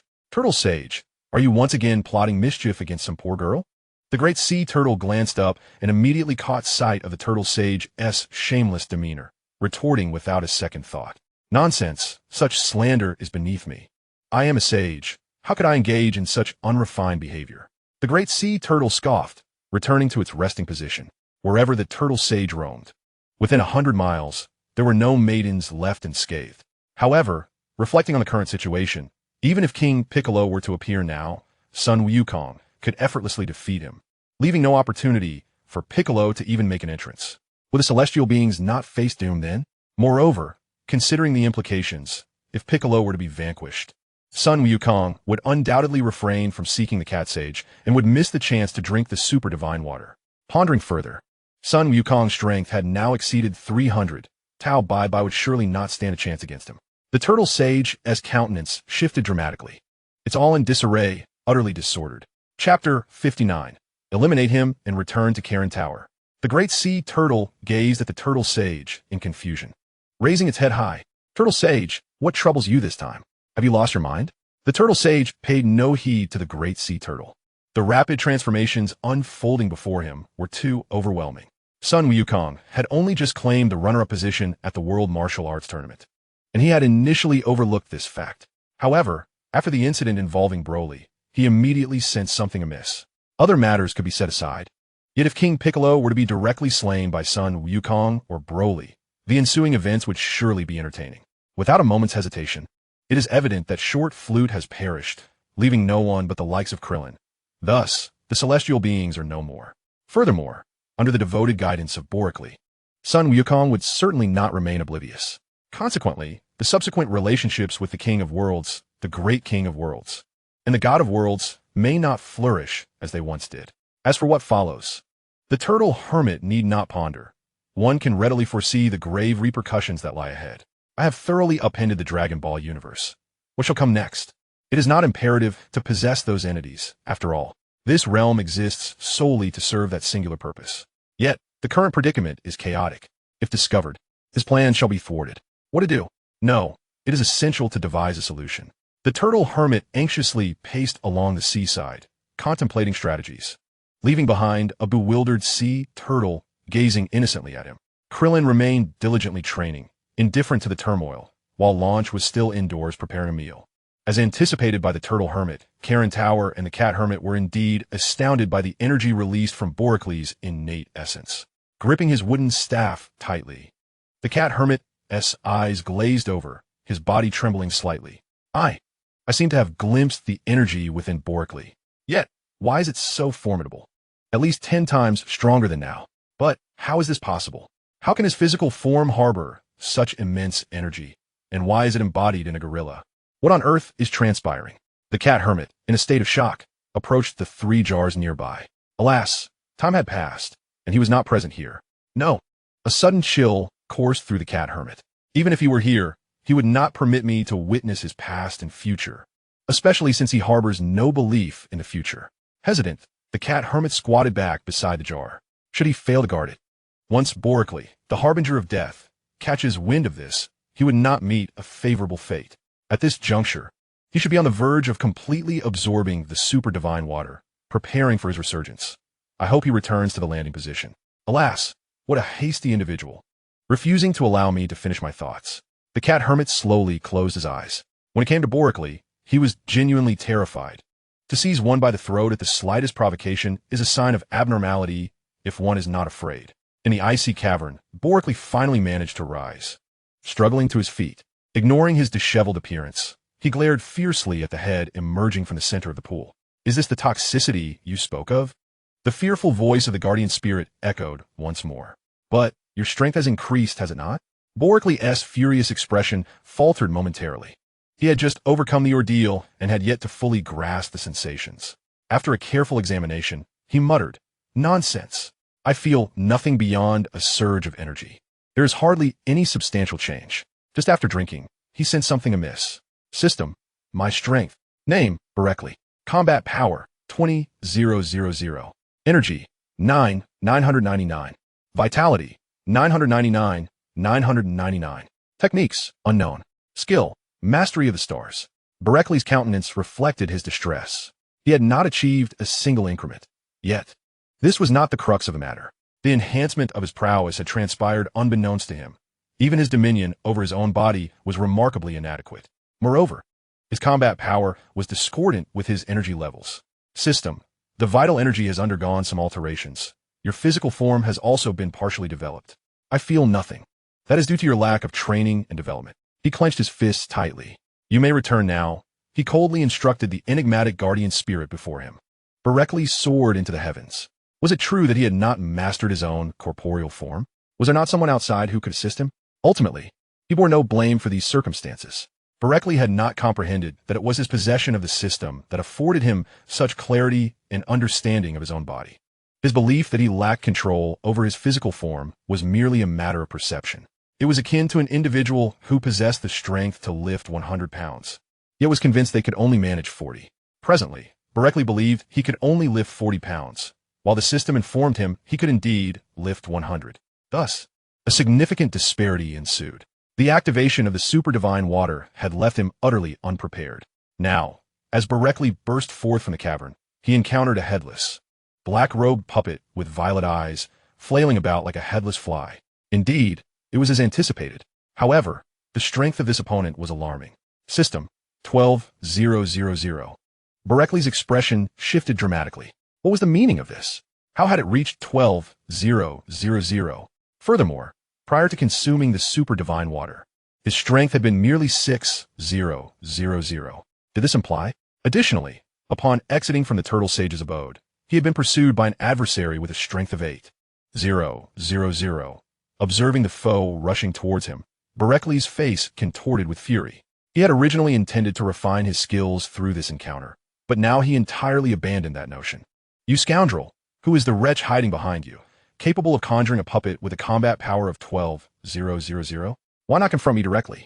With a bellow, Boreklee held nothing back, channeling all his strength into his fists. Boom! The black-robed puppet was sent flying. Boreklee was unwilling to relent. His opponent had been surveilling him, dispatching puppets with double his strength. Had he been complacent from the outset, he would have undoubtedly found himself embroiled in a fierce struggle. He felt despondent, having wronged no one, yet being so precisely targeted time and again, and remaining oblivious to the identity of the orchestrator behind it all, naturally incited his ire. After a few swift moves, I dispatched the puppet. I held back, revealing a mere combat power of 10,000. Can you discern the true extent of my strength from your shadowy vantage point? Boreklee's gaze was profound as he paid no heed to the pulverized remains of the puppet and soared into the air. If he could ascertain his apparent strength, he would harbor no fear. However, if his true combat prowess were to be exposed, it would indeed be a terrifying prospect. Returning to the site of my earlier descent, I looked up and, as expected, spied an opening above. Hey, the cat sage jolted, rising to peer into the jar's mouth. Ah, Boreklee, you actually returned. Quickly, lift me up. The cat sage wasted no time, his staff moving with purpose. Watching Boreklee, who was safely returned to Corinta, he smiled broadly. Chapter 60, A Brief Farewell. Mastering the body. How about that? I wasn't deceiving you, was I? Your strength has indeed surged. Boreklee clenched his fist, aware that his ultimate combat power had risen to 20,000, and he nodded instinctively. Indeed, I owe this to you, cat sage. Once I descend, I shall bring you an abundance of fresh fish. What? The cat sage exclaimed in disbelief, momentarily disregarding his caution towards Boreklee. He lunged forward, eyes sparkling as he envisioned fish swimming before him. Really, truly? Of course, I keep my word. Splendid. Boreklee, thank you. Not at all. You've been a tremendous help. Boreklee initially thought that sending a few fish would be trivial, and unlocking his strength to ascend was hardly a challenge. A thought struck him about the magical beans he had consumed. By the way, cat sage, could you part with some of your divine beans? Feel free to take as many as you wish. I have plenty of those, the cat sage replied casually. Plenty, you say? Boreklee's eyes sparkled with a clever idea. Take. I wouldn't want to impose. I wouldn't dream of taking advantage of you, cat sage. Surely, as a divine being, you lack for nothing. How about this? I'll repay you with fish. However, my offerings are limited. What if we exchange divine beans for live fish? This way, you will have a continuous supply of fresh fish to enjoy. How shall we exchange? The cat sage, now consumed by visions of fish, had not considered Broccoli's cunning plan. Without a moment's hesitation, he agreed and inquired about the terms. 1 divine bean for 10 pounds of fish. The cat sage immediately initiated the negotiation.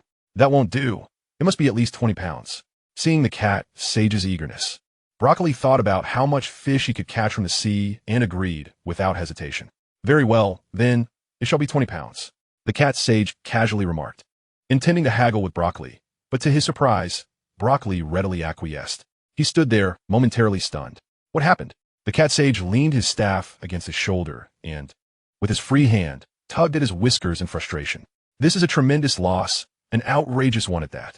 Broccoli, observing the cat sage's demeanor, understood the situation clearly. Cat sage, I am merely grateful for your assistance. Otherwise, your celestial beings would not have fetched this many fish. The cat sage, infuriated, retorted, Nonsense. My celestial beings are not worth less than fish. Broccoli chuckled lightly. Cat sage, as a celestial being, you should comprehend that what is worthless to one may be a treasure to another. Are you capable of descending? The cat sage was left speechless by such audacity. I have never encountered someone so shameless. Broccoli remained unfazed. I appreciate your assessment, but after all, you have only met 2 individuals, myself included. Well then, cat sage, I must take my leave. When I return, I shall bring you fresh living fish. The cat sage was taken aback, filled with disappointment. What? You won't go down now to fetch them for me? Waving his hand dismissively, Broccoli stifled a laugh. Of course not. I shall not undertake an errand for free. You insolent brat, the cat sage huffed, pulling out a small cloth bag filled with celestial beans. Will this suffice? Broccoli accepted it without hesitation. Very well, wait here. I shall return shortly. The cat sage's eyes brightened, his previous ire dissipating, replaced by palpable anticipation as his hands unconsciously fidgeted together. Upon reaching the ground, Broccoli did not pause, seeking out a stretch of sea. With a flourish of his hands, a formidable energy enveloped the surface of the water, displacing the fish beneath the immense pressure. Acquiring living fish was a simple endeavor, but celestial beings seemed exceedingly precious. Without a second thought, he stored the living fish in 2 universal capsules and soared skyward once more. Cat sage, the transaction is complete. I must take my leave. As he sprawled atop the wriggling fish, Broccoli was interrupted. Before you go, I have a parting piece of advice. Just as he was about to take flight, Broccoli halted and turned, a look of curiosity on his face. Master your own self. What? The cat sage offered no further explanation, instead tumbling into the school of fish, utterly dazed. Meow. Broccoli frowned slightly. Once Broccoli had distanced himself, the cat sage emerged from the throng of fish, shedding his earlier stupor. Only a complex amalgamation of calm, seriousness, concern, and fear remained. It was uncertain whether this fate would bring fortune or misfortune. What would become of Earth in the future?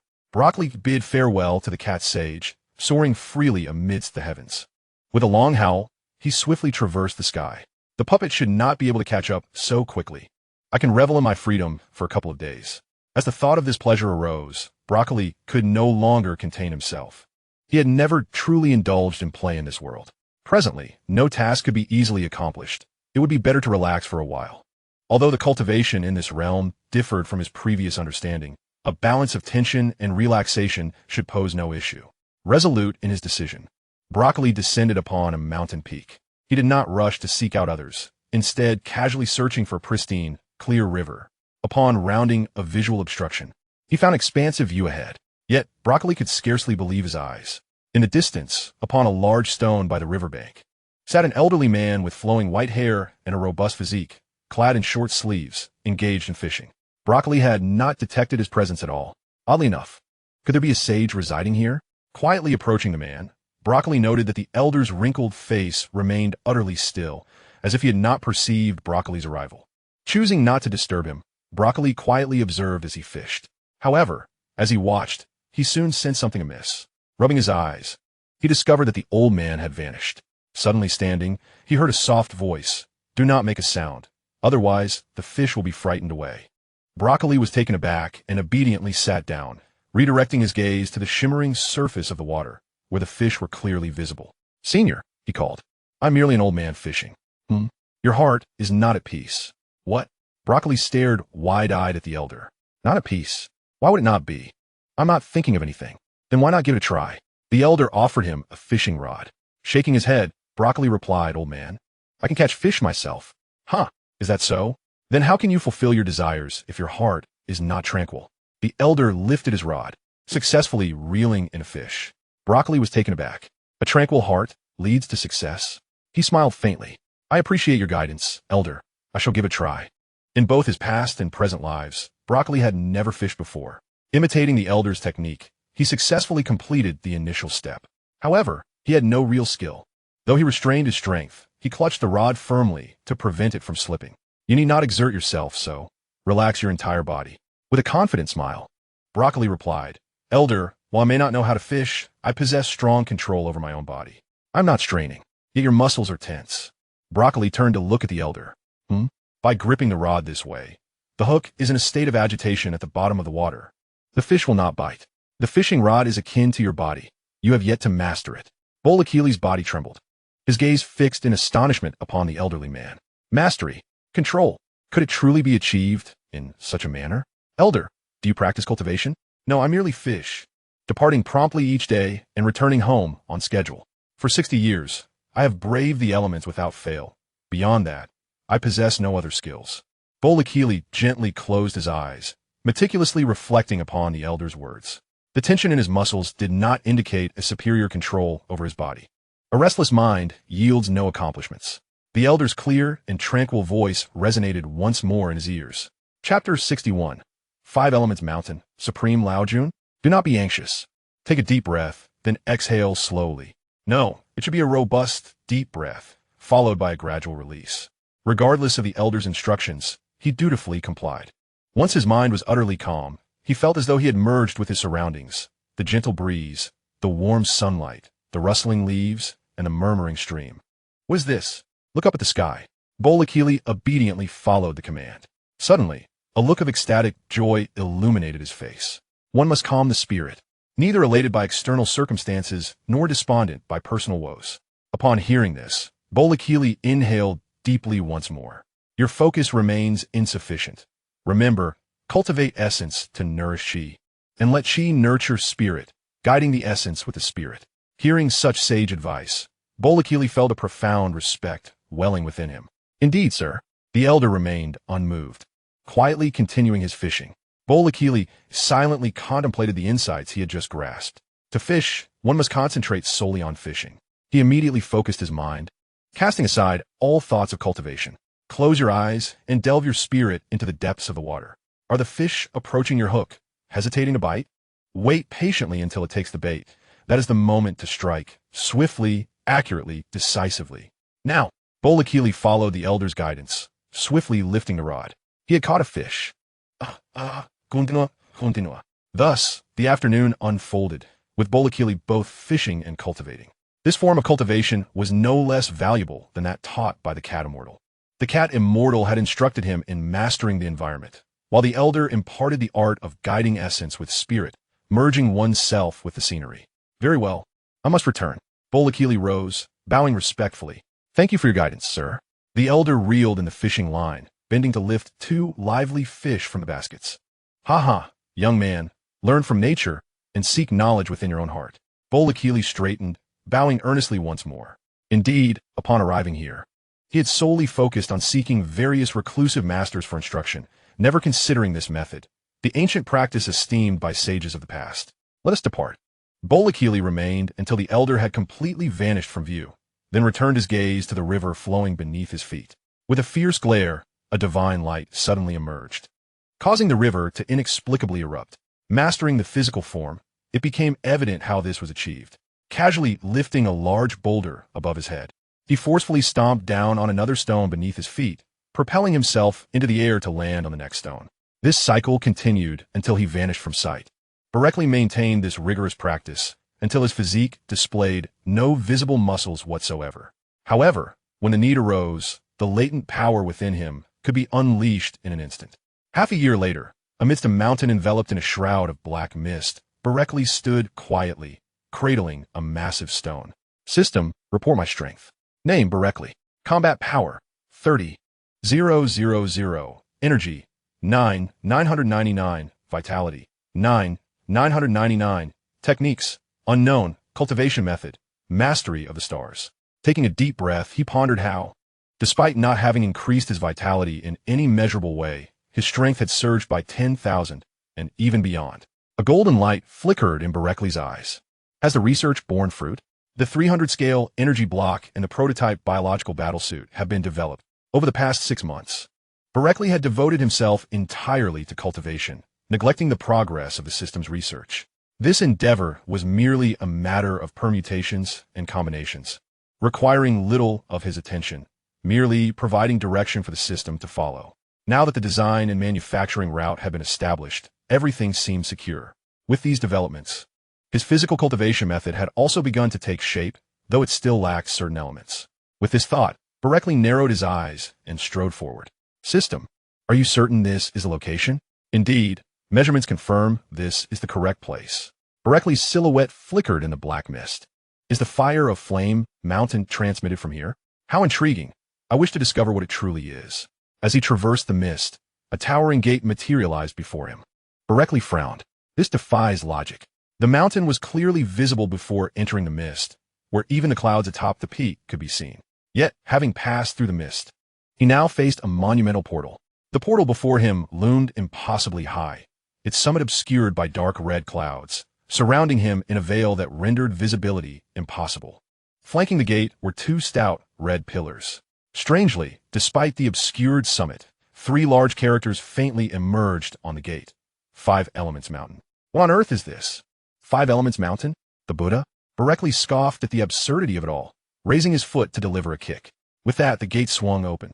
A cacophony of sounds, ranging from piercing and chilling to seductive and languid, whirled through the air, reaching his ears. While what phantoms and specters? Boreklee remained unperturbed, stepping forth with confidence onto the land before him. Lo and behold, could this be an illusion?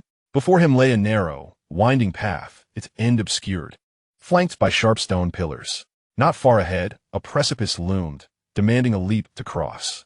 Bah, such tedious tricks, though inwardly dismissive. Boreklee maintained an impassive exterior and closed his eyes. Had this been 6 months prior, without the system, he might have found himself in a predicament. Yet now, these were mere trifles. He needed no system. He could discern effortlessly on his own. After a minute, he opened his eyes once more, and indeed, the surroundings had transformed dramatically. The narrow path had vanished entirely. A faint smile graced Boreklee's lips as he took another step forward. Another step. After 3 steps in total, the scenery shifted before his eyes. Goodness, it's rather warm here. Young man, you're the first person I've encountered since my arrival. Boreklee squinted at the stooped figure in martial attire by the large furnace. A fleeting expression of shock crossed his face. It was the old man who had once carried away Sun Wukong, the very grandfather of Sun Wukong, Sun Gohan. What's the matter? Does the old fellow have a problem? Boreklee shook his head, careful not to reveal any flaws. No, where's this place? This is Wuxing Mountain, the domain of the Supreme Lord Laozi, and before you stands the 8 trigrams furnace. What? Supreme Lord Laozi? Chapter 62. It's a mistress. You all take care of it. Sun Gohan ambled forward with hands clasped behind his back. Indeed, this is the realm of the Supreme Lord Laozi. Boreklee found himself at a loss for words. Wuxing Mountain is merely Wuxing Mountain. Why has it become the territory of the Supreme Lord Laozi? Complete with an 8 trigrams furnace? Is the flame within not the 3-flavored true fire? He scrutinized Sun Gohan with a skeptical gaze. Are you the Supreme Lord Laozi? Judging by appearances, aside from being somewhat lecherous, he was just another old man. Beyond knowing he had passed away in the last decade, Boreklee lacked further information. If it were true, it was not entirely implausible, though it was hard to believe. No, the old man is merely a servant, not the Supreme Lord Laozi. Sun Gohan waved his hands in a fluster, his face reddening. With this precise answer, Boreklee merely smirked, taking a closer look around. Aside from the vast stone walls, there stood the enormous octagonal furnace before him, its central vent boasting a diameter of several dozen meters. Upon the stove, the familiar flames blazed vigorously, atop which rested a large pot, its contents unknown, bubbling and frothing. White steam rose continuously, merging with the air above. Flushed, truly vast. Sun Wukong steadied his emotions, clasping his hands behind his back to regain composure. It remained uncertain why the small guest had arrived here. Circling around the 8 trigrams furnace, he mused. It was nothing significant, merely a journey that led him here by chance. Is that so? This place connects the realms of yin and yang, although the small guest possesses formidable strength. The corrosive influence of yin energy remains considerable. For the sake of your foundation, I advise the small guest to depart promptly. Boreklee smiled. By the way, I do not yet know your name. I am called Boreklee. You may refer to me as Sun Wukong. Sun Wukong? Boreklee appeared contemplative but wore a puzzled expression. I wonder, what is your relation to the Bull Demon King of Fire Mountain? He is my junior brother. We trained together under the Turtle Hermit. Boreklee's expression shifted to one of realization. Do you have any questions, small guest? None. I have visited Fire Mountain and assisted him in quelling the flames there. Pausing, Boreklee gestured towards the furnace. It is identical to this one. What? Sun Wukong's countenance changed dramatically. The small guest speaks no falsehood? Every word is true. Sun Wukong's expression shifted, revealing his inner turmoil. Please wait a moment. I shall summon the Supreme Lord Laozi. No sooner had Sun Wukong spoken than a melodious voice echoed. Wukong, who is it? Has a guest arrived? Yes, esteemed Lord Laozi. Even Boreklee, with his composure, was taken aback, inwardly exclaiming, Wait, is the Supreme Lord Laozi a woman? Shortly after, a shadow with 2 long, protruding antennae revealed itself. At this point, Boreklee could no longer contain himself. Is that not the very form of Sun Wukong? In response to Boreklee's audacity, Sun Wukong merely stood with a smile, hands clasped behind his back, offering no reprimand. Instead, he inquired about the content of Boreklee's words. Does the small guest know my grandson, Sun Wukong? Waving his hand dismissively, Boreklee replied, What I spoke of differs from what you understand. Sun Wukong chuckled. So, the small guest is aware of my existence? Indeed. Nodding gently, his tail emerged behind him. I am the brother of Sun Wukong. It was I who placed him beneath the tree and witnessed you carry him away. Sun Wukong smiled wryly. No wonder. So, is your visit intended to resolve the Bull Demon King's plight once and for all? Nodding slightly, then shaking his head. I have indeed traveled extensively across the mainland, merely arriving here by chance. As for a complete resolution, that hinges upon your capabilities. As the two conversed, the true visage of the Supreme Lord revealed itself. Wufan, it appears we have a guest, remarked Boreklee, gazing upon a tall figure clad in traditional Huaxia garments, adorned with a flowing cloak and a floral crown, with 2 elongated conical protrusions atop. The individual possessed a flawless complexion, a rosy and radiant visage, and a dulcet voice akin to that of a melodious siren. Boreklee's lips involuntarily twitched. Indeed, my Lord Anning, a young guest has arrived. Boreklee responded, casting a peculiar glance at the rejuvenated Sun Wufan.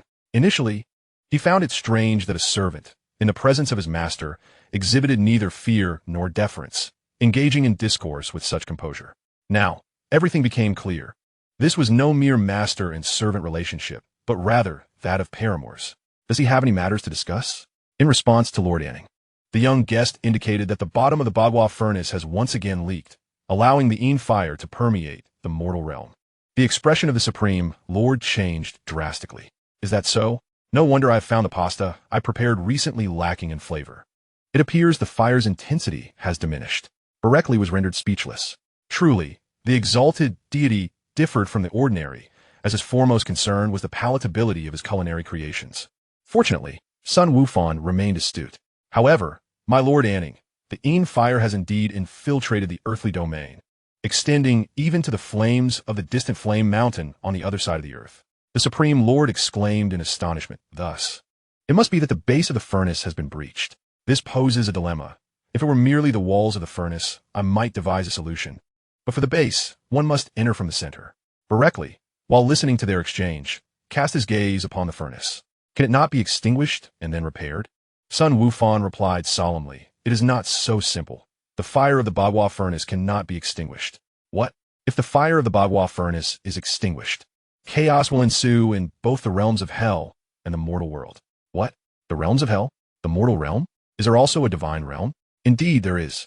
Boreklee was at a loss for words. He had merely spoken offhandedly, unaware that a divine realm truly existed. What manner of environment is this earth, or rather, this universe?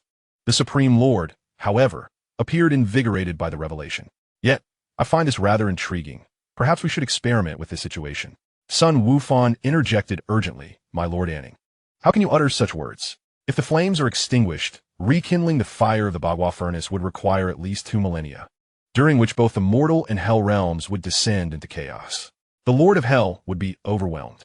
Boreklee observed with a peculiar expression as he paced back and forth. What had once been mere speculation now required substantiation.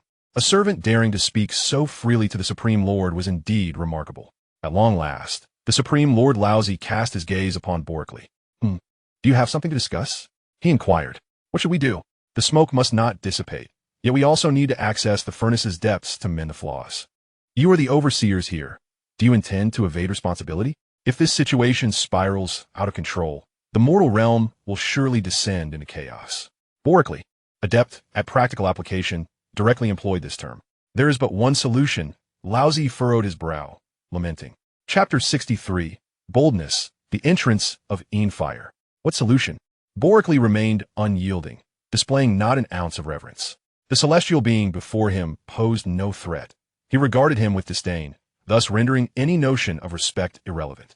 Moreover, Sun Wufan, prompted by Sun Wukong, continued to advocate for him, refraining from reproaching his disrespect. Presently, his defiance had yet to incite any conflict. Anning tilted her head, pursing her lips. "I have an idea. Use the banana fan to temporarily separate the flames, and then block them with the octagonal shell of the fire-devouring bird. Do you possess these items?" Boreklee smirked dismissively. "Does it matter? Chi-Chi is Sun Wukong's wife, and the Bull Demon King is his father-in-law. I have no obligation to concern myself with this." Having stumbled upon the flames, a notion began to take root in his mind, which was the true impetus behind his confrontation. Cultivating a rapport with Sun Wufan was merely a strategy to avoid escalating tensions. "I do not have them, and this matter does not pertain to me. It is your duty as the overseer, so why should I intervene?" Laozi glared at Boreklee in fury, but Boreklee met his gaze unflinchingly. "We must extinguish it," he interrupted, ruthlessly cutting off Laozi before he could articulate his thoughts. "Enough, enough. This is not my concern. You must devise a solution yourselves. Whether you choose to incinerate the earth or extinguish the flames, plunging the world into chaos is entirely your affair." With that, Boreklee deliberately turned to leave. "Wait," Laozi called out. "Is there something else? Could you perhaps procure the banana fan and the octagonal shell of the fire-devouring bird for me?" Boreklee shrugged and once more coldly declined. "I have stated that this matter does not concern me. The Earth's destruction means your demise as well.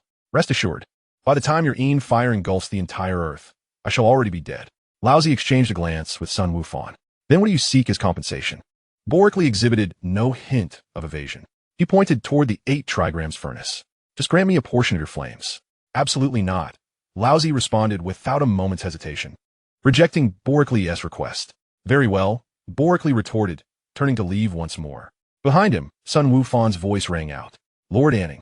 "All right, I shall comply," came Laozi's begrudging response, echoing in Boreklee's ears. Boreklee turned with a smile and walked back. "Would it not have been better to do this sooner? You must have come with a purpose, right?" "Not at all. It was purely serendipitous." The Grand Master of Taishang smirked. "I can provide it to you, but do you possess the capability to retrieve it yourself?" "What do you mean?" The Grand Master of Taishang wore a triumphant expression. "The flames of the Bagua furnace must never be extinguished, yet I can rekindle a small flame for you with different materials. This is beneficial for you as well. Firstly, it is not so ferocious, making it easier for you to tame. Secondly, the fire lacks permanence, allowing you to transform it at will, potentially making it far more powerful than the current fire." Boreklee's eyes lit up. "This flame must surely surpass the one within the Bagua furnace, correct?" "Indeed." "Huh. You are quite audacious and insatiably greedy. Follow me." Boreklee eagerly trailed behind. "Audacious? Huh." And Ning remains oblivious to her own thoughts. Otherwise, she would be terrified. Navigating around the Bagua furnace, and Ning led Boreklee to the rear. Pushing open a stone wall, she beckoned come. Boreklee, unperturbed, stepped inside. "Did you not say that reigniting the Bagua furnace would take a long time?" "Yes, indeed." The Grand Master of Taishang responded while arranging the wood. "Then what is this?" The Grand Master of Taishang playfully remarked, "I never said igniting the fire would take long." "Ah, I see." With a sigh, the Grand Master of Taishang softly said, "You are the nephew of Wufan, so I shall speak candidly. The Bagua furnace is unlike ordinary furnaces. It requires this special flame to refine the unique herbs on the Bagua furnace, generating the smoke that allows the spirits to traverse between the realms. Other furnaces simply cannot endure. Only the shell of the fire-eating bird can withstand such heat. However, if the flame is extinguished, the Bagua furnace will cool immediately, requiring at least 2,000 years to raise the temperature again. This is the crux of the matter. Furthermore, for the Yin fire to reach the level necessary to refine the Bagua furnace, it must burn continuously for at least 200 years. The newly reignited Yin fire is nowhere near sufficient. Boreklee nodded, recognizing that the other party was the expert here and refrained from speaking out of turn, simply awaiting the opportunity to absorb the Yin fire. By the way, do you possess a container for the Yin fire? It will need various precious materials to sustain its continuous burning. Do not worry, I have already made arrangements. You claim to have come here by chance. Yet you are evidently scheming. Boreklee chose not to explain, instead sitting cross-legged before the rising Yin fire. What are you doing? Next, it is my affair.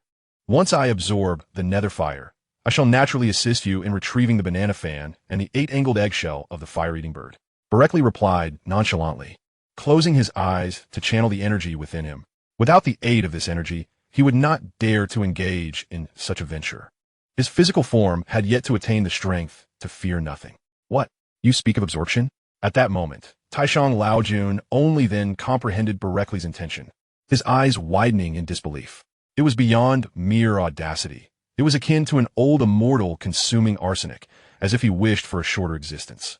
The nether fire, a flame of the underworld, could burn in the realm of the living through the aid of Yin wood, capable of scorching souls and piercing flesh.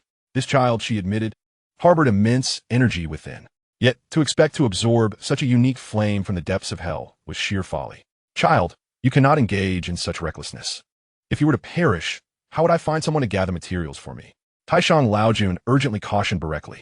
However, at this juncture, Boreklee was already set on his course, compelled to act. The energy slipped from his hands, gradually enveloping the nether fire. It was evident that the flickering of the flame intensified, as if it were instinctively resisting, aware of its impending fate.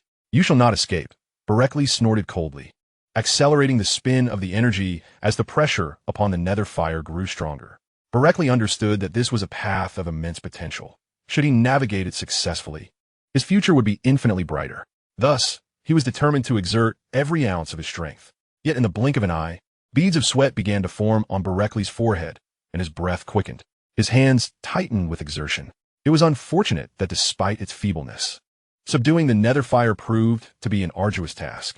Damn it, even something so diminutive is so difficult to tame. Child, I suggest you reconsider your actions. If you truly require the nether fire, it would be wiser to seek a vessel akin to the Bagua furnace. I believe the 8-angled eggshell of the fire-eating bird would suffice. Boreklee disregarded Taishang Laojun's ramblings, steadfastly confronting the challenge. System, is there any way? None. The system, unusually verbose, responded. Not only is there none, but if you wish to avoid death, you must completely subdue it before absorbing it into your body. Why? If you are unafraid of death, then give it a try. Boreklee's expression darkened further. Although the system proved inept, its data analysis was seldom erroneous. He could not afford to take risks, and could only maintain his standoff with the nether fire. Child, use silence. Attend to your own matters. I shall endure this challenge. Taishang Laojun, exasperated, stomped his foot and turned to leave. This was no concern of his. Even if Boreklee were to foolishly consume the nether fire and meet his demise, he could always find a way to contact the deities of Earth to arrange for assistance. Upon contemplating this, the Supreme Lord Laojun felt a cloud of gloom dissipate from his heart, and he joyfully stepped outside. Within the desolate stone chamber, Boreklee and the Yin fire were locked in a stalemate. 3 days later, Boreklee's complexion grew increasingly grim. Over these 3 days, he had consumed no fewer than 10 celestial beings, depleting his energy reserves at an alarming rate, nearly 1 unit of energy per hour. Moreover, he had not slept for 3 days. The Yin fire showed no signs of submission. Rather, it appeared to subtly infect his internal energy, inducing a peculiar transformation marked by a flicker of warmth. What to do? One could wait until the essence of one's energy fully bore the shadow of the Yin fire before absorbing it. Boreklee immediately grasped the system's intention, his face lighting up with hope. He summoned all his strength once more to encircle the Yin fire. Another 3 days passed. His energy had fully adopted the properties of the Yin fire, and he adjusted his state once more. Enough. Arise. With a mighty roar, the Yin fire could no longer be sustained, succumbing to his control and being drawn into his abdomen. Chapter 64. a fateful reunion with Wukong. The moment the Yin fire entered his body, Boreklee felt as though he were drenched in a torrential waterfall, sweat streaming incessantly from him. His veins bulged, and his eyes nearly popped from their sockets. Pain, heat, confusion. These three sensations violently assaulted both his body and mind. Gritting his teeth, he struggled to emit sounds of distress. Damn, the pain is unbearable. His body quivered uncontrollably as his internal energy surged wildly to envelop the Yin fire. After approximately 3 hours, Boreklee finally began to regain a semblance of composure. Trembling, he reached into his robe, retrieving a celestial bean and slowly placing it in his mouth to chew. This ordinarily trivial action consumed a full minute of his time. This truly was inhuman torment. With cracked lips, he chewed the celestial bean while attempting to alleviate his suffering through speech. There was no choice. This was merely the first step, ingestion. The subsequent actions would be even more daunting. He needed to integrate the Yin fire into his heart. Yet at this moment, he was paralyzed by fear, not from reluctance, but from sheer terror. His entire essence was already enveloping the Yin fire, leaving no surplus energy to spare. System, what should I do? 3 major dantians. No, the dantians are not suitable for the Yin fire. It can be temporarily nurtured, allowing the internal energy to adapt to the Yin fire. But what if it takes root? This time, the system did not respond immediately.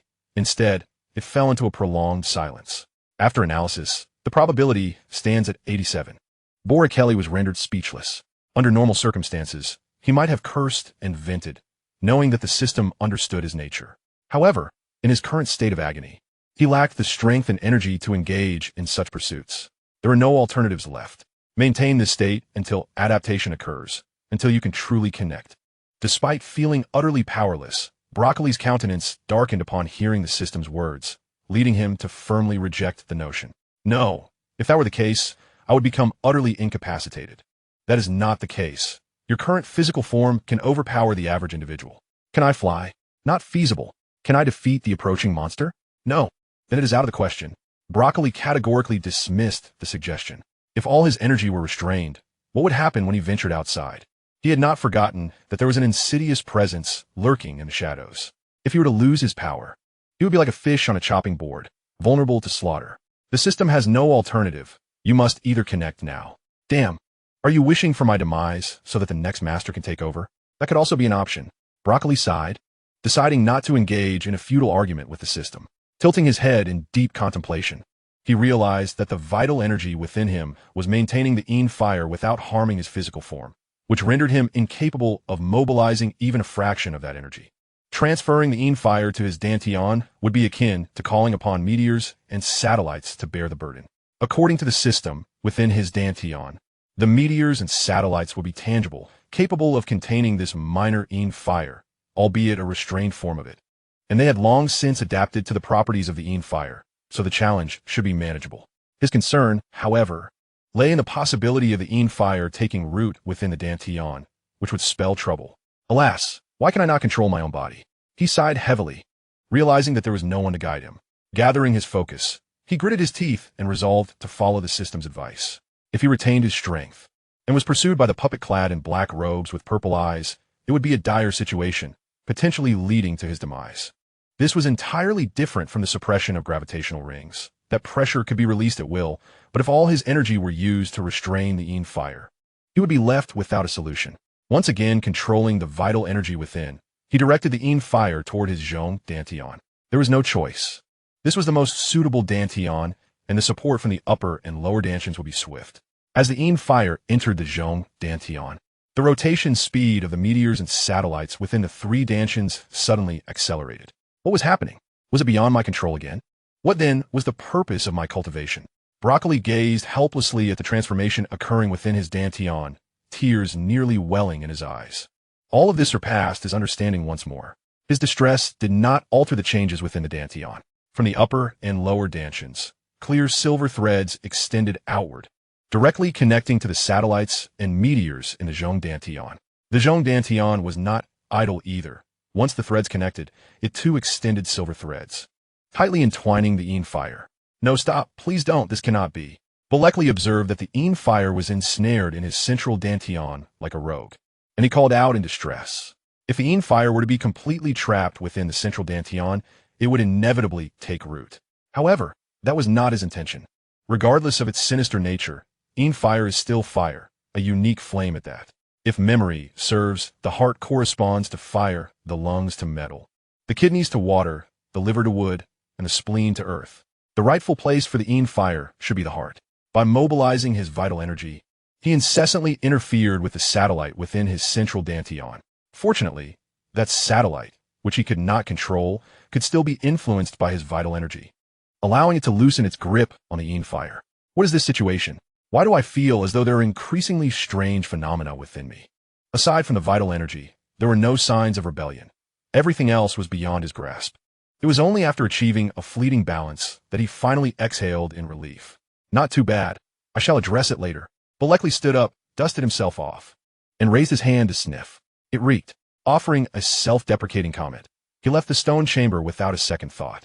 Upon returning to the Bagua furnace, he found Sun Wukong waiting alone, forlornly. You've emerged, he said. Yes, thank you for speaking on my behalf, replied Sun Wukong with a smile, his lips twitching slightly. You wish to inquire about Sun Wukong's whereabouts? He asked, chuckling awkwardly.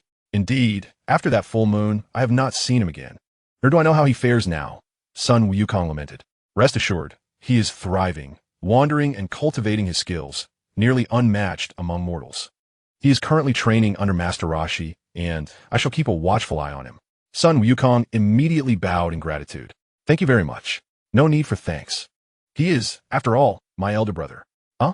Sun Wukong lifted his head in astonishment, gazing at Boreklee in bewilderment.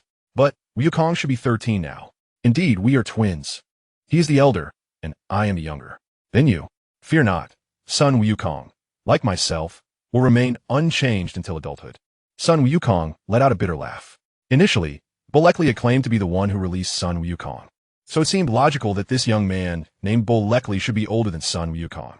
Yet, it turned out he was his younger brother. Observing Sun Wukong's silence, Boreklee did not hesitate and simply stated, I must take my leave, turning away without asking if he had any messages for Sun Wukong. As Boreklee vanished from sight, he chose to remain uninvolved in such matters. Having Bulma was sufficient. Matters of the heart were complicated. Wishing for many friends often resulted in finding very few with whom one could truly connect. In his previous life, he was solitary. In this life, perhaps only Bulma remains. For Sun Wukong, he would undoubtedly spare no effort to assist him. But as for entangling deeper emotions, forget it, it's too exhausting. Boreklee would never have imagined that thoughts and realities could diverge so starkly. Upon emerging from the Five Elements Mountain, he glanced back. How intriguing. Is this hell? I shall visit it if the opportunity arises. 3 months later, in a picturesque village, Boreklee was taken aback to see a man and a woman seated on the Nimbus cloud. Sun Wukong? What a twist of fate. Chapter 65. The Red Ribbon. Competing for a bride. In the distance, Sun Wukong sat on the Nimbus cloud with a little girl, two peculiar creatures fluttering their wings above her head. As Sun Wukong spotted him, he rushed over with exuberance. Boreklee waved in response, greeting the excited Sun Wukong first. What a coincidence. What brings you here? Oh dear. Perched on the Nimbus cloud was a short, plump girl with a round face. Her purple hair danced in the wind, and her bright blue eyes curiously assessed Boreklee, while round black glasses adorned her face, adding to her charm. Ah, I followed a bad guy here. Sun Wukong scratched his head, feeling a bit sheepish. Boreklee gazed at Sun Wukong with intrigue. Oh, is there a villain you cannot defeat, prompting you to chase after them? With a System S prompt. His battle power now soared to an impressive 380. What foe could possibly challenge him? No. I'm training, so I've been wearing this gravity ring. I'll let my guard down. Sun Wukong replied, frustration evident in his tone. It's a group of scoundrels called the Red Ribbon Army, he added bitterly. What is that? Arare, who was beside Sun Wukong, could no longer contain her curiosity and jumped into the conversation. Oh dear, Sun Wukong, who is he? Sun Wukong suddenly realized and pulled Arare closer. Oh, this is my new friend, Arare. Oh dear. Boreklee smiled gently. Hello, I am Boreklee.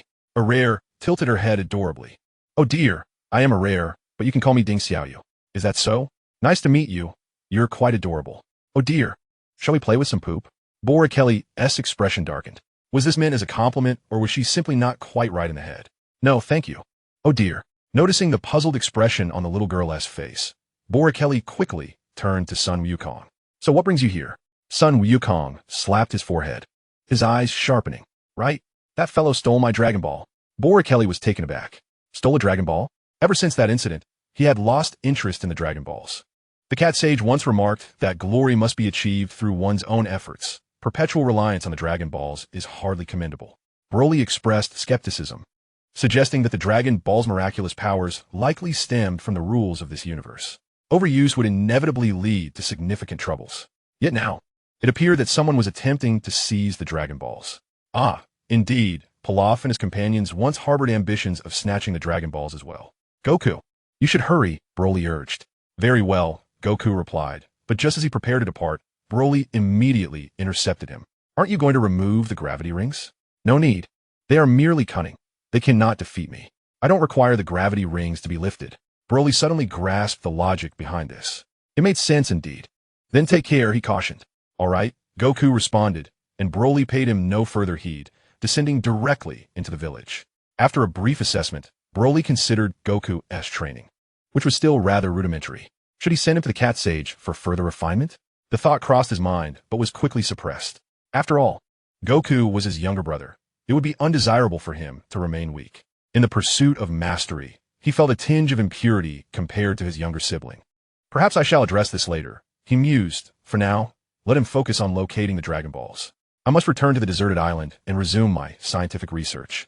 Having descended from Kirin Tower, he intended to return to his studies, but nearly a year had slipped away in this delay. However, the results were favorable. Aside from the inexplicable condition of his dantian, he had achieved a tentative control over his vital energy, physical form, and mental acuity. Without these experiences, Broly pondered how long it would have taken to reach this point. Now that he had merely scratched the surface, the benefits outweighed the drawbacks. Touching down upon the ground, Broly ambled leisurely along the main road. Soon, he encountered a tall man with yellow hair and a bare torso. Noticing the man furrow his brow in suspicion, Broly's tail excitedly flicked behind him. You must have heard the news.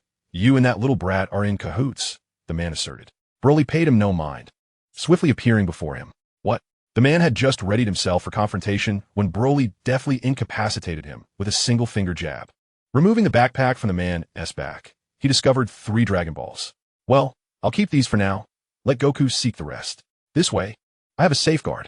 Broly was well aware that he was inviting trouble upon himself. Yet an additional measure of security was not unwelcome. Goku was far too naive. He would not realize when he had been betrayed or when the Dragon Balls were ultimately used. Ascending into the sky once more, Broly disregarded the man on the road and chose a direction to fly away. He paid little attention to this minor incident, recognizing that Goku was wholly focused on finding the Dragon Balls. Suggesting they return together was clearly impractical. However, he was equally unwilling to waste time searching for the Dragon Balls alongside him. It would be better to part ways.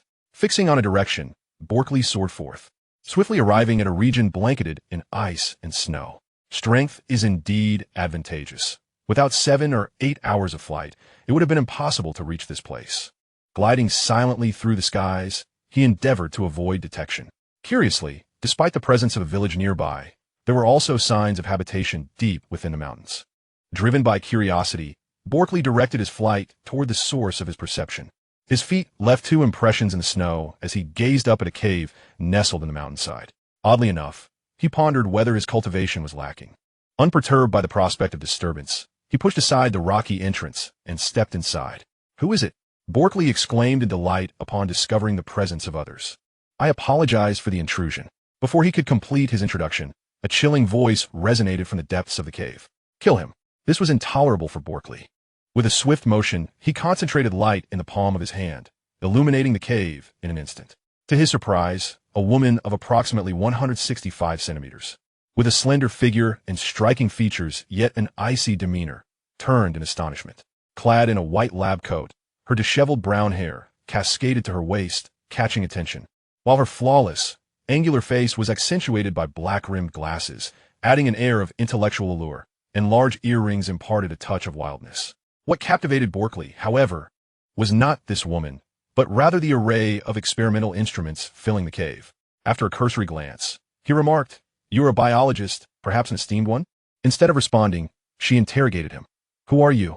With a mere flick of his hand, he unleashed beams of light that dispatched those who lunged at him. Remarkable.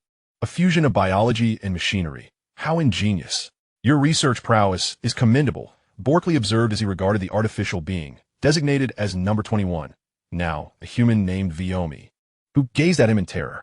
At that moment, anyone who encountered Boreklee would feel an overwhelming sense of dread. His power surpassed this current phase by an extraordinary margin. Just as Boreklee's interest began to wane, he furrowed his brow. Are you engaged in nefarious activities? Disregarding the rightful application of science? You wretch. I am a specially appointed researcher for the Red Ribbon Army. Do you dare oppose them? She paused, momentarily taken aback by the mention of a name. Such a swift encounter. Various thoughts raced through Boreklee's mind. A mischievous grin crept upon his face. Perfect. I am in need of a little wife. What? Before she could react, he swiftly approached and rendered her unconscious. He then produced a universal capsule, collecting all the experimental instruments in the vicinity. His gaze remained unclouded, devoid of any sinister intent. Why would he require a companion when having a scientist was far more crucial?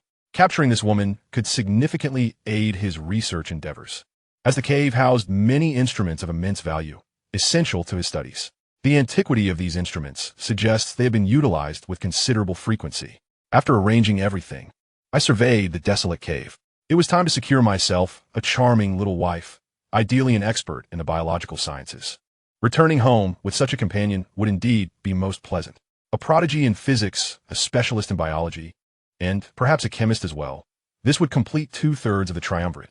Chapter 66, A New Breakthrough, the Biological Battlesuit. Boreklee, unconcerned with the consequences, departed from the premises. Master Roshi had been observing Boreklee closely, witnessing firsthand as he carried away the prototype of Android 21, known as Vyomi. What the? Exclaimed the giant turtle, raising his head in confusion. Given Master Roshi's recent erratic behavior, he felt compelled to inquire. What is the matter, Master Roshi? The giant turtle, Krillin, and Launch all regarded the suddenly foul-mouthed Master Roshi with curiosity. Nothing. You all carry on with your meals. I'm full now and feel the need to get some fresh air. With that, he disregarded the astonished gazes of the others and walked out, his silhouette lonely against the backdrop. What an absurd situation. What on earth was he planning? To establish a harem? Master Roshi's expression fluctuated between gloom and light. If Boreklee were to pursue such a path, it would likely lead to his downfall, rendering his purpose unattainable. What kind of absurdity was this? That fellow was Android 21, who had never even appeared before. How could Boreklee so casually stumble upon him? As he pondered, Master Roshi's true nature surfaced. He stroked his chin, leeringly muttering, nevertheless, that 21 is indeed quite beautiful, even more so than 18. No, what am I thinking? The pressing question is what to do now. Master Roshi dared not gamble. His very existence seemed tied to Boreklee's success. Should he fail, escape might be impossible, sealing his fate. Quickly, he shook off the fantasies. Perhaps I should send my puppets to relentlessly pursue him? Yet, that too was unwise. It was imperative to allow him to build sufficient foundation. Otherwise, even if he were to flaunt his prowess in the Dragon Ball universe, it would serve little purpose once elevated. Why, oh why must you seek out beauty? Master Roshi fretted. What if Boreklee succumbed to the allure of women? That would spell disaster indeed. After much contemplation without resolution, Master Roshi decided to test the waters. With a flicker of energy, a familiar rune coalesced, swiftly slicing through the sky before vanishing from sight. I hope the situation I dread does not come to pass. Boreklee, endowed with such extraordinary advantages, must not act recklessly. Thoughts of harems should be set aside. There will be ample opportunities once your strength reaches its zenith. Master Roshi gazed deeply into the seemingly tranquil expanse of the sea, the worry in his eyes flickering and then fading away. Boreklee remained oblivious to the fervent concern directed towards him as he carried the beautiful woman and fled. His thoughts regarding her were few, yet he found himself exceedingly eager about her scientific knowledge. Thanks to his recent breakthroughs, his senses had become remarkably acute. The secret laboratory nestled within the cave had long been abandoned, with the majority of its instruments being operated by this woman he bore on his shoulders. Her expertise in the realm of biology was undeniably profound. If he could engage in meaningful communication with her, he was certain to acquire a wealth of invaluable knowledge and make significant advancements. Are the blueprints for the biological battlesuit ready? He inquired. 3 more days, came the reply, leaving Boreklee momentarily taken aback. Why so long? This is a biological suit, not a mechanical one, the system responded. Boreklee felt a twinge of frustration.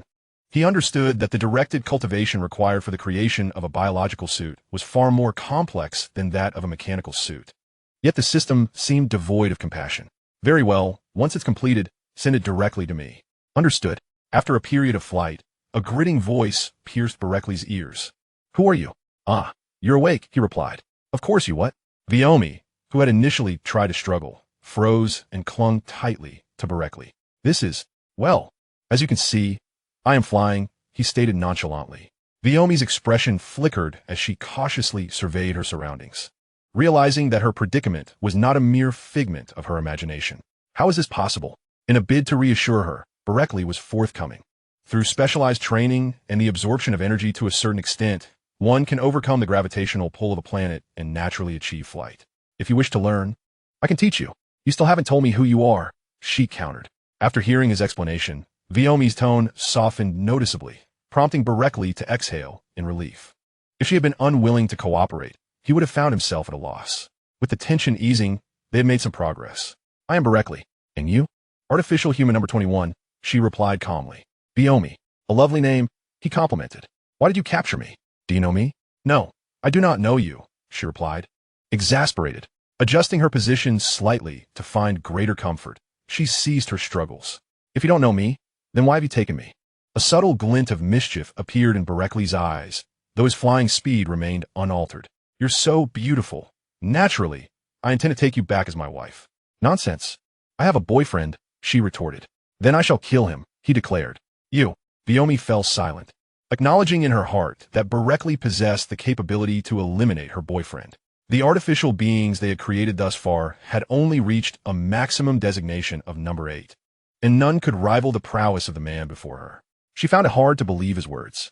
If Boreklee were truly a devil of lust, he would not be so composed, carrying her as he did, but would rather be devising ways to take advantage of her.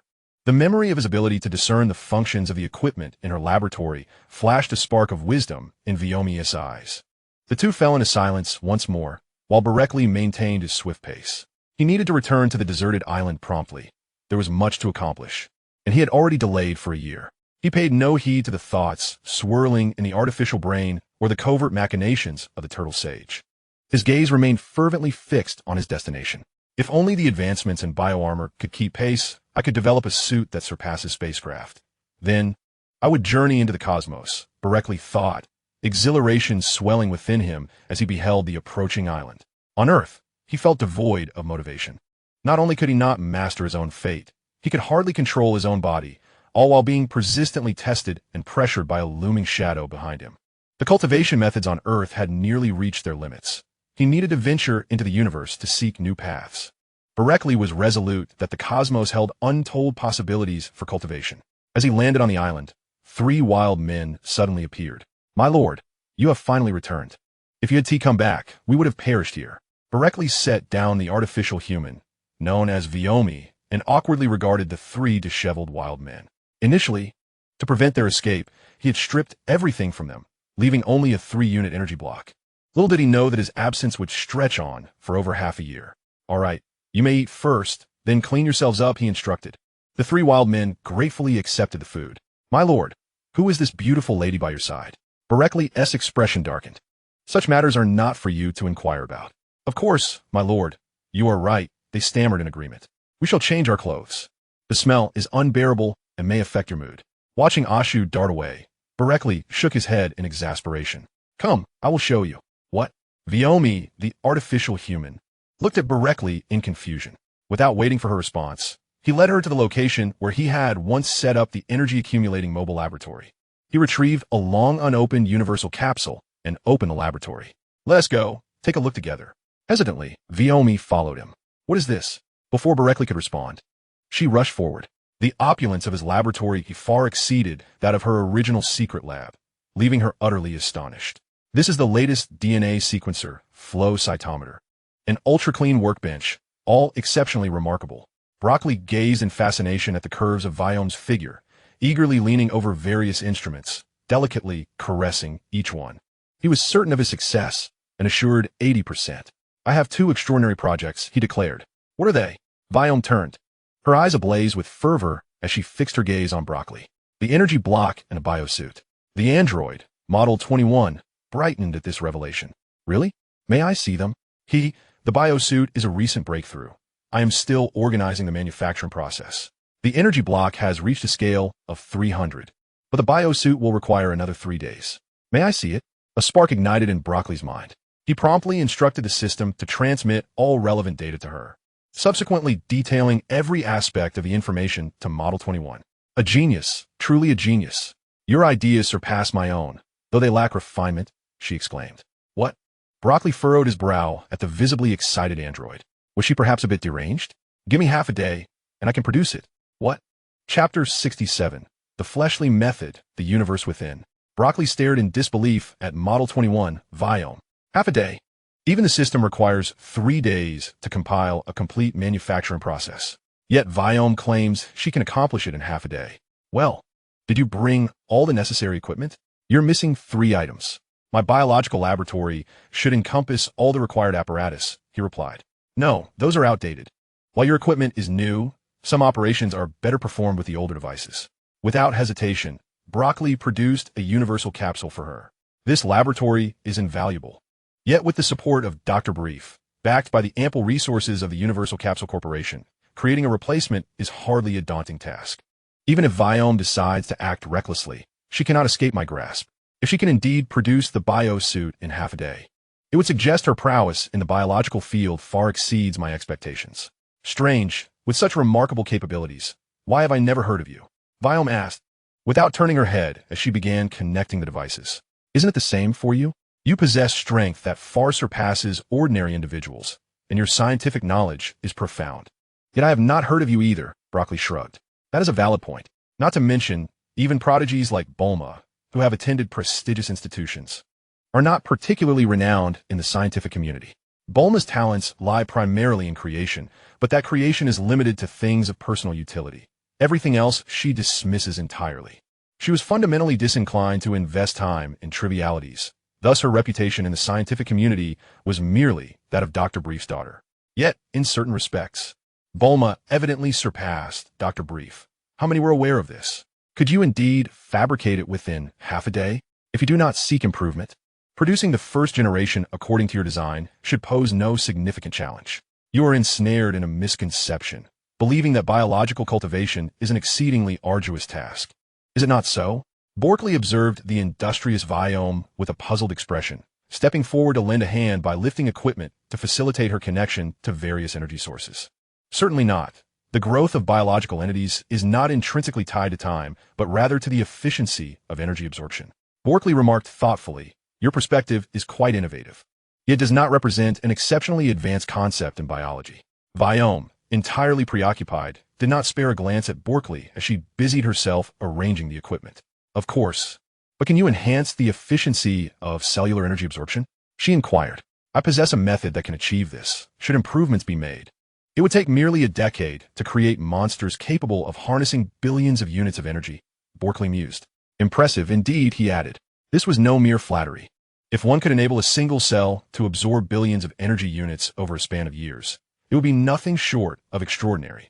Boreklee had toiled for 13 years to amass a mere 9,999 units of energy. Contemplating the prospect of such an increase over a decade, it equated to an augmentation of at least 500,000 units per day, which, in terms of human strength, translates to the power of 500,000 individuals. What marvel of technology could be deemed unimpressive? Indeed, Viome declared, her pride palpable. Regrettably, it remains in its nascent form. Thorough research will demand considerable time. Fear not. You shall conduct your research in my laboratory, and we shall collaborate, Boreklee reassured her. Viome remained engrossed in her tasks, offering no response. Boreklee, unfazed, recognized that she was a beauty he had fought to win back. Thus, earning her trust would not be an immediate endeavor. He lacked the audacity to presume otherwise. After a while, he remarked, very well, you may continue with your work. I must commence my own. Boreklee silently turned to leave, embodying the role of an entirely transparent assistant. Emotional bonds require gradual nurturing. With proper cultivation, Viome would surely acquiesce to working under his guidance. He stepped outside, allowing her to explore her endeavors freely. My lord, Boreklee observed the trio's woeful expressions, suppressing laughter. What troubles you? My lord, we beseech you. Do not abandon us on this desolate island. Indeed, my lord, it has been nearly half a year. We are nearing our end. Truly, my lord, you cannot fathom how we have survived these 6 months. My lord, we can recount the number of ant hills on this island and the multitude of ants within each. As he witnessed Pilaf's dramatic lamentations, Boreklee could hardly contain his mirth. Boreklee's lips curled into an almost imperceptible smirk. Oh, then tell me, shall we seek out an ant nest for verification? Pilaf's astonished expression abruptly halted. Huh? This? That? My lord, we missed you dearly during your absence. You cannot fathom how we have endured these past 6 months. Is that so? I have already been informed. I merely wish to confirm your acquaintance with the island's ants. Let me there. My lord, this. Boreklee feigned anger, his countenance darkening. Humph, should you dare deceive me again, I shall surely flay you alive. The trio trembled at his words, hastily nodding in agreement. Yes, yes, my lord. We shall never dare again. We merely employed a touch of hyperbole. Boreklee, well aware of their antics, snorted dismissively, his expression remaining impassive. All was as it had been. With that, he waved his sleeve and departed, revealing a smile once their backs were turned. These 3 gestures were among the few sources of joy he had on the deserted isle. Upon stepping out, he promptly turned back to the laboratory. After fruitlessly attempting to contact Bulma, he finally settled down to focus on his cultivation. Over the past 6 months, he had forsaken his scientific pursuits to develop a new physical cultivation technique. Unlike the energy derived from external sources, this new method of body refinement must originate from internal spiritual strength, utilizing mental energy to invigorate the blood and chi, infusing the meridians, allowing strength to arise naturally from within. The chi and blood derive from food and can also stem from vital energy. However, the ultimate transformation is not merely energy, but rather momentum, force, domain, and field. It embodies the tremendous power within oneself, unaffected by external factors. As he settled into a meditative posture, Boreklee eagerly inquired, System, how is the simulation progressing? Is the cultivation of the self-universe feasible? Chapter 68. More to come. Monsters attack. Yes, but it will involve the lower dantian and the Guan Yuan acupoint. Boreklee frowned slightly. Why? This pertains to the lower dantian, which governs chi and blood. Will it not conflict with vital energy? Unable to simulate. Boreklee's expression darkened. He was well aware that the Guan Yuan acupoint is part of the lower dantian, responsible for chi and blood, yet theoretically, the lower dantian also encompasses other regions, such as the chi si above, which, while not as perfect as Guan Yuan, still belongs to the dantian. But now it was directly addressing the Guan Yuan acupoint. The meridians govern blood and chi, nourish muscles and bones, and facilitate joint movement. To achieve great success, all acupoints must indeed be filled. However, to directly contest the habitat of vital energy seems excessively domineering. Are there no alternative methods? Commence from the hand and foot tying spleen and lung meridians, but you will endure daily suffering ceaselessly until all the acupoints in these 2 meridians are fully infused with chi and blood. Boreklee's expression fluctuated between shadow and light. The cultivation of the physical body is distinct from that of energy. Energy cultivation, as long as the practice method is functioning properly and one can maintain control, may be halted at any moment. Vital energy merely sustains the normal activities of humanity and does not incite any disturbances, provided that the practice does not commence. Vital energy remains dormant, primarily residing within the 3 primary dantians. Chi and blood are distinct. Human postures, standing, sitting, or lying, necessitate the involvement of chi and blood. One cannot restrain the flow of chi and blood. Once the Taiyin Sutra is initiated, the left and right hands from the Shaoshang point to the Yunmen point, and the left and right feet from the Yinbai point to the Debao point will incessantly connect. Consequently, both sides of the body will experience perpetual discomfort. In such times, not only does the agony of cultivation intensify, but it also significantly impacts one's ability to harness their strength. Slowly rising, one decides to postpone this endeavor for a while. Enduring continuous pain may sound trivial, yet truly bearing it is beyond the capacity of ordinary individuals. Boreklee, believing himself to be an ordinary man, would prefer to avoid such suffering if possible. Facing the vast sea, he laments the passage of time. In a laboratory, Viome meticulously organized everything, clapping her hands in preparation. If she could integrate that fellow's insights, her experiment might proceed more smoothly.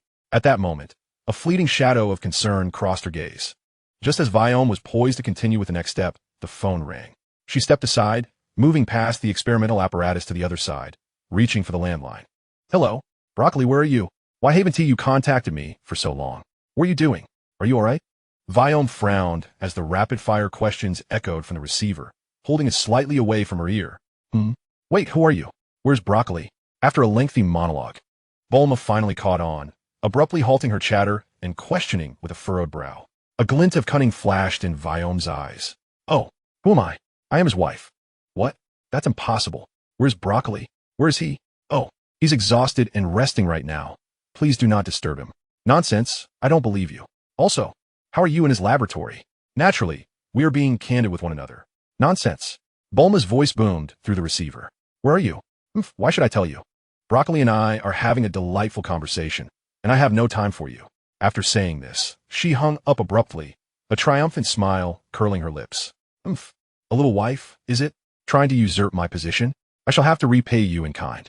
After ending the call, Viome remained unconcerned. Her spirits lifted as she cheerfully set about creating biological battle suits, beginning with the cultivation of digestive enzymes. The bio-based materials and matrices require careful formulation. Moreover, the biological sources need to be produced as well. This laboratory is truly remarkable. It possesses a plethora of raw materials essential for biological endeavors. A testament to the advantages of wealth. Violet is exceedingly busy, which has understandably exasperated Bulma.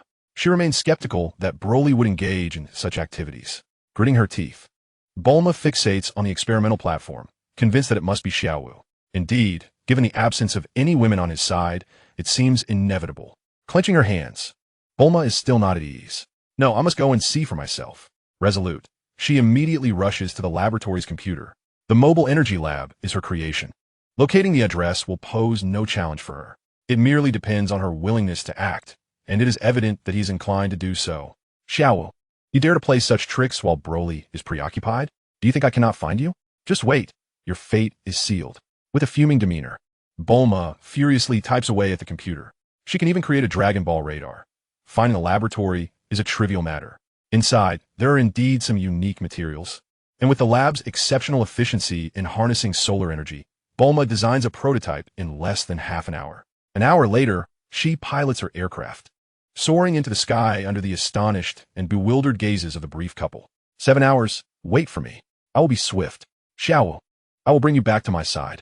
Bulma was initially indifferent, possessing absolute confidence in her connection with Broly. Yet, after more than half a year without any word from him, the situation feels increasingly abnormal. It is only natural for a woman to experience concern, leading her to hasten her search. At this moment, Broly finds himself on a deserted island, gazing toward the sea. System, is there truly no way to enhance my own universe? Weak. Broly promptly falls silent, although the initially perceived acupoints seem unaffected. The implications for physical cultivation are far more significant. His energy level stands at 9,999, yet the strength of his physical form equates to that of a mere 10 in combat power. This world is peculiar. Once one surpasses 10, all energy is converted, rendering true physical training virtually impossible. Purely refining the body does not facilitate its improvement. It merely results in an incessant increase in energy. The outcome is that the more one trains, the greater the energy and combat prowess. Yet, the occurrence of battles beyond 1's rank becomes exceedingly rare. Even the most formidable masters, once their energy is depleted, possess a physical strength comparable to that of an ordinary individual. What others have conveyed about mastering the body, he has entirely interpreted as complete control over the physical form. This misunderstanding has led him to forge a new path, employing mental strength to command his vitality, ultimately infusing it into his acupoints. Is it truly limited to these two methods? System, which of these two approaches is superior? Unknown. Boreklee found himself at a loss for words. Just as he prepared to voice his grievances, he felt an overwhelming sense of helplessness. How long would this continue? Where on earth did this entity emerge from, and why does it linger so persistently? In the past, Boreklee might not have noticed so swiftly, but now he could detect the approaching threat from a considerable distance. Aware of the adversary's rapid advance toward him, he had no choice but to confront it. Chapter 69. No guilt, no acceptance. Before long, Boreklee encountered a creature clad in identical attire. Tell me, can the one behind you actually hear this? He slightly sidestepped to evade the incoming energy projectile. What grievances do we share? What animosities linger between us? Channeling his vital energy, he descended directly onto the surface of the sea. Why do you persist in pursuing me relentlessly? Can you not take a moment to rest? Perhaps due to a prolonged stalemate, or perhaps Boreklee's incessant chatter had provoked the creature. Roar. Enough with the words. Let us not resort to violence, shall we? Your actions make me appear as the villain. He extended his hand, forcefully colliding with the opponent. The shockwave from their clash sent towering waves soaring 10 meters high across the once tranquil sea. Damn. System, what is the combat power of my opponent? 250,000. Boreklee's expression shifted dramatically. A power level of 250,000 meant that it surpassed his previously displayed strength by 5,000. Clearly, his adversary had been monitoring him closely, dispatching puppets that consistently outmatched him. Yet, he remained oblivious to this fact. Once again, he evaded the adversary's attack. System, is there truly no surveillance in my vicinity? No surveillance detected. What is going on? He demanded, infuriated by the evasion of the opponent's light-based attack. Insufficient data, unclear situation. Boreklee's face darkened like charcoal. His opponent had been lurking in the shadows, leaving him without even the opportunity to seek them out. Each puppet sent his way was stronger than him, indicating a clear understanding of his capabilities. The initial and second encounters had involved puppets with a combat power of 8,000, suggesting that the minimum strength of the puppets created by his opponent was indeed 8,000. This posed an increasingly grave dilemma. If he were to reveal a combat power of 30,000, what kind of monster would his adversary send next? Moreover, he was incapable of displaying such strength. His vital energy was still restrained by the Yin fire within his central dantian. The most prudent course of action would be to swiftly defeat his opponent using his 20,000 combat power. But what about the next time? Would he cease his cultivation in this universe? That was evidently impossible. Yet if he were to cultivate, venturing into the Guan Yuan acupoint carried unknown risks and would undoubtedly consume some of his vital energy. Should he avoid the Guan Yuan and instead enter the Taiyin Lung Meridian and the Taiyin Spleen Meridian, he would suffer excruciating pain throughout his body. His combat strength would inevitably diminish in the short term. The monstrous puppet reappears. How shall he respond? In utter confusion, he wonders who is truly behind this. A beam of laser energy shoots forth from Boreklee's hand. No longer evading, he meets the opponent's fist head-on. Despite his fury, Boreklee retains his composure, revealing a strength that, while formidable, measures only around 180,000. This will not suffice. Unless I advance in my own universe or make significant gains, I cannot hope to overcome the adversary. A plan must be devised. As he scrutinizes his opponent, Boreklee narrows his eyes. The previous puppet had assisted him in harnessing the surging energy. Thus, this one must do the same. With a powerful strike, Boreklee collides with the opponent, deftly redirecting the force while attempting to seize his adversary. A roar erupts, and to his astonishment, the opponent spews forth an energy column, abruptly interrupting Boreklee's maneuver, forcing him to retreat just in time. Curse it, your techniques are multiplying, and your skill seems to be growing. As he mutters this, Boreklee's expression shifts. His opponent is evolving as well. Could it be? In the blink of an eye, energy coalesces in his hands. Perish! He bellows, unleashing a barrage of energy blasts toward the monstrous puppet. However, my techniques remain too rudimentary. A single unit of energy can only yield 1 unit of damage. Thus, my power shows little substantial increase. In truth, after nurturing his energy in the dantian, Boreklee can inflict double the damage. 1 unit of energy could realistically deliver 2 units of harm, yet he finds himself unsatisfied. Engaging in battles beyond one's level becomes an addictive pursuit. If he can manifest 2 units of damage from one, he naturally aspires to achieve 3, 5, or even 10. With fiery determination, he launches a rapid assault upon his opponent.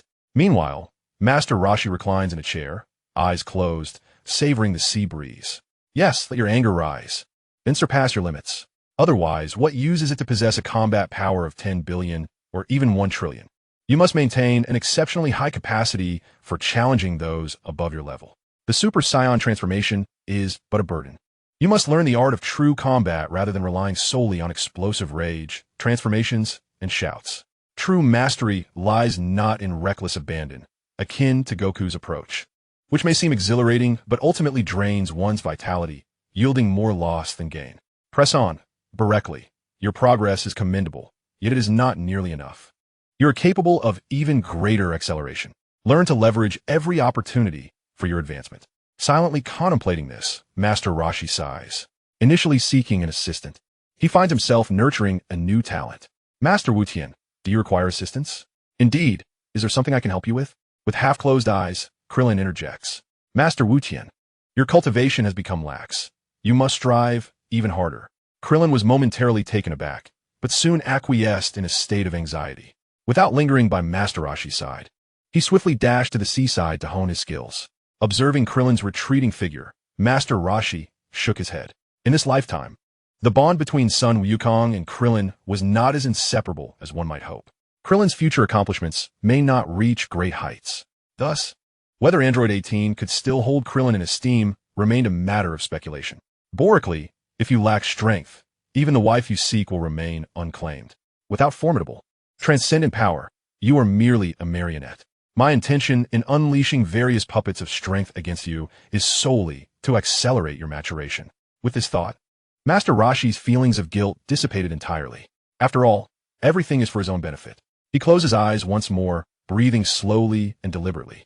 No one could perceive that the breath he exhaled danced through the air in a mesmerizing spiral. On a more subtle level, his entire being pulsed rhythmically, while the surrounding vital energy slowly entered his body. Once the vital energy flowed in, it did not merely linger in the cells, but continuously traversed within them, fortifying his very essence. His training had transcended superficial forms, integrating seamlessly into his every movement, whether standing, sitting, or lying down. Furthermore, even his delicate manipulation of energy had reached an enigmatic level of profundity. While Master Roshi enjoyed a leisurely pace, Boreklee found himself engulfed in sorrow. While rigorous training is beneficial, he could not accept an adversary who appeared at every turn, a lunatic with little regard for the environment. However, he had no authority to alter the situation and could only choose to endure. Could there be a moment of respite? In their exchange of blows, surpassing 300 strikes, neither appeared fatigued, yet Boreklee could no longer contain his frustration. If only his opponent would hesitate for a moment, granting him the opportunity to contemplate and refine his ultimate technique. This was not merely about mastering control over oneself. It was about strategizing and improving one's moves. The relentless onslaught from his opponent was utterly intolerable. Chapter 70. Re-encounter, choose me or choose it. A strike collided fiercely with his adversary. Seizing the moment, Boreklee soared into the distance. You truly are an unceasing force, relentless in your assault. With both hands raised, golden light emanated from his arms. This was a technique he had just recalled, and he hoped to execute it. From various points on his arms, an endless stream of energy orbs suddenly burst forth, hurtling towards the monstrous puppet with fervor. Boreklee laughed maniacally. Huh, I told you this technique would be viable. It's all my own body. Why should there be distinctions of superiority or inferiority? You may boast with your words, but why can't I unleash my energy blasts? Boreklee, struck by a sudden inspiration, mused that if certain parts of his body could unleash specific techniques, then surely his arms, abundant with acupoints, could do the same. He chuckled to himself, envisioning not only his arms but also his chest, rear, back, head, and feet contributing to this newfound potential. As this thought blossomed, the brilliance in his eyes intensified, and he shot forth two beams of laser-like determination. With an exuberant laugh, he launched a flying kick towards the monstrous puppet. As his foot neared collision with the creature, a smirk crept across Boreklee's lips, a fleeting glimmer of mockery dancing in his gaze. Surely, this creature was no genius. Just as the thought crossed his mind, a radiant light burst from beneath his foot, crashing forcefully into the monster's hand. With a vigorous push, Boreklee's other foot ascended, ensnaring the creature's arm. Drawing strength from this leverage, his body, which should have recoiled, swiftly drew closer. His hands crossed in a cruciform gesture, they descended with great force upon the creature's head. It was too late. His hands erupted with brilliance, easily striking the foe, tearing through its dark robe. However, rather than pressing the advantage, Boreklee forcefully retracted his hands, utilizing the rebound to propel himself away. A disdainful snort escaped him. While his strike had landed, it had not met his expectations. How bothersome, you wretched creature! He exclaimed as another black beam surged towards him. This time, Boreklee chose not to evade. With a grave expression, he focused intently, feeling the satellites within him whirl chaotically, causing the fire in his center to flicker. His vital energy transformed into a resplendent light, morphing into a bagua pattern before radiating a dazzling brilliance. Witnessing this, Boreklee's heart soared, stability at last. Yet, his pride was short-lived as a moment of elegance swiftly gave way to frustration. Cursing under his breath, he executed a swift descent, plummeting with the weight of 1,000 pounds. The black beam grazed his scalp, a close call indeed. What a narrow escape. This shield is practically useless, and the bagua is merely ornamental, he muttered bitterly. He lamented that he should have prepared more thoroughly, but time had slipped away. Even though he had wounded the creature, it pressed on relentlessly, disregarding its own injuries. Had he only fortified his defenses further? No, it was imperative to re-evaluate his approach. The protective shield should be feasible, yet merely projecting it outward to form a shape seemed unworkable. As he observed the creature charging at him once more, a wave of indignation surged within him. Ancestors, why did you not conquer this world? If you had, I could have simply utilized your resources. Despite his anguished cries, Boreklee plunged forth without hesitation. Retreat was not an option, as the creature clung to him tenaciously. Without eliminating the opponent, one can only perpetually evade. This approach of feigning combat prowess is utterly futile. It is imperative that I conceal my true strength and diligently cultivate my self-created technique, the universe of inner energy. Who knows how much longer I must endure the relentless assaults of these monsters. Even sleep eludes me. My vital energy clings to my skin as Broly engages fiercely in battle. Master Roshi, with his squinted eyes, reveals a smile. Finally, he has come to a realization. Master Roshi, what are you smiling about? The great turtle, intrigued by Master Roshi's peculiar behavior, immediately senses something amiss and inquires. Master Roshi's eyes, hidden behind sunglasses, dart about. He awkwardly rises from his sun chair, cautiously surveying his surroundings. Leaning closer, he covers one side of his mouth with a hand, whispering into the great turtle's ear. I just envisioned two stunning beauties fighting fiercely over me. The great turtle gazes at Master Roshi with disdain. Master Roshi, as a sage, you ought to refrain from indulging in such fanciful dreams. What do you know, you old turtle? Master Roshi grumbles as he returns to his sun chair, adjusting his sunglasses with a smug grin. You think you can fool me? Broly, this is how it should be. I eagerly anticipate the day of your triumph. This is the outcome Master Roshi desires. He can gauge Broly's combat strength through his energy, yet he cannot ascertain his ability to battle beyond his limits. Should Broly thoroughly comprehend vital energy and his physical form, defeating foes 100 times his strength is not an impossible feat. 100-fold merely represents transcending a significant level of combat. Master Roshi has achieved this, albeit by a different path than Broly. Meanwhile, Bulma, equipped with her newly crafted radar, approaches the vicinity of a laboratory. You scoundrels, just wait. How dare you secretly utilize the laboratory equipment without informing Broly? I shall deal with you. From a distance, she spots the deserted island and hastens her pace. Upon landing, she observes 3 individuals basking leisurely in the sun. With a booming voice, Bulma exclaims, "You rascals! Where are you up to?" The trio of Pilaf, having just resolved the laboratory's energy issue and settling down, initially pays no heed to the approaching aircraft, assuming it to be a curious onlooker.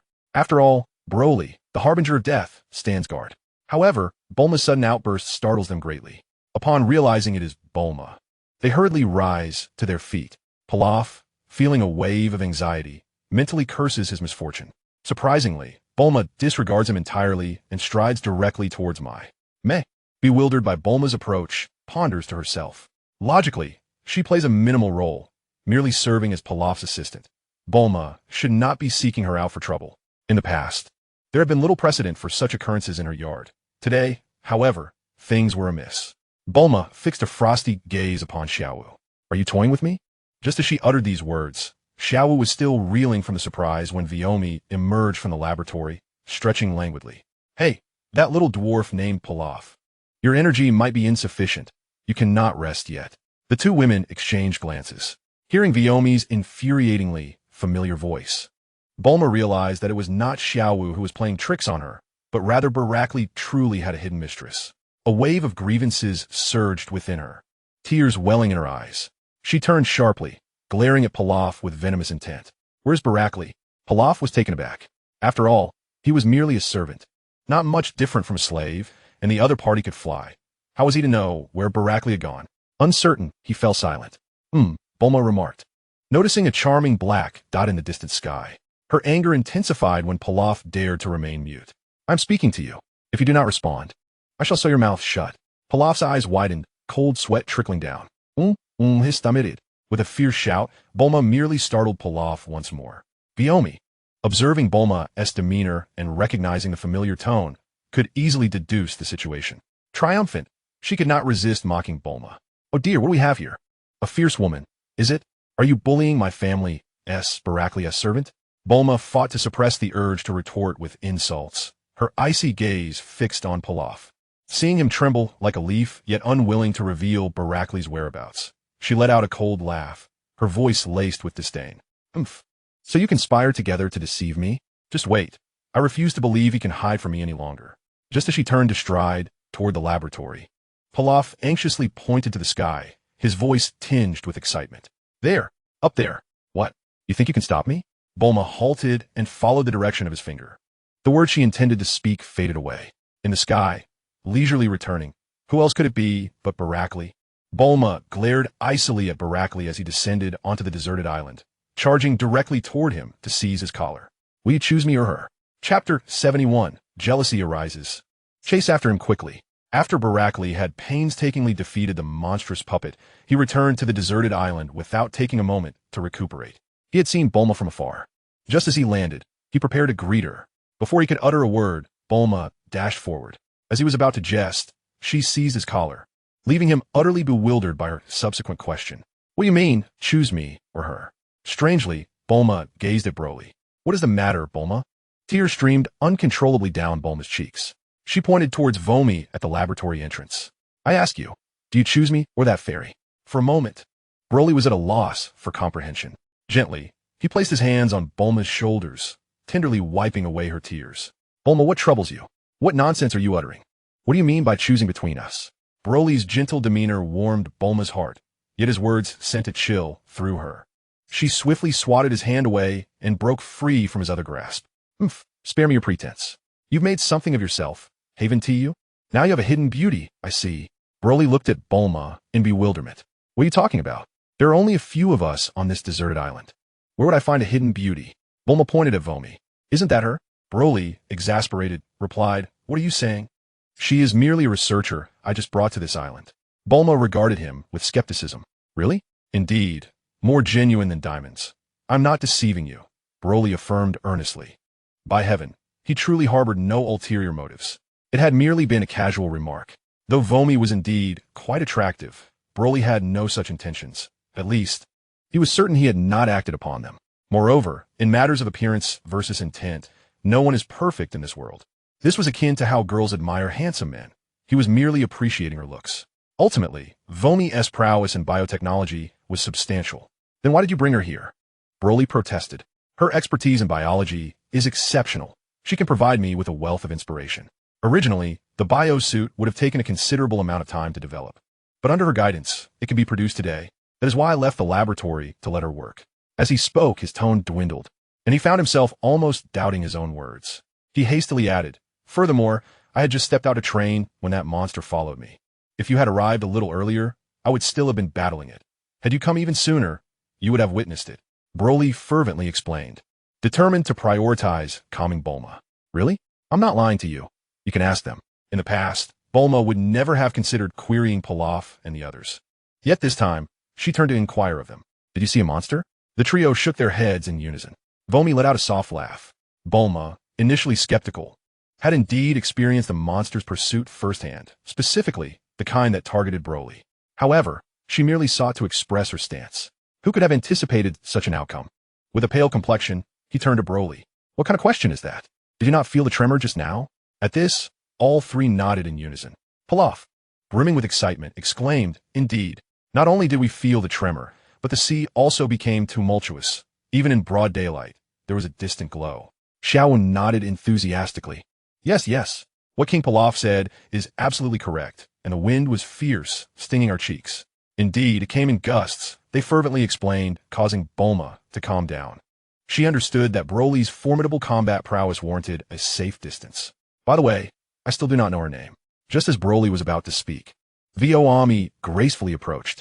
Hello, sister. I am Vioami, the little wife of the master. Broly widened his eyes in anger at Viyoami. Isn't this just adding fuel to the fire? What's wrong? Isn't that what the master said? Bulma's threatening gaze fell upon Broly. Is that really true? Broly grew anxious, having not prepared a plausible excuse. Although Viyoami's words were accurate, something fell amiss. Bulma, noticing Broly's stammering demeanor, became furious. Could it be that what she said is true? No, it can't be true. Could you please explain this? At this juncture, Broly could only hope that Pilaf and the others would hastily clarify. Master, you have been away for over half a year, and you just returned today. We know nothing. We only saw you carrying someone back, and we are completely in the dark. Broly nearly choked on his own words, feeling that this explanation was worse than silence. Bulma, let me explain. Not listening. A turtle reciting scriptures. Will you choose me or her? Of course, I choose you, Broly blurted out immediately. What do you mean by choosing me or her? There is absolutely nothing between us. Master, our offspring. Are you really going to abandon it? It is also a life. Broly's veins bulged as he glared at Viyoami, only to be met with her defiant gaze. Bulma's voice quivered, clearly laced with endless grievance. Fine. You already have an offspring. Why didn't you bring it out for me to see? Oh, what is this? Bulma, do not be misled. Let me clarify. She is merely a subject I just retrieved. Broly's complete statement went unspoken amidst the astonished expressions of Pilaf and the others. Viyoami appeared on the verge of tears. Master, do you not wish to take responsibility? The young lady has devoted her entire being to you. Upon hearing this, Bulma was utterly taken aback. She ceased her flight and instead ascended with her energy. Broly glanced at the smug Viyoami, feeling a surge of indignation as he tossed out a parting remark. I shall settle this upon my return. He hurriedly pursued her, regretting that he had not taken the time to clarify matters earlier. It has now become complicated, resulting in an array of issues. How am I to placate her? Alas, my lord, your original partner is feeling jealous. You must chase after her quickly. The young lady does not mind. I do not require any coaxing. Broly stumbled midair, as Bulma's flight speed had not yet taken her far. At this exclamation, indeed, Viyoami's words had barely left her lips. Suddenly, Bulma's velocity surged dramatically. Broly's expression turned pained.